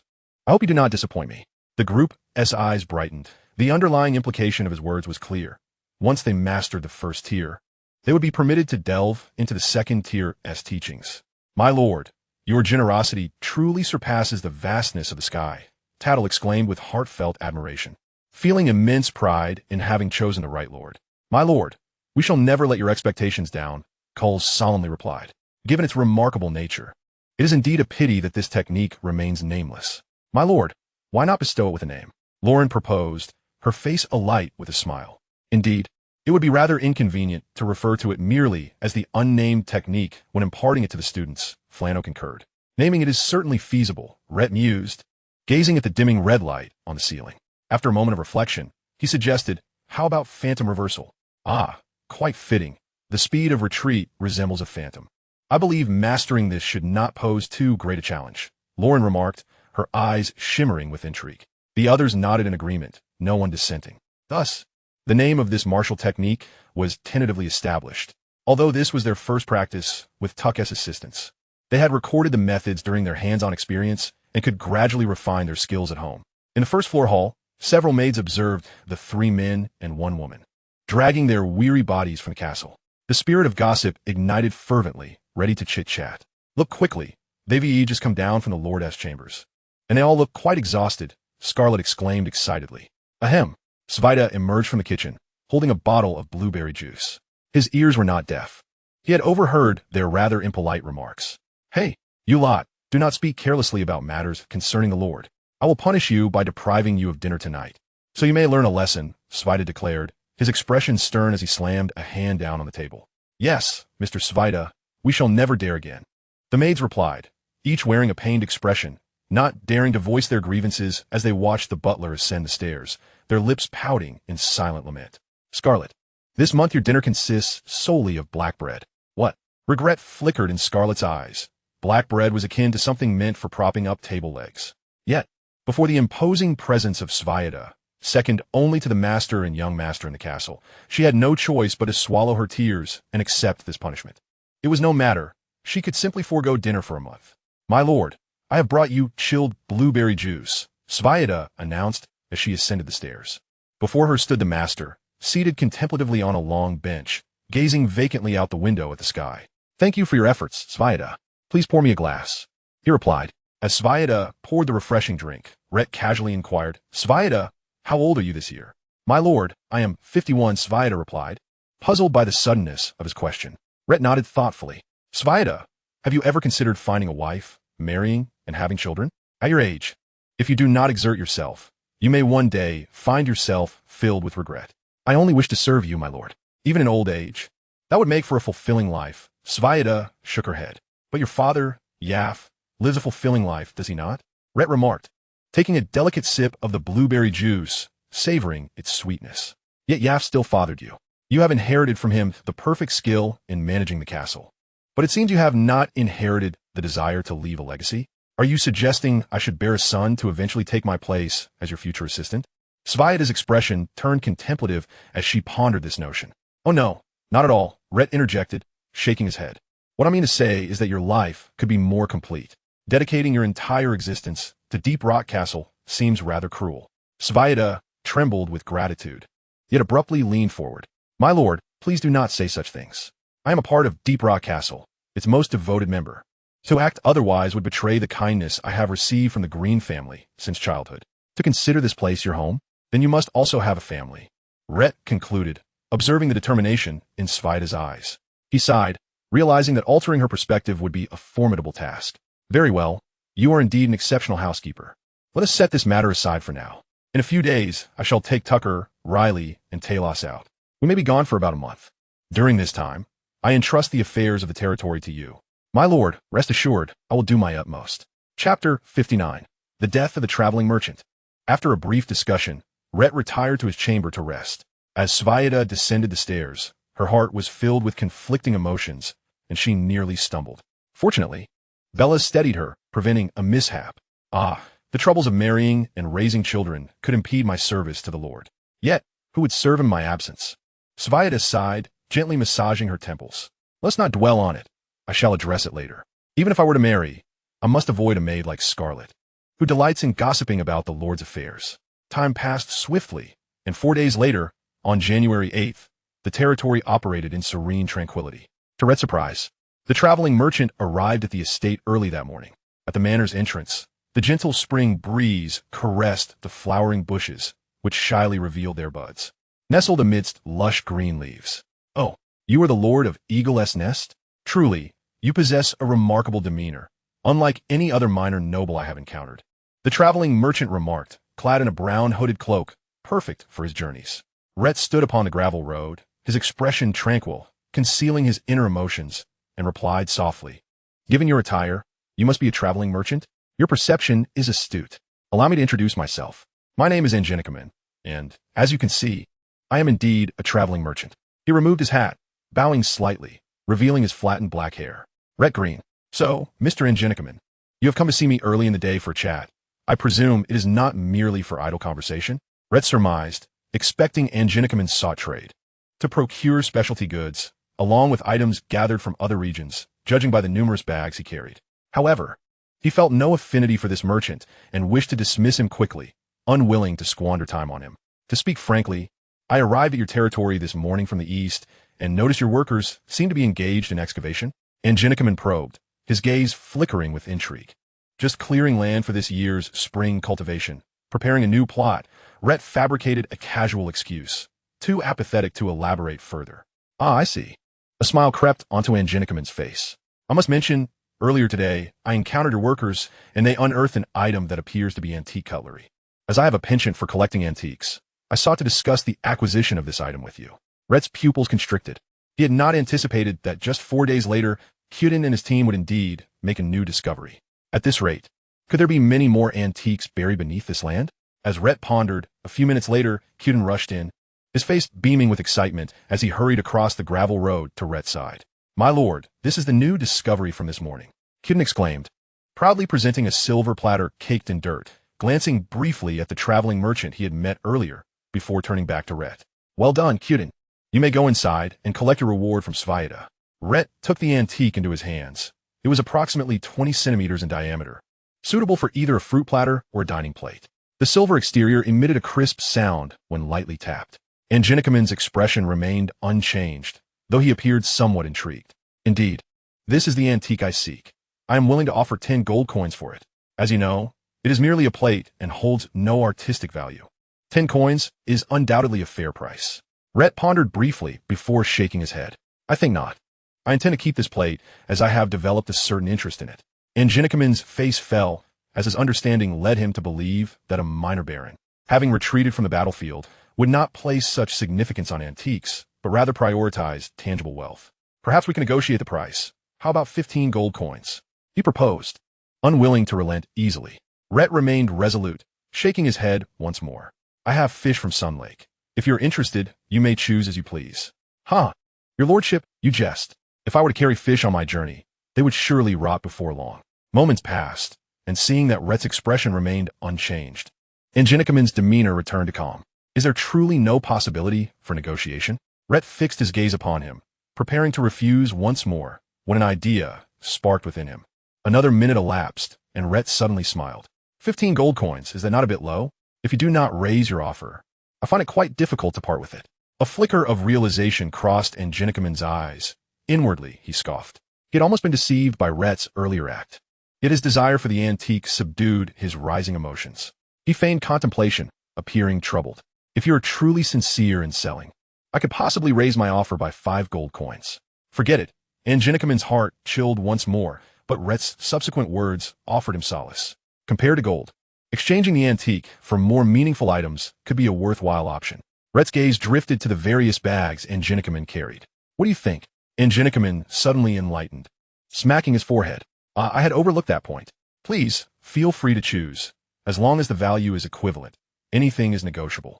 He then shook off his shoulders and back, unfastening one of the bags and bending down to open it. Just then, the ground surged. Rhett's eyes turned icy as he cast a spell, sending a surge of magic towards Angenicum.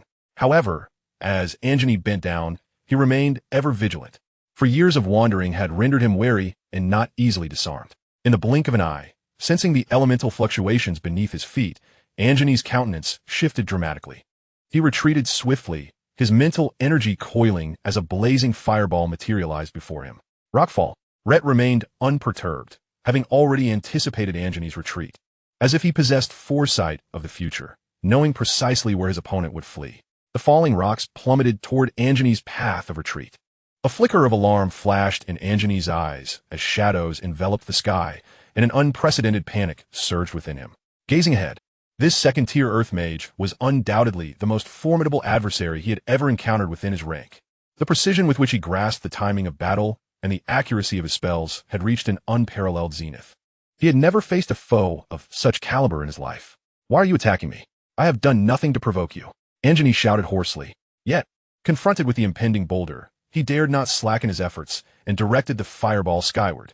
A cold glimmer shone in Rhett's eyes, with a mere thought. A geological spike emerged from behind, drenched in blood, erupting from the heart of the traveling merchant. In an instant, the merchant's complexion soured, and he expelled a mouthful of blood, his legs buckling beneath him as he collapsed to the ground. Earth Spike. Rhett showed no mercy, uttering not a single superfluous word, launching another merciless spike from the ground. Angeny, caught off guard and unable to retaliate, let out a piercing scream as the excruciating sensation pierced through every nerve in his body. However, the heart-rending cry was abruptly cut short as the earthen spike pierced his back, along with the sharp protrusions emerging from the ground, swiftly siphoning away his vitality. His agonized wail lasted but a fleeting moment, devoid of any lingering strength. Chapter 60, A Great Change. Within the Deep Rock Fortress, the servants were quietly engaged in their duties, tidying up and transporting dishes. Suddenly, a harrowing scream pierced the air, causing their movements to freeze momentarily. Curiosity mingled with alarm as they took hesitant steps toward the door. However, Sveta, having sensed the disturbance, stood at the entrance, blocking their exit. What do you intend to do? Listen well, the matters outside are not for you to concern yourselves with. Or perhaps you are still in the realm of dreams and merely experiencing auditory hallucinations. Sveta's voice was calm, yet heavy. Now, immediately, cease your prying thoughts. Have you all finished your tasks? Sveta pointed in a direction. Hey, Scarlet, are you planning to serve yourself a piece of black bread along with your breakfast? If not, place it in its proper place, say, the kitchen. Charles, your plate isn't clean yet. How many times must I repeat myself before you rectify your carelessness? Sveta raised his voice. And you, watch your step. If you break the master's crystal cup, no amount of salary over the next decade will suffice to compensate for it. Sveta's commanding tone brooked no dissent. The male and female servants of the castle stiffened, and the brief interruption dissipated swiftly. The morning at Deep Rock Fortress returned to its normal order. Sveta himself, internally praying, approached the window in the corridor. Through the faint morning mist, he beheld a figure lying motionless in a pool of blood just outside the manor, situated precisely in front of the master. A wave of relief washed over him. Regardless of the circumstances, as long as the master was unharmed, everything would be well. A smile returned to Sveta's face as he drew a towel from his waist and wiped the sweatless brow. Meanwhile, outside the side fort of Deep Rock, the knights training in the courtyard rushed out upon hearing the scream. Tuck, present in the training ground, feared for his father's safety. His face etched with urgency as he sprinted, his speed rivaling that of Flano and Lauren. Yet, upon exiting, everyone who beheld the merchant lying in a pool of blood, the apparent conclusion of a battle, stood in shock with mouths agape. Coles, the slowest among them, upon noticing the situation at the manor entrance, realized that since the battle had ended, there was no longer a need for reinforcement. Secrecy, it seemed, was the wiser choice. He abruptly turned and shouted at the apprentice knights who were still rushing toward the door in a frenzy for support. Everyone halt. You are not to leave the knight training ground. Tattle, also catching on late, added, everyone return to your positions and resume training. Nothing has happened. The steps of the dozen apprentice knights froze as they regarded the figure of their instructor at the door. Bewildered, yet discerning from the adult's reactions that the external crisis had been averted, they obediently retraced their steps. Rayt hurried down from the third floor. As he departed the Deep Rock Fortress, he encountered no hindrance from Sveta. Father, who is this person? Rayt inquired, standing beside his father, his eyes filled with curiosity. Rayt shook his head, offering no response, and instead instructed, first, dispose of this man's body and ensure the ground is thoroughly cleaned, leaving no trace behind. Coles and Tattle promptly approached, bowing as they offered, leave this matter to us, my lord. We excel at handling corpses. Allow me to assist. I guarantee it will be done meticulously, Flano interjected, stepping forward. A peculiar glint flickered in Rayt's eyes as he regarded the training instructors, recalling their apparent familiarity with such tasks. He shook his head and stated, who performs the task is of little consequence. You may all work together. But the outcome I desire must be achieved. Tuck, Rayt, present, my lord. You too, search this man thoroughly, strip him clean, and take all packages and suspicious items to the 5th floor of the castle. Rayt methodically issued his concluding orders. As the commands were relayed, several individuals quickly surrounded the corpse, commencing their work. Meanwhile, Rayt's gaze grew profound as he reflected on the recent events. Returning to Anjani, who had regained his composure, he questioned, is there truly no possibility for negotiation? At that moment, Rayt's internal musings had initially turned cautious, recalling the first simulation where the merchant had aimed to take his life, leading him to remain on guard against this traveling merchant, coupled with the previous simulations, during which inquiries about his hometown had been met with a darkened expression as the merchant departed, as well as today's unusual urgency to procure the silver platter. Rayt had sensed something amiss and initiated the text simulation. Year 474 of the Golden Age, January 8th, a traveling merchant arrived in your territory, having detected the antiques being excavated by Cuden, which contained a piece of secret silver. Greed took hold of him as he sought to purchase it from you. After an unfruitful negotiation, the merchant left in resentment, secretly lurking around your territory, waiting for an opportunity for revenge. January 9th, accompanied by Rayt, Tuck, and Talas, you set out for the dark pattern Eagle Ridge. That evening, the merchant infiltrated your manor, searched the castle, and stole several valuables, including all the antiques. January 10th, you encountered a first-tier flame lion and effortlessly dispatched it. January 11th, you faced 2 first-tier wind wolves and similarly vanquished them without exertion. January 13th, You encountered a second-tier flame rhinoceros. After a fierce battle, you emerged unscathed. January 14th. Upon reaching the outskirts of the dark pattern Eagle Ridge, you decided to hunt in the periphery, avoiding deeper areas of the mountain. January 15th. Due to prior rumors from the merchant caravan regarding your recovery, the Lord of Maple Forest Town came to visit, but left after finding you absent, leaving a letter behind. February 3rd. As of this day, you have slain 37 first-tier and 8 second-tier magical beasts on the outskirts of the dark pattern Eagle Ridge. On February 4th, accompanied by others, you ventured away from the direction of the Ice Crystal Lake for hunting, encountering 2 first-tier iron-biting mice, which you dispatched with effortless ease. On February 5th, you discovered 20 stalks of flame mist grass. During the harvesting process, you were assailed by a second-tier venomous pattern snake. You skillfully evaded several sprays of its deadly venom and ultimately subdued it without injury. On February 6th, you encountered a swarm of blue crystal ants, which you successfully eradicated. By February 8th, a total of 103 first-tier magical beasts and 11 second-tier magical beasts had perished at your hands in the vicinity of the dark-patterned Eagle subrange, leaving you quite satisfied and prompting your decision to return. On February 24th, Kleena arrived at your territory, where Rayt warmly welcomed her, thus nurturing the blossoming of their relationship. On April 5th, the latest batch of merchants returned, bringing alarming news that the Lord of Maple Grove Town had been assassinated, resulting in nearly half of the local populace suffering casualties. This news piqued your concern, leading you to bolster your forces and increase patrol frequency and duration around the vicinity of Nestling Town. On May 12th, Tucker ascended to the late first-tier knight rank. On June 23rd, the merchants returned once more, bearing tidings that Rayt from Gold Digger Town had been found dead in her bed. In a fit of rage, Viscount Bolton vowed to uncover the perpetrator. On July 1st, stableman George assisted in the delivery of Hag's triplets, a moment worthy of celebration. On July 6th, Viscount Bolton visited your domain, inquiring about your recent activities and whether Talas had encountered any suspicious individuals. On that same day, a third-tier Thunder Armored Bear wandered into your territory. With your assistance, both parties suffered heavy losses, prompting Viscount Bolton to depart hastily that night. On August 3rd, you received word that Gold Digger Town had been annihilated and that Viscount Bolton had met his untimely demise. A sense of caution arose within you, leading to a hasty departure from Nestling Town to evade the ensuing turmoil. On August 20th, you stealthily returned to your domain to assess the situation, finding no unexpected occurrences. On August 24th, Count Nilo Breen, in a fit of fury, issued a proclamation across the realm, seeking the mysterious assailant responsible for the recent spate of attacks on noble territories. On October 3rd, Count Nilo Breen released another announcement, revealing that the dark-patterned Eagle subrange was on the brink of a minor beast tide, urging all to prepare for battle against the impending onslaught. On October 17th, a second-tier Dark Frost Wolf, leading a pack of first-tier Dark Frost Wolves, launched an attack on your territory. Thanks to your preemptive measures, you were able to provide timely support, resolving the crisis with the loss of 11 civilians. On October 20th, under the command of Count Breen, a counteroffensive was decided upon, and you were dispatched to the front lines of the dark-patterned Eagle subrange. On October 26th, you joined the counteroffensive forces of the Breen family. Due to your extensive frontline experience and commendable achievements, you were temporarily promoted to squad leader, tasked with leading 5 second-tier knights and 10 first-tier knights.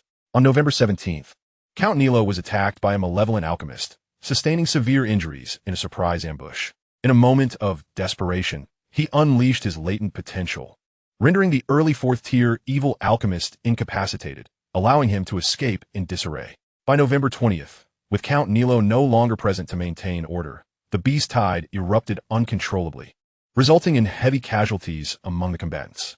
The nobles began to flee the dark-patterned Eagle subrange, and sensing the impending danger, you too decided to leave. On December 20th, as was your custom, you utilized fire essence to incubate a magical beast egg, causing quite the stir. Patiently awaiting the outcome, you were ultimately rewarded when a small fire feather eagle hatched, its eyes opening to behold your familiar visage. On January 3rd of the year 475 of the Golden Lewin calendar, 5 second-tier magical beasts infiltrated your territory. Together with your domain's members, you fought valiantly, employing the Black Raven-esque grief poison smeared upon your weapons, ultimately securing a narrow victory. A lengthy sequence of simulations followed, and Rayt did not immediately conclude his reading. The circumstances described in the first 2 entries ignited a murderous intent within him, prompting a temporary cessation of further reading. Considering all past simulations, it became evident that this traveling merchant was no ordinary foe. Initially believing that no conflict had arisen between them in reality, he had intended to spare the merchant. However, the merchant's intentions led Rayt to completely reevaluate his stance. Leaving no survivors was imperative to eliminate future threats. His mercy was reserved solely for his own. Subsequently, driven by caution, he conducted a real simulation in a brief span of time. Unexpectedly, in the first 3 simulations, the traveling merchant managed to escape. The most recent simulation, however, provided the sole successful pathway to slay the merchant, rendering it into reality with a 1-to-1 replication.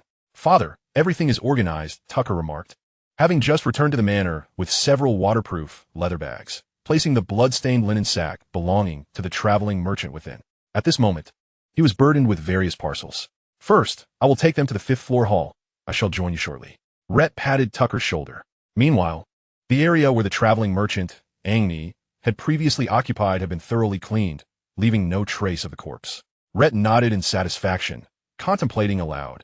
"If you are curious about this individual, I can only say that he harbored malicious intent toward our territory, compelling me to eliminate him."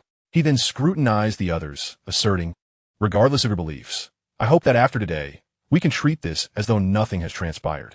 After a brief silence, Flano broke into a smile, exclaiming, "My lord, we are all members of Nestling Town. Your unconditional trust in us leaves us no room for doubt. You must have your reasons for silence. We shall only obey your commands. Moreover, I have never doubted your decisions, my lord." Tattle spread his hands, suddenly striking his forehead. "Oh, right. I have yet to have breakfast. The training earlier has left my stomach grumbling. I need to fetch some beef jerky." He then headed toward the sub-fort. "Good fellow. Bring me some as well. I only had a few pieces of bread this morning, and I'm quite famished." Coles called out from behind. "Of course. I can bring you a bucket of fresh cow dung. You must be still half asleep if you can't even spare me some bread, but expect me to fetch you beef jerky. If you want to eat, come with me." "I absolutely refuse to be your free servant," Tattle retorted, still vexed over his recent spar with Coles. "Oh my, what a miserly fellow." Coles scoffed, yet his legs propelled him to follow suit. Rayt walked back to the manor, a hint of amusement glimmering in his eyes. In the 5th floor hall of the castle, Rayt stood alone, gazing out at the fluffy white clouds while his mind replayed the future visions gleaned from the simulations. Another year of complete simulations had passed, and he was pleased to note that his son had not sacrificed himself in vain. However, perhaps due to the timing of the previous bandit purge, coupled with the recent enlistment of 2 rangers, this time he had not drawn the attention of the members of the evil alchemist organization. Rayt narrowed his eyes, recognizing that this simulation's critical juncture lay here. From this point, the future diverged significantly from previous outcomes. Not only had Maple Grove Town and Gold Digger Town suffered, but even Rylus had met her end in bed. Why in bed? Rayt found himself at a loss, pondering whether she had been ensnared by some handsome agent of the evil organization. It seemed plausible, given Rylus' commendable fighting spirit, which would naturally attract attention. Nevertheless, this was not the crux of his concern. What truly preoccupied Rayt's thoughts was the impending counter-offensive against the Beast Tide. Previously, the Beast Tide had been quelled with relative ease. Yet this time, it appeared that a 3rd-tier Dark Mage, who had previously slain Rayt in simulations, had now reached the 4th tier, with intuition and a few tenuous threads of evidence. Rayt had ample reason to suspect a connection to the malevolent alchemical arts wielded by that organization. Thus, the tragic demise of Count Nilo ultimately led to the failure of the Beast Tide counteroffensive. Chapter 61, The Coastal Letter. One cannot help but wonder how the situation will unfold in the absence of Count Nilo's steadfast presence, as the uncontrollable Beast Tide spirals further into chaos. In any case, the final simulation revealed a dire scenario where 5 second-tier magical beasts simultaneously attacked the fledgling Eaglet Town, underscoring the severity of the predicament. Letting out a long breath, Rayt steadied his mind. Regardless of the turmoil surrounding him, he resolved to leverage the hunting operations of the Dark Pattern Eagle lineage to reap destiny points and strive toward becoming a 3rd-tier mage. All challenges would be transformed from peril into opportunity. Turning around, Rayt beheld 5 intricately woven linen sacks of varying sizes, centrally displayed in the hall. All were spoils graciously bestowed upon him by traveling merchants, now entirely his own. Moreover, an antique silver plate lay upon the ground, and curiosity sparkled in Rayt's eyes as he lifted the plate, meticulously examining it. Having undergone cleaning, it now emitted a brilliant reflective sheen. Who would have thought that such a modest plate concealed the treasure of Mithril? Rayt marveled, rummaging through his memories to unearth information about Mithril. He finally recalled that in this world, mithril was a premier magical material, boasting unparalleled magical affinity, making it a coveted asset among sorcerers. Whether for crafting wands or other alchemical equipment, the infusion of mithril would significantly enhance quality. Its singular and most formidable effect was the reduction of mental strain when casting spells with mithril-infused wands, proportional to the quantity of mithril added. Such a benefit was sufficient to incite fervent pursuit from all. If Rayt's memory served him correctly, any sizable amount of mithril that appeared on the market would be inflated to astronomical prices. Yet, as he held the plate, he discerned that it was indeed about 20% lighter than an ordinary silver plate. It was well known that mithril was exceedingly lightweight, leading Rayt to estimate that the current plate likely contained a few grams of mithril. This must be preserved. In the future, he would craft a wand infused with mithril. A fervent glimmer ignited in Rayt's gaze. The reduction of mental expenditure during spell casting was undoubtedly a dream fulfilled for any mage, especially for one like Rayt, who had navigated the thin line between life and death on numerous occasions. He understood its profound implications. If every spell cast could mitigate consumption, then in the final moments of battle, when his adversary was utterly exhausted, he would still possess the strength to prevail, potentially determining life and death. Returning to his chamber, he concealed the silver plate in a hidden compartment before re-entering the hall, with a much-anticipated treasure unveiling awaited. Rayt was the first to unveil the largest package, peering inside only to be momentarily blinded by the dazzling glimmer of a heavy sack filled with gold coins. He was wholly unsurprised by this outcome, having already gauged the sound and weight during his ascent. Nevertheless, the quantity exceeded 500 gold coins, a rarity for traveling merchants to possess such wealth. However, this sack of gold was not the sole treasure brought by the merchant. The other bags held numerous additional items. Rayt frowned, contemplating the merchant's almost non-existent professional ethics, leading him to conclude that if one considered ill-gotten gains, it all began to make sense. He proceeded to methodically open the remaining packages for inspection, emptying their contents onto the floor with a cacophony of clinks and clatters. A jumble of items lay before him, some familiar, others utterly foreign. After a moment's contemplation, he began organizing the recognizable items, first selecting 6 vials of moonlight potion and setting them aside. This brought his total to 12 vials, and with a few more, he could bestow them all upon Rayt. Glancing at the sizable sack of gold nearby, Rayt smiled, realizing that this goal was nearing fruition. He also extracted the boiling potion, which was more plentiful, totaling 15 vials. Given that the number of knights vastly exceeded that of mages, it was only natural that the market for fighting spirit potions would be broader than that for moonlight potions. He identified several antidotes, poisons, and healing potions, nearly recognizing them all. After organizing them, he placed them in a designated area. Fire and wind elemental essences caught his eye. Rayt's expression brightened as he cradled 2 small vials in his hands. The fire essence was a deep crimson powder, while the wind essence was a pale blue liquid. He still needed to incubate the fire feather eagle beast egg, and his current stock was low. He had intended to have the merchant company procure more during their next journey to Twilight City. As it stood, this vial's volume would suffice for another quarter. Lifting a collapsed linen sack from the ground, he revealed several bundles of candles, whips, and a stand. Rayt's expression shifted. Blinking, he found these items rather peculiar. Noticing that these goods were piled together indicated they originated from the same bag. TSK. Only Tucker would find use for such indecent items. Yet he pondered whether Tucker would even know how to utilize them, having never taught him. Rayt muttered to himself, repacking these inappropriate items into a linen sack. He then rummaged through the debris on the floor, discovering crystals and gemstones, luxurious adornments favored by nobility. Such items, often used for crafting exquisite tableware or creating crystal goblets and chandeliers, did not pique Rayt's enthusiasm. He stuffed a small portion into a sack, planning to keep a few while sending the rest with the merchant company to sell in Twilight City. What is this? After sorting through most of the items, Rayt uncovered a yellowed envelope beneath a large crystal. Curiosity lit up his eyes as he took it in hand and withdrew a sheet of paper, unfolding it to read. With his swift reading speed, he meticulously finished the over 1,000-word letter within 10 minutes. A look of astonishment crossed Rayt's face as he refolded the letter, placed it back into the envelope, and tucked it away in his pocket. To his surprise, it was a letter from the Eastern Blue Coast. The Eastern Blue Coast was the only coastal region of the Kingdom of Jinluan, separated from the southwestern border by the Monday State. Monday State was named after the kingdom's first king, Mondays Jinluan, who hailed from there. This traveling merchant, Angmi, had fled from the eastern Blue Coast, traversing through Monday State to reach the southwestern border. Furthermore, upon finishing the letter, Rayt realized it was a farewell note, from which he gleaned the following information. Chapter 62.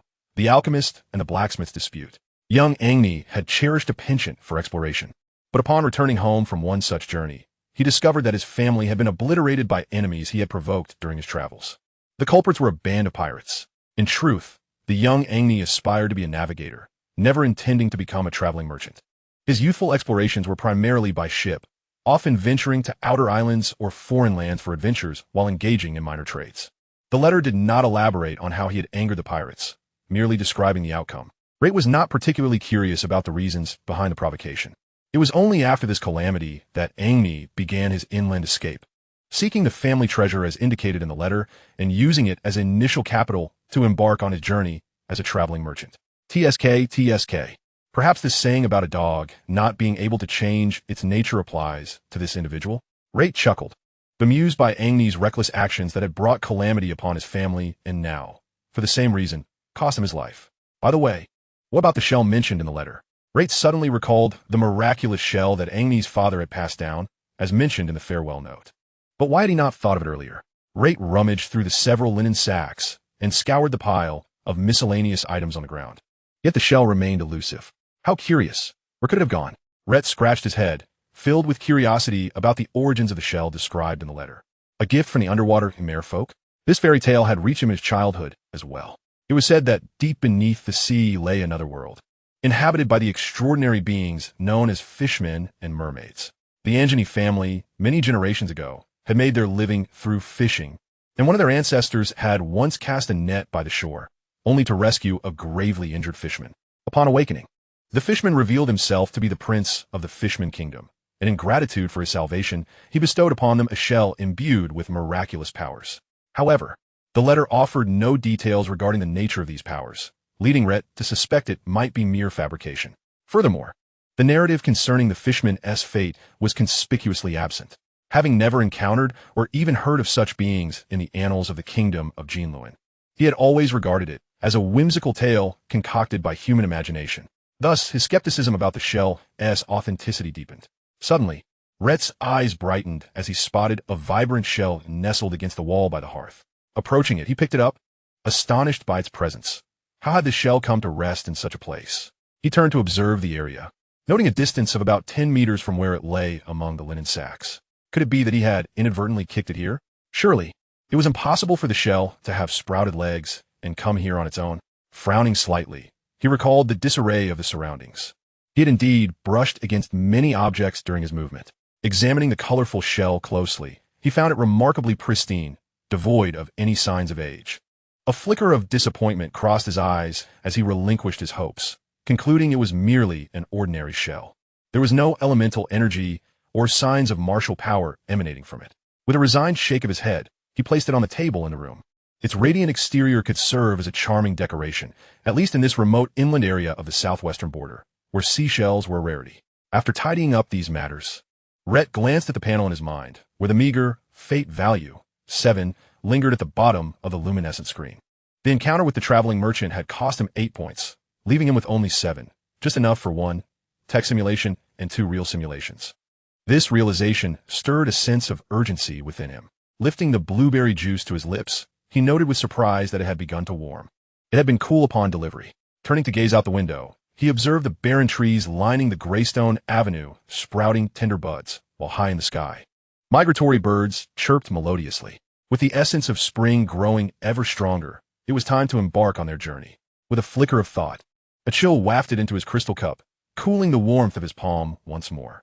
That evening, Rhett summoned everyone to the 5th floor hall for a brief family meeting. The following morning, taking advantage of the soft morning light, they set off on their expedition. "Father, look at the muscles in my arms.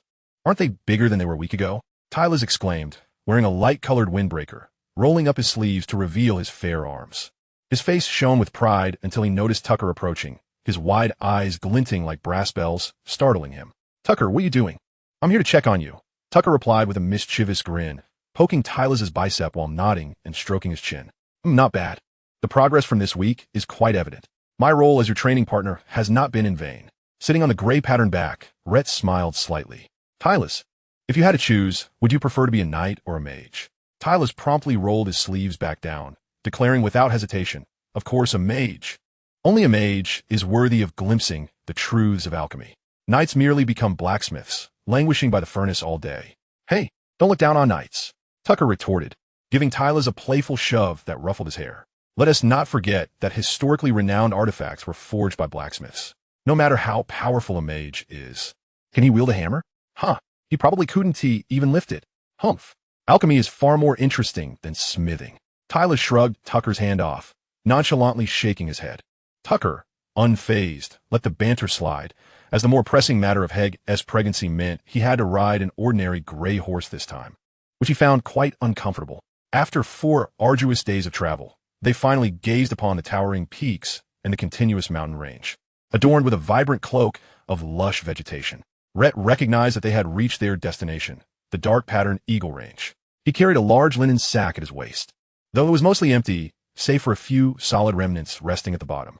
These were the magic crystals harvested from the magical beasts he had slain along the way. In a natural course of events, it had unfolded just as simulated. He had effortlessly subdued a flame lion, a fire rhinoceros, and 2 wind wolves, leaving them gravely injured for Tylus to finish off.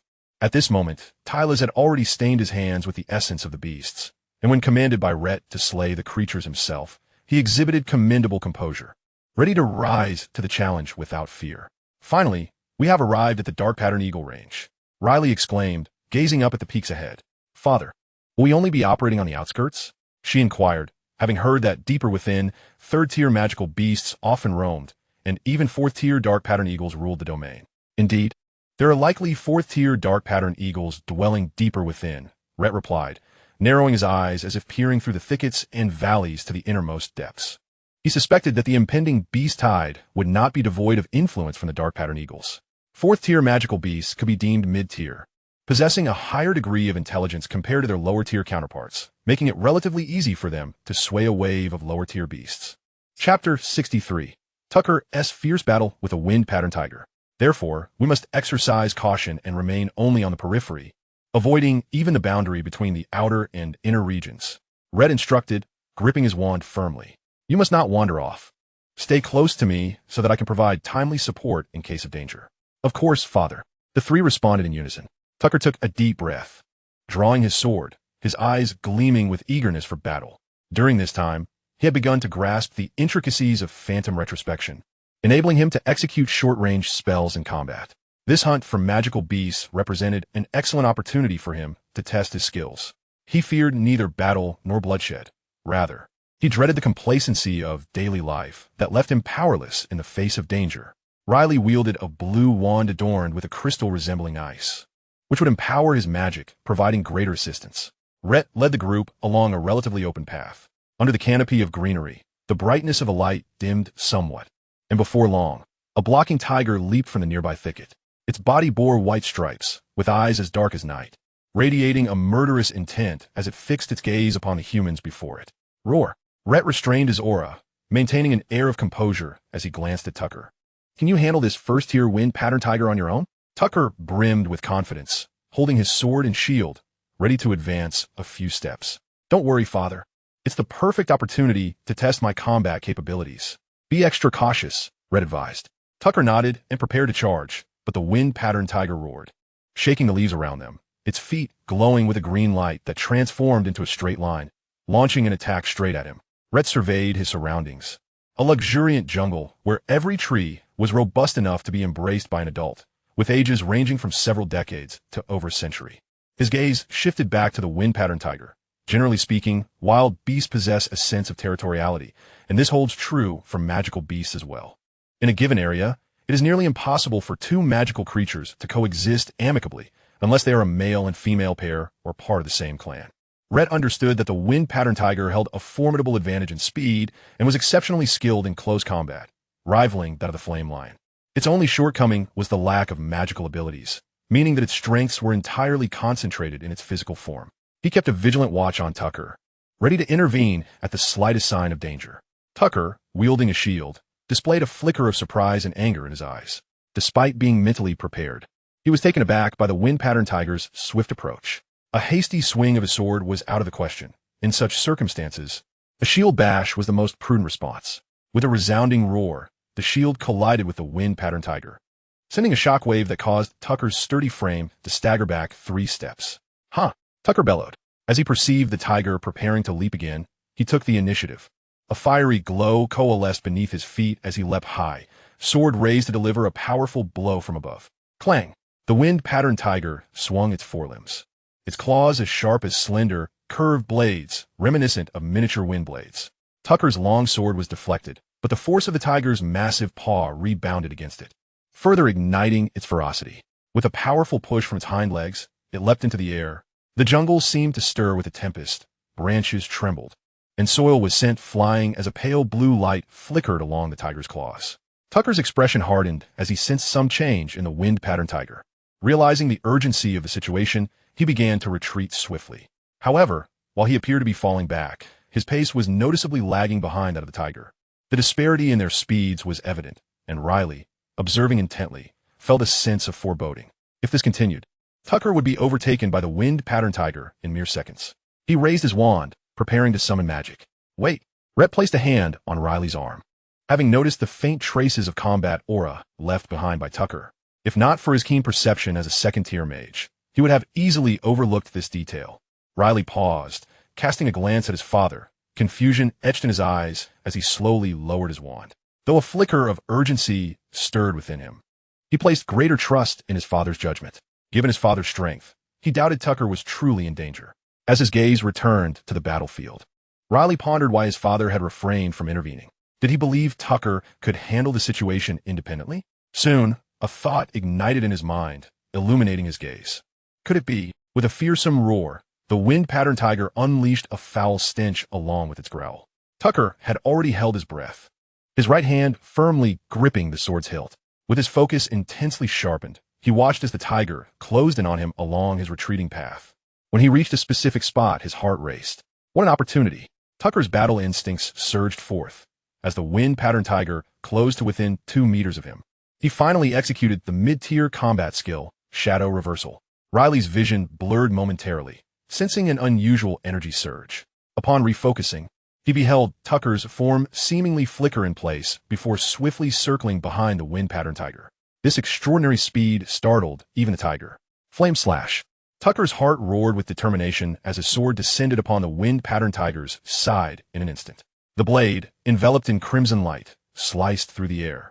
The tiger's primal instincts kicked in, causing its fur to bristle as it instinctively sank low, attempting to evade the strike. However, as its evasion began, Tucker's assault had already reached its zenith. The long sword met the tiger's hide with little resistance, embedding itself deeply into flesh and sinew. With a sickening squelch, blood erupted forth as the sword pierced through. A mournful cry reverberated through the lush canopy of the jungle as the wind-patterned tiger writhed in pain, desperately attempting to escape. Yet, as Tucker twisted and turned the sword, the tiger, in agony, rolled away from the strike's range. Fear flickered in the tiger's eyes as it realized it could no longer underestimate the human before it. Rising to its feet, it bolted in terror. "Where do you think you're going?" Tucker shouted, ready to pursue relentlessly. At that moment, Rhett wore a sly smile, snapping his fingers as a long spike erupted from the ground, piercing the wind-patterned tiger's abdomen. "Tucker, you can return now. There's no need to expend any more energy." Rhett called out to Tucker, who was still in combat mode, eager to land a finishing blow. He then turned his attention to his younger son, Thales. "It's your turn to shine now, my little warrior." Thales stood tall, no longer the timid boy he had been at the onset of their hunt. Armed with a 2-meter spear, he circled to the tiger's rear and began to stab at a particularly vulnerable area, ultimately ending the tiger's tragic existence. It wasn't that Thales harbored any peculiar inclinations. Rather, given his strength, targeting other areas would take far too long to penetrate. It was only by exploiting the creature's weaknesses that he could achieve swift results. Family members defeating enemies above second tier, Destiny Value 2. Chapter 64. The Wind-Patterned Tiger Cub. Indeed, another 2 points of Destiny Value earned. Rhett mused, a smile gracing his lips. His current reserve of Destiny Value had climbed to 16 points. With a bit more accumulation, he could begin to break through his bottleneck and advance to the 3rd tier as a mage. Once he attained that status, he would possess sufficient confidence to confront and even eradicate the nefarious alchemical organization. After all, the merits pertaining to his elevation to a Viscount must be taken seriously. Of course, Even without such accolades, Rayt held a deep-seated disdain for the organization's methods. Their indiscriminate slaughter of their fellow kin placed them firmly on his list of those who deserved to perish. Shaking off his thoughts, he spotted Thales approaching, stained with the blood of the fallen beast. "Thales, have you been diligently practicing archery alongside Flano and Lauren, as I instructed?" Rayt inquired, noting the blood on his son's attire. While the current method of harvesting involved thrusting with a spear, which posed little risk, it was evident that this approach would not suffice against stronger, more formidable magical beasts in the future. Thus, he had recently tasked Thales with learning archery under Flano and Lauren, hoping he could develop a strategy for ranged engagements. "Well, I only had a day of practice before you brought me here for a hunt," Thales shrugged, conveying that the issue did not lie with him. "I found archery quite intriguing. It's much more enjoyable than merely exercising." At that moment, Tucker approached, beaming with pride. "Father, how did I perform just now? Even without your intervention, that wind pattern tiger was no match for me. As a human knight, he had successfully subdued the beast on his own this time. Quite the contrast to his previous encounter with the flame lion, where he had sustained injuries and required his father's assistance to avoid a disastrous outcome. Indeed, you exhibited remarkable prowess," Rayt praised, but after a moment's thought, he added, "However, the wind pattern tiger had a significant speed advantage over you. If it had chosen to flee, it appears you would have found it quite challenging to pursue." Tucker's smile gradually faded. His father had keenly identified the crux of the matter. "Well, this combat technique can only exert its full power while following a previously traversed path. At other times, it feels nearly useless. The wind pattern tiger's speed is just too overwhelming for me to keep up with." Rayt shook his head. "Tucker, the defeated find excuses, while the victors seek solutions. Having let the wind pattern tiger escape, what you ought to reflect upon is whether the landing point of your Phantom retrospection could be more precise, whether the prearranged retroactive trajectory could be more thorough. Additionally, consider the angle of your strike. Why did none of your blades find their mark? I believe that if you could improve in these areas, even if the wind pattern tiger's speed surpassed yours, it would still not elude your grasp." Upon hearing these words, Tucker stood frozen, a flicker of understanding igniting in his eyes. He began to ponder the recent battle. Had he left a few more traces of combat aura to seal off the routes, he might have truly captured the opponent. Taking a deep breath, he acknowledged the lesson imparted by his father. Meanwhile, Rayleigh was nearby, tending to the aftermath and dealing with the carcass of the wind pattern tiger. Due to the limited capacity of the burlap sack, the focus of this hunting expedition was primarily on extracting the claws, teeth, and magical crystals, small, space-efficient, and relatively valuable components. However, as Rayleigh prepared to handle the tiger's claws, he made a startling discovery and exclaimed, "Father, something seems amiss with this wind pattern tiger. It appears to have recently given birth." Indeed, it is a mother tiger that has just whelped." Rayt's eyes narrowed in confusion as he observed a distinct postpartum deformation between the hind legs of the wind pattern tiger, with surrounding fur stained in blood. He recalled that during the last simulation, there had been no mention of cubs. Yet, having just arrived at the Dark Pattern Eagle branch and concluded their first battle, could the trajectory of reality have shifted? Tucker, still processing the information, excitedly clenched his fists. "Huh, cub? Does that mean I might have a magical beast pet?" He eagerly looked at his father, pointing to the left. "Father, hurry. The wind pattern tiger came from this direction. We must follow its path." Although Rayt's inner doubts lingered, he recognized the urgency of the situation, promptly abandoning the carcass to lead the team toward the tracks left by the wind pattern tiger. After an hour of travel and searching, Rayt made a new discovery. He held his breath, straining to discern the sound around him, his expression grave. "Listen, it's the call of the fire-fringed hound." The others reacted just 2 seconds slower than Rayt, catching the faint, chaotic sounds that, despite their disorder, unmistakably belonged to the same species of magical beast. Merging into a cacophony, Rayleigh's face suddenly turned pale as he slapped his thigh. "Oh no, the fire-fringed hound is notorious for ambushing and raiding. They are very sensitive and must have caught wind of the wind pattern tiger cub's scent. Could the fire-fringed hounds have eaten the cubs?" Taylor gasped. Rayt's gaze sharpened. Without hesitation, he declared, "We must hurry to check. There may still be survivors." Tucker's eyes flared with fury. "Tonight, we feast on fire-fringed hound meat. If they harm my cub, they shall not escape unscathed." As the four of them hurriedly followed the sounds, what they encountered was a scene drenched in blood. The nest constructed by the wind pattern tiger, approximately 6 to 7 meters wide, contained 2 mangled remains, reduced to mere bones. Yet, amidst the crimson pool, Rayt's gaze caught sight of a single cub, rolling about, seemingly unharmed.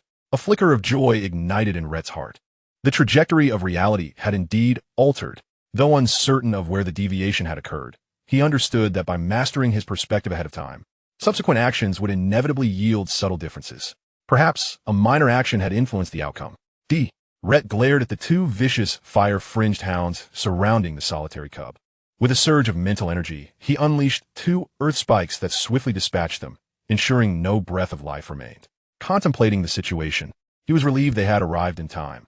Had they been a minute late, this lone cub would have met its demise at the jaws of the hounds. As for the fire-fringed hounds lurking nearby, they were cunning creatures. Sensing danger, they began to disperse and flee. Hook for the technique. Hook for the technique. Two massive boulders were conjured to block the nearest and most open paths of the forest. You cannot escape. A cold light glinted in Rayt's eyes. With his extensive combat experience, he had quickly analyzed the battlefield environment upon arrival. Consequently, as the fire-fringed hounds detected the change in terrain, some vaulted over the boulders while others took a longer route, opting for a forest path 50 meters away. Despite their erratic running and agile maneuvers, everything fell into Rayt's calculations. The interplay of earth spikes and earth cones alternated seamlessly, each strike claiming a fire-fringed hound's life. Interspersed with rockfall techniques to obstruct their escape routes, the space for survival was further diminished. Within a minute, 6 fire-fringed hounds lay dead, not a single one escaping. Chapter 65. Simulation Impact. Initially, Rayt had employed lethal force to efficiently conclude the battle. However, as only 3 fire-fringed hounds remained, he became less hasty. One was pinned to the ground by an earth spike, while 2 others struggled helplessly in midair, flailing their limbs and emitting mournful cries, an absurdity laced with strangeness. Taylor, the remaining 3 are yours to deal with. Rayt then turned to Tucker. Tucker, stay with Taylor and assist in processing the magical beast carcasses. Next, Rayt glanced at the wind-patterned tiger cub, now smeared in blood. He addressed Rayleigh. Rayleigh, give this poor little one some fresh water and clean its fur. Rayleigh nodded, his gaze softening as he looked at the curled-up cub nestled in the hay. With a thought, a slender stream of water coalesced, gently entering the cub's mouth, while another water sphere formed to cleanse away the grime. Rayt watched intently as the chubby little creature stirred, opening its tiny mouth, roughly the size of a thumb, to drink in the water, its body twitching slightly. Ah! The delicate, crisp cries rang out, brimming with vitality. Father, it seems he is hungry? Rayleigh approached the wind-patterned tiger cub, crouching down curiously. The cub, measuring less than 20 centimeters in length, had a head not much larger than a fist. After drinking water, it appeared a tad more spirited. Although its eyes remained tightly shut, it eagerly extended its tongue in search of food. Rayleigh extended a finger closer, only to be met with the cub's gentle suckling, the warm, moist sensation bringing an involuntary smile to his face. Here, feed it some fire-fringed hound meat. Rayt tossed a 20-centimeter piece of meat, freshly cut from the hound. Little one, eat up quickly. Rayleigh divided the meat into smaller chunks, personally feeding the cub. As it caught the scent of food, the inherent instinct of a magical beast surged within the wind-patterned tiger, and it opened its mouth to devour the red meat. After a few bites, it seemed still unsatisfied, letting out a series of eager cries. Minutes passed, and while Rayleigh still had 2 pieces of meat left, the cub had eaten its fill, lying contentedly on the ground, softly snoring. Newly born cubs were typically prone to sleepiness, and this one was no exception. Rayleigh gently stroked the furless wind-patterned tiger, which in a semi-conscious state sniffed the air and nestled closer to Rayleigh. Ah! The cub let out a sleepy whimper, and a smile graced Rayleigh's face. He attempted to hold it in his arms, but accidentally roused it from slumber. However, the wind-patterned tiger cub merely wiggled its head, nudging against Rayleigh's chest, and burrowed back into his embrace, falling asleep once more. Rayleigh, you are quite fortunate. It appears this little one has taken a liking to you. Rayt spoke softly, mindful not to disturb the cub. I owe it all to you, father. Thank you for allowing me the chance to care for the wind-patterned tiger cub. Rayleigh responded earnestly, casting a glance at Tucker. Were it their elder brother tending to the creature, the newly born wind-patterned tiger cub would still find the same reliance upon him. At that moment, Tucker was hefting a half-filled linen sack, laden with the low-tier magical crystals they had amassed thus far. He caught wind of Riley's last remark, chuckling with nonchalance and shaking his head dismissively. Between us brothers, it matters not who possesses this cub. Our strength is ultimately a boon for Eagle's Nest. More importantly, Riley, as a mage, is in greater need of a pure melee beast. Leet looked at Tucker, a smile of approval gracing his lips. So Tucker, do you desire a magical beast that can cast spells? Of course. Does our esteemed father intend to bestow upon me a fire feather eagle egg? De cœur feigné de surprise. His exaggerated tone echoing, oh, many thanks to our generous father. I shall treat it well. You truly have a thick skin. Who said anything about giving you the fire feather eagle? Rayt chuckled, shaking his head in amusement. What I meant was, I will strive to procure a suitable magical beast for you. Have faith in our father, Tucker replied with a grin, his gaze wandering deeper into the jungle, hoping it harbored more magical beast cubs to fulfill his expectations. At that moment, Taylor's eagerly sidled up to Rayt, tugging at his arm with excitement. Once this wind-patterned tiger grows a bit, may I ride around our territory? Oh, having a magical beast as a mount would be incredibly cool. Such a trivial matter, Rayt mused, glancing down and estimating that it would take at least a quarter of a year for the wind-patterned tiger to grow large enough to accommodate riding. By the way, doesn't our father also have a fire feather eagle? Why haven't you pleaded for one? Rayt asked, somewhat surprised. Isn't flying through the skies the cooler option? Taylor scratched his head sheepishly. I have a bit of fear of heights. A fortnight slipped by in the blink of an eye. Night enveloped the dense jungle, and the broad mountains obscured the moon's gaze upon land. Within a 20-square-meter cave, darkness reigned. Real simulation terminated. Please select an attribute to retain. Constitution 2. Combat QE 3. Mental power. I choose mental power. With eyes closed in the dark, Rayt's gaze suddenly illuminated with a glimmer, and after taking a deep breath, he sensed a peculiar shift in his mental state. He had utilized the nocturnal hours over the past fortnight to engage in 80 real simulations, effectively meditating for over 2 months in the waking world. In summary, during the simulations, he could indulge in any excuse, aside from eating and drinking, dedicating every moment to the righteous path of meditation and breakthroughs. Now, only a meager handful of fate points remained, and at the instant he chose mental power, a subtle difference stirred deep within his mind. Although the total amount of mental power had not altered, the barrier obstructing his ascension to a third-tier mage felt considerably weakened, akin to the gradual wear of time, perhaps imperceptible day by day, but significant after 80 days. It now seemed there was but a single sheet of paper standing between him and the title of third-tier mage. A soft, youthful call pulled Rayt from his meditative reverie. Before he could turn to investigate, a fluffy little white tiger nudged against his waist, playfully frolicking. Hee, little Beige, why aren't you asleep yet? Rayt gently stroked the wind-patterned tiger cub. Beige was the name he had given it. The cub's growth had not been slow. Half a month had passed, and it was nearing half a meter in length, its form now covered with a fluffy coat instead of being a mere ball of flesh. Chapter 66. The Contract Initiated by Beige. At this juncture, Rayt also broke his meditation, lightly clapping his hands. The wind-patterned tiger immediately turned and bounded toward him, playfully bumping against his knees and extending its tongue to lick through Rayt's clothing. Witnessing this scene, Rayt could only marvel at the gentle temperament of the wind-patterned tiger. Over the past 2 weeks, he had observed that Rayt and the magical beast cub had developed a remarkably harmonious relationship. He estimated that with a bit of guidance, the likelihood of successfully taming it was as high as 90%. Waving to Rayt, who approached with a hint of curiosity, Rayt lowered his voice, asking, "Would you like to tame Beige?" Rayt's eyes brightened, and he nodded eagerly, akin to a chick pecking at grains.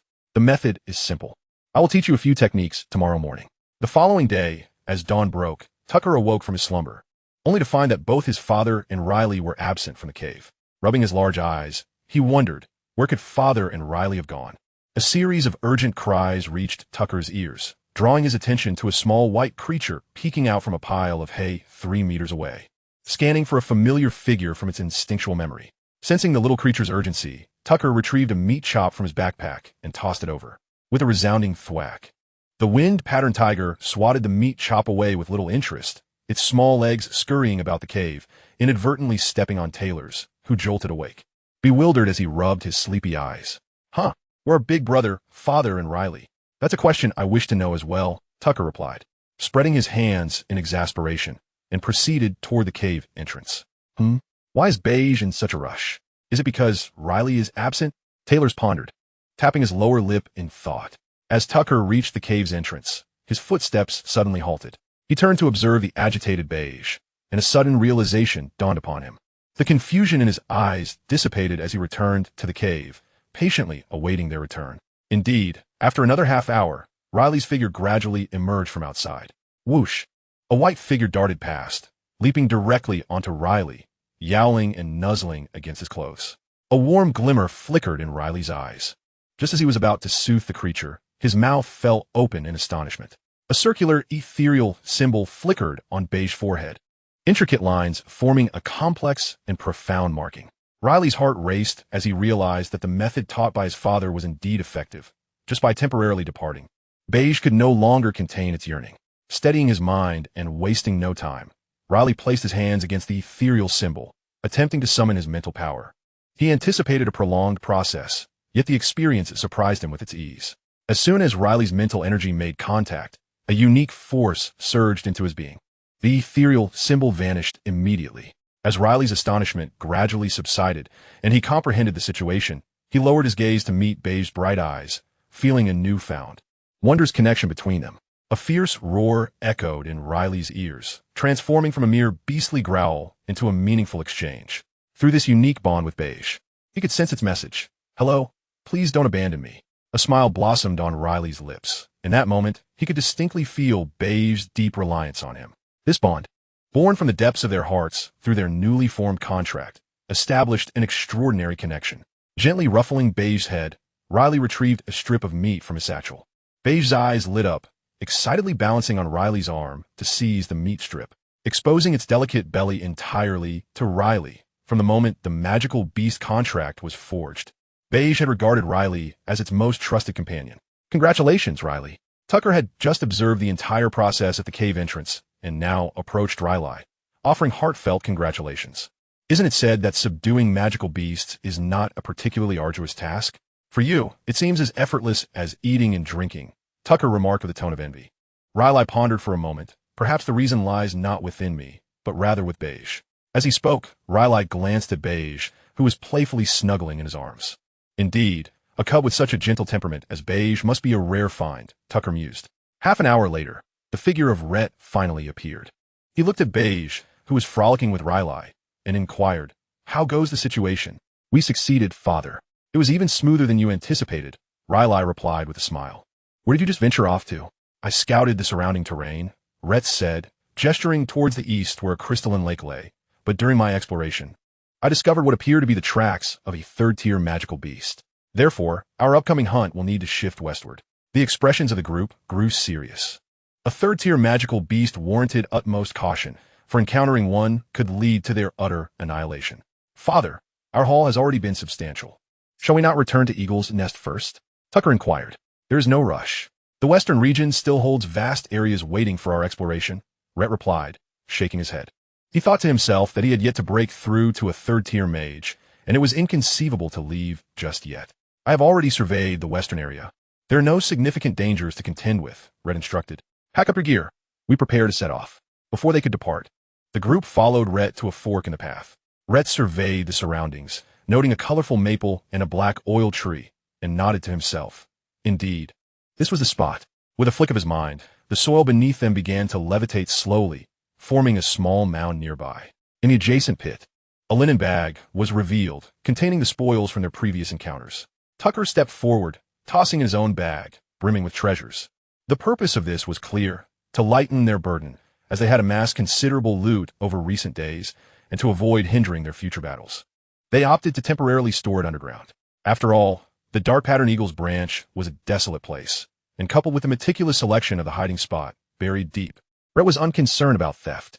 7 days later, Tucker, do not engage the Earthshaker bear in a prolonged fight. Fall back. When I say retreat, I do not mean to shake it off. Maintain your distance. Always keep within the range it is reluctant to abandon in pursuit of you. Good, just like that. Riley, now is your chance to attack the Earthshaker bear. It is now your moving target. Rayt perched on a sturdy branch, closely observing the execution of Tucker and Riley's combined tactics. Their adversary, the Earthshaker bear, a late-stage first-tier magical beast, was tough-skinned and immensely powerful, capable of summoning rock armor to further augment its resilience. While hunting to acquire fate points was indeed Rayt's primary objective, it did not preclude him from imparting battlefield insights and practical experiences to his sons. Chapter 67. Promotion.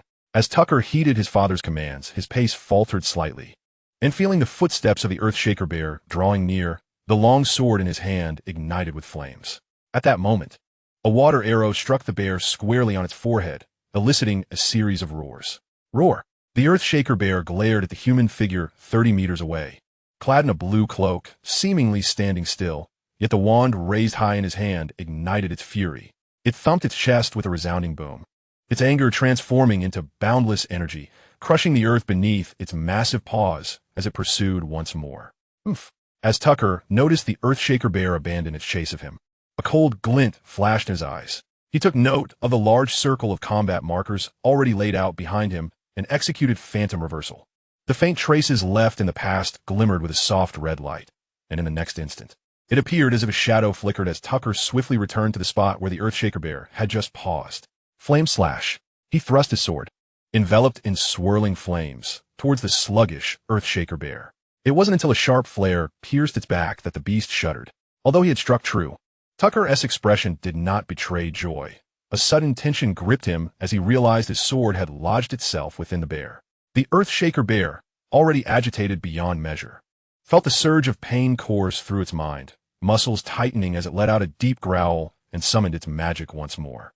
The bear's exterior began to coalesce with dense earth elements, forming a layer of earthy rock armor. It was exactly this duality that caused Tucker's sword to become stuck halfway within the bear's body. Such tough hide, Tucker cursed. One failed strike was enough to remind him that lingering too long against a creature like the Earthshaker bear could spell disaster. With a colossal paw crashing down, a sonic boom erupted. Yet Tucker's form seemed to vanish in an instant, and the next moment he retraced his steps to another position, even provocatively beckoning with a finger, daring it to chase him. Thanks to his father's earlier advice and the practical training of recent days, Tucker had become increasingly adept at phantom reversal. In battle, he had clearly understood how to unleash even more impressive effects. Roar. Seeing the human knight dart away once more, the isolated Earthshaker bear nearly spat blood in frustration, huffing heavily through its nostrils, releasing faint smoke rings. For years dwelling in the dark pattern eagle's branch, it had always confronted any magical beast of similar rank with unyielding ferocity, engaging in genuine close-quarters combat every time. When had it ever been toyed with like this by two humans employing tactical maneuvers? Whoosh! Another water arrow struck accurately at the bear's chest, causing Rayt to twitch his lips as he observed the bear's exaggerated reactions, feeling a twinge of sympathy.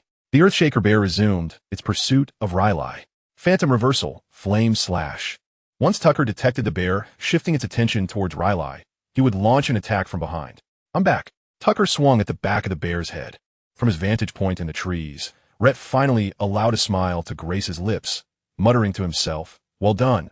They have grasped the essence of combined strikes, skillfully utilizing their numbers to outmaneuver the foe. The infuriated Earthshaker bear, after 10 minutes of enduring, ultimately succumbed to its overwhelming injuries and collapsed to the ground. As the layer of rock armor shed, Tucker leaped up, and without the armor's protection, how could the bear withstand the sword wreathed in fighting spirit? With swift precision, he severed the bear's forelimbs. Standing triumphantly upon the bear's back, he gestured in one direction. Tyrus emerged from the shadows of the forest, his spear having become his signature weapon over the past half-month. After a flurry of strikes, Rayt only descended from the tree once he received the notification. Family member defeated an enemy of second tier, fate points 2. Excellent. Over the past week, both of you have made remarkable progress. I've been watching closely. Rayt approached Tucker and Rayt. Rayt exclaimed in wonder, Father, your strategy of advance when the enemy retreat when the enemy advances is simply brilliant. It not only minimizes casualties, but also conserves our energy significantly. Rayt cast a look of approval, nodding.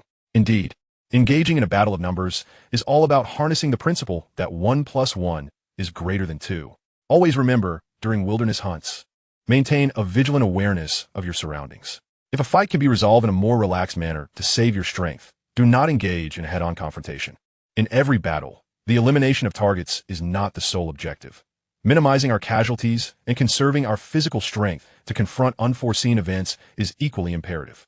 The enemy is not merely the target you wish to vanquish, but also those who seek to eliminate you.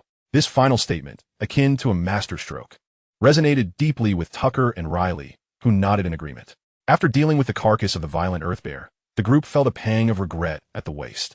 After deliberation, they unanimously decided to indulge in an outdoor barbecue that evening. Fortunately, Rayt had come prepared, bringing several bags of spices. Thus, tonight's barbecue was especially flavorful. In the late hours, the group settled down for rest. Rayt sat cross-legged on the ground, and due to the extermination of a swarm of blue crystal ants. A feeble first-tier magical beast, his fate value had swelled to an impressive 157. With a thought, he accessed the system. Would you like to activate True Simulation? Each day, simulated will cost 1 point of fate value. Yes. The 141st simulation commenced. In the nocturnal ambience, Rayt's breathing was steady. Yet his brow was furrowed, for during this meditation, it felt as if all his mental energy had pierced through a critical threshold. With each breath, the membrane of his consciousness seemed to tear further apart. Unbeknownst to him, his mental power appeared to be released, expanding at a rapid pace, rolling like tumultuous waves at times and whipping up like a fierce gale at others. As time passed, the tumult in his mind gradually subsided, suggesting a transformation approaching its conclusion. When tranquility enveloped his mind, Rayt sensed that his mental power had expanded several-fold. Rising to his feet, he felt the fabric of his attire fluttering in the breeze, and as he embraced the overwhelming surge of mental energy, he found himself in an exhilarating state. Alas, he lamented inwardly, for he had not brought along the moonlight potion on this outing. Otherwise, he could have refined several more vials. Yet, the joy of ascending to a third-tier magician filled his heart to the brim. Return. A ripple washed over him as Rayt transitioned back to reality. He frowned, discomforted by the sensation of having fallen from a third-tier magician back to a second tier. True simulation concluded. Please select 1 attribute to retain. 1. Constitution. 2. Combat power. 3. Mental power. Without hesitation, Rayt chose the third option. Chapter 68. Nostalgia. Immediately, a tremendous force surged into his mind, and Rayt centered his thoughts, preparing to confront it. However, soon, surprise flickered in his eyes. He had anticipated that even if he had broken through in the simulation, he would need to achieve another breakthrough in reality to bring back the mental power. In truth, this sudden influx of mental energy was exceptionally gentle. Although he felt a slight pressure, it was trivial compared to the violent fluctuations experienced during a breakthrough. The external environment remained unchanged. The wind continued to whisper softly, and the night remained hazy. Within mere seconds, Rayt had ascended from second-tier magician to a third tier. The moon hung quietly in the sky, and as Rayt gazed at the slightly yellowed orb, he couldn't help but feel a pang of nostalgia. On February 8th, in his past life, the spring festival would be approaching, a time for family reunions filled with joy. However, as this thought crossed his mind, a sense of melancholy washed over him. Even in his previous life, he was alone, yet here he nurtured a small family, surrounded by loved ones, enriching his existence. Regarding Blue Star, the ties to old acquaintances had faded, leaving only the bittersweet reminiscence of his homeland. He stood up, reaching out as if to touch the bright moon, but suddenly frowned. With his elevation to a third-tier magician, his perceptive abilities had further enhanced. In Rayt's awareness, the surroundings, though relatively serene, revealed a second-tier, snake-type magical beast slithering slowly from 50 meters away. Ah, trivial foe. Rayt's expression remained stoic as he effortlessly unleashed a piercing attack. The sound of the snake's skin being pierced, albeit faint, jolted Riley from his meditation. His eyes snapping open with a hint of uncertainty as he instinctively placed a hand on the wand resting on his knee. Father, what just happened? It sounded strange. Riley inquired, looking toward his father. I have ascended to a third-tier magician. Let us slay a magical beast to celebrate. Rayt replied nonchalantly. There was no need to conceal his advancement from his 3 sons, and this was the perfect opportunity to share the news. What? Father, you are now a third-tier magician. Surprise lit up Riley's eyes, and gazing at his father's figure, he suddenly perceived an air of inscrutability. This is wonderful. With your strength, father, as a third-tier magician, there are likely none in the Breen territory who could rival you. Riley's spirits soared as he considered the implications of having a third-tier magician of such high caliber. In the southwestern border, aside from Count Nilabor, he could scarcely conceive of anyone who could stand against him. Beyond every horizon, there are greater heights. Rayt chuckled softly, glancing at the slumbering Thales, and pondered. Riley, I have rendered that magical beast half dead. You may take its life yourself. Certainly. As Riley darted into the nearby thicket, Rayt followed closely, feeling a twinge of concern. Family members defeating foes of a higher tier grants 1 fate value. With a water arrow spell directed through his gaze, Rayt obliterated the head of the flame-patterned python. Receiving a notification in response, he delved into his thoughts, noting the fate value, 29, entry, pondering its implications. The snake skin remained impeccably preserved. If sold, it would undoubtedly fetch a handsome price. Riley, wielding a small skinning knife, process the materials while musing. However, such exquisite snake skin would be a pity not to craft into a garment. Upon returning to their temporary camp, Tucker awoke, observing Rhett and Riley emerging from the woods. "What were you two up to in the dead of night?" He blinked. "Father has been promoted to a third-tier magician. We're celebrating by slaying a magical beast." Riley imitated his father's earlier demeanor, speaking matter-of-factly. "What?" Tucker's reaction was far more animated than Riley's had been, as he dashed to Rhett's side, circling him in excitement, gesticulating wildly. "Shoo, Tucker, keep it down. I still need to sleep," Thales mumbled groggily, lacking Tucker's boundless energy, turning over and closing his eyes once more. Rhett chuckled and shook his head, hushing him gently. "Tomorrow, we will scour the outskirts for a day and then venture deeper into the territory for hunting." Both Riley and Tucker believed in their father's prowess, their eyes sparkling with excitement. Deep within the patterns of the shadowed Eagle Ridge, there were surely hidden wonders awaiting them. Settling down again, Rhett observed Tucker and Riley returning to their original positions and, with a thought, opened the system. "Would you like to activate tech simulation? Each year simulated will cost 5 points of fate value." "Yes, simulate 1 year." Year 474 of the Golden Age, February 8th. Cudin, accompanied by his woodworking subordinates, unearthed a chest filled with gold coins, a chest of magical crystals, a chest of magical plant seeds, and an ancient diary 300 meters east of the Little Thorny Forest. That evening, you ascended to the rank of a third-tier magician, a commendable achievement. February 9th. You led a party to the Ice Crystal Lake, encountering a cold crystal tiger swimming in the lake.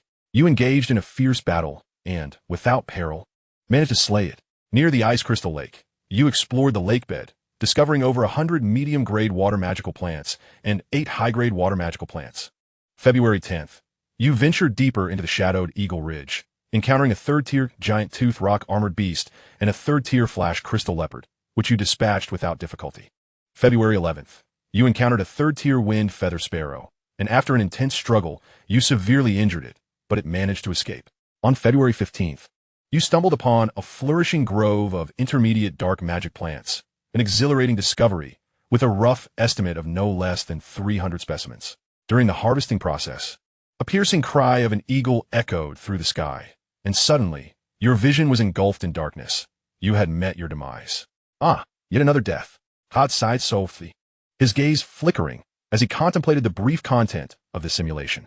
Although the outcome remained fatal, he was not taken aback. After all, prior to the simulation, his thoughts and the route he had devised were intended for an exploratory endeavor, delving deep into the heart of the dark-patterned eagle's territory, a path of no return, seeking to ascertain the conditions within and the dangers that lurked therein. In simpler terms, it was all in pursuit of acquiring a more insightful vision of the future.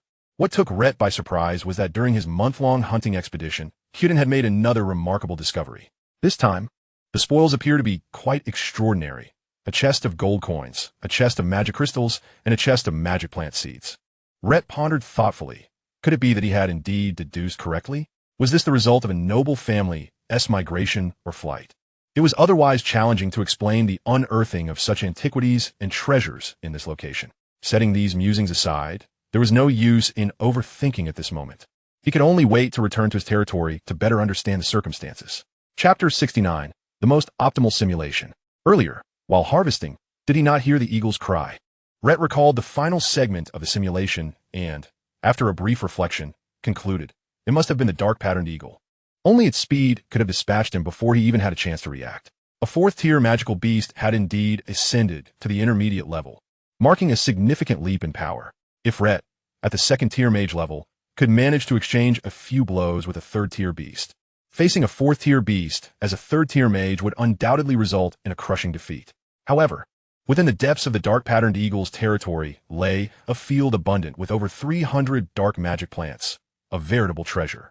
Rhett found himself in deep contemplation, weighing whether he should utilize the simulation to conduct a safety test, seeking a route to evade the dark-patterned eagle. Yet, upon further consideration, he abandoned this notion. Though 300 dark magic plants seemed impressive, they were not indispensable to the fledgling Eaglet Town. They could merely be exchanged for a certain sum of gold coins. Currently, the territory boasted snow elves, and the development of water magic plants was paramount. In Rhett's view, it would not be long before the territory was replete with water magic plants, establishing a pillar of industry for the region. By that time, whether for internal use or trade, Eaglet Town would lack neither resources nor gold. with a long-term economic foundation secured. Rhett was not short of gold in the immediate term either, thanks to the spoils from traveling merchants or the recent hunt, which sufficiently catered to the territory's short-term operational needs. Most importantly, Rhett intended to explore the depths of the mountains for a few more days to gather some fate value.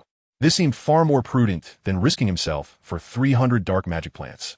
Moreover, when confronted with an intermediate magical beast, Rhett could not ascertain how many simulations it would take to avoid danger and discover a safe path. To expend a significant amount of fate value for such a pursuit appeared excessively wasteful to him. With that in mind, he resolved to conduct another simulation, this time disregarding the dark magic plants entirely. Amused inwardly, would you like to initiate the textual simulation?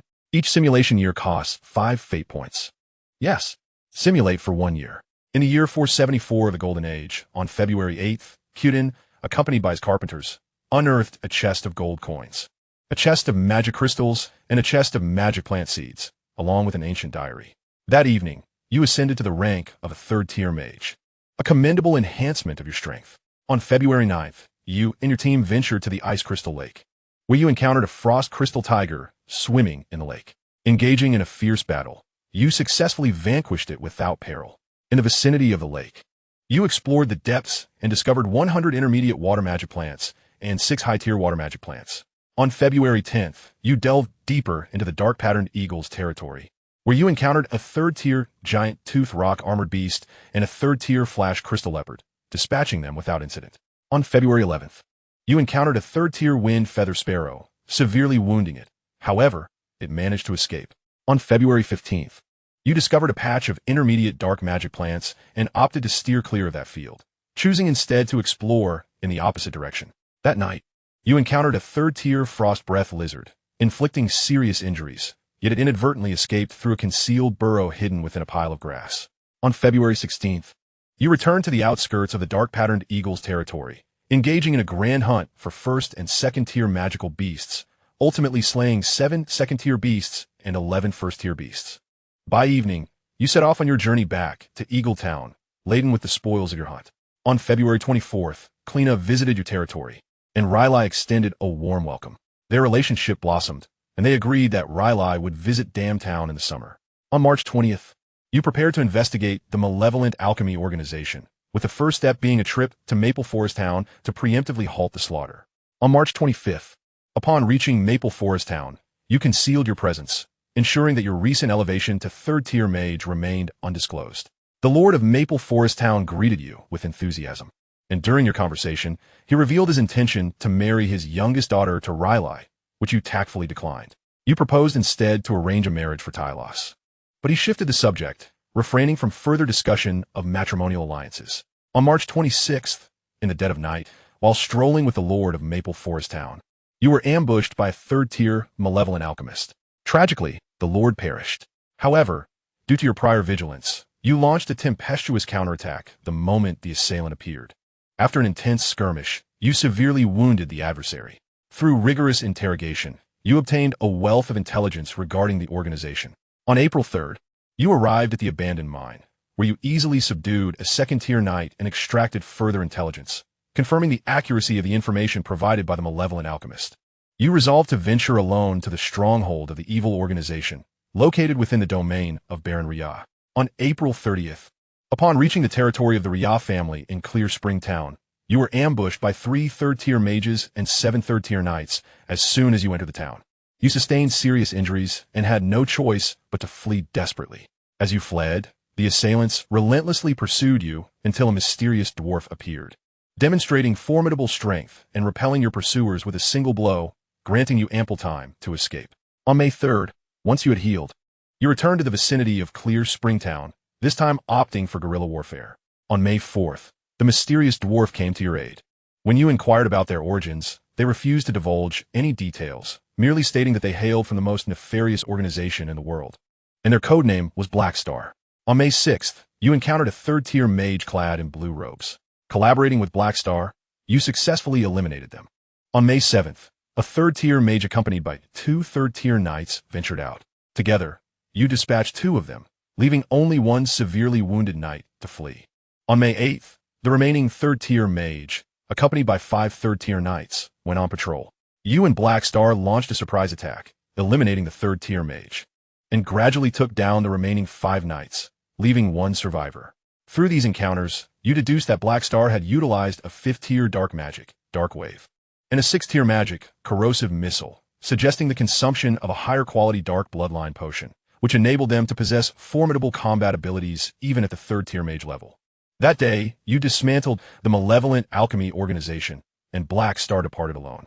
You returned to Clearwater Town, where you subdued the remaining members of the organization within the castle and secretly collected several tomes pertaining to alchemy. On May 9th, Tucker advanced to the late stage of a first-class knight. By May 22nd, you arrived at Twilight City, escorting captured members of the malevolent alchemy organization, relaying vital intelligence regarding their nefarious activities to Count Nilo. Additionally, you procured an ample supply of moonlight elixirs and the spellbook for the earth elemental sand manipulation.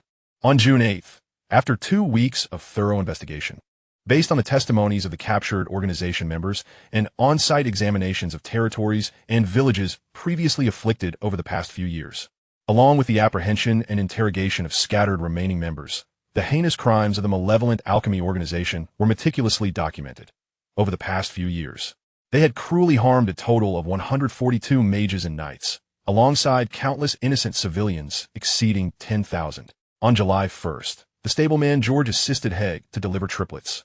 A joyous occasion indeed. On July 15th, Deputy Commander Amberu, accompanied by Count Nilo, visited your territory to conduct your elevation ceremony. Henceforth, you became a noble viscount of the Kingdom of Jinluan, with your domain expanding threefold.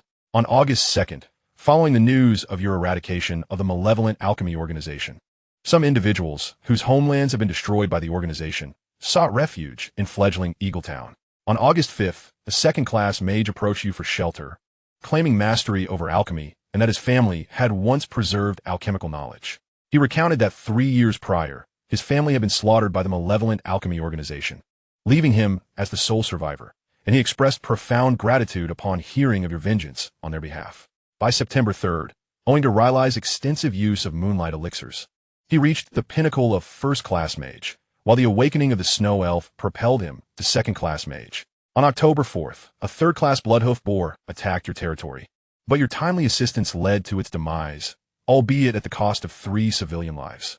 On December 20th, as per usual, you utilized fire essence to incubate the beast egg, which caused quite a stir. Patiently awaiting the outcome, you were eventually greeted by the sight of a newly hatched fire feather eagle, its eyes meeting your warm visage. On December 27th, 2 homeless first-class knights sought your protection. On January 17th of the year 475 of the Jinluan calendar, Count Nilo Brain announced that investigations had revealed an impending minor beast tide brewing in the Dark Pattern Eagle branch of the Beast Mountain Range, urging everyone to prepare for the forthcoming onslaught. By February 8th, the population of your territory surpassed 1,000, a commendable achievement. The textual simulation concluded. Would you like to continue? No.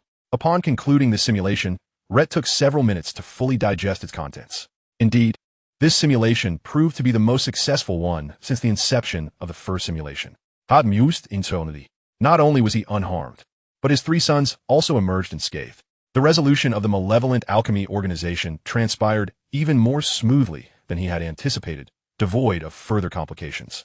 Initially, he had envisioned the need to dismantle an unknown entity that had developed over several years piece by piece. Yet, the intervention of the enigmatic figure known as Black Star alleviated much of the burden, rendering the process significantly more manageable. This organization, reputed as the most wicked in the world, reflecting on the simulation's details, Rayt felt a sense of bewilderment. The description seemed rather juvenile. Moreover, why would an organization of evil origin target another malevolent alchemy group?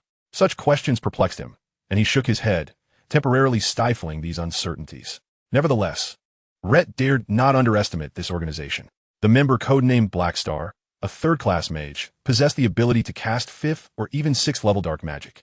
Rayt found it unfathomable what caliber of bloodline potions would be required to achieve such prowess. This alone warranted his respect for Black Star and the organization behind him. However, until his strength and influence reached a certain level, he was reluctant to engage with such a cryptic and obscure force. Having successfully ascended to the rank of Viscount, it was surprising that it was Commander Amberu who officiated the elevation ceremony. Rayt found this quite intriguing, for he had been granted the title of Baron under the witness of the same deputy, Commander Amberu. in a world where extraordinary powers exist. The conferral and promotion of noble titles are closely controlled by the royal family. Otherwise, allowing great nobles to wield such powers would inevitably lead to chaos. The army is directly subordinate to the king, and Deputy Commander Ambaru of the Canyon Defense Line serves as a witness for the elevation ceremonies on behalf of the king, a practice standard throughout the southwestern border. After ascending to Viscount, Rayt also noted a significant rise in the prominence of Eaglet Town. Due to his purging of the malevolent alchemy organization, this singular act drew many individuals seeking refuge. Whether they were second-class mages also practicing alchemy or the increased population of Eaglet Town, it undoubtedly fortified the town's foundation. A subtle smile graced Rayt's lips. In summary, he was exceedingly satisfied with the changes brought forth in this simulation. Moreover, with his newfound foresight into the future, he could enact even more targeted and beneficial transformations in reality. After a night devoid of conversation, at dawn, Rayt led his team to the Crystal Lake. Gazing upon the deep blue waters, Rayt furrowed his brow. He sensed a significant drop in temperature since his arrival here compared to the journey. Observing his surroundings, he noted that the flora predominantly exhibited cold-resistant traits, featuring azure frost pines and white snowflower grasses. "Father, the temperature of Crystal Lake feels rather peculiar. Why is it so chilly here?" Taylor's inquired, arms crossed and trembling slightly. Tucker, undeterred, noticed Taylor's predicament and promptly removed his upper coat, offering it to him. "Put this on, Taylor's. Do not let yourself succumb to the cold." "Thank you, brother," Taylor said, sniffing back his discomfort, unbothered by the scent of sweat as he donned the coat. Under normal circumstances, this phenomenon suggested the presence of something extraordinary at the lake's bottom. Rayt deduced. As a water mage, he could distinctly sense the chill emanating from the Crystal Lake. After a moment of contemplation, he added, "I suspect there is a high probability that a unique water-related mineral vein or water-based magical flora lies beneath and in considerable quantity, causing the temperature fluctuations." Rayt cast Rayt an approving glance, contemplating how to draw out the truth when Rayt had already arrived at the conclusion. Suddenly, his expression shifted as he gazed at Crystal Lake. With a splash, the water's surface rippled. A monstrous beast, imbued with an aura of frost, emerged, letting out a thunderous roar. Roar! The sound startled White Goo, who began to cry out in alarm, clutching tightly to Rayt's collar. Rayt's expression changed as he hurriedly calmed the frightened White Goo in his arms. Roar, roar! In sync, Rayt could distinctly feel White G's panic. Chapter 70. The Compliant Tiger Skin. Rayt narrowed his eyes slightly, gripping his wand tightly with one hand while gesturing for the three of them to retreat. "You three, fall back. I shall handle this creature." "Understood, father. Please prioritize your safety." Taylor's clear voice echoed from behind. The battle between third-class beings is exceptionally perilous. A mere misstep could result in collateral damage to those of insufficient strength. Given their capabilities, it was indeed challenging for them to intervene. Ensuring their own safety and not becoming a burden to their father was their primary task. The three retreated 100 meters to a secure location, sheltering behind sturdy trees. Watching their father display his might, Earth Spike technique, confronted by the formidable and steadily advancing third-tier ice crystal tiger, Rayt maintained an unruffled demeanor. Yet his movements were remarkably swift as he initiated the incantation. A 2-meter-long spike descended from the air, its mass considerably larger than when Rayt, a second-tier mage, had previously conjured it. The earthy-hued aura surrounding it was denser, accompanied by a thunderous whoosh that resonated in the ears of the three observers 100 meters away. The ice crystal tiger, with a powerful strike of its limbs, unleashed a tsunami-like wave, briefly levitating above the water's surface as it traversed the waves. Exhaling a shard of ice from its maw. In midair, the contrasting colors of the ice crystal and earthy spikes collided with a resounding explosion, scattering countless ice shards and rubble.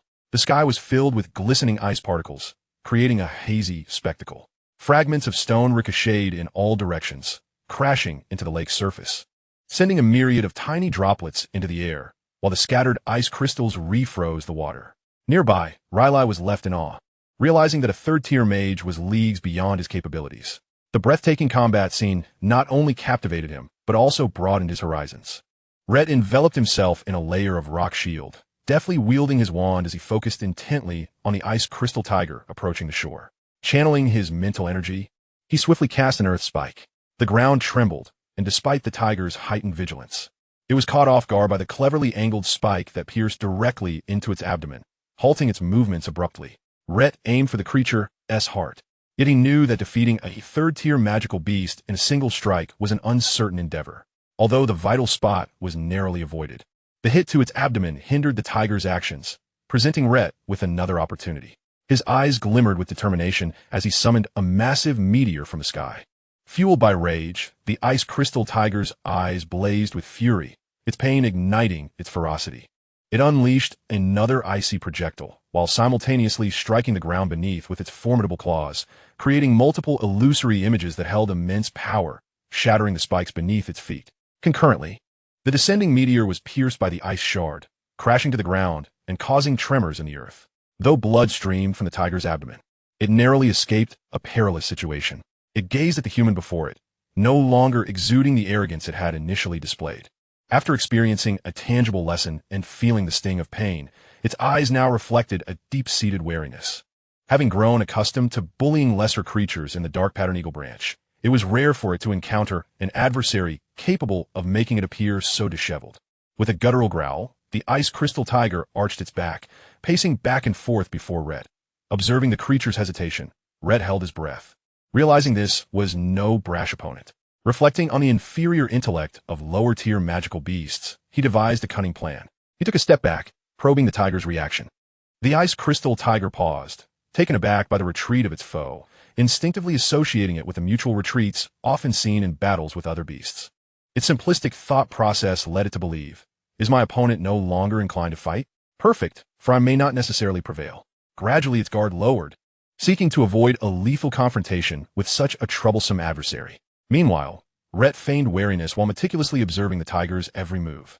Though magical beasts possess a higher intelligence than ordinary animals, they still fall short when compared to humans. Only those of elevated rank, or those with unique bloodlines, possess significant wisdom and cunning. Rayt, appearing vigilant, noticed the tiger's posture soften. Suppressing a smirk at the opportunity he had created, he unleashed another earth spike, piercing through the earth. The ice crystal tiger, preparing to retreat, sensed an anomaly beneath its feet and, in a surge of panic, tightened its body to evade. However, the precise earth spike struck with incredible speed, embedding itself directly in the creature's heart. The hastily gathered strength dissipated without support, leaving it vulnerable. Rayt shook his head, realizing the tiger was ill-prepared to contend with him. Perhaps his methods were unscrupulous, but as a seasoned mage with over a decade of military experience, he understood that the outcome of a battle is influenced by far more than sheer strength. The psychological warfare, environmental manipulation, and strategic nuances all wield significant impact on the battle's result. Exploiting the creature's lack of awareness, Rayt felt justified in deceiving it into lowering its guard. In life and death struggles, he prioritized results. Victory and defeat equate to survival. There is no room for sentimentality. When the ice crystal tiger finally realized it had been deceived, it was too late. The sharp earth spike had penetrated its heart, and blood erupted, staining its icy blue fur. The earth trembled under the force of its ferocious roars, shaking loose stones and causing leaves to flutter down from the trees. Rayt picked up a leaf that had landed on his head, murmuring, "Father is truly formidable." Minutes later, the dying ice crystal tiger could not withstand Rayt's relentless onslaught, ultimately being crushed by a massive boulder at the lakeside. Blood seeped into the soil, trickling into the icy lake. "Thales, hurry!" Rayt called out, aware that, as a third-tier magical beast, the tiger could unleash a fatal counterattack. He had reduced it to its last breath, estimating it would not last a minute longer. "I understand, Father." Thales hurriedly stomped through the snow-laden grass. Rushing to the tiger's rear, he jabbed frantically at its vulnerable spots until Rayt saw the light prompt before him and called out, "All right, Thales, cease your efforts. This beast has breathed its last." Thales exhaled lightly, standing over the creature with his spear, reflecting on the considerable toughness of a third-tier beast compared to those of lower tiers. Even that vulnerable area had proven quite resistant. Rayt and Tuck soon arrived, circling the ice crystal tiger with gleaming eyes. "This is my first time observing a third-tier magical beast up close, especially one in such pristine condition." Tuck grinned, stroking the tiger's fur. "What a delightful texture. I must make a set of undergarments from this hide. It would surely be comfortable to wear. This beast is mine to claim. I shall fashion a blanket from its pelt." Thales exclaimed, his eyes sparkling with desire. Imagine sitting on such a blanket while reading, sipping a cold drink, basking in the sunlight by the window. Oh, what bliss! The mere thought of this idyllic scene enveloped Thales in a warm sense of happiness.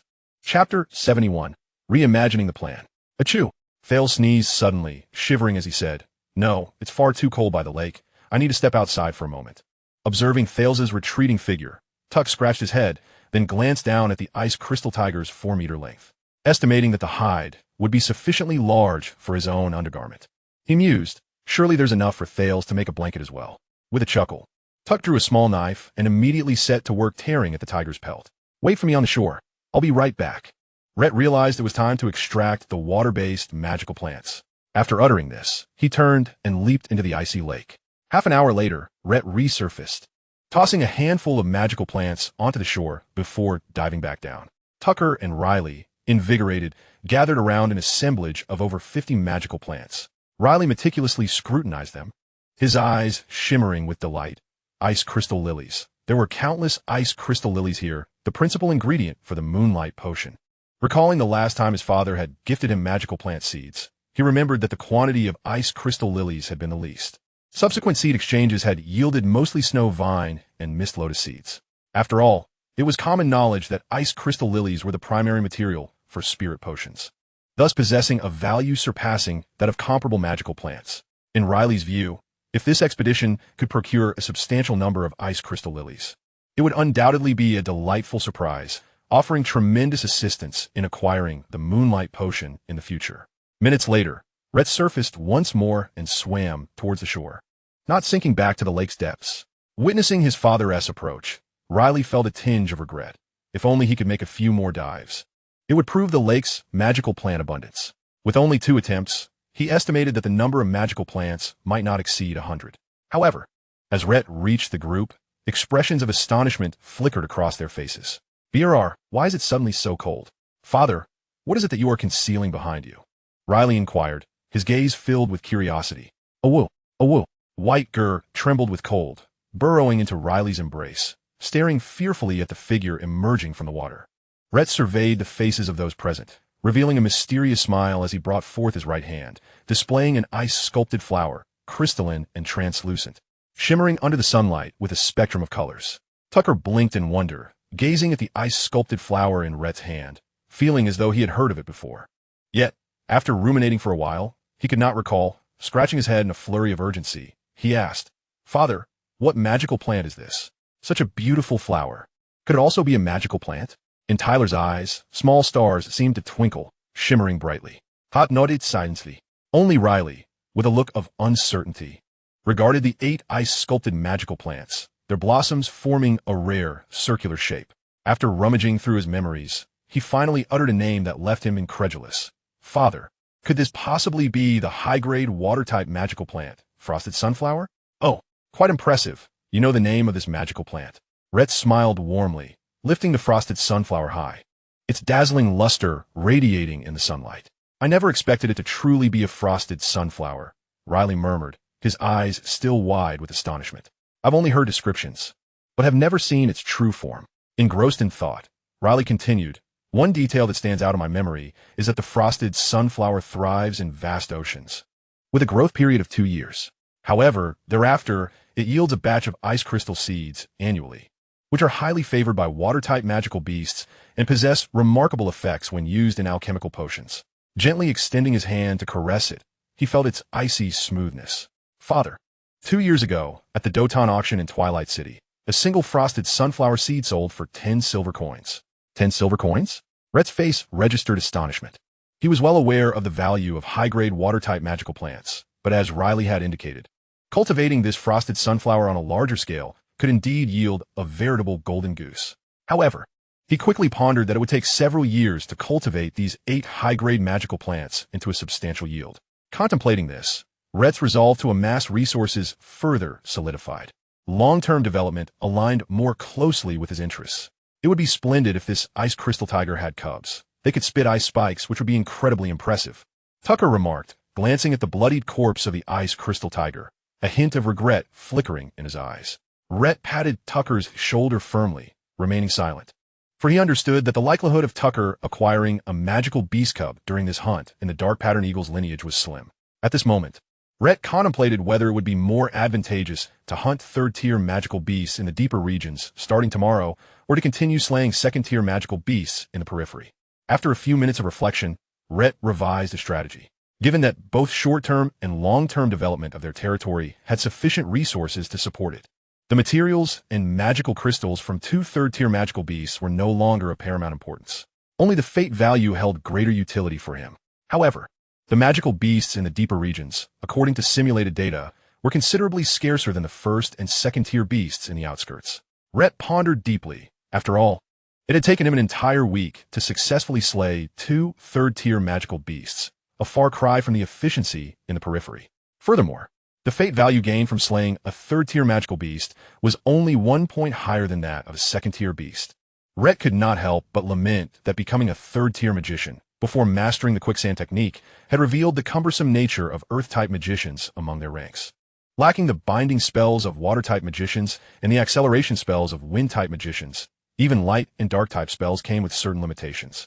Recalling the last simulation, some third-tier magical beasts, though unable to defeat Rhett, had managed to escape successfully.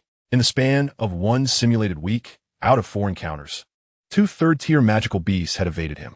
Calculating the figures, in a week of venturing into the mountains, he had only slain two third-tier magical beasts, yielding a mere 6 points of fate value. Rhett furrowed his brows, resolutely concluding that this was unacceptable. The cost-effectiveness of this endeavor was far too low. He could not allow himself to invest a week's time for only 6 points of fate value. After much deliberation, Rhett ultimately abandoned the idea of hunting in the mountains. With mid-tier dark pattern eagles still lurking in the deeper regions, Rhett dared not deviate from the simulated route.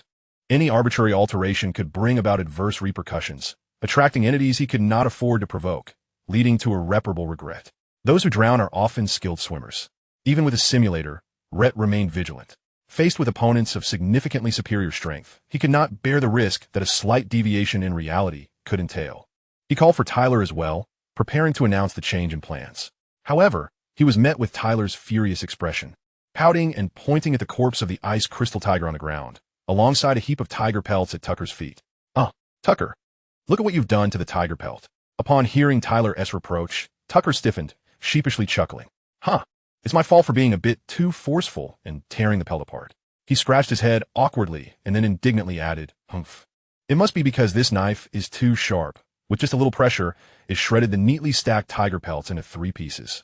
Tyler picked up the tiger pelt from the ground, one in each hand, glancing left and right before lowering his gaze to inspect the pelt that appeared to have been gnawed by a dog.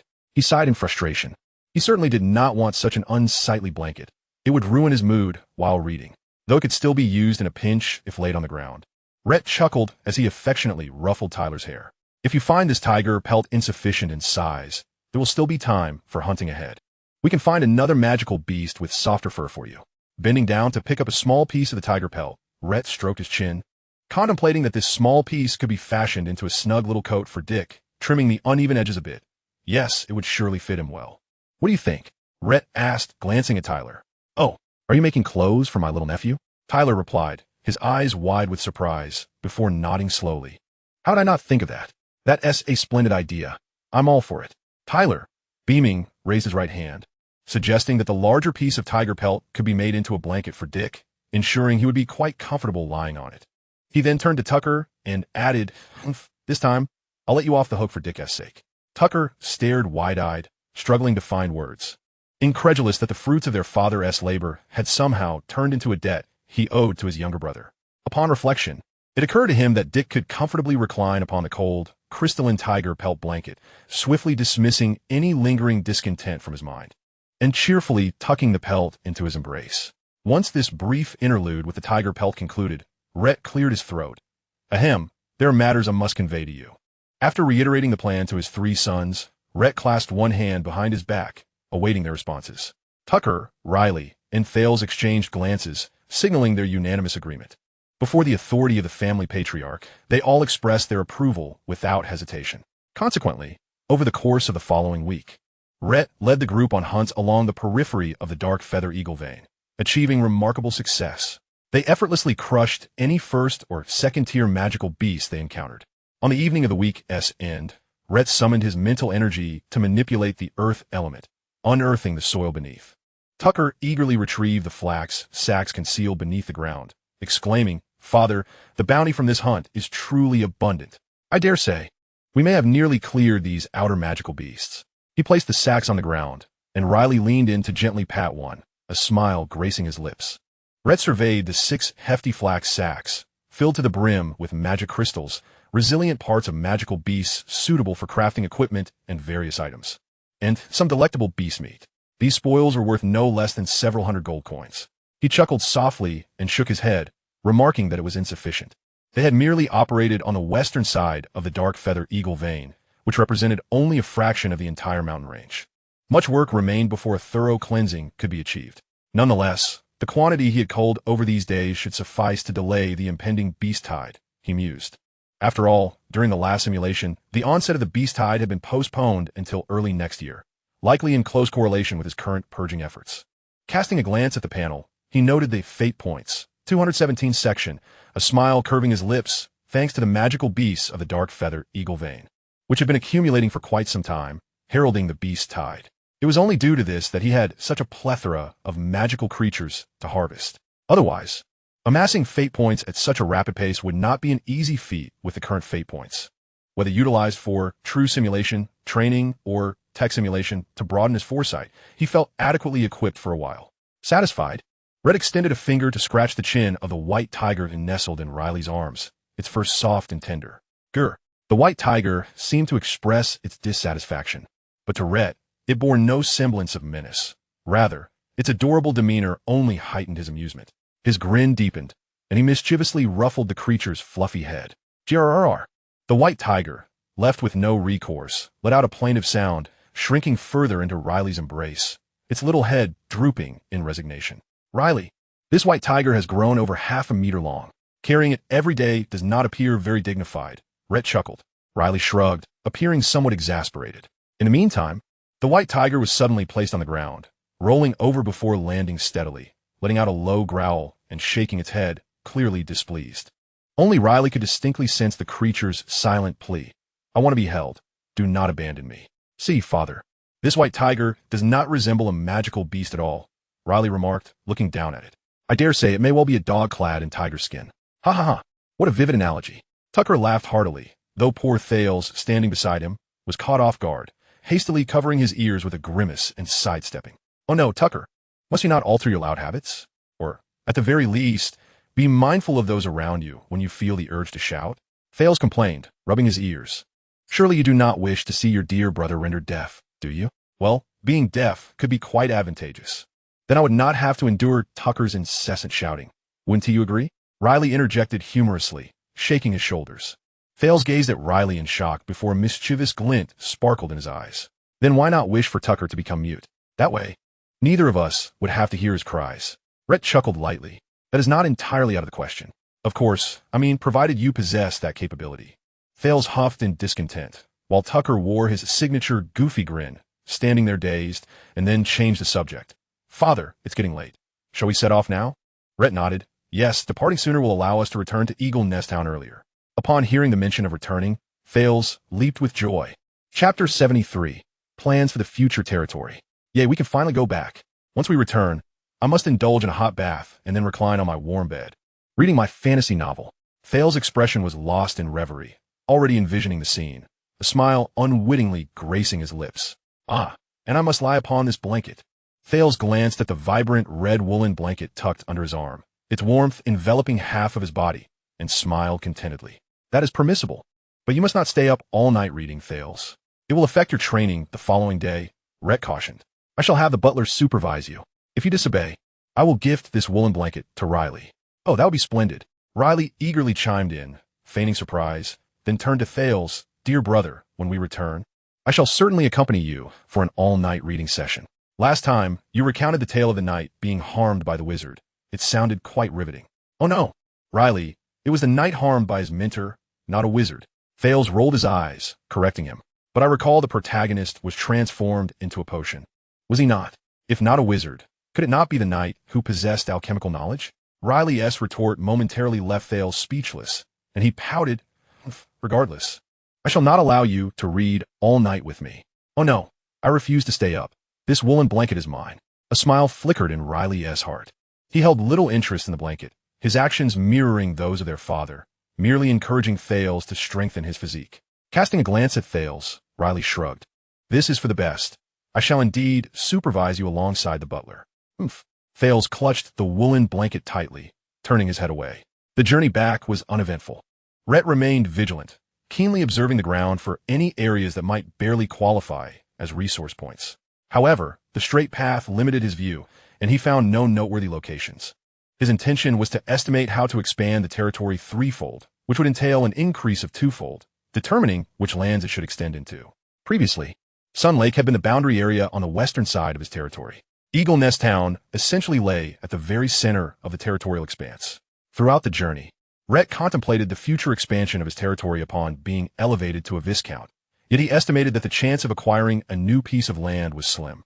Eradicating the malevolent alchemical organization was a significant accomplishment that would merit promotion to viscount, which he deemed quite satisfactory. King Jylon's intention to bestow lands in the southwestern border aimed to fortify the frontier's strength. The upper echelons were disinclined to witness the hard-won lands at the border devolving into desolation. Thus, even if Rhett submitted a request to exchange territories, it would likely be denied, and should it adversely affect the upper echelon's perception of him, it would indeed be counterproductive. Therefore, before achieving a greater feat, Rhett dare not reach too high. It sufficed to manage his own little plot of land effectively. Expanding threefold equates to a radius extending to 30 kilometers. Within the confines of his mind, Rayt contemplated that this was the simplest algorithm for distributing fiefdoms. However, it did not preclude the possibility of fine-tuning. For instance, he could relinquish the eastern and northern territories slated for future expansion, opting instead to extend westward or southward. Conceptually, this would entail shifting the geographical center of his domain westward or southward. Thus, Rayt's ultimate aim was to ascertain the surrounding circumstances of the fledgling Eaglet Town as fiefdom, spanning several dozen kilometers prior to his anticipated elevation to the rank of viscount and the acquisition of his lands, all while leveraging his prescient vision. He sought to select the most suitable territory, thereby maximizing the benefits of his domain.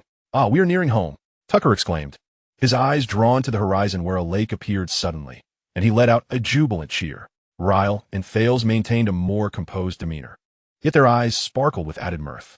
Gazing upon the expansive Sun Lake, Rayt mused that adjustments to the lake's aquatic industry were in order. His thoughts were straightforward. While Sun Lake had undergone a degree of development in the past, it fell short of his aspirations. After all, it was a lake with a radius of 1 kilometer. Merely cultivating a handful of ordinary fish fry, shrimp, and crabs, such a waste. Rayt shook his head. His extensive knowledge equipped him with the understanding of how to enhance the aquatic industry of Sun Lake. Along the East Blue coastline, there existed a plethora of delectable and more precious marine organisms and plants. Some were inherently valuable, while others were suitable as nourishment for aquatic magical beasts. His intention was to procure a batch of rare and costly fish fry from the East Blue coastline, enriching the biodiversity of Sun Lake. Ideally, he would acquire gentle-natured, easily cultivated underwater magical beasts. Of course, Rayt did not plan to journey to the East Blue coastline himself, as the distance was too great. He merely wished to enlist someone for the procurement or to contact resource-rich merchant guilds to achieve his goal. Upon traversing Sun Lake, it wasn't long before Eaglet Town came into view. "My lord, welcome back. May the eagles soar high under your guidance." Two knights hailed at the entrance of Eaglet Town. It was Lawrence and Miguel. "Indeed, you shall be the precious feathers of the eagle." Rayt clapped Lawrence heartily on the shoulder. At the manor's entrance, Sveta stood on the side of the gray stone avenue, basking in the sunlight and inhaling the fragrance of spring. The sound of galloping hooves stirred his senses. "Ah, the master has returned," Sveta remarked, quickening his steps upon spotting Rayt's silhouette. "Welcome home, my lord. I began to miss you shortly after your departure." Placing the watering can at his feet, Sveta bowed respectfully. "Svet, I'm delighted to hear you say that. Your attire is quite fitting for this weather." Rayt replied with a smile as he dismounted. "I remember your words, my lord. One should wear appropriate clothing for the season." Sveta responded with a beaming smile. "Mr. Sveta, is there apple juice in the castle now?" Ryle licked his lips, longing for the taste of apple juice. "Well, to be honest, last week I procured 2 barrels of apple juice from the townsfolk. It may not be of the purest quality," Sveta replied regretfully, tentatively inquiring. "Would you prefer to exchange it for blueberry or orange juice? In that case, please bring 1 cup of apple juice and 1 of orange juice to my room." Ryle thought, contemplating that if the apple juice was subpar or had an odd flavor, he would opt for the orange juice instead. Mr. Sveta, I would also like to order an additional meal. Please send a steak to my room, and let Chef Maru decide on the rest, as she knows my preferences. Tucker chimed in, patting his stomach. Chapter 74. Transplanting Magical Plants. Ah, dear young masters, these are trivial matters, Sveta replied with a grin. Before that, please allow me to take the horses to George. They appear somewhat fatigued and require his attentive care. Sveta glanced at the gray horse, noting its dirty limbs, and thought it needed a bath. No rush, Mr. Sveta, Rayt interjected, as Sveta took the reins of the gray horse and prepared to lead it to George. He suddenly slapped his forehead and excitedly returned, saying, "My lord, there is another important matter I must report to you."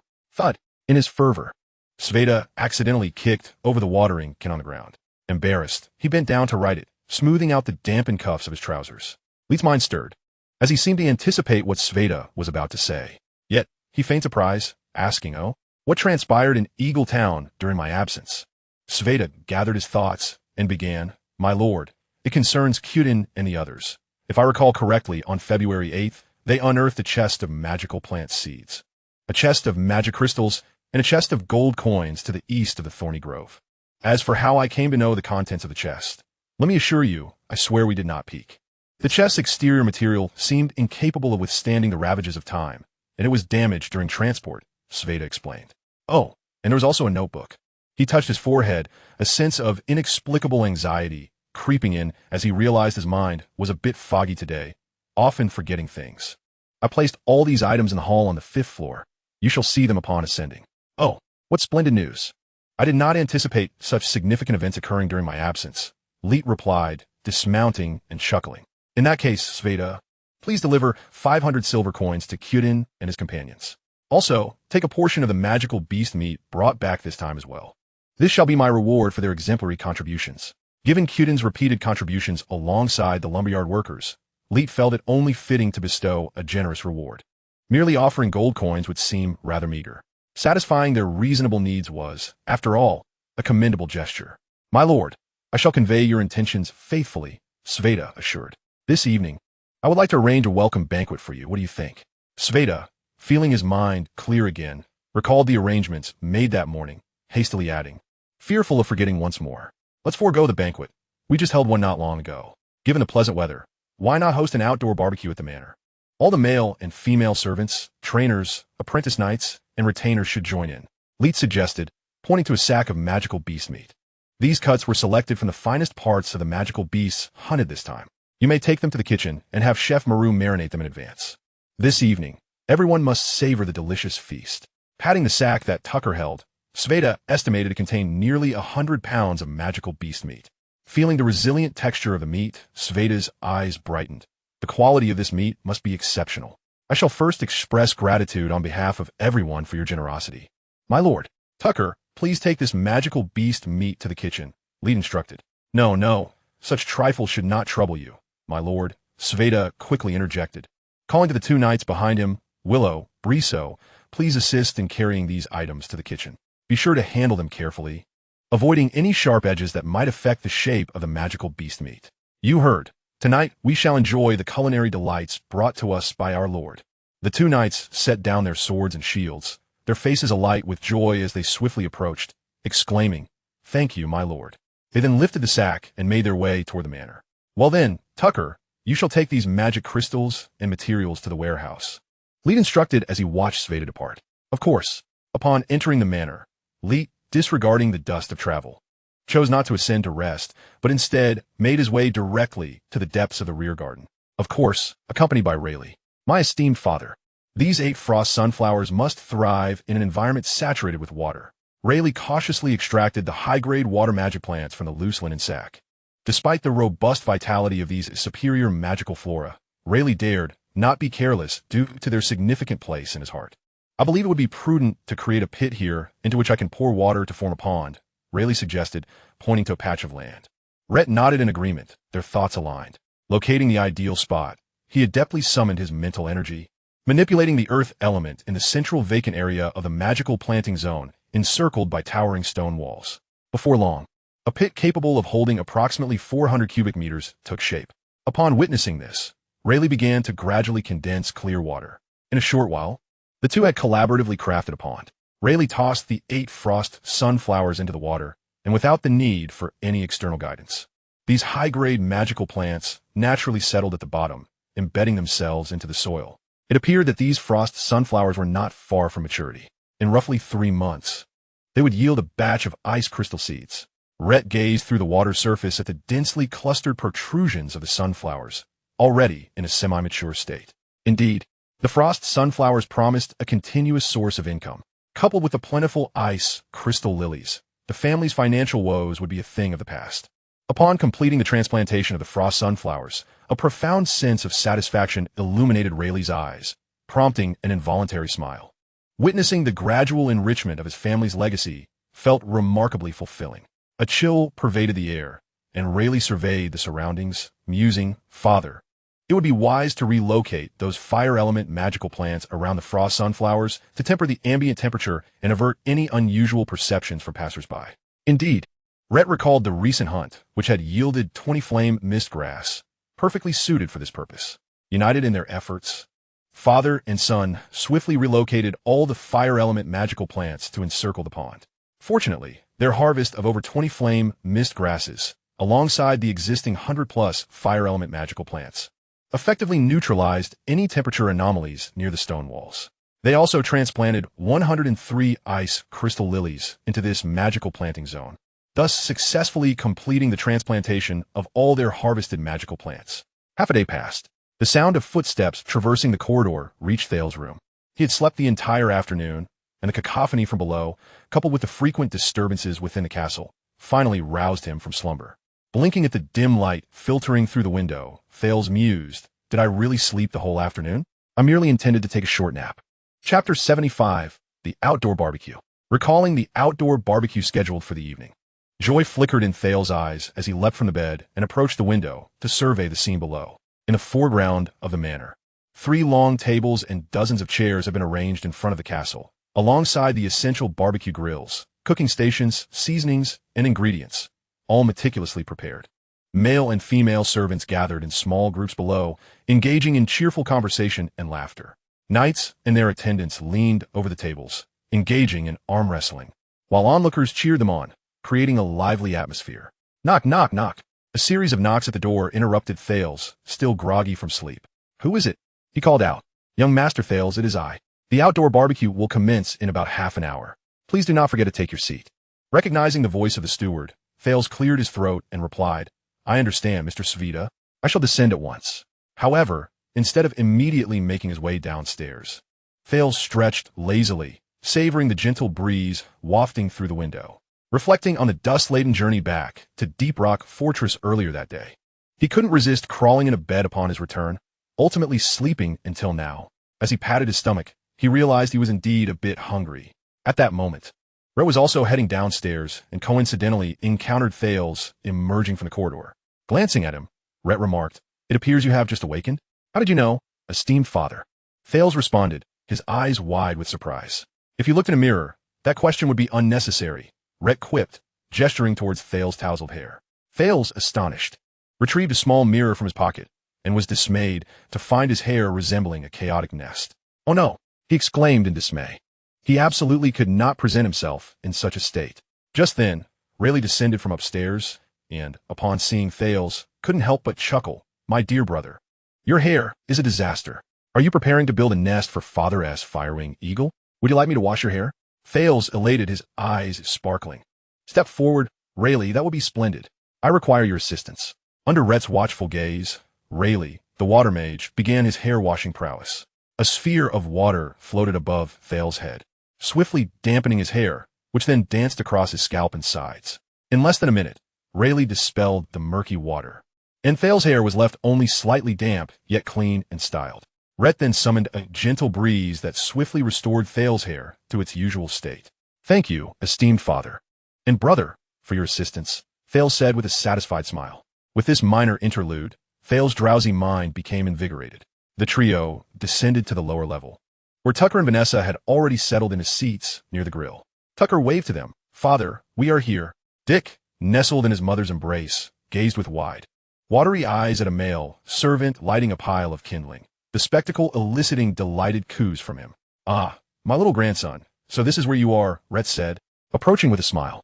He noted that Vanessa's figure had regained its alluring curves in just 3 short months. Truly, the knight's foundation was commendable. "Esteemed father, Dick has been missing you greatly during this time," Vanessa said with a warm smile, her temperament softened since giving birth.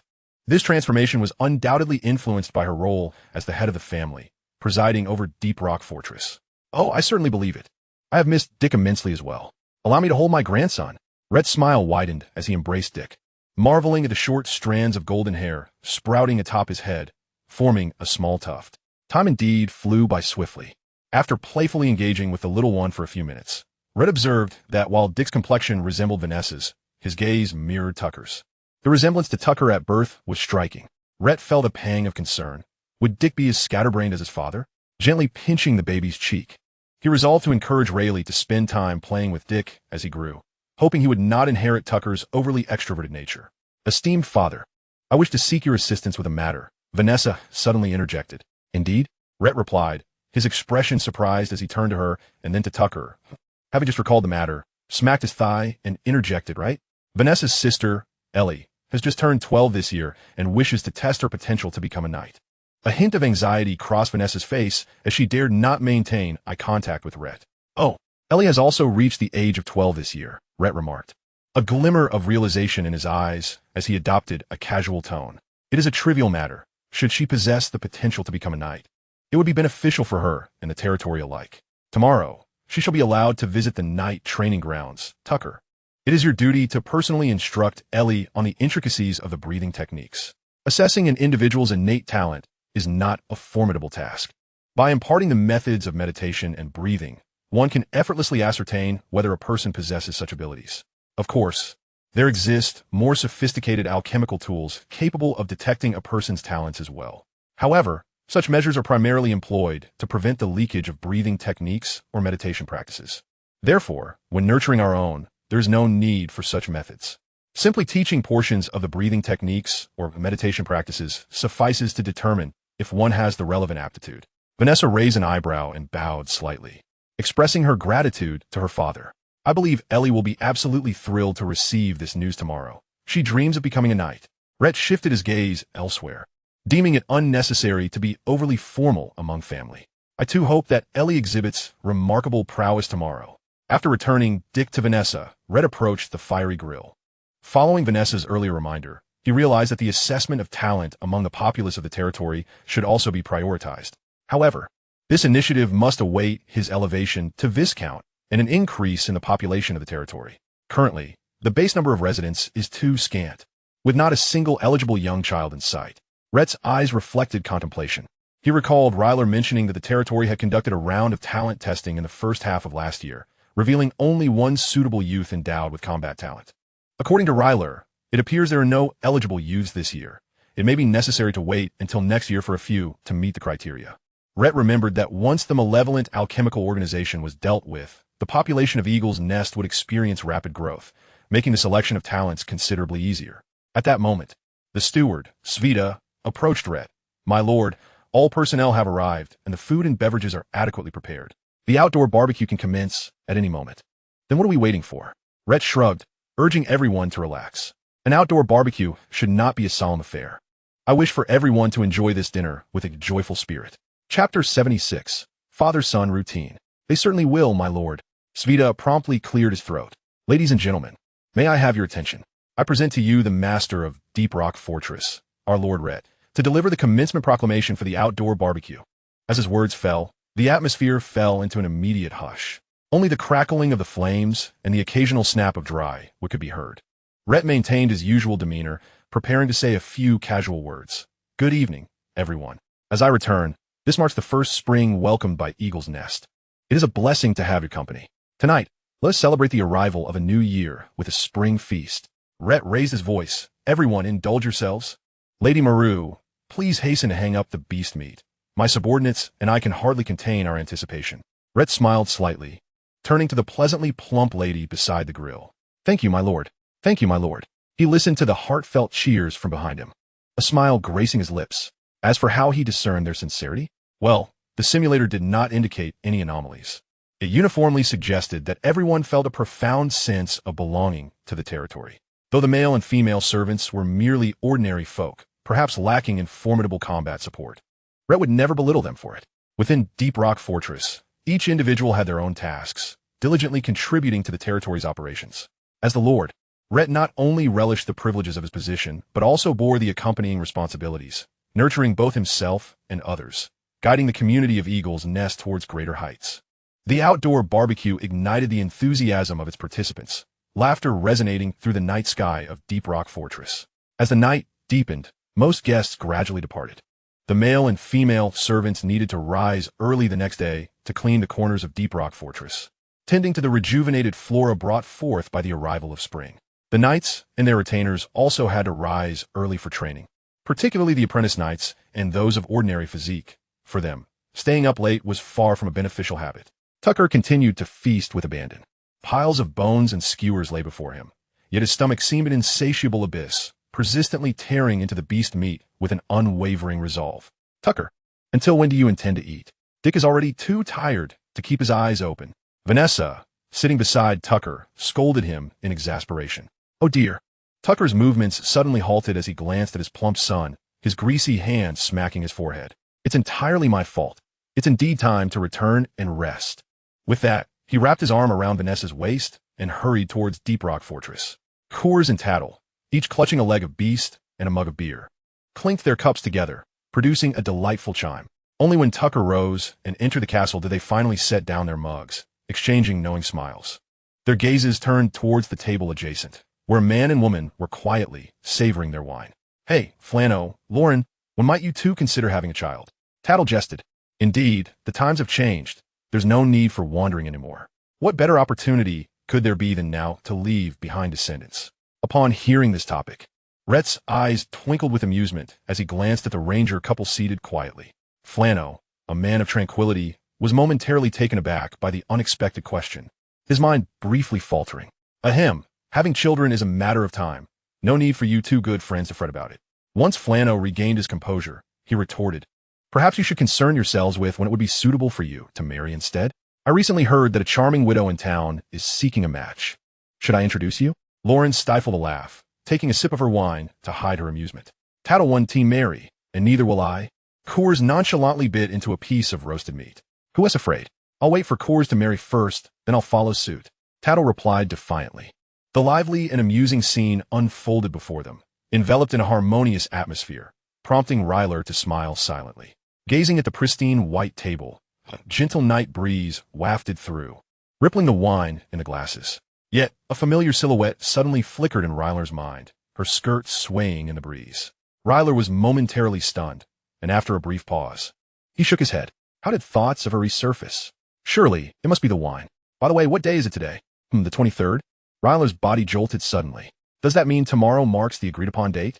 Instantly, Ryler felt a surge of restlessness. He rose to prepare for bed. More accurately, he intended to calm his mind, organize his thoughts, and consider the plans for tomorrow. After bidding farewell to the gathering, Ryler treaded upon the lawn, making his way towards Deep Rock Fortress. However, as he glanced upward, he noticed that the lights on the second floor remained brightly lit. No wonder that rascal Tyler's returned so early. It must be 4. Ryler shook his head. At this hour, it was already past midnight. An inescapable late hour for ordinary folk. With a wave of his hand, he conjured a water sphere. Under the bright light, Tyler's was sprawled on his bed, propping his chin on his palms as he absorbed the contents of a hefty tome. He was lost in thought, a faint blush of excitement gracing his face. Immersed in his reading, his smile would expand and contract with each turn of the page, utterly oblivious to the passage of time. Suddenly, a noise at the window startled Tyler. He turned to glance at the splashes on the window, blinked in realization, and suddenly understood the situation. Has it really gotten this late? Tyler checked the time, realizing it was indeed deep into the night. Recalling the promise made with his Lord Father and Ryler's previous words, he reluctantly sat up, letting out a long sigh. He extinguished the lamp and lay back down. As Thales gradually adapted to the darkness, he began to discern the ceiling of the room. However, despite blinking his eyes and employing the sheep-counting method his father had taught him, he simply could not fall asleep. What a predicament! He had napped far too long, and now found himself wide awake, his brow furrowed in worry. A few minutes later, Unable to contain himself, Thales threw off the covers. With no hint of drowsiness, he cautiously approached the cabinet, pulled open a drawer, and retrieved a glowing crystal. This was a gift from Rayt, purchased in Twilight City for his birthday last year. An alchemical product accessible to ordinary people, it emitted light through a simple switch that consumed its luminous element. Nestled beneath the blankets, Thales chuckled as he reopened his book. Was there a faint fluctuation of light elements on the fourth floor? Rayt, holding a wine glass, cast a suspicious glance toward Thales's room. After a moment of contemplation, a look of realization flickered in his eyes. With a soft chuckle, he mused, "Playing this game with me, are we? How whimsical. Knock, knock, knock. Thales, I know you're playing with your hands under the covers." Rayleigh's voice echoed from outside the door. Startled, Thales quickly shut the book, his heart racing, and hurriedly extinguished the glowing crystal. After a few moments of feigned drowsiness, he responded in a drowsy voice, "Father, I was just asleep. Nothing is happening here." Outside the door, Rayleigh found the scene quite amusing. Reminiscent of the times in Blue Star when parents caught their children sneaking a late-night phone session. Clearly caught red-handed, the child feigned sleep, pretending to be disturbed. Do you think you could deceive me? Thales, it would be best for you to be an honest child. Otherwise, hearing his father's stern tone, Thales felt a pang of anxiety, fearing the loss of his wool blanket. Realizing he could no longer maintain the charade, he quickly exclaimed, "Father, I was wrong. I shouldn't have been sneaky. I promise I will go to sleep now." He hurriedly jumped out of bed, stashed the glowing crystal back in the cabinet, and placed the book on the desk before lying back down in a starfish position. Rayleigh lingered outside for a full 10 minutes, his heart heavy with concern for his child. Noticing the elemental fluctuations inside the room had stabilized and ceased to change, he shook his head with a smile and departed. As the sound of footsteps faded away, Thales lay in bed, lost in thought, striving to shake off the allure of the glowing crystal. After a moment, he sighed and forced his eyes shut. After all, he was nearing the end of the second book. He could enjoy the splendid conclusion tomorrow afternoon under the bright sunshine. Sprawled out on his wool blanket, Thales comforted himself with this thought, feeling considerably better. However, he then pondered, I wonder if there are more chapters after the second part. Chapter 77, Rayleigh the Painter. Upon returning to the fifth-floor hall, the room glimmered with the soft light of candles.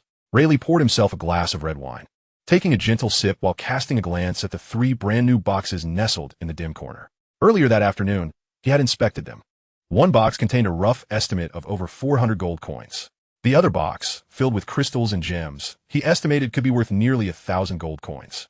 Overall, the treasures were quite substantial, and the fledgling Eaglet Town was no longer lacking in funds. Unfortunately, while examining the other box containing magical plant seeds, he discovered they had succumbed to the ravages of time and had completely lost their vitality. It was a pity, after hundreds of years, without special preservation methods. Ordinary magical plant seeds were indeed challenging to endure. Rayleigh shook his head and slowly made his way toward his room. On his reddish-brown desk, an ancient-looking diary lay face down, flush with the edge of the table. It appeared quite thick, but since it was crafted from beast hide, specifically high-quality magical beast leather, it was easy to preserve, containing only about 20 pages. Holding it in his hand, he recalled having only skimmed the beginning earlier that afternoon. He had yet to delve into the majority of its contents. All he knew was that it chronicled the brief history of a noble family's decline, penned by a count. To Rayleigh, the fall of the Count's family seemed largely unrelated to the family itself during that historical period. The real issues arose from external pressures. The fates of kings and nobles were intertwined. When one flourished, the other did as well, and when one suffered, the other followed suit. The negligence of the high-ranking officials of the ancient Dan kingdom and the brutalities of the orcs were sufficient to lead a kingdom to a slow death, eventually leading to its fragmentation. The primary members of the young family, whether mages or knights, had all embarked on a path of escape, aiming toward the eastern coastal regions. As for the ordinary folk of the family, in a bid to enhance their chances of fleeing, they had been abandoned at that time. Rayleigh felt hesitant to pass judgment. If the orcs truly pressed on relentlessly, it would indeed be a delusion to consider everyone's safety. The young family? No recollection. They likely met misfortune during their flight. Otherwise, so many belongings would not have remained buried beneath Eaglet Town. Furrowing his brow, Rayleigh mused that if it were notable figures from the history of the ancient Dan kingdom, he might have had some recollection. However, from the information gleaned from the diary, while the young family was also a Count family, he had never heard of them before. Late into the night, as he read, the night breeze caressed him. With each page he turned, he discovered the Ung family's journey of escape, their experiences, and ultimately their arrival in the realm of Eaglet Town. As he absorbed the subsequent information contained within the diary, a peculiar light began to flicker in Rayleigh's eyes. The following day, Rayleigh, as was his custom, descended to enjoy breakfast. "Good morning," he greeted. "Oh, Rayleigh, that hat looks splendid on you today. It suits you perfectly." As soon as he reached the bottom of the stairs, he spotted Rayleigh seated at the table, adorned with a blue ceremonial hat embellished with 3 small crystals, which elegantly accentuated her grace. "Is that so? Thank you for the compliment, father," Rayleigh replied with a smile. "But Rayleigh, don't you find it somewhat awkward to wear a hat while eating breakfast?" Tuck mumbled, extending his hand as he spoke. "Shall I help you take it off?" "Oh no, Tuck, keep your greasy hands away. I can manage it myself," Rayleigh exclaimed, startlingly loud, as she deftly tilted her upper body away. She then walked over to the corner of the hall and placed the hat on a rack. Tuck paused, sensing something unusual about Rayleigh today compared to the past, though he could not quite pinpoint what was amiss. Preferring not to dwell on unclear matters, he quickly set this thought aside and helped himself to a spoonful of blueberry mashed potatoes. Halfway through breakfast, Rayleigh wiped his mouth of milk and inquired, "Rayleigh, how was the gift preparation coming along?" "Gifts? What gifts?" Thales glanced up, bewildered. "None of your concern, Thales. After breakfast, you still have training to attend to." Rayleigh feigned a stern expression, recalling how the previous night this rascal had attempted to sneakily avoid detection. "Oh," Thales pouted, feeling a bit guilty. Rayleigh set down his knife and fork, clearly aware that his father was referring to the gift he was preparing for Kleena. "I prepared a painting." Rayleigh paused before continuing, "A portrait that I crafted with my own hands." "Oh, Rayleigh, you can paint?" A genuine look of surprise crossed Rayleigh's face. As a father, he had never known that Rayleigh possessed this talent. "Ahem, my skills are quite average. I used to doodle when I was bored, and gradually I improved." "Wow, Rayleigh, you can actually paint?" Thales's face lit up with disbelief, as if he had discovered a new continent. "Can you show me what you've drawn?" Tuck's curiosity was piqued. Rayleigh resolutely shook his head. "This is a gift for Kleena. I wouldn't feel right displaying it publicly just yet. Moreover, the paper is quite thin, and I fear that your clumsy hands might accidentally tear it." "Oh, a painting you've created yourself? That's quite a meaningful gift," Rayleigh affirmed, nodding in approval. Although he seldom spoke about matters of affection regarding his offspring, he held them in considerable esteem within his heart. If Rayla and Kleena were to unite and flourish, it would indeed be a fortuitous event for both Rayla and his family. Thus, Rhett interjected, saying, however, "A lady visiting with merely a painting as a gift seems rather insubstantial." He continued, "I have a rather unique present in mind for you. One that is both swift and easy to create, and I believe it will prove beneficial." "Father, what is this gift you speak of?" Rayla inquired. "Ah," with a mysterious smile, replied, "I shall reveal it to you after breakfast." A flicker of curiosity passed through Rayla's eyes as he nodded thoughtfully. However, Thales, seated across from him, was not satisfied. His intense curiosity about the unknown compelled him to listen intently, only for their father to leave him hanging. He protested, "Oh no, father, you cannot speak in half measures. What is this unique gift you allude to?" Rhett chuckled lightly, saying, "Thales, once you have found a girlfriend of your own, I shall teach you." He then took a bite of meat. Rayla felt a flush of embarrassment, wanting to correct the notion that Kleena was not yet his girlfriend. But he suppressed his thoughts for fear of missing out on the details of the gift-making process. Thales, momentarily speechless, grumbled, "Humph. Father is truly biased." At that moment, Tuck, intrigued, leaned closer to Rhett, asking, "Father, I assume I can learn how to create this unique gift?" "Oh, do you wish to find a girlfriend as well?" Hot ceased. Tuck's expression stiffened, sensing something amiss. In the next instant, a powerful force twisted at his waist. "Ouch!" Tuck gasped, quickly retreating to his chair. He glanced at Vanessa, who was glaring at him with a fierce intensity. With a rueful expression, Tuck rubbed his lower back and scratched his head, muttering, "Goodness, I merely wanted to present the gift to Vanessa." Rhett pointed at his eldest son, shaking his head with a sigh. "Fool, if I reveal the gift now and Vanessa hears about it, what surprise will remain for the future?" Chapter 78, The Quest for Fire Rune, Oregon.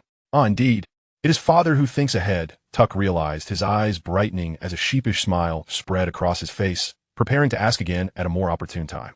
"Moments latte." Rhett wiped his mouth with a white napkin and strode towards the castle's exterior. Rayla set down his cutlery and swiftly drank the remainder of his milk, hurrying to follow in his father's wake. "Father, what is this unique gift you mentioned?" Rhett arrived at the night training grounds, a vast and desolate space. Before coming to a halt, he stroked his chin and slowly remarked, "The reason I say this is because only you possess the capability to create such a gift, something even I cannot accomplish." Rayla's curiosity intensified, and he leaned in to listen attentively. As a water mage, you should possess the ability to create ice. Do you mean for me to craft a beautiful ice sculpture to present to Kleena? Before Rhett could finish his sentence, Rayla instinctively made the connection and answered eagerly. Rhett shook his head with a smile. Creating an ice sculpture is not unique enough. What I intend to teach you is something I have named snow cream, or you may also refer to it as ice cream. Snow cream. Ice cream? These terms were unfamiliar to Rayla, and curiosity shone on his face as he continued to listen. After a few minutes of Rhett's explanation, Rayla grasped that snow cream was a frozen delicacy, and a dawning realization struck him. He became eager to try this novel concept, a fusion of ice sculpture and dessert, showcasing remarkable creativity. With his abilities as a water mage, he felt confident in shaping the ice into an appealing form. He believed that if he excelled in both appearance and taste, the novelty would surely captivate Kleena. Rayla reflected on the simple process, contemplating for a few moments before declaring, "Father, I am ready to attempt this now. However, I must first visit the cellar to gather some jam for practice. Wish me luck." After Rayla departed, Rhett surveyed the training grounds. It seemed there would be no time for magical training today. He had more pressing matters to attend to. Last night, while perusing his journal, he had come across a mention of a certain location, suggesting that within a 20-kilometer radius of Eaglet Town, there possibly lay a hidden vein of ore. With this thought, a ripple of excitement coursed through Rhett, prompting him to leave the training grounds and head to the stables to fetch Gray. He rode southward at a brisk pace, swiftly distancing himself from Deep Rock Fortress and traversing the 20 kilometers. It was only then that he slowed his speed, adjusting his position in the saddle as he surveyed the barren landscape around him, which was dotted only with sparse weeds and shrubs. This must be the place, Rhett murmured to himself. Last night, after finishing the journal, he learned that the fugitives of the young family had arrived near Eaglet Town, where an internal conflict had erupted. The discord arose between the then patriarch of the young family, Mullen, and the commander of their knightly order, Parks. The conflict stemmed from Parks feeling unjustly treated regarding his share of the spoils. He believed that as one of only 2 fourth-level knights in the group, he rightfully deserved nearly half of the wealth distribution. He refused to accept meager resources in the wake of their family's downfall, particularly under the old system. Naturally, Mullen was unwilling to concede, only agreeing to double Parks' previous compensation from then on. The journal recorded that Parks pretended to accept this condition, but, under the cover of night, attempted to assassinate Patriarch Mullen. However, he did not succeed in killing him. Instead, he severely wounded him. Mullen's strength evidently surpassed that of Parks, and after the ambush, he retaliated, not only inflicting serious injuries on Parks, but also forcing him to flee in disgrace. This pivotal moment led to a frenzied pursuit by Count Mullen after Parks. During the chase, Parks trampled a patch of land and fell into a concealed mine, restricting his escape route. Consequently, Mullen leaped after him, successfully slaying him. Dismounting, Rhett tested the ground beneath his feet. The letter mentioned that the mine was located approximately 20 kilometers south of the temporary camp of the young family at the time. This placed Rhett's current location nearby. As this realization struck him, a spark of excitement gleamed in Rhett's eyes. If the letter's claims were accurate and a mine lay beneath, it would not have dissipated over the years. On the contrary, it would have become even richer with the passage of time. He recalled that the letter stated Count Mullen, after dealing with Parks, took half a day to recover from his injuries in the mine and identified the ore vein as Fire Rune ore. Count Mullen's exhilaration was palpable, prompting him to reframe the Ung family's future development plans. The first step was to abandon any thoughts of fleeing to the East Blue Coast. Instead, they would seek refuge in a location that could evade the ravages of border conflicts while allowing for a timely return to assess the Orc offensive. Should assistance arrive from other kingdoms and the Orc advances be stymied, this would become the foundation for the Ung family's resurgence. As such, part of the family's assets was left behind to lay the groundwork for this contingency plan. Alas, it appeared that as time passed, those assets had likely fallen victim to unforeseen circumstances, Rhett mused. This area housed Fire Rune, or which, if memory served, possessed excellent conductivity for fire-based combat energy when refined and was frequently utilized in crafting weapons specifically for knights. Even unrefined, the natural or mingled with impurities served as an exceptional fuel source. In winter, a single piece thrown into the fireplace could burn for 3 days and nights. Finding the precise location of the Fire Rune or was Rhett's mission for today. He was determined to acquire this mine. The journey to Eaglet Town spans a mere 20 kilometers. With meticulous planning, when the time comes for the elevation of ranks, Incorporating the fire pattern mine into the territory shall ensure no unforeseen circumstances arise. Meanwhile, to the northeast of Eaglet Town, Kleena gazed upon the gradually clarified Greystone Avenue. Leading directly to the nearby cluster of wooden houses, her spirits lifted in delight. "Miss, we are approaching Eaglet Town," Cusin announced to Kleena, who stood at the center of the procession. "Indeed, I see it. Let's press on," Kleena replied, casting a glance at the roadside sign, reflecting on Rayt's promise to bestow a gift upon her this time. What might it be? A smile graced her lips as her imagination soared, her heart brimming with curiosity. At the entrance of Eaglet Town, Lawrence observed the approaching group and inquired, "Are you the esteemed Miss Kleena from Darmtown?" "Indeed, we are," she affirmed. "Young Master Rayt has been awaiting your arrival at Deep Rock Fortress for quite some time," Lawrence replied with a smile, pondering the connection between the striking young knight before him and young Master Rayt. Kleena, brushing her hair that danced in the wind, cast her gaze toward the distant silhouette of Deep Rock Fortress. Recalling Rayt's captivating profile against the setting sun on that fateful day, her heart fluttered, and her cheeks flushed with warmth. Having clarified their identities, Kleena and her entourage were granted passage. This lengthy procession comprised 6 first-tier knights and 12 apprentice knights, escorting Kleena through the small town until they reached Deep Rock Fortress. "Long time no see, Miss Kleena. You remain as stunning as ever," Rayt greeted her, donning a blue top hat as he strolled along the cobbled path of the manor. Kleena beamed, her heart leaping with joy as she witnessed Rayt approaching, arms outstretched in excitement. "Oh, Rayt, your hat perfectly complements your demeanor." After a brief embrace, they parted, and Kleena, slightly shorter than Rayt, looked up with a glimmer in her eyes. "Rayt, this is my first visit to Eaglet Town, and I wish to see Sun Lake. I have never laid eyes on a lake before. Might you fulfill my wish?" Rayt shrugged. "As you wish, Kleena." Suddenly, a small white figure leapt over the wall of the night training grounds with a playful roar. It dashed towards Rayt with agile limbs, evoking a startled expression from Kleena as she swiftly drew her sword. "Oh no, Kleena, this is my magical pet," Rayt exclaimed hurriedly. Kleena paused, then beheld a wind-patterned tiger cub leaping into Rayt's embrace, licking his face messily with its tongue. "Oh, calm down, Beige. Be quiet. We have guests." Rayt gently pressed the cub's head down, covering its face with his hand. "Wow, is this your newly tamed magical beast? What did you acquire it? This is simply marvelous." Kleena's eyes sparkled with excitement. She took a couple of steps closer, her gaze filled with longing. "May I hold it? It looks so adorable and unique. Unlike any other magical beast." The fragrant breeze wafted around them, and as Kleena drew near, Rayt inhaled a captivating scent that stirred his senses. With a slight smile, he replied, "Of course. I believe Beige would certainly enjoy your company." The cub, seemingly attuned to Rayt's emotions, regarded Kleena with a hint of suspicion, sensing an unusual connection between her and its master. After a moment's hesitation, it leaped into Kleena's arms. Goodness, what a hefty little creature.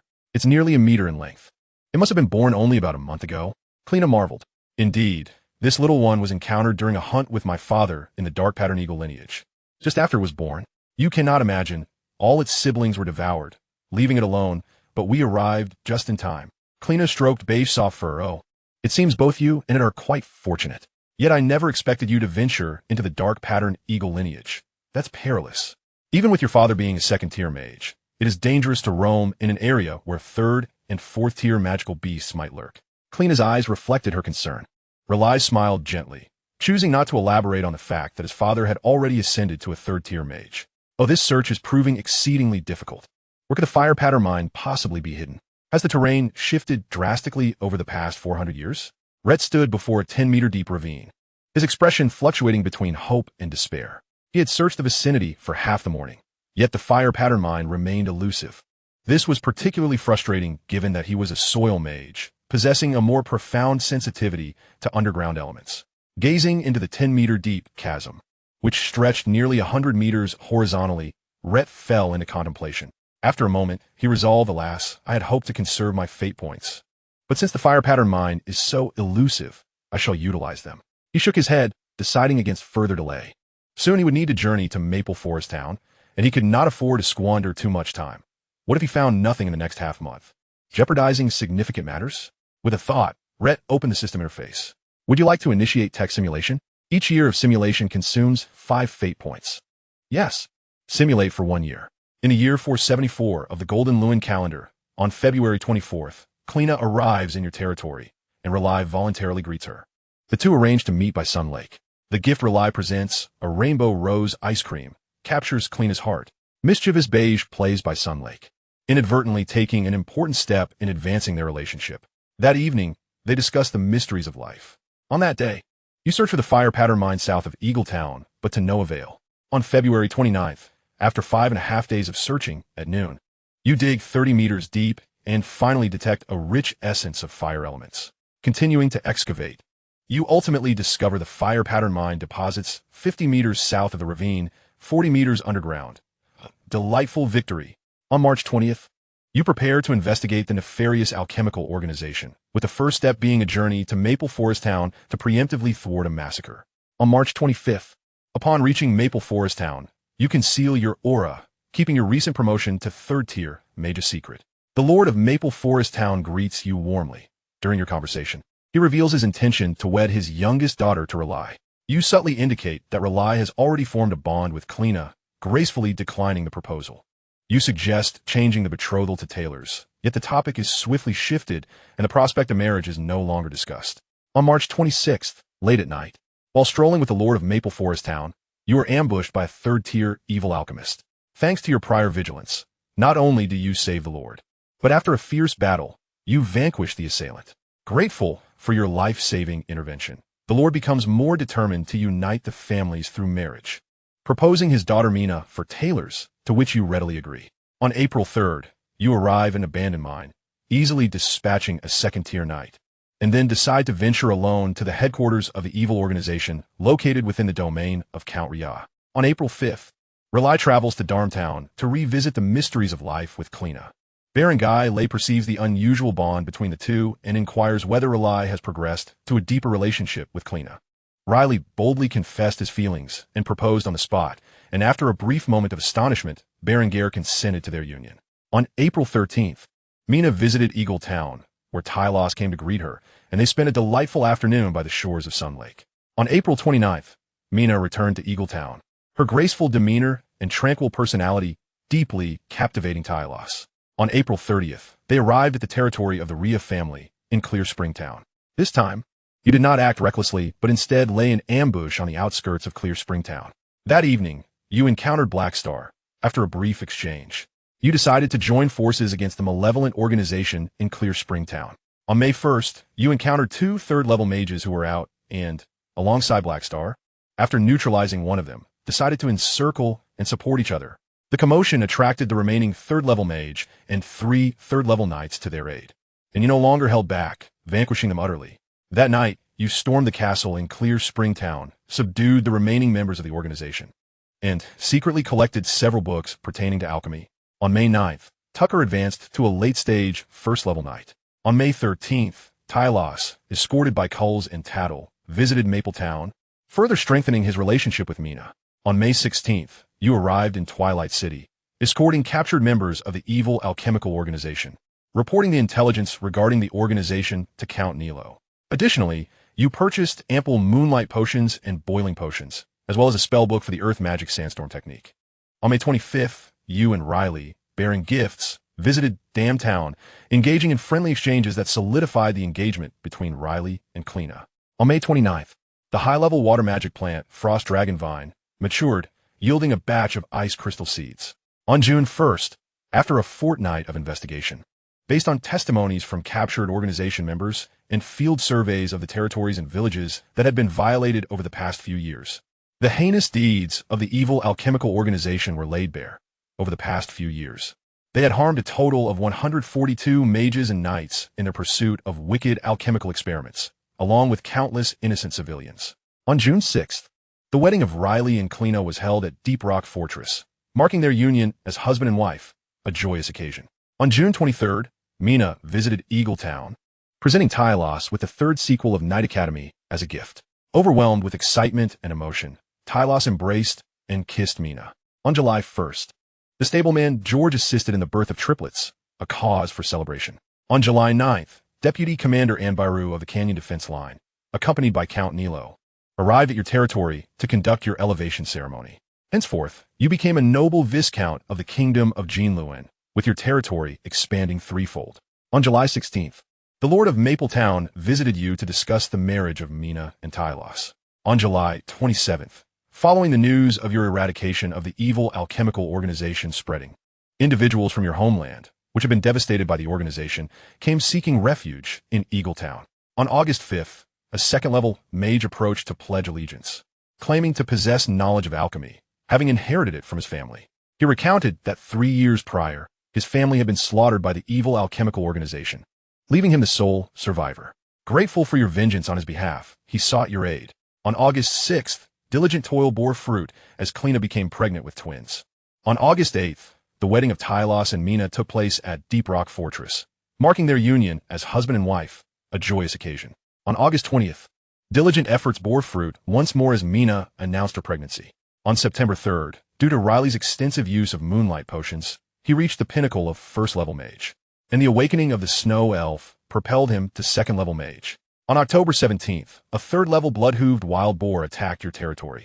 You responded in time and slew it, though 2 civilians were lost in the process. On December 20th, as usual, you utilized fire essence to incubate a monster egg, creating quite a stir. Patiently waiting, ultimately, a fire-winged eagle hatchling broke free, gazing upon your kind visage as it opened its eyes. On December 25th, 2 homeless first-level knights came to seek your protection. In the year 475 of the Jinluan calendar, on February 21st, Count Nilo Brain issued an announcement indicating that a small beast tide was brewing in the dark pattern eagle branch of the Monster Mountain Range, urging you to prepare for battle against the impending onslaught. By February 24th, the population of your territory had surpassed 1,000, a commendable achievement. Here, 3 exclamation marks aptly express Rayt's current sentiment, filled with astonishment. What on earth? Riley and Tylos have suddenly married and produced offspring? Rayt reflected on the simulated events, taking several minutes to digest the information, and gradually, a look of contentment emerged in his gaze. He mused to himself, who would have thought that seemingly minor changes in reality could yield such monumental transformations? This was entirely unforeseen. Of course, Rayt was quite pleased with such developments. The marriages and births of his second and third sons signified a remarkable acceleration in the family's expansion. Particularly, Kleena's news of expecting twins was commendable. And as for Tylos, that lad has indeed done well, knowing to seize the moment with a passionate kiss. Rayt stroked his chin, delighted that such a reserved individual could achieve this milestone, truly a source of joy for his father. Though Rayt did not know much about Mina, he held no concerns regarding her character or whether she harbored ulterior motives that might negatively impact the family. The lack of any warnings in the simulation indicated that their feelings were genuine and trustworthy. As a father, he wholeheartedly supported this significant advancement in his children's romantic endeavors. Moreover, there was the fire pattern mine. It took 5.5 days in the simulation to locate this resource, leading him to feel fortunate for the correct decision he had made. Rayt recalled the initial simulation details: 50 meters south of the ravine, 40 meters underground. Glancing at the ravine beneath his feet, he confirmed that this was the only one within several kilometers. The fire pattern mine was evidently nearby. With a glance towards the southern expanse of the ravine, he thought, since the location is confirmed, there is no rush to excavate it now. After all, it is not yet officially within the territory, and premature development could invite trouble. Once he is elevated in rank and acquires new lands, he could find an opportunity to mine the fire pattern mine without delay. Currently, he lacked the conditions for such an endeavor. Eaglet Town's manpower shortage was a significant drawback, preventing any substantial workforce from being allocated to mine the fire pattern resource. Furthermore, once mined, there would be transport, refining, and other processes involved, which would not only require additional labor and time, but also skilled blacksmiths. Mounting his horse, Rayt set off on his return journey. As he leisurely admired the scenery along the way, he suddenly pondered a question: how did Beige facilitate the blossoming romance between Riley and Kleena, causing their feelings to intensify so rapidly? Chapter 80: Entanglements by the Lake. Sun Lake, named for its circular shore resembling the sun, is adorned with dense yellow watergrass that casts a golden hue when illuminated by the sun on bright days. At the lakeside of Sun Lake, Riley and Kleena stood at the shore, quietly admiring the splendid vista. The spring breeze caressed them, sending ripples across the water surface. The shimmering waves occasionally bubbled with fish, a spectacle that captivated Kleena's attention. How intriguing! What is the name of this vibrant red fish? It is known as the red scarf fish, with a broad and shallow tail that sways gracefully in the water, resembling a flowing crimson scarf. While visually appealing, it is not particularly palatable and possesses numerous spines within. Rayt remarked. And what about this one? The black-spotted fish. During my last visit to Town, I encountered several of them. Here are some crabs. They can even crawl ashore by themselves. Kleena observed several crabs, marching away from the water's edge, and chuckled. This is the giant eye crab, known to spawn around mid-spring. So it must be that time of year. Rayt gazed at the lively Kleena, a smile lingering on his lips. He rummaged through his pocket, producing a square piece of paper, inhaling deeply before saying, "By the way, Kleena, regarding the gift I mentioned last time, I have prepared it, and this is one of them." Upon hearing this, Kleena turned her attention away from the lake, her bright eyes widening in surprise as she teasingly exclaimed, "I knew it. Given your memory, how could you possibly forget such a thing?" She accepted Rayt's drawing, delicately handling it, and upon flipping it over, her eyes suddenly widened. "Wow, did you draw this yourself, Rayt?" The depiction showcased a sky where clouds appear to have imbibed wine, casting a rosy hue across half the heavens. A broad pathway stretched from the distance, tapering on either side of the paper, leaving only half of the road visible. A blue-haired girl stood prominently in the foreground, clad in a fitted outfit, hands on her hips, pouting and looking away. The sunlight illuminated half of her profile, casting a soft golden-red glow. Half annoyance, half playfulness. She appeared utterly charming. Kleena instantly recognized herself in the artwork, recalling the scene from the day she gifted him perfume. Witnessing Rayt's thoughtful portrayal of her touched her deeply. A blush crept onto Kleena's cheeks. Despite her vivacious nature, she couldn't help but shyly lower her gaze, contemplating how vividly he remembered that day. I'm quite pleased with your gift. I shall accept it." Kleena stifled her overflowing happiness, her tone tinged with playful pride. Then, recalling the earlier words, she asked in surprise, "Did you just say this is one of the gifts?" Rayt nodded, his confidence bolstered by Kleena's pleased expression. He pondered for a moment before stating, "This gift is rather special. You need to close your eyes." Hearing this, Kleena hesitated for a moment, then bashfully shut her eyes. Rayt, sensing a possible misunderstanding, hastily retrieved several jars of colorful jams, strawberry, blueberry, apple, and others, from his small bag. Focusing intently, he summoned his mental energy to condense the water element into crystalline ice. Ice, a unique form of water, was not fundamentally different in its creation from water itself. The distinction lay in the mental energy expended in the final appearance. As Kleena felt a gentle chill in front of her, she sensed something was amiss, a faint disappointment washing over her. This was not what she had anticipated. A stream of water began to coalesce into a slender base with a broad top, resembling a semicircular embryo, quickly solidifying and emanating a transparent sheen. With his mental power, Rayt could not directly create intricate finished products, but he used a small knife to meticulously carve the icy embryo into the petals of a rose, refining it further. Finally satisfied with the shape, he poured the jams over the 7 rose petals, allowing them to be enveloped before freezing the creation. These steps had been practiced several times beforehand, and this time it was executed almost seamlessly. To him, the final product bore no flaws. "Kleena, you may open your eyes." Rayt held the base delicately, his eyes shimmering with concealed joy. "What is it?"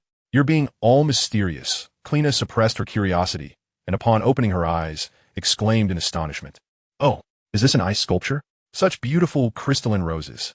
How did you manage to color them?" Leaning closer, she caught a whiff of the fruity aroma, her eyes sparkling with delight. Rayt shook his head. "This is ice cream. You can consider it a frozen dessert. I call it rainbow rose, crafted by my own hands. You should give it a taste. Such beautiful ice cream. Wouldn't it be a shame to eat it?" Kleena had never heard of the term ice cream, but it did not hinder her from appreciating the beauty of the rainbow roses. Bathed in sunlight, each rose radiated a spectrum of colors, especially since it was created by Rayt, infusing it with unique significance in her heart.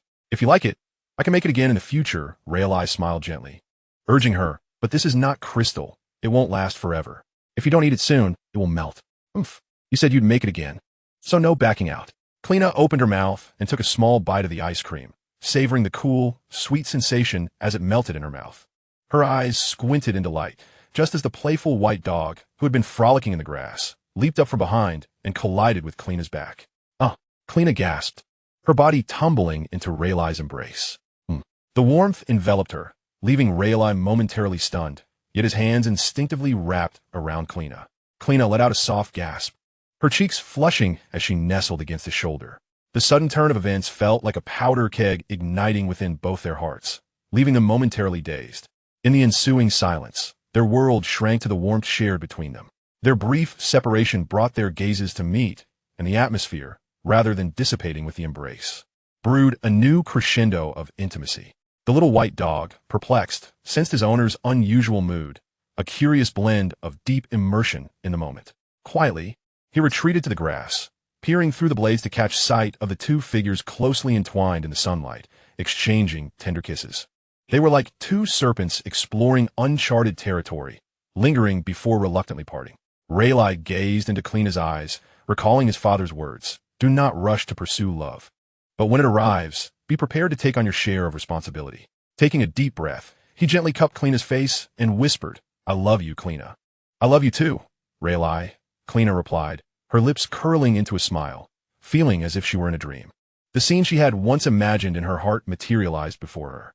Gur, the little white dog, approached their feet, wagging its tail, voicing its displeasure with a low growl, as if to say, "Who is this woman? Why aren't you lavishing attention on me?" Just then, Rayt scooped Kleena up, and she gazed with intrigue at the little creature who had inadvertently played matchmaker, feeling a strange sense of wonder. "Gur."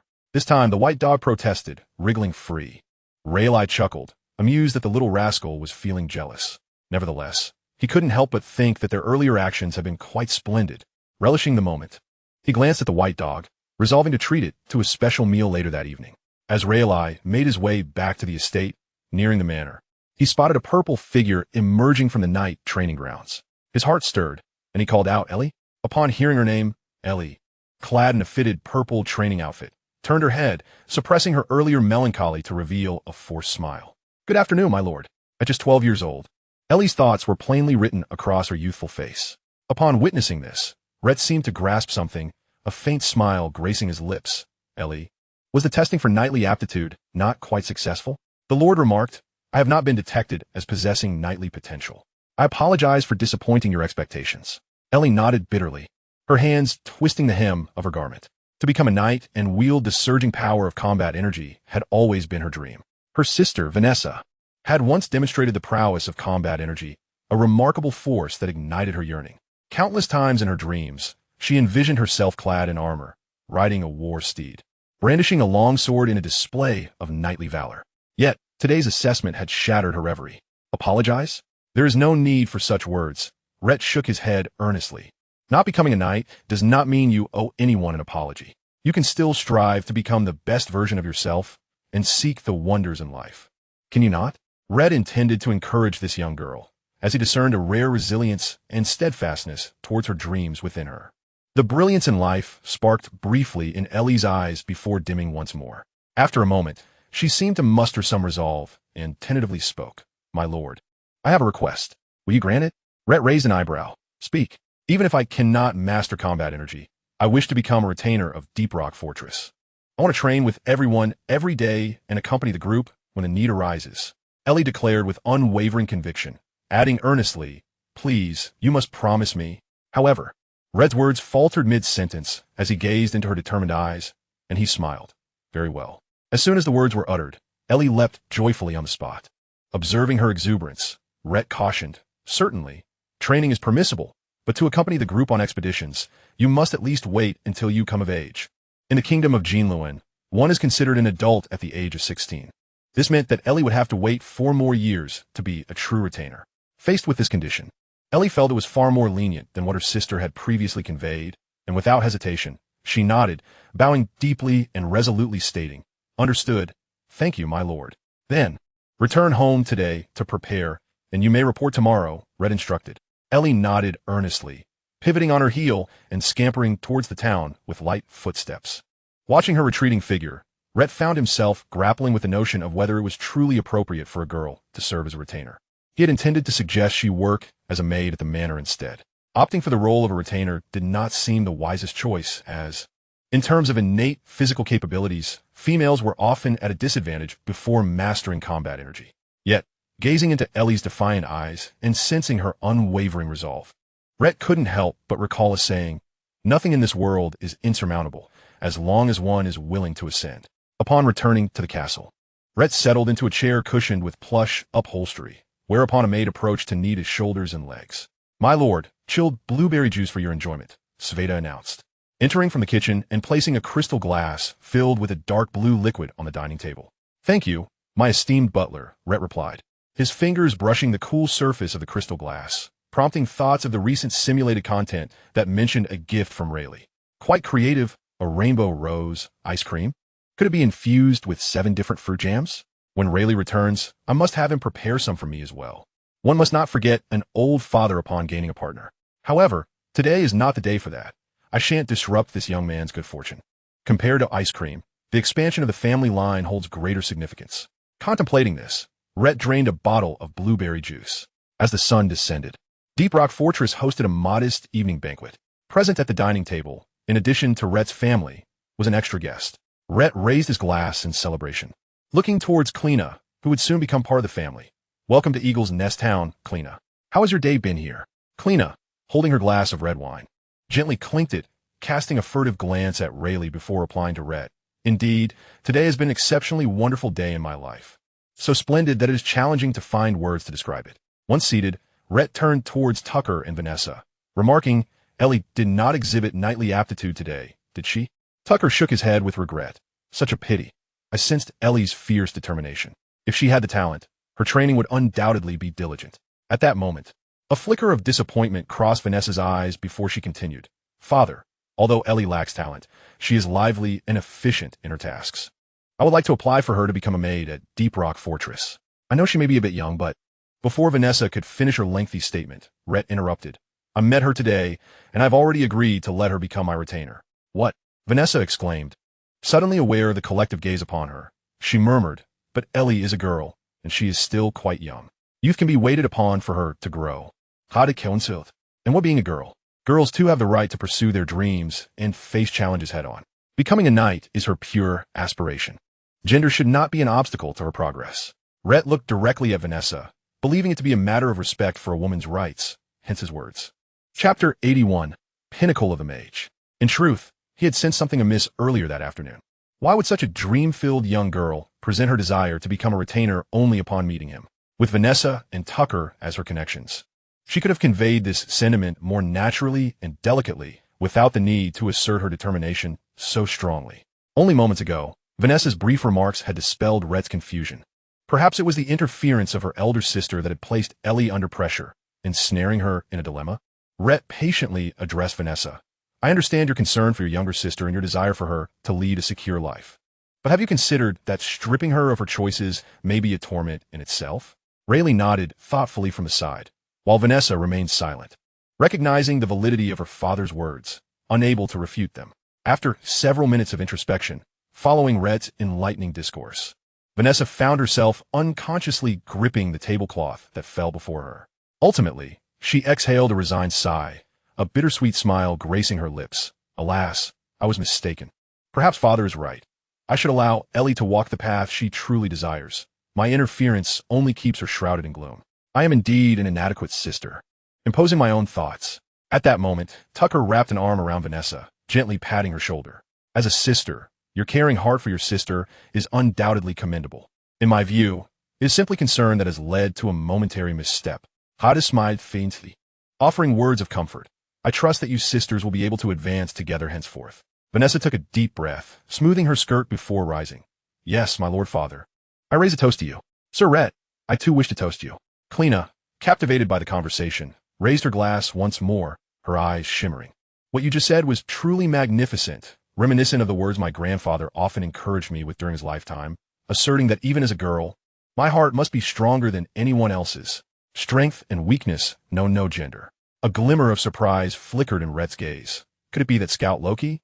To articulate such sentiments is indeed remarkable. He rose with a smile. If that is the case, let us all raise our glasses together. As everyone stood, Rhett steadied his breath, his eyes sweeping across the faces of all present. Tucker, Riley, Taylors, Vanessa, and Kleena.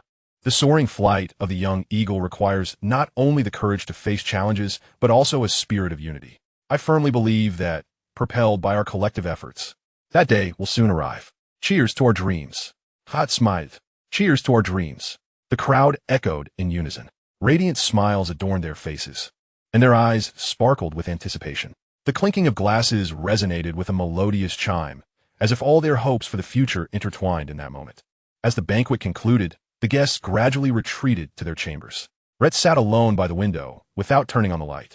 The twinkling stars and moon outside illuminated the room. He pondered, convinced that the last simulation had not yielded the optimal outcome. Perhaps he could advance further, steering it toward a more perfect result? Just as Rhett was refining his plans, he noticed the moon in the sky obscured by a passing cloud. Unbeknownst to him, the night had deepened.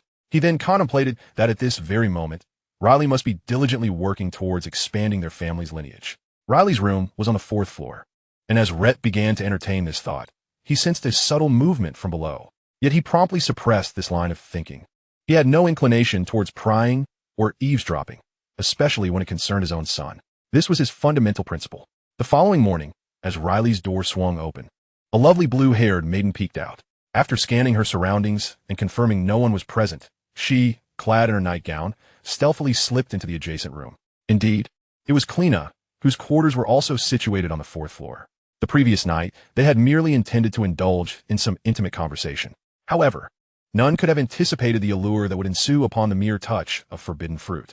Whomever fell into its grasp would find it nearly impossible to extricate themselves.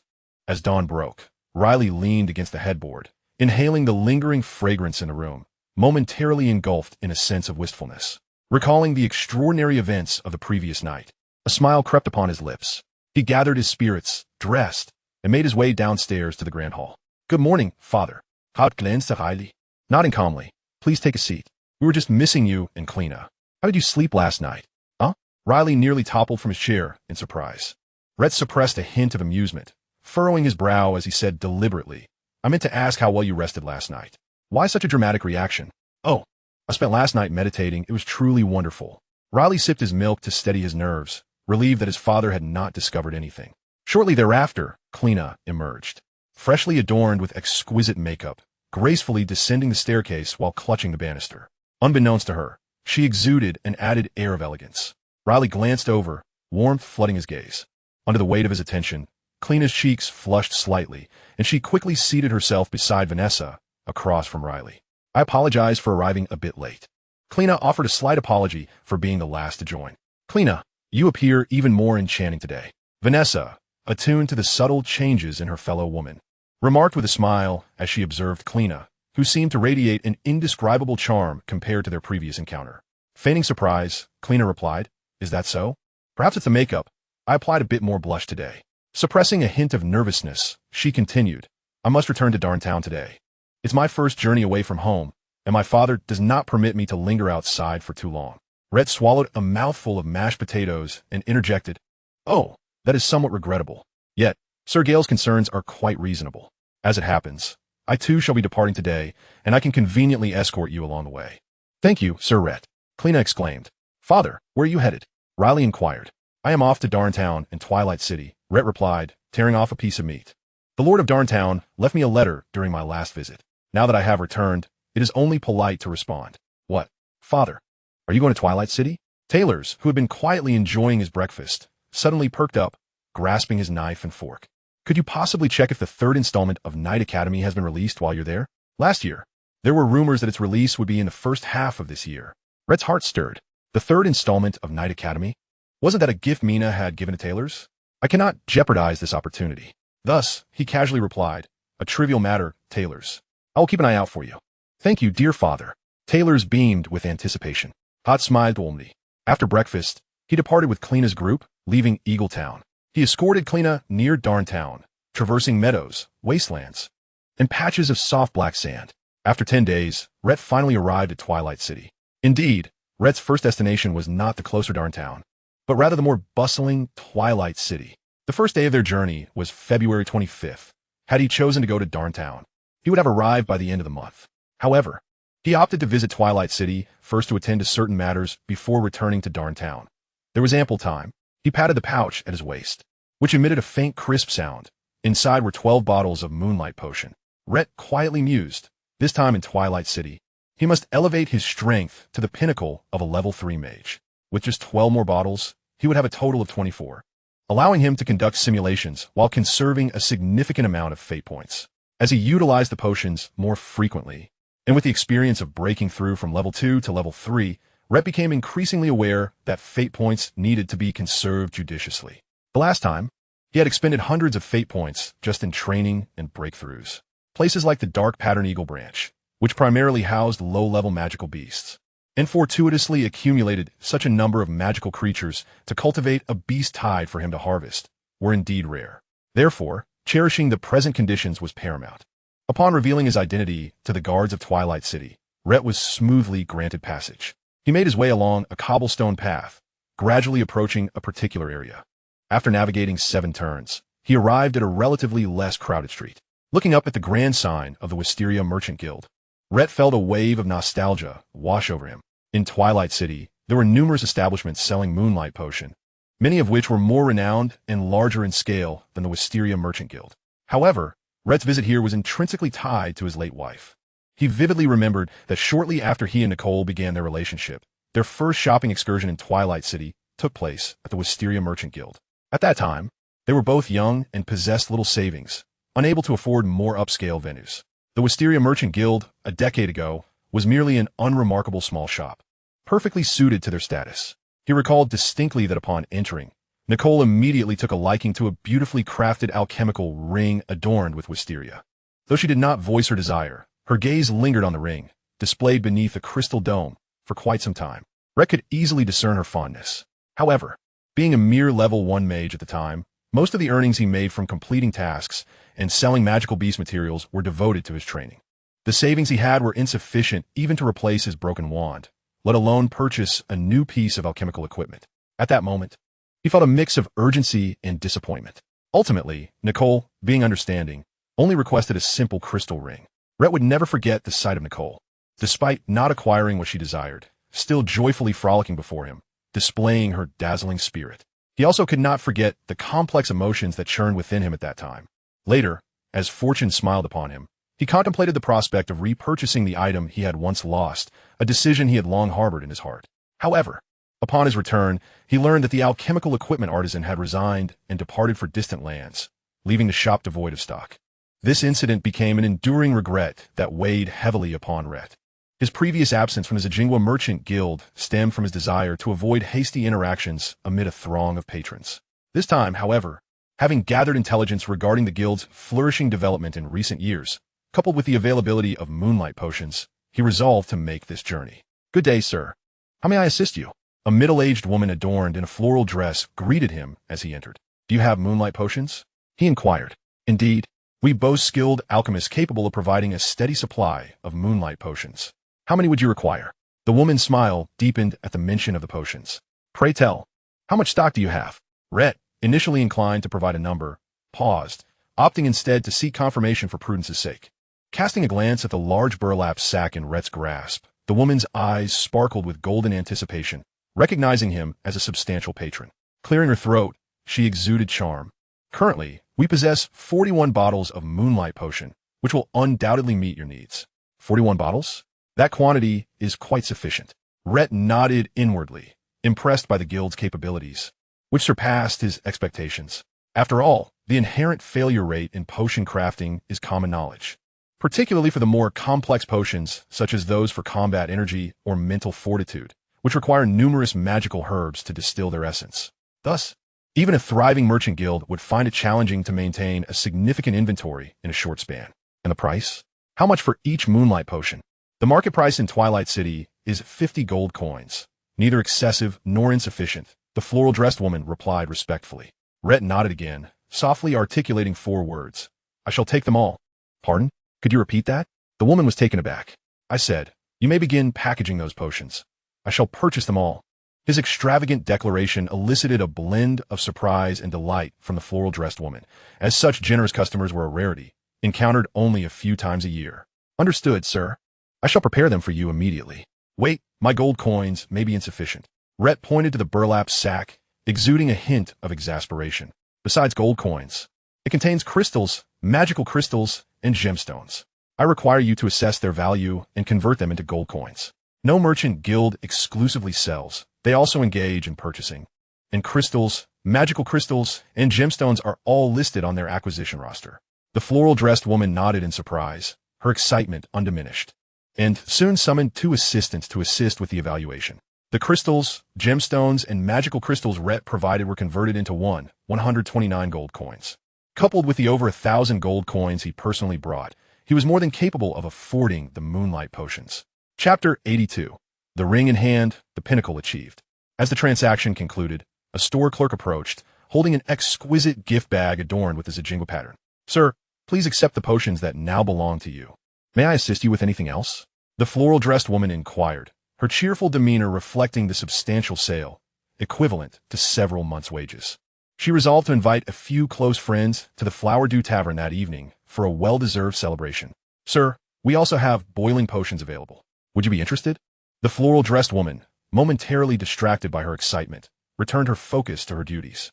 After a brief contemplation, Rhett gestured toward several bottles on the counter. I have over 300 gold coins remaining. Please exchange them for 6 boiling potions.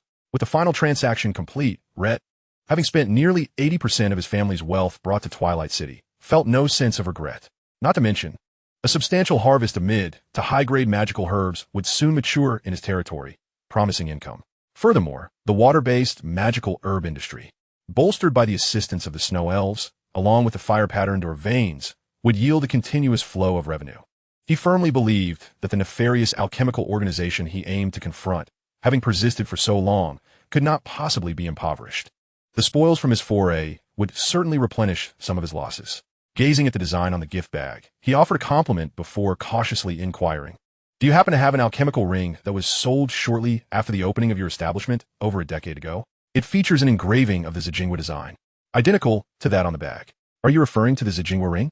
The floral-dressed woman expressed her surprise, pondering for a moment before continuing. I recall that during our 10th anniversary celebration, the proprietor commissioned a batch of rings, some of which were left unsold at that time. Are there any remaining? Where might they be? Rhett's expression shifted with excitement as he struggled to contain his emotions, pressing for details. These rings are not stored in the warehouse. They are safeguarded by our manager. I must seek her approval first. Rhett nodded, patiently awaiting her return while observing the shop's ambience and decor. Before long, the floral-dressed woman returned swiftly, accompanied by a robust middle-aged lady with cascading purple hair, donning a wide-brimmed hat even in the cool shade of the room. Greetings. I'm a manager of Zajingwa. Christina informed me that you're interested in the rings from our 10th anniversary celebration. The purple-haired woman smiled, her lips adorned with bright red lipstick exuding a mature allure. As Rhett beheld her, memories surged in his mind, and he found himself momentarily taken aback. He felt a sense of familiarity with her visage, and soon a glimmer of recognition passed through his eyes. You are the proprietor of this establishment? I recall seeing you at the front counter when Zajingwa first opened its doors over a decade ago. The purple-haired woman appeared slightly surprised at his words, covering her mouth with a light laugh. Oh, it seems you're a loyal customer. Indeed, during our initial opening, we were short-staffed, and I did assist at the front counter for a few days. However, I have not participated in front-of-house duties since then. I never imagined someone would still remember those times. A wistful expression crossed her face as she spoke. With the confirmation of his memories, Rhett felt a surge of reassurance. His earlier inquiry had not been driven by ulterior motives, but rather by the desire to confirm whether she could recall the ring's design from that time. Then, may I inquire if the batch of alchemical rings crafted during your 10th anniversary celebration is the same as those sold when you first opened? Why not take a look for yourself? The purple-haired woman smiled gently, extending her palm to reveal 5 rings of various hues. Rhett's eyes lit up, fixating on a particular ring adorned with a blue crystal and a purple band. I shall take this one. What's the price? The purple-haired woman shook her head, smiling. Christina informed me of your stature as a distinguished patron and an early customer. This ring shall be our gift to you. May I ask your name, sir? Rhett Green. He replied candidly. The Lord of Chewing Town? Rhett Green? A flicker of surprise danced in the violet-haired woman's eyes as her gaze shifted towards Rhett, transforming into something altogether different. Rhett nodded in acknowledgement, refraining from inquiring how she had come to know that, and instead smiled, expressing his gratitude. I am truly thankful for the ring you have gifted me. It has left me with a favorable impression of the Zajingwa Chamber of Commerce. Is that so? I am immensely honored, the violet-haired woman responded with a gentle smile. After exchanging further pleasantries, Rhett bid farewell and departed from the Zajingwa Chamber of Commerce. Alone, he wandered through various districts of Twilight City, making several rounds in search of an old friend he had met over a decade ago. Unfortunately, his efforts bore no fruit. Many had not returned in years, their whereabouts unknown. Some names were utterly untraceable, with a hint of melancholy. Rhett found a modest inn and rented a room. With a flicker of thought, he initiated a simulation. Would you like to commence the true simulation? Each day of simulation will consume 1 point of fate value. Yes. The surrounding space shimmered with ripples, and Rhett understood that the simulation had begun. He promptly consumed a vial of moonlight potion and began to meditate to absorb its essence. As the potion was refined within him, he noticed a subtle enhancement in his mental acuity. However, he realized that after ascending to the rank of a level 3 mage, the benefits derived from each vial of moonlight potion had diminished considerably compared to his time as a level 2 mage. This was not due to any flaw in the potion itself, but rather because his total mental capacity had significantly increased. Yet, despite consuming 24 vials during each simulation, Rhett's mental prowess continued to rise steadily. As the 151st simulation concluded, true simulation finished. Please select one attribute to retain. En Constitution 2. Battle Chi 3. Mental power. I choose mental power. Rhett opened his eyes, exhaling softly as he gazed at the pristine white wall before him, his expression deep with contemplation. At last, he had reached the pinnacle of a level 3 mage. Feeling the immense mental power within his mind, he recognized that it had elevated significantly since his entry into level 3, naturally indicating an enhancement in combat capabilities. Although the moonlight potion's efficacy had waned compared to his level 2 mage days, the sheer volume of 24 vials consumed during each simulation, coupled with the substantial investment of fate value, successfully propelled him to the zenith of level 3. He could scarcely tally the number of moonlight potions consumed throughout this process. Fortunately, each simulation reset his drug resistance, rendering such results achievable. However, the challenges that lay ahead began to weigh heavily on Rhett's mind.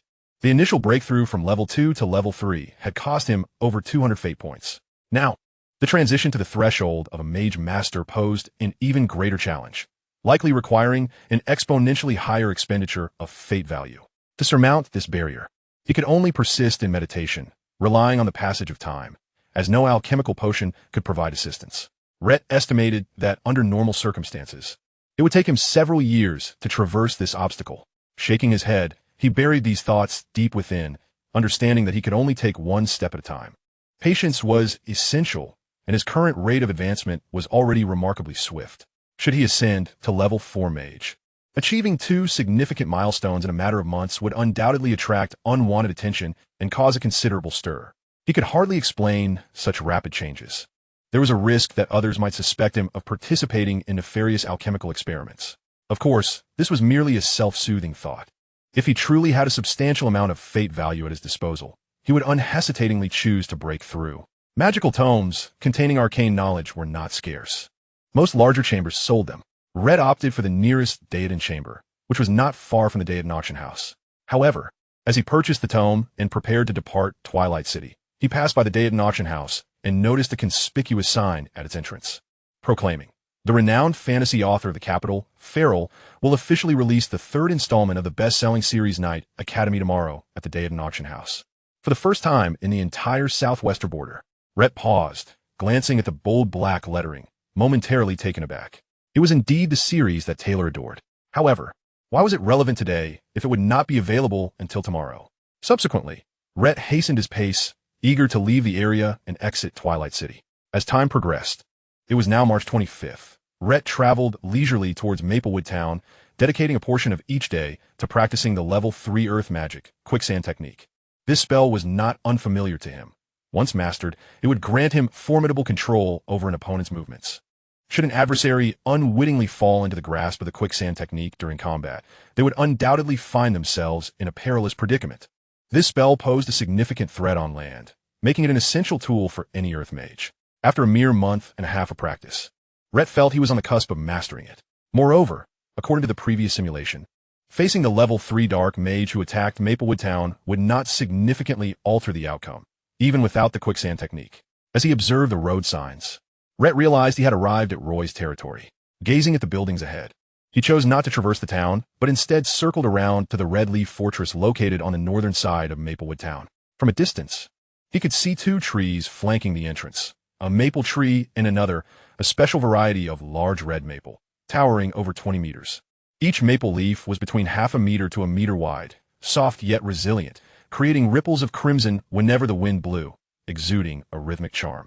Such grand red maples were plentiful in Maplewood Town, forming a striking landscape. Who? Rhett halted his steed at the gate and softly announced, Lord Rhett Green of Eaglet Town seeks an audience. Upon hearing the visitor's identity and noting his elegantly understated attire, a knight at the entrance bowed. Please hold for a moment, sir. He then hurried into the depths of the estate. Within a few minutes, a middle-aged man, standing approximately 6 feet tall, approached Rhett with a joyful expression. He opened his arms wide and embraced Rhett. Oh, look what we have here. Sir Rhett, it is truly regrettable that we could not meet during your last visit to Eaglet Town. Roy, clad in a shirt dampened by sweat, evidently had just finished training. Indeed, it was unfortunate not to have met you, Sir Roy, Rhett replied, feigning regret. I assure you, if I were to return, I would remain within the territory at all times. Welcome to Maplewood Town, Roy exclaimed with a smile, gesturing for Rhett to enter. This season marks the peak of maple syrup production. You must try our specialty. How splendid. I had no idea my timing would be so fortuitous. It seems I am in for a treat, Rhett replied with a courteous smile. The interior of the Red Leaf Fortress was adorned with vibrant colors. Rhett was astonished. He had not anticipated anyone would decorate the castle in such a style. Sir Rhett, please take a seat. I have already sent someone to prepare the latest maple syrup dessert. Roy beckoned. Much appreciated, Rhett replied. Not at all. Roy waved his hand dismissively, smiling. There is no need for formality. Previously, every time Ryle visited Maplewood Town, he would praise our maple syrup as exceptionally delectable. After all, our grand red maple forest boasts over 200 years of history, and the syrup produced here possesses a richness that is both sweet and substantial. Particularly the snow maple syrup, which is simply unparalleled. Regrettably, it sells out before the year's end. Snow maple syrup? Rhett felt a twinge of interest and inquired. Was last year's snow maple syrup similarly exceptional? Of course, Sir Rhett, if you are interested, I shall make a point to reserve a few jars for you this year. Roy said warmly. Rhett nodded slowly, expressing his gratitude with a smile. His thoughts drifted back to a winter morning last year, when he had just recovered from the poison of the white-headed eagle, and had received the news from Riley that the maple syrup in Maplewood had suffered a severe blow, which he realized was merely a ruse. Now he understood that Riley had been testing tailors at that time. A smile tugged at the corners of Rhett's mouth, reflecting the notion that perhaps Riley had sensed Taylor's peculiarities back then. At lunch, the maid from Red Leaf Castle presented a sumptuous array of dishes. Sir Rhett, these culinary delights infused with maple syrup are sure to please you. Alas, my eldest and youngest daughters just set off on an outing the day before yesterday and cannot partake, Roy remarked as he took his knife and fork to carve into the maple glazed chicken. Rhett savored the exquisite flavors, genuinely complimenting the meal. After nearly half an hour, as lunch drew to a close, Roy suddenly sighed, placing his utensils on the plate. Chapter 83. The Product of the Blood Elves. Rhett's heart stirred as he inquired, Oh, Sir Roy, have you encountered some troubles? Feel free to share. Roy rested his hands on the table, gently tapping the tablecloth, his gaze fixed on the opposite Sir Rhett. After a brief pause, he finally spoke. To be frank, my last visit to you was concerning my eldest daughter's marriage. Oh, although Rhett had anticipated this, he feigned ignorance and assumed a thoughtful demeanor. He slowly replied, I beg your pardon, Sir Roy, having been away from the territory for over a decade. I find myself somewhat unfamiliar with certain matters. I have only heard from Riley that your eldest daughter is named Graina. Indeed, Graina has had a peculiar affinity for mages since childhood, Roy said, his eyes locking onto Rhett's as he gauged his reaction. Noticing no instinctive aversion, he continued, Since Riley's visit to Maplewood a few years ago, I have sensed that Graina holds him in good regard. Given their ages, I thought to bring them together. What do you think, Sir Rhett? Family unions are a common phenomenon among nobles. Were it not for the fact that Riley had already established a sweet romance with Kleena, Rhett would have given serious consideration to Roy's proposal. However, respecting his son's choice and refraining from meddling in matters of the heart, he subtly revealed Riley and Kleena's relationship. He then added, However, I do have a younger son, Taylor's, who is currently single. If it pleases you, Sir Roy, might we consider another pairing? Riley and Kleena have become involved? Roy furrowed his brow, then sighed. Graina is already 23, just a year younger than Riley, yet 6 years older than Taylor's. I find this rather unsuitable. In truth, Roy believed that Taylor's, being an ordinary man devoid of talent, would find it challenging to relate to Graina, who was already a first-level knight. Moreover, Graina's potential, as he perceived, was quite commendable, having tested with a moderate aptitude for combat energy.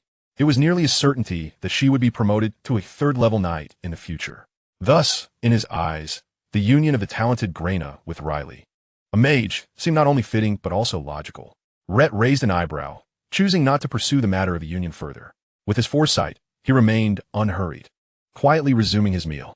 For Roy, although he had not succeeded in arranging a marriage, a second-level mage was still a valuable acquaintance in his eyes. Subsequently, Rhett spent another day and a half in Maplewood.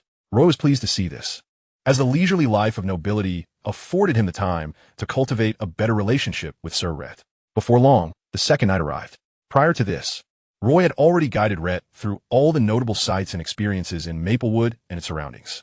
That evening, Roy suggested they visit the bustling tavern in town to experience a different flavor. Rhett agreed, finding it in line with his intentions.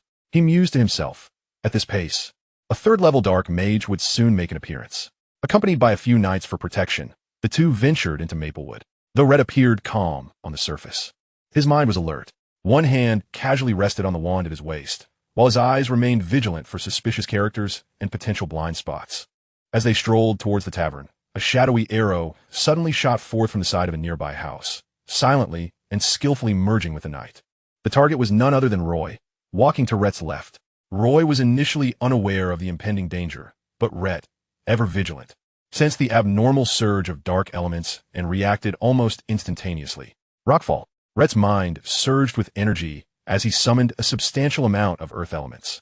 A massive boulder formed mid-air, accurately predicting the trajectory of the shadowy arrow, and descended with precision, with a resounding crash. It was only then that Roy's heart leapt as he caught a glimpse of the impending doom. Instinct honed by years of training compelled him to envelop himself in combat energy and swiftly evade. The deafening explosion reverberated, and a shard of shattered stone ricocheted against Roy's back. With a gasp, Roy's complexion paled as he felt the impact, blood spilling from his mouth as he sensed several bones in his back fracturing. Prostrate on the ground, he turned to witness the chaos unfolding before him. Realizing the gravity of what had just transpired, his eyes darted between Rhett and the direction of the shadowy arrow, and a surge of fear mixed with astonishment at Rhett's displayed prowess surged within him. Had a third-level dark mage just attempted to ambush him, and Rhett had just thwarted the attack? Wiping the blood from the corner of his mouth, Roy steadied himself with his sword and rose. As he gazed at Rhett's silhouette, he felt an air of mystery enveloping him, swallowing hard as he recognized the gravity of the moment. In that perilous instant, not only did Rhett react with remarkable speed, but he also successfully saved Roy. Such strength could only belong to a third-level mage. You thwarted my attack. How did you discover my presence here? Rasped a voice. A figure cloaked in black slowly emerged from the shadows. Rhett narrowed his eyes, scrutinizing the figure. The hood obscured half of the stranger's face, but he could discern the gaunt wrinkles that suggested advanced age. Regardless of age, Rhett had already deduced the identity of this individual and had no intention of wasting words. Seizing the initiative, he acted swiftly. As the third-level dark mage stepped into view, Rhett unleashed an earth spike. Swish! The cloaked figure released a shadowy arrow, dispersing the earth element disturbance that had just manifested. Humph! The dark cloaked figure scoffed. A soil mage? Am I level? I've never heard of such a character. The figure narrowed its eyes, cautiously observing Rhett's silhouette. Shadow arrow. After a brief contemplation, the figure cast another spell, eager to gauge Rhett's strength. After successfully releasing the shadowy arrow, the cloaked figure focused its mental energy and silently conjured a shadow blade. The shadow blade was a third-level dark magic, relatively low in power, but possessing exceptional stealth. When cast in the darkness, it could seamlessly blend into the shadows, rendering it nearly undetectable. Unaware, one could easily lose their life in the blink of an eye. Rhett's expression was grave, despite his extensive experience. He dared not claim he could accurately track the movements of shadow blades in the darkness. A flicker of thought crossed his mind, and a glimmer of yellow light enveloped him. To guard against the shadow blades, Rhett had preemptively cast a rock-light shield for protection. The earthy yellow barrier enveloped him, instantly enhancing his sense of security, and he focused intently on casting a rockfall spell. Facing a dark magic practitioner, he was no stranger to this, having already devised a battle strategy in his mind. However, something felt amiss. The angle of the falling rocks was rather cunning. The figure in the black robe felt a pang of anxiety, although he had reacted in time to evade the boulder. The resounding crash and the ensuing dust cloud exerted immense pressure upon him. Earth spike, rockfall. Rhett unleashed a torrent of magic, demonstrating his formidable casting prowess to the shadowy figure. Boom! Thud! The intersectional onslaught of rockfall and earth spikes struck perilously at the black-robed individual from every angle. Each time the shadowy figure dodged a ground spike to the right, a boulder would descend from the left. And when he attempted to evade a falling rock by moving forward, another earth spike would pierce straight for his throat. This relentless assault, consistently targeting vital areas, soon left the black-robed figure scrambling to keep up. Cold sweat broke out on his forehead. He had intended to test his opponent's strength, but had found himself ensnared deeper in peril. Despite being a third-tier mage himself, the shadowy figure felt that his shadow arrows posed little threat in this confrontation. Yet, he remained on edge, constantly wary. Roy observed from the sidelines, astonishment gradually filling his eyes. The observer's clarity revealed that the assailant was swiftly falling into a precarious situation, mere moments into the battle. Earth Spike. Rayt surveyed the battlefield, exhibiting extraordinary combat prowess, and soon cornered the black-robed figure toward a trap he was gradually constructing. Dozens of earth spikes erupted around the opponent, creating a labyrinth of obstacles, although they did not directly strike him. With boulders and spikes littering the ground, there was hardly a clear and wide space for the black-robed figure to maneuver. The areas available for him to dodge shrank, and a moment's inattention could lead him crashing into the stones. This was dire. He cannot continue like this. The black-robed figure swallowed hard, unease settling in his chest. While his adversary could not yet harm him, prolonging the encounter would only heighten his danger. After much contemplation, the black-robed figure concluded that it was unnecessary to engage a foe of such strength head-on. If need be, I shall abandon Maplewood Town and seek an opportunity in Goldmine Town to extract that corpulent woman's heart. The black-robed figure resolved, casting a shadow arrow toward Rayt's face. Then, cloaked in darkness, he began to retreat, swiftly escaping the scene. A chill glimmered in Rayt's eyes as he immediately pursued. The dark magic cloak that had enveloped his opponent possessed remarkable concealment. Once out of sight in the darkened surroundings, it would be exceedingly difficult to trace the figure's movements. Roy, witnessing Rayt's relentless chase, shouted, "Everyone, go assist Sir Rayt." Then, remembering, he added, "One person stay behind. User, you go to the castle and summon all the knights." Watching the knights spring into action, Roy clenched his fists as he gazed in the direction Rayt had taken. 10 minutes later, as the two figures distanced themselves from Maplewood Town, a cold smile crept across Rayt's lips. You cannot escape. Once outside Maplewood Town, he no longer needed to worry about revealing his spike technique in public. The black-robed figure, shrouded in a dark cloak, glanced back and saw his pursuer relentlessly on his trail.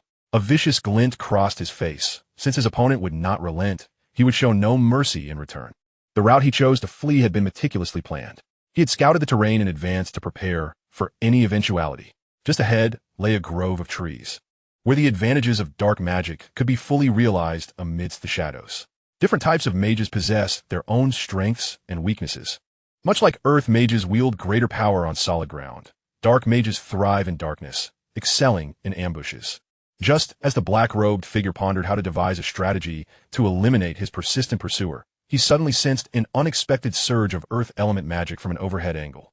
Instinctively sensing danger, he hastily turned his neck, only to see a yellow streak flash by.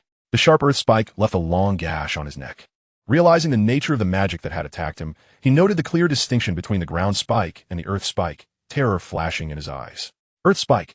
How could he possibly command such a spell? But soon, he recognized that his opponent, as a third-tier mage, had indeed cast the earth spike spell. He must have consumed a bloodline potion. Damn it, I should have known better than to come here today. Regret flooded his heart. He had never anticipated encountering such a formidable foe within a baron's territory.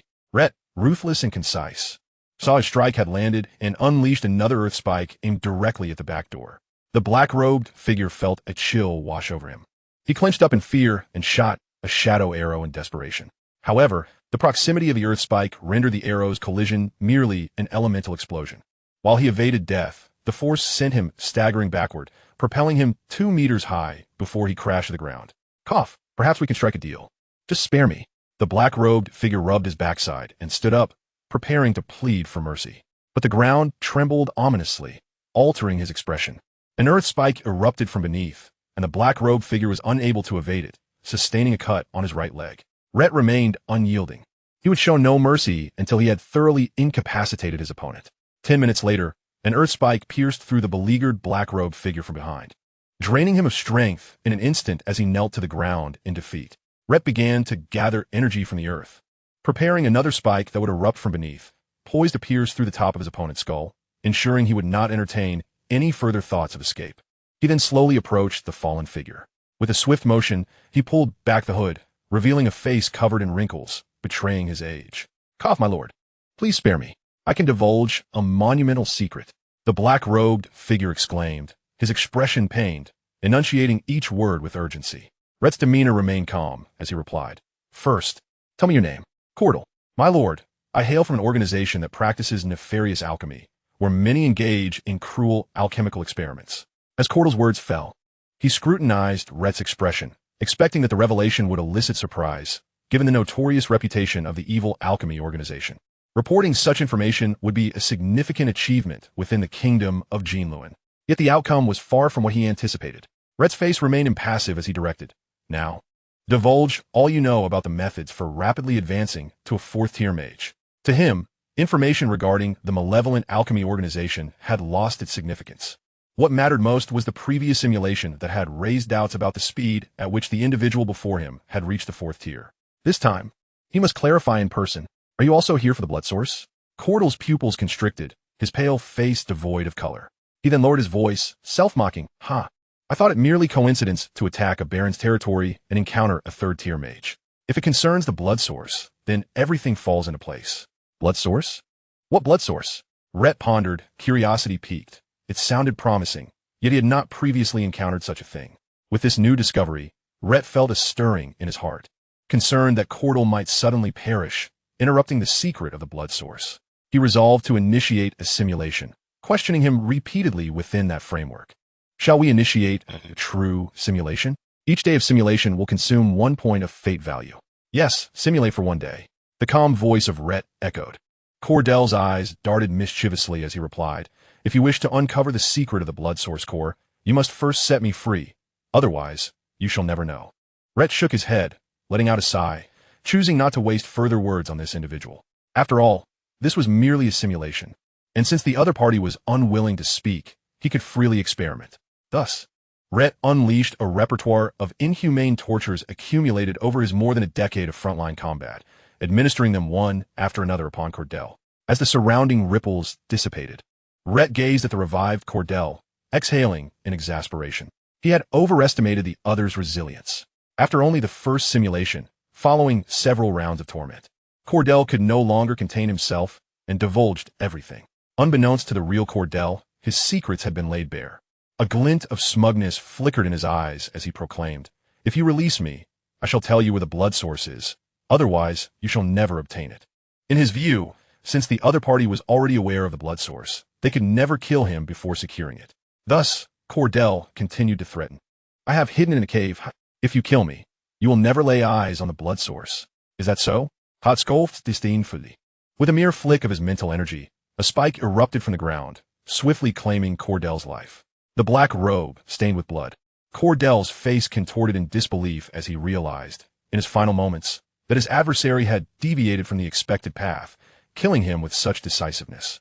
Watching as the light faded from Cordell's eyes, he fell rigidly to the ground.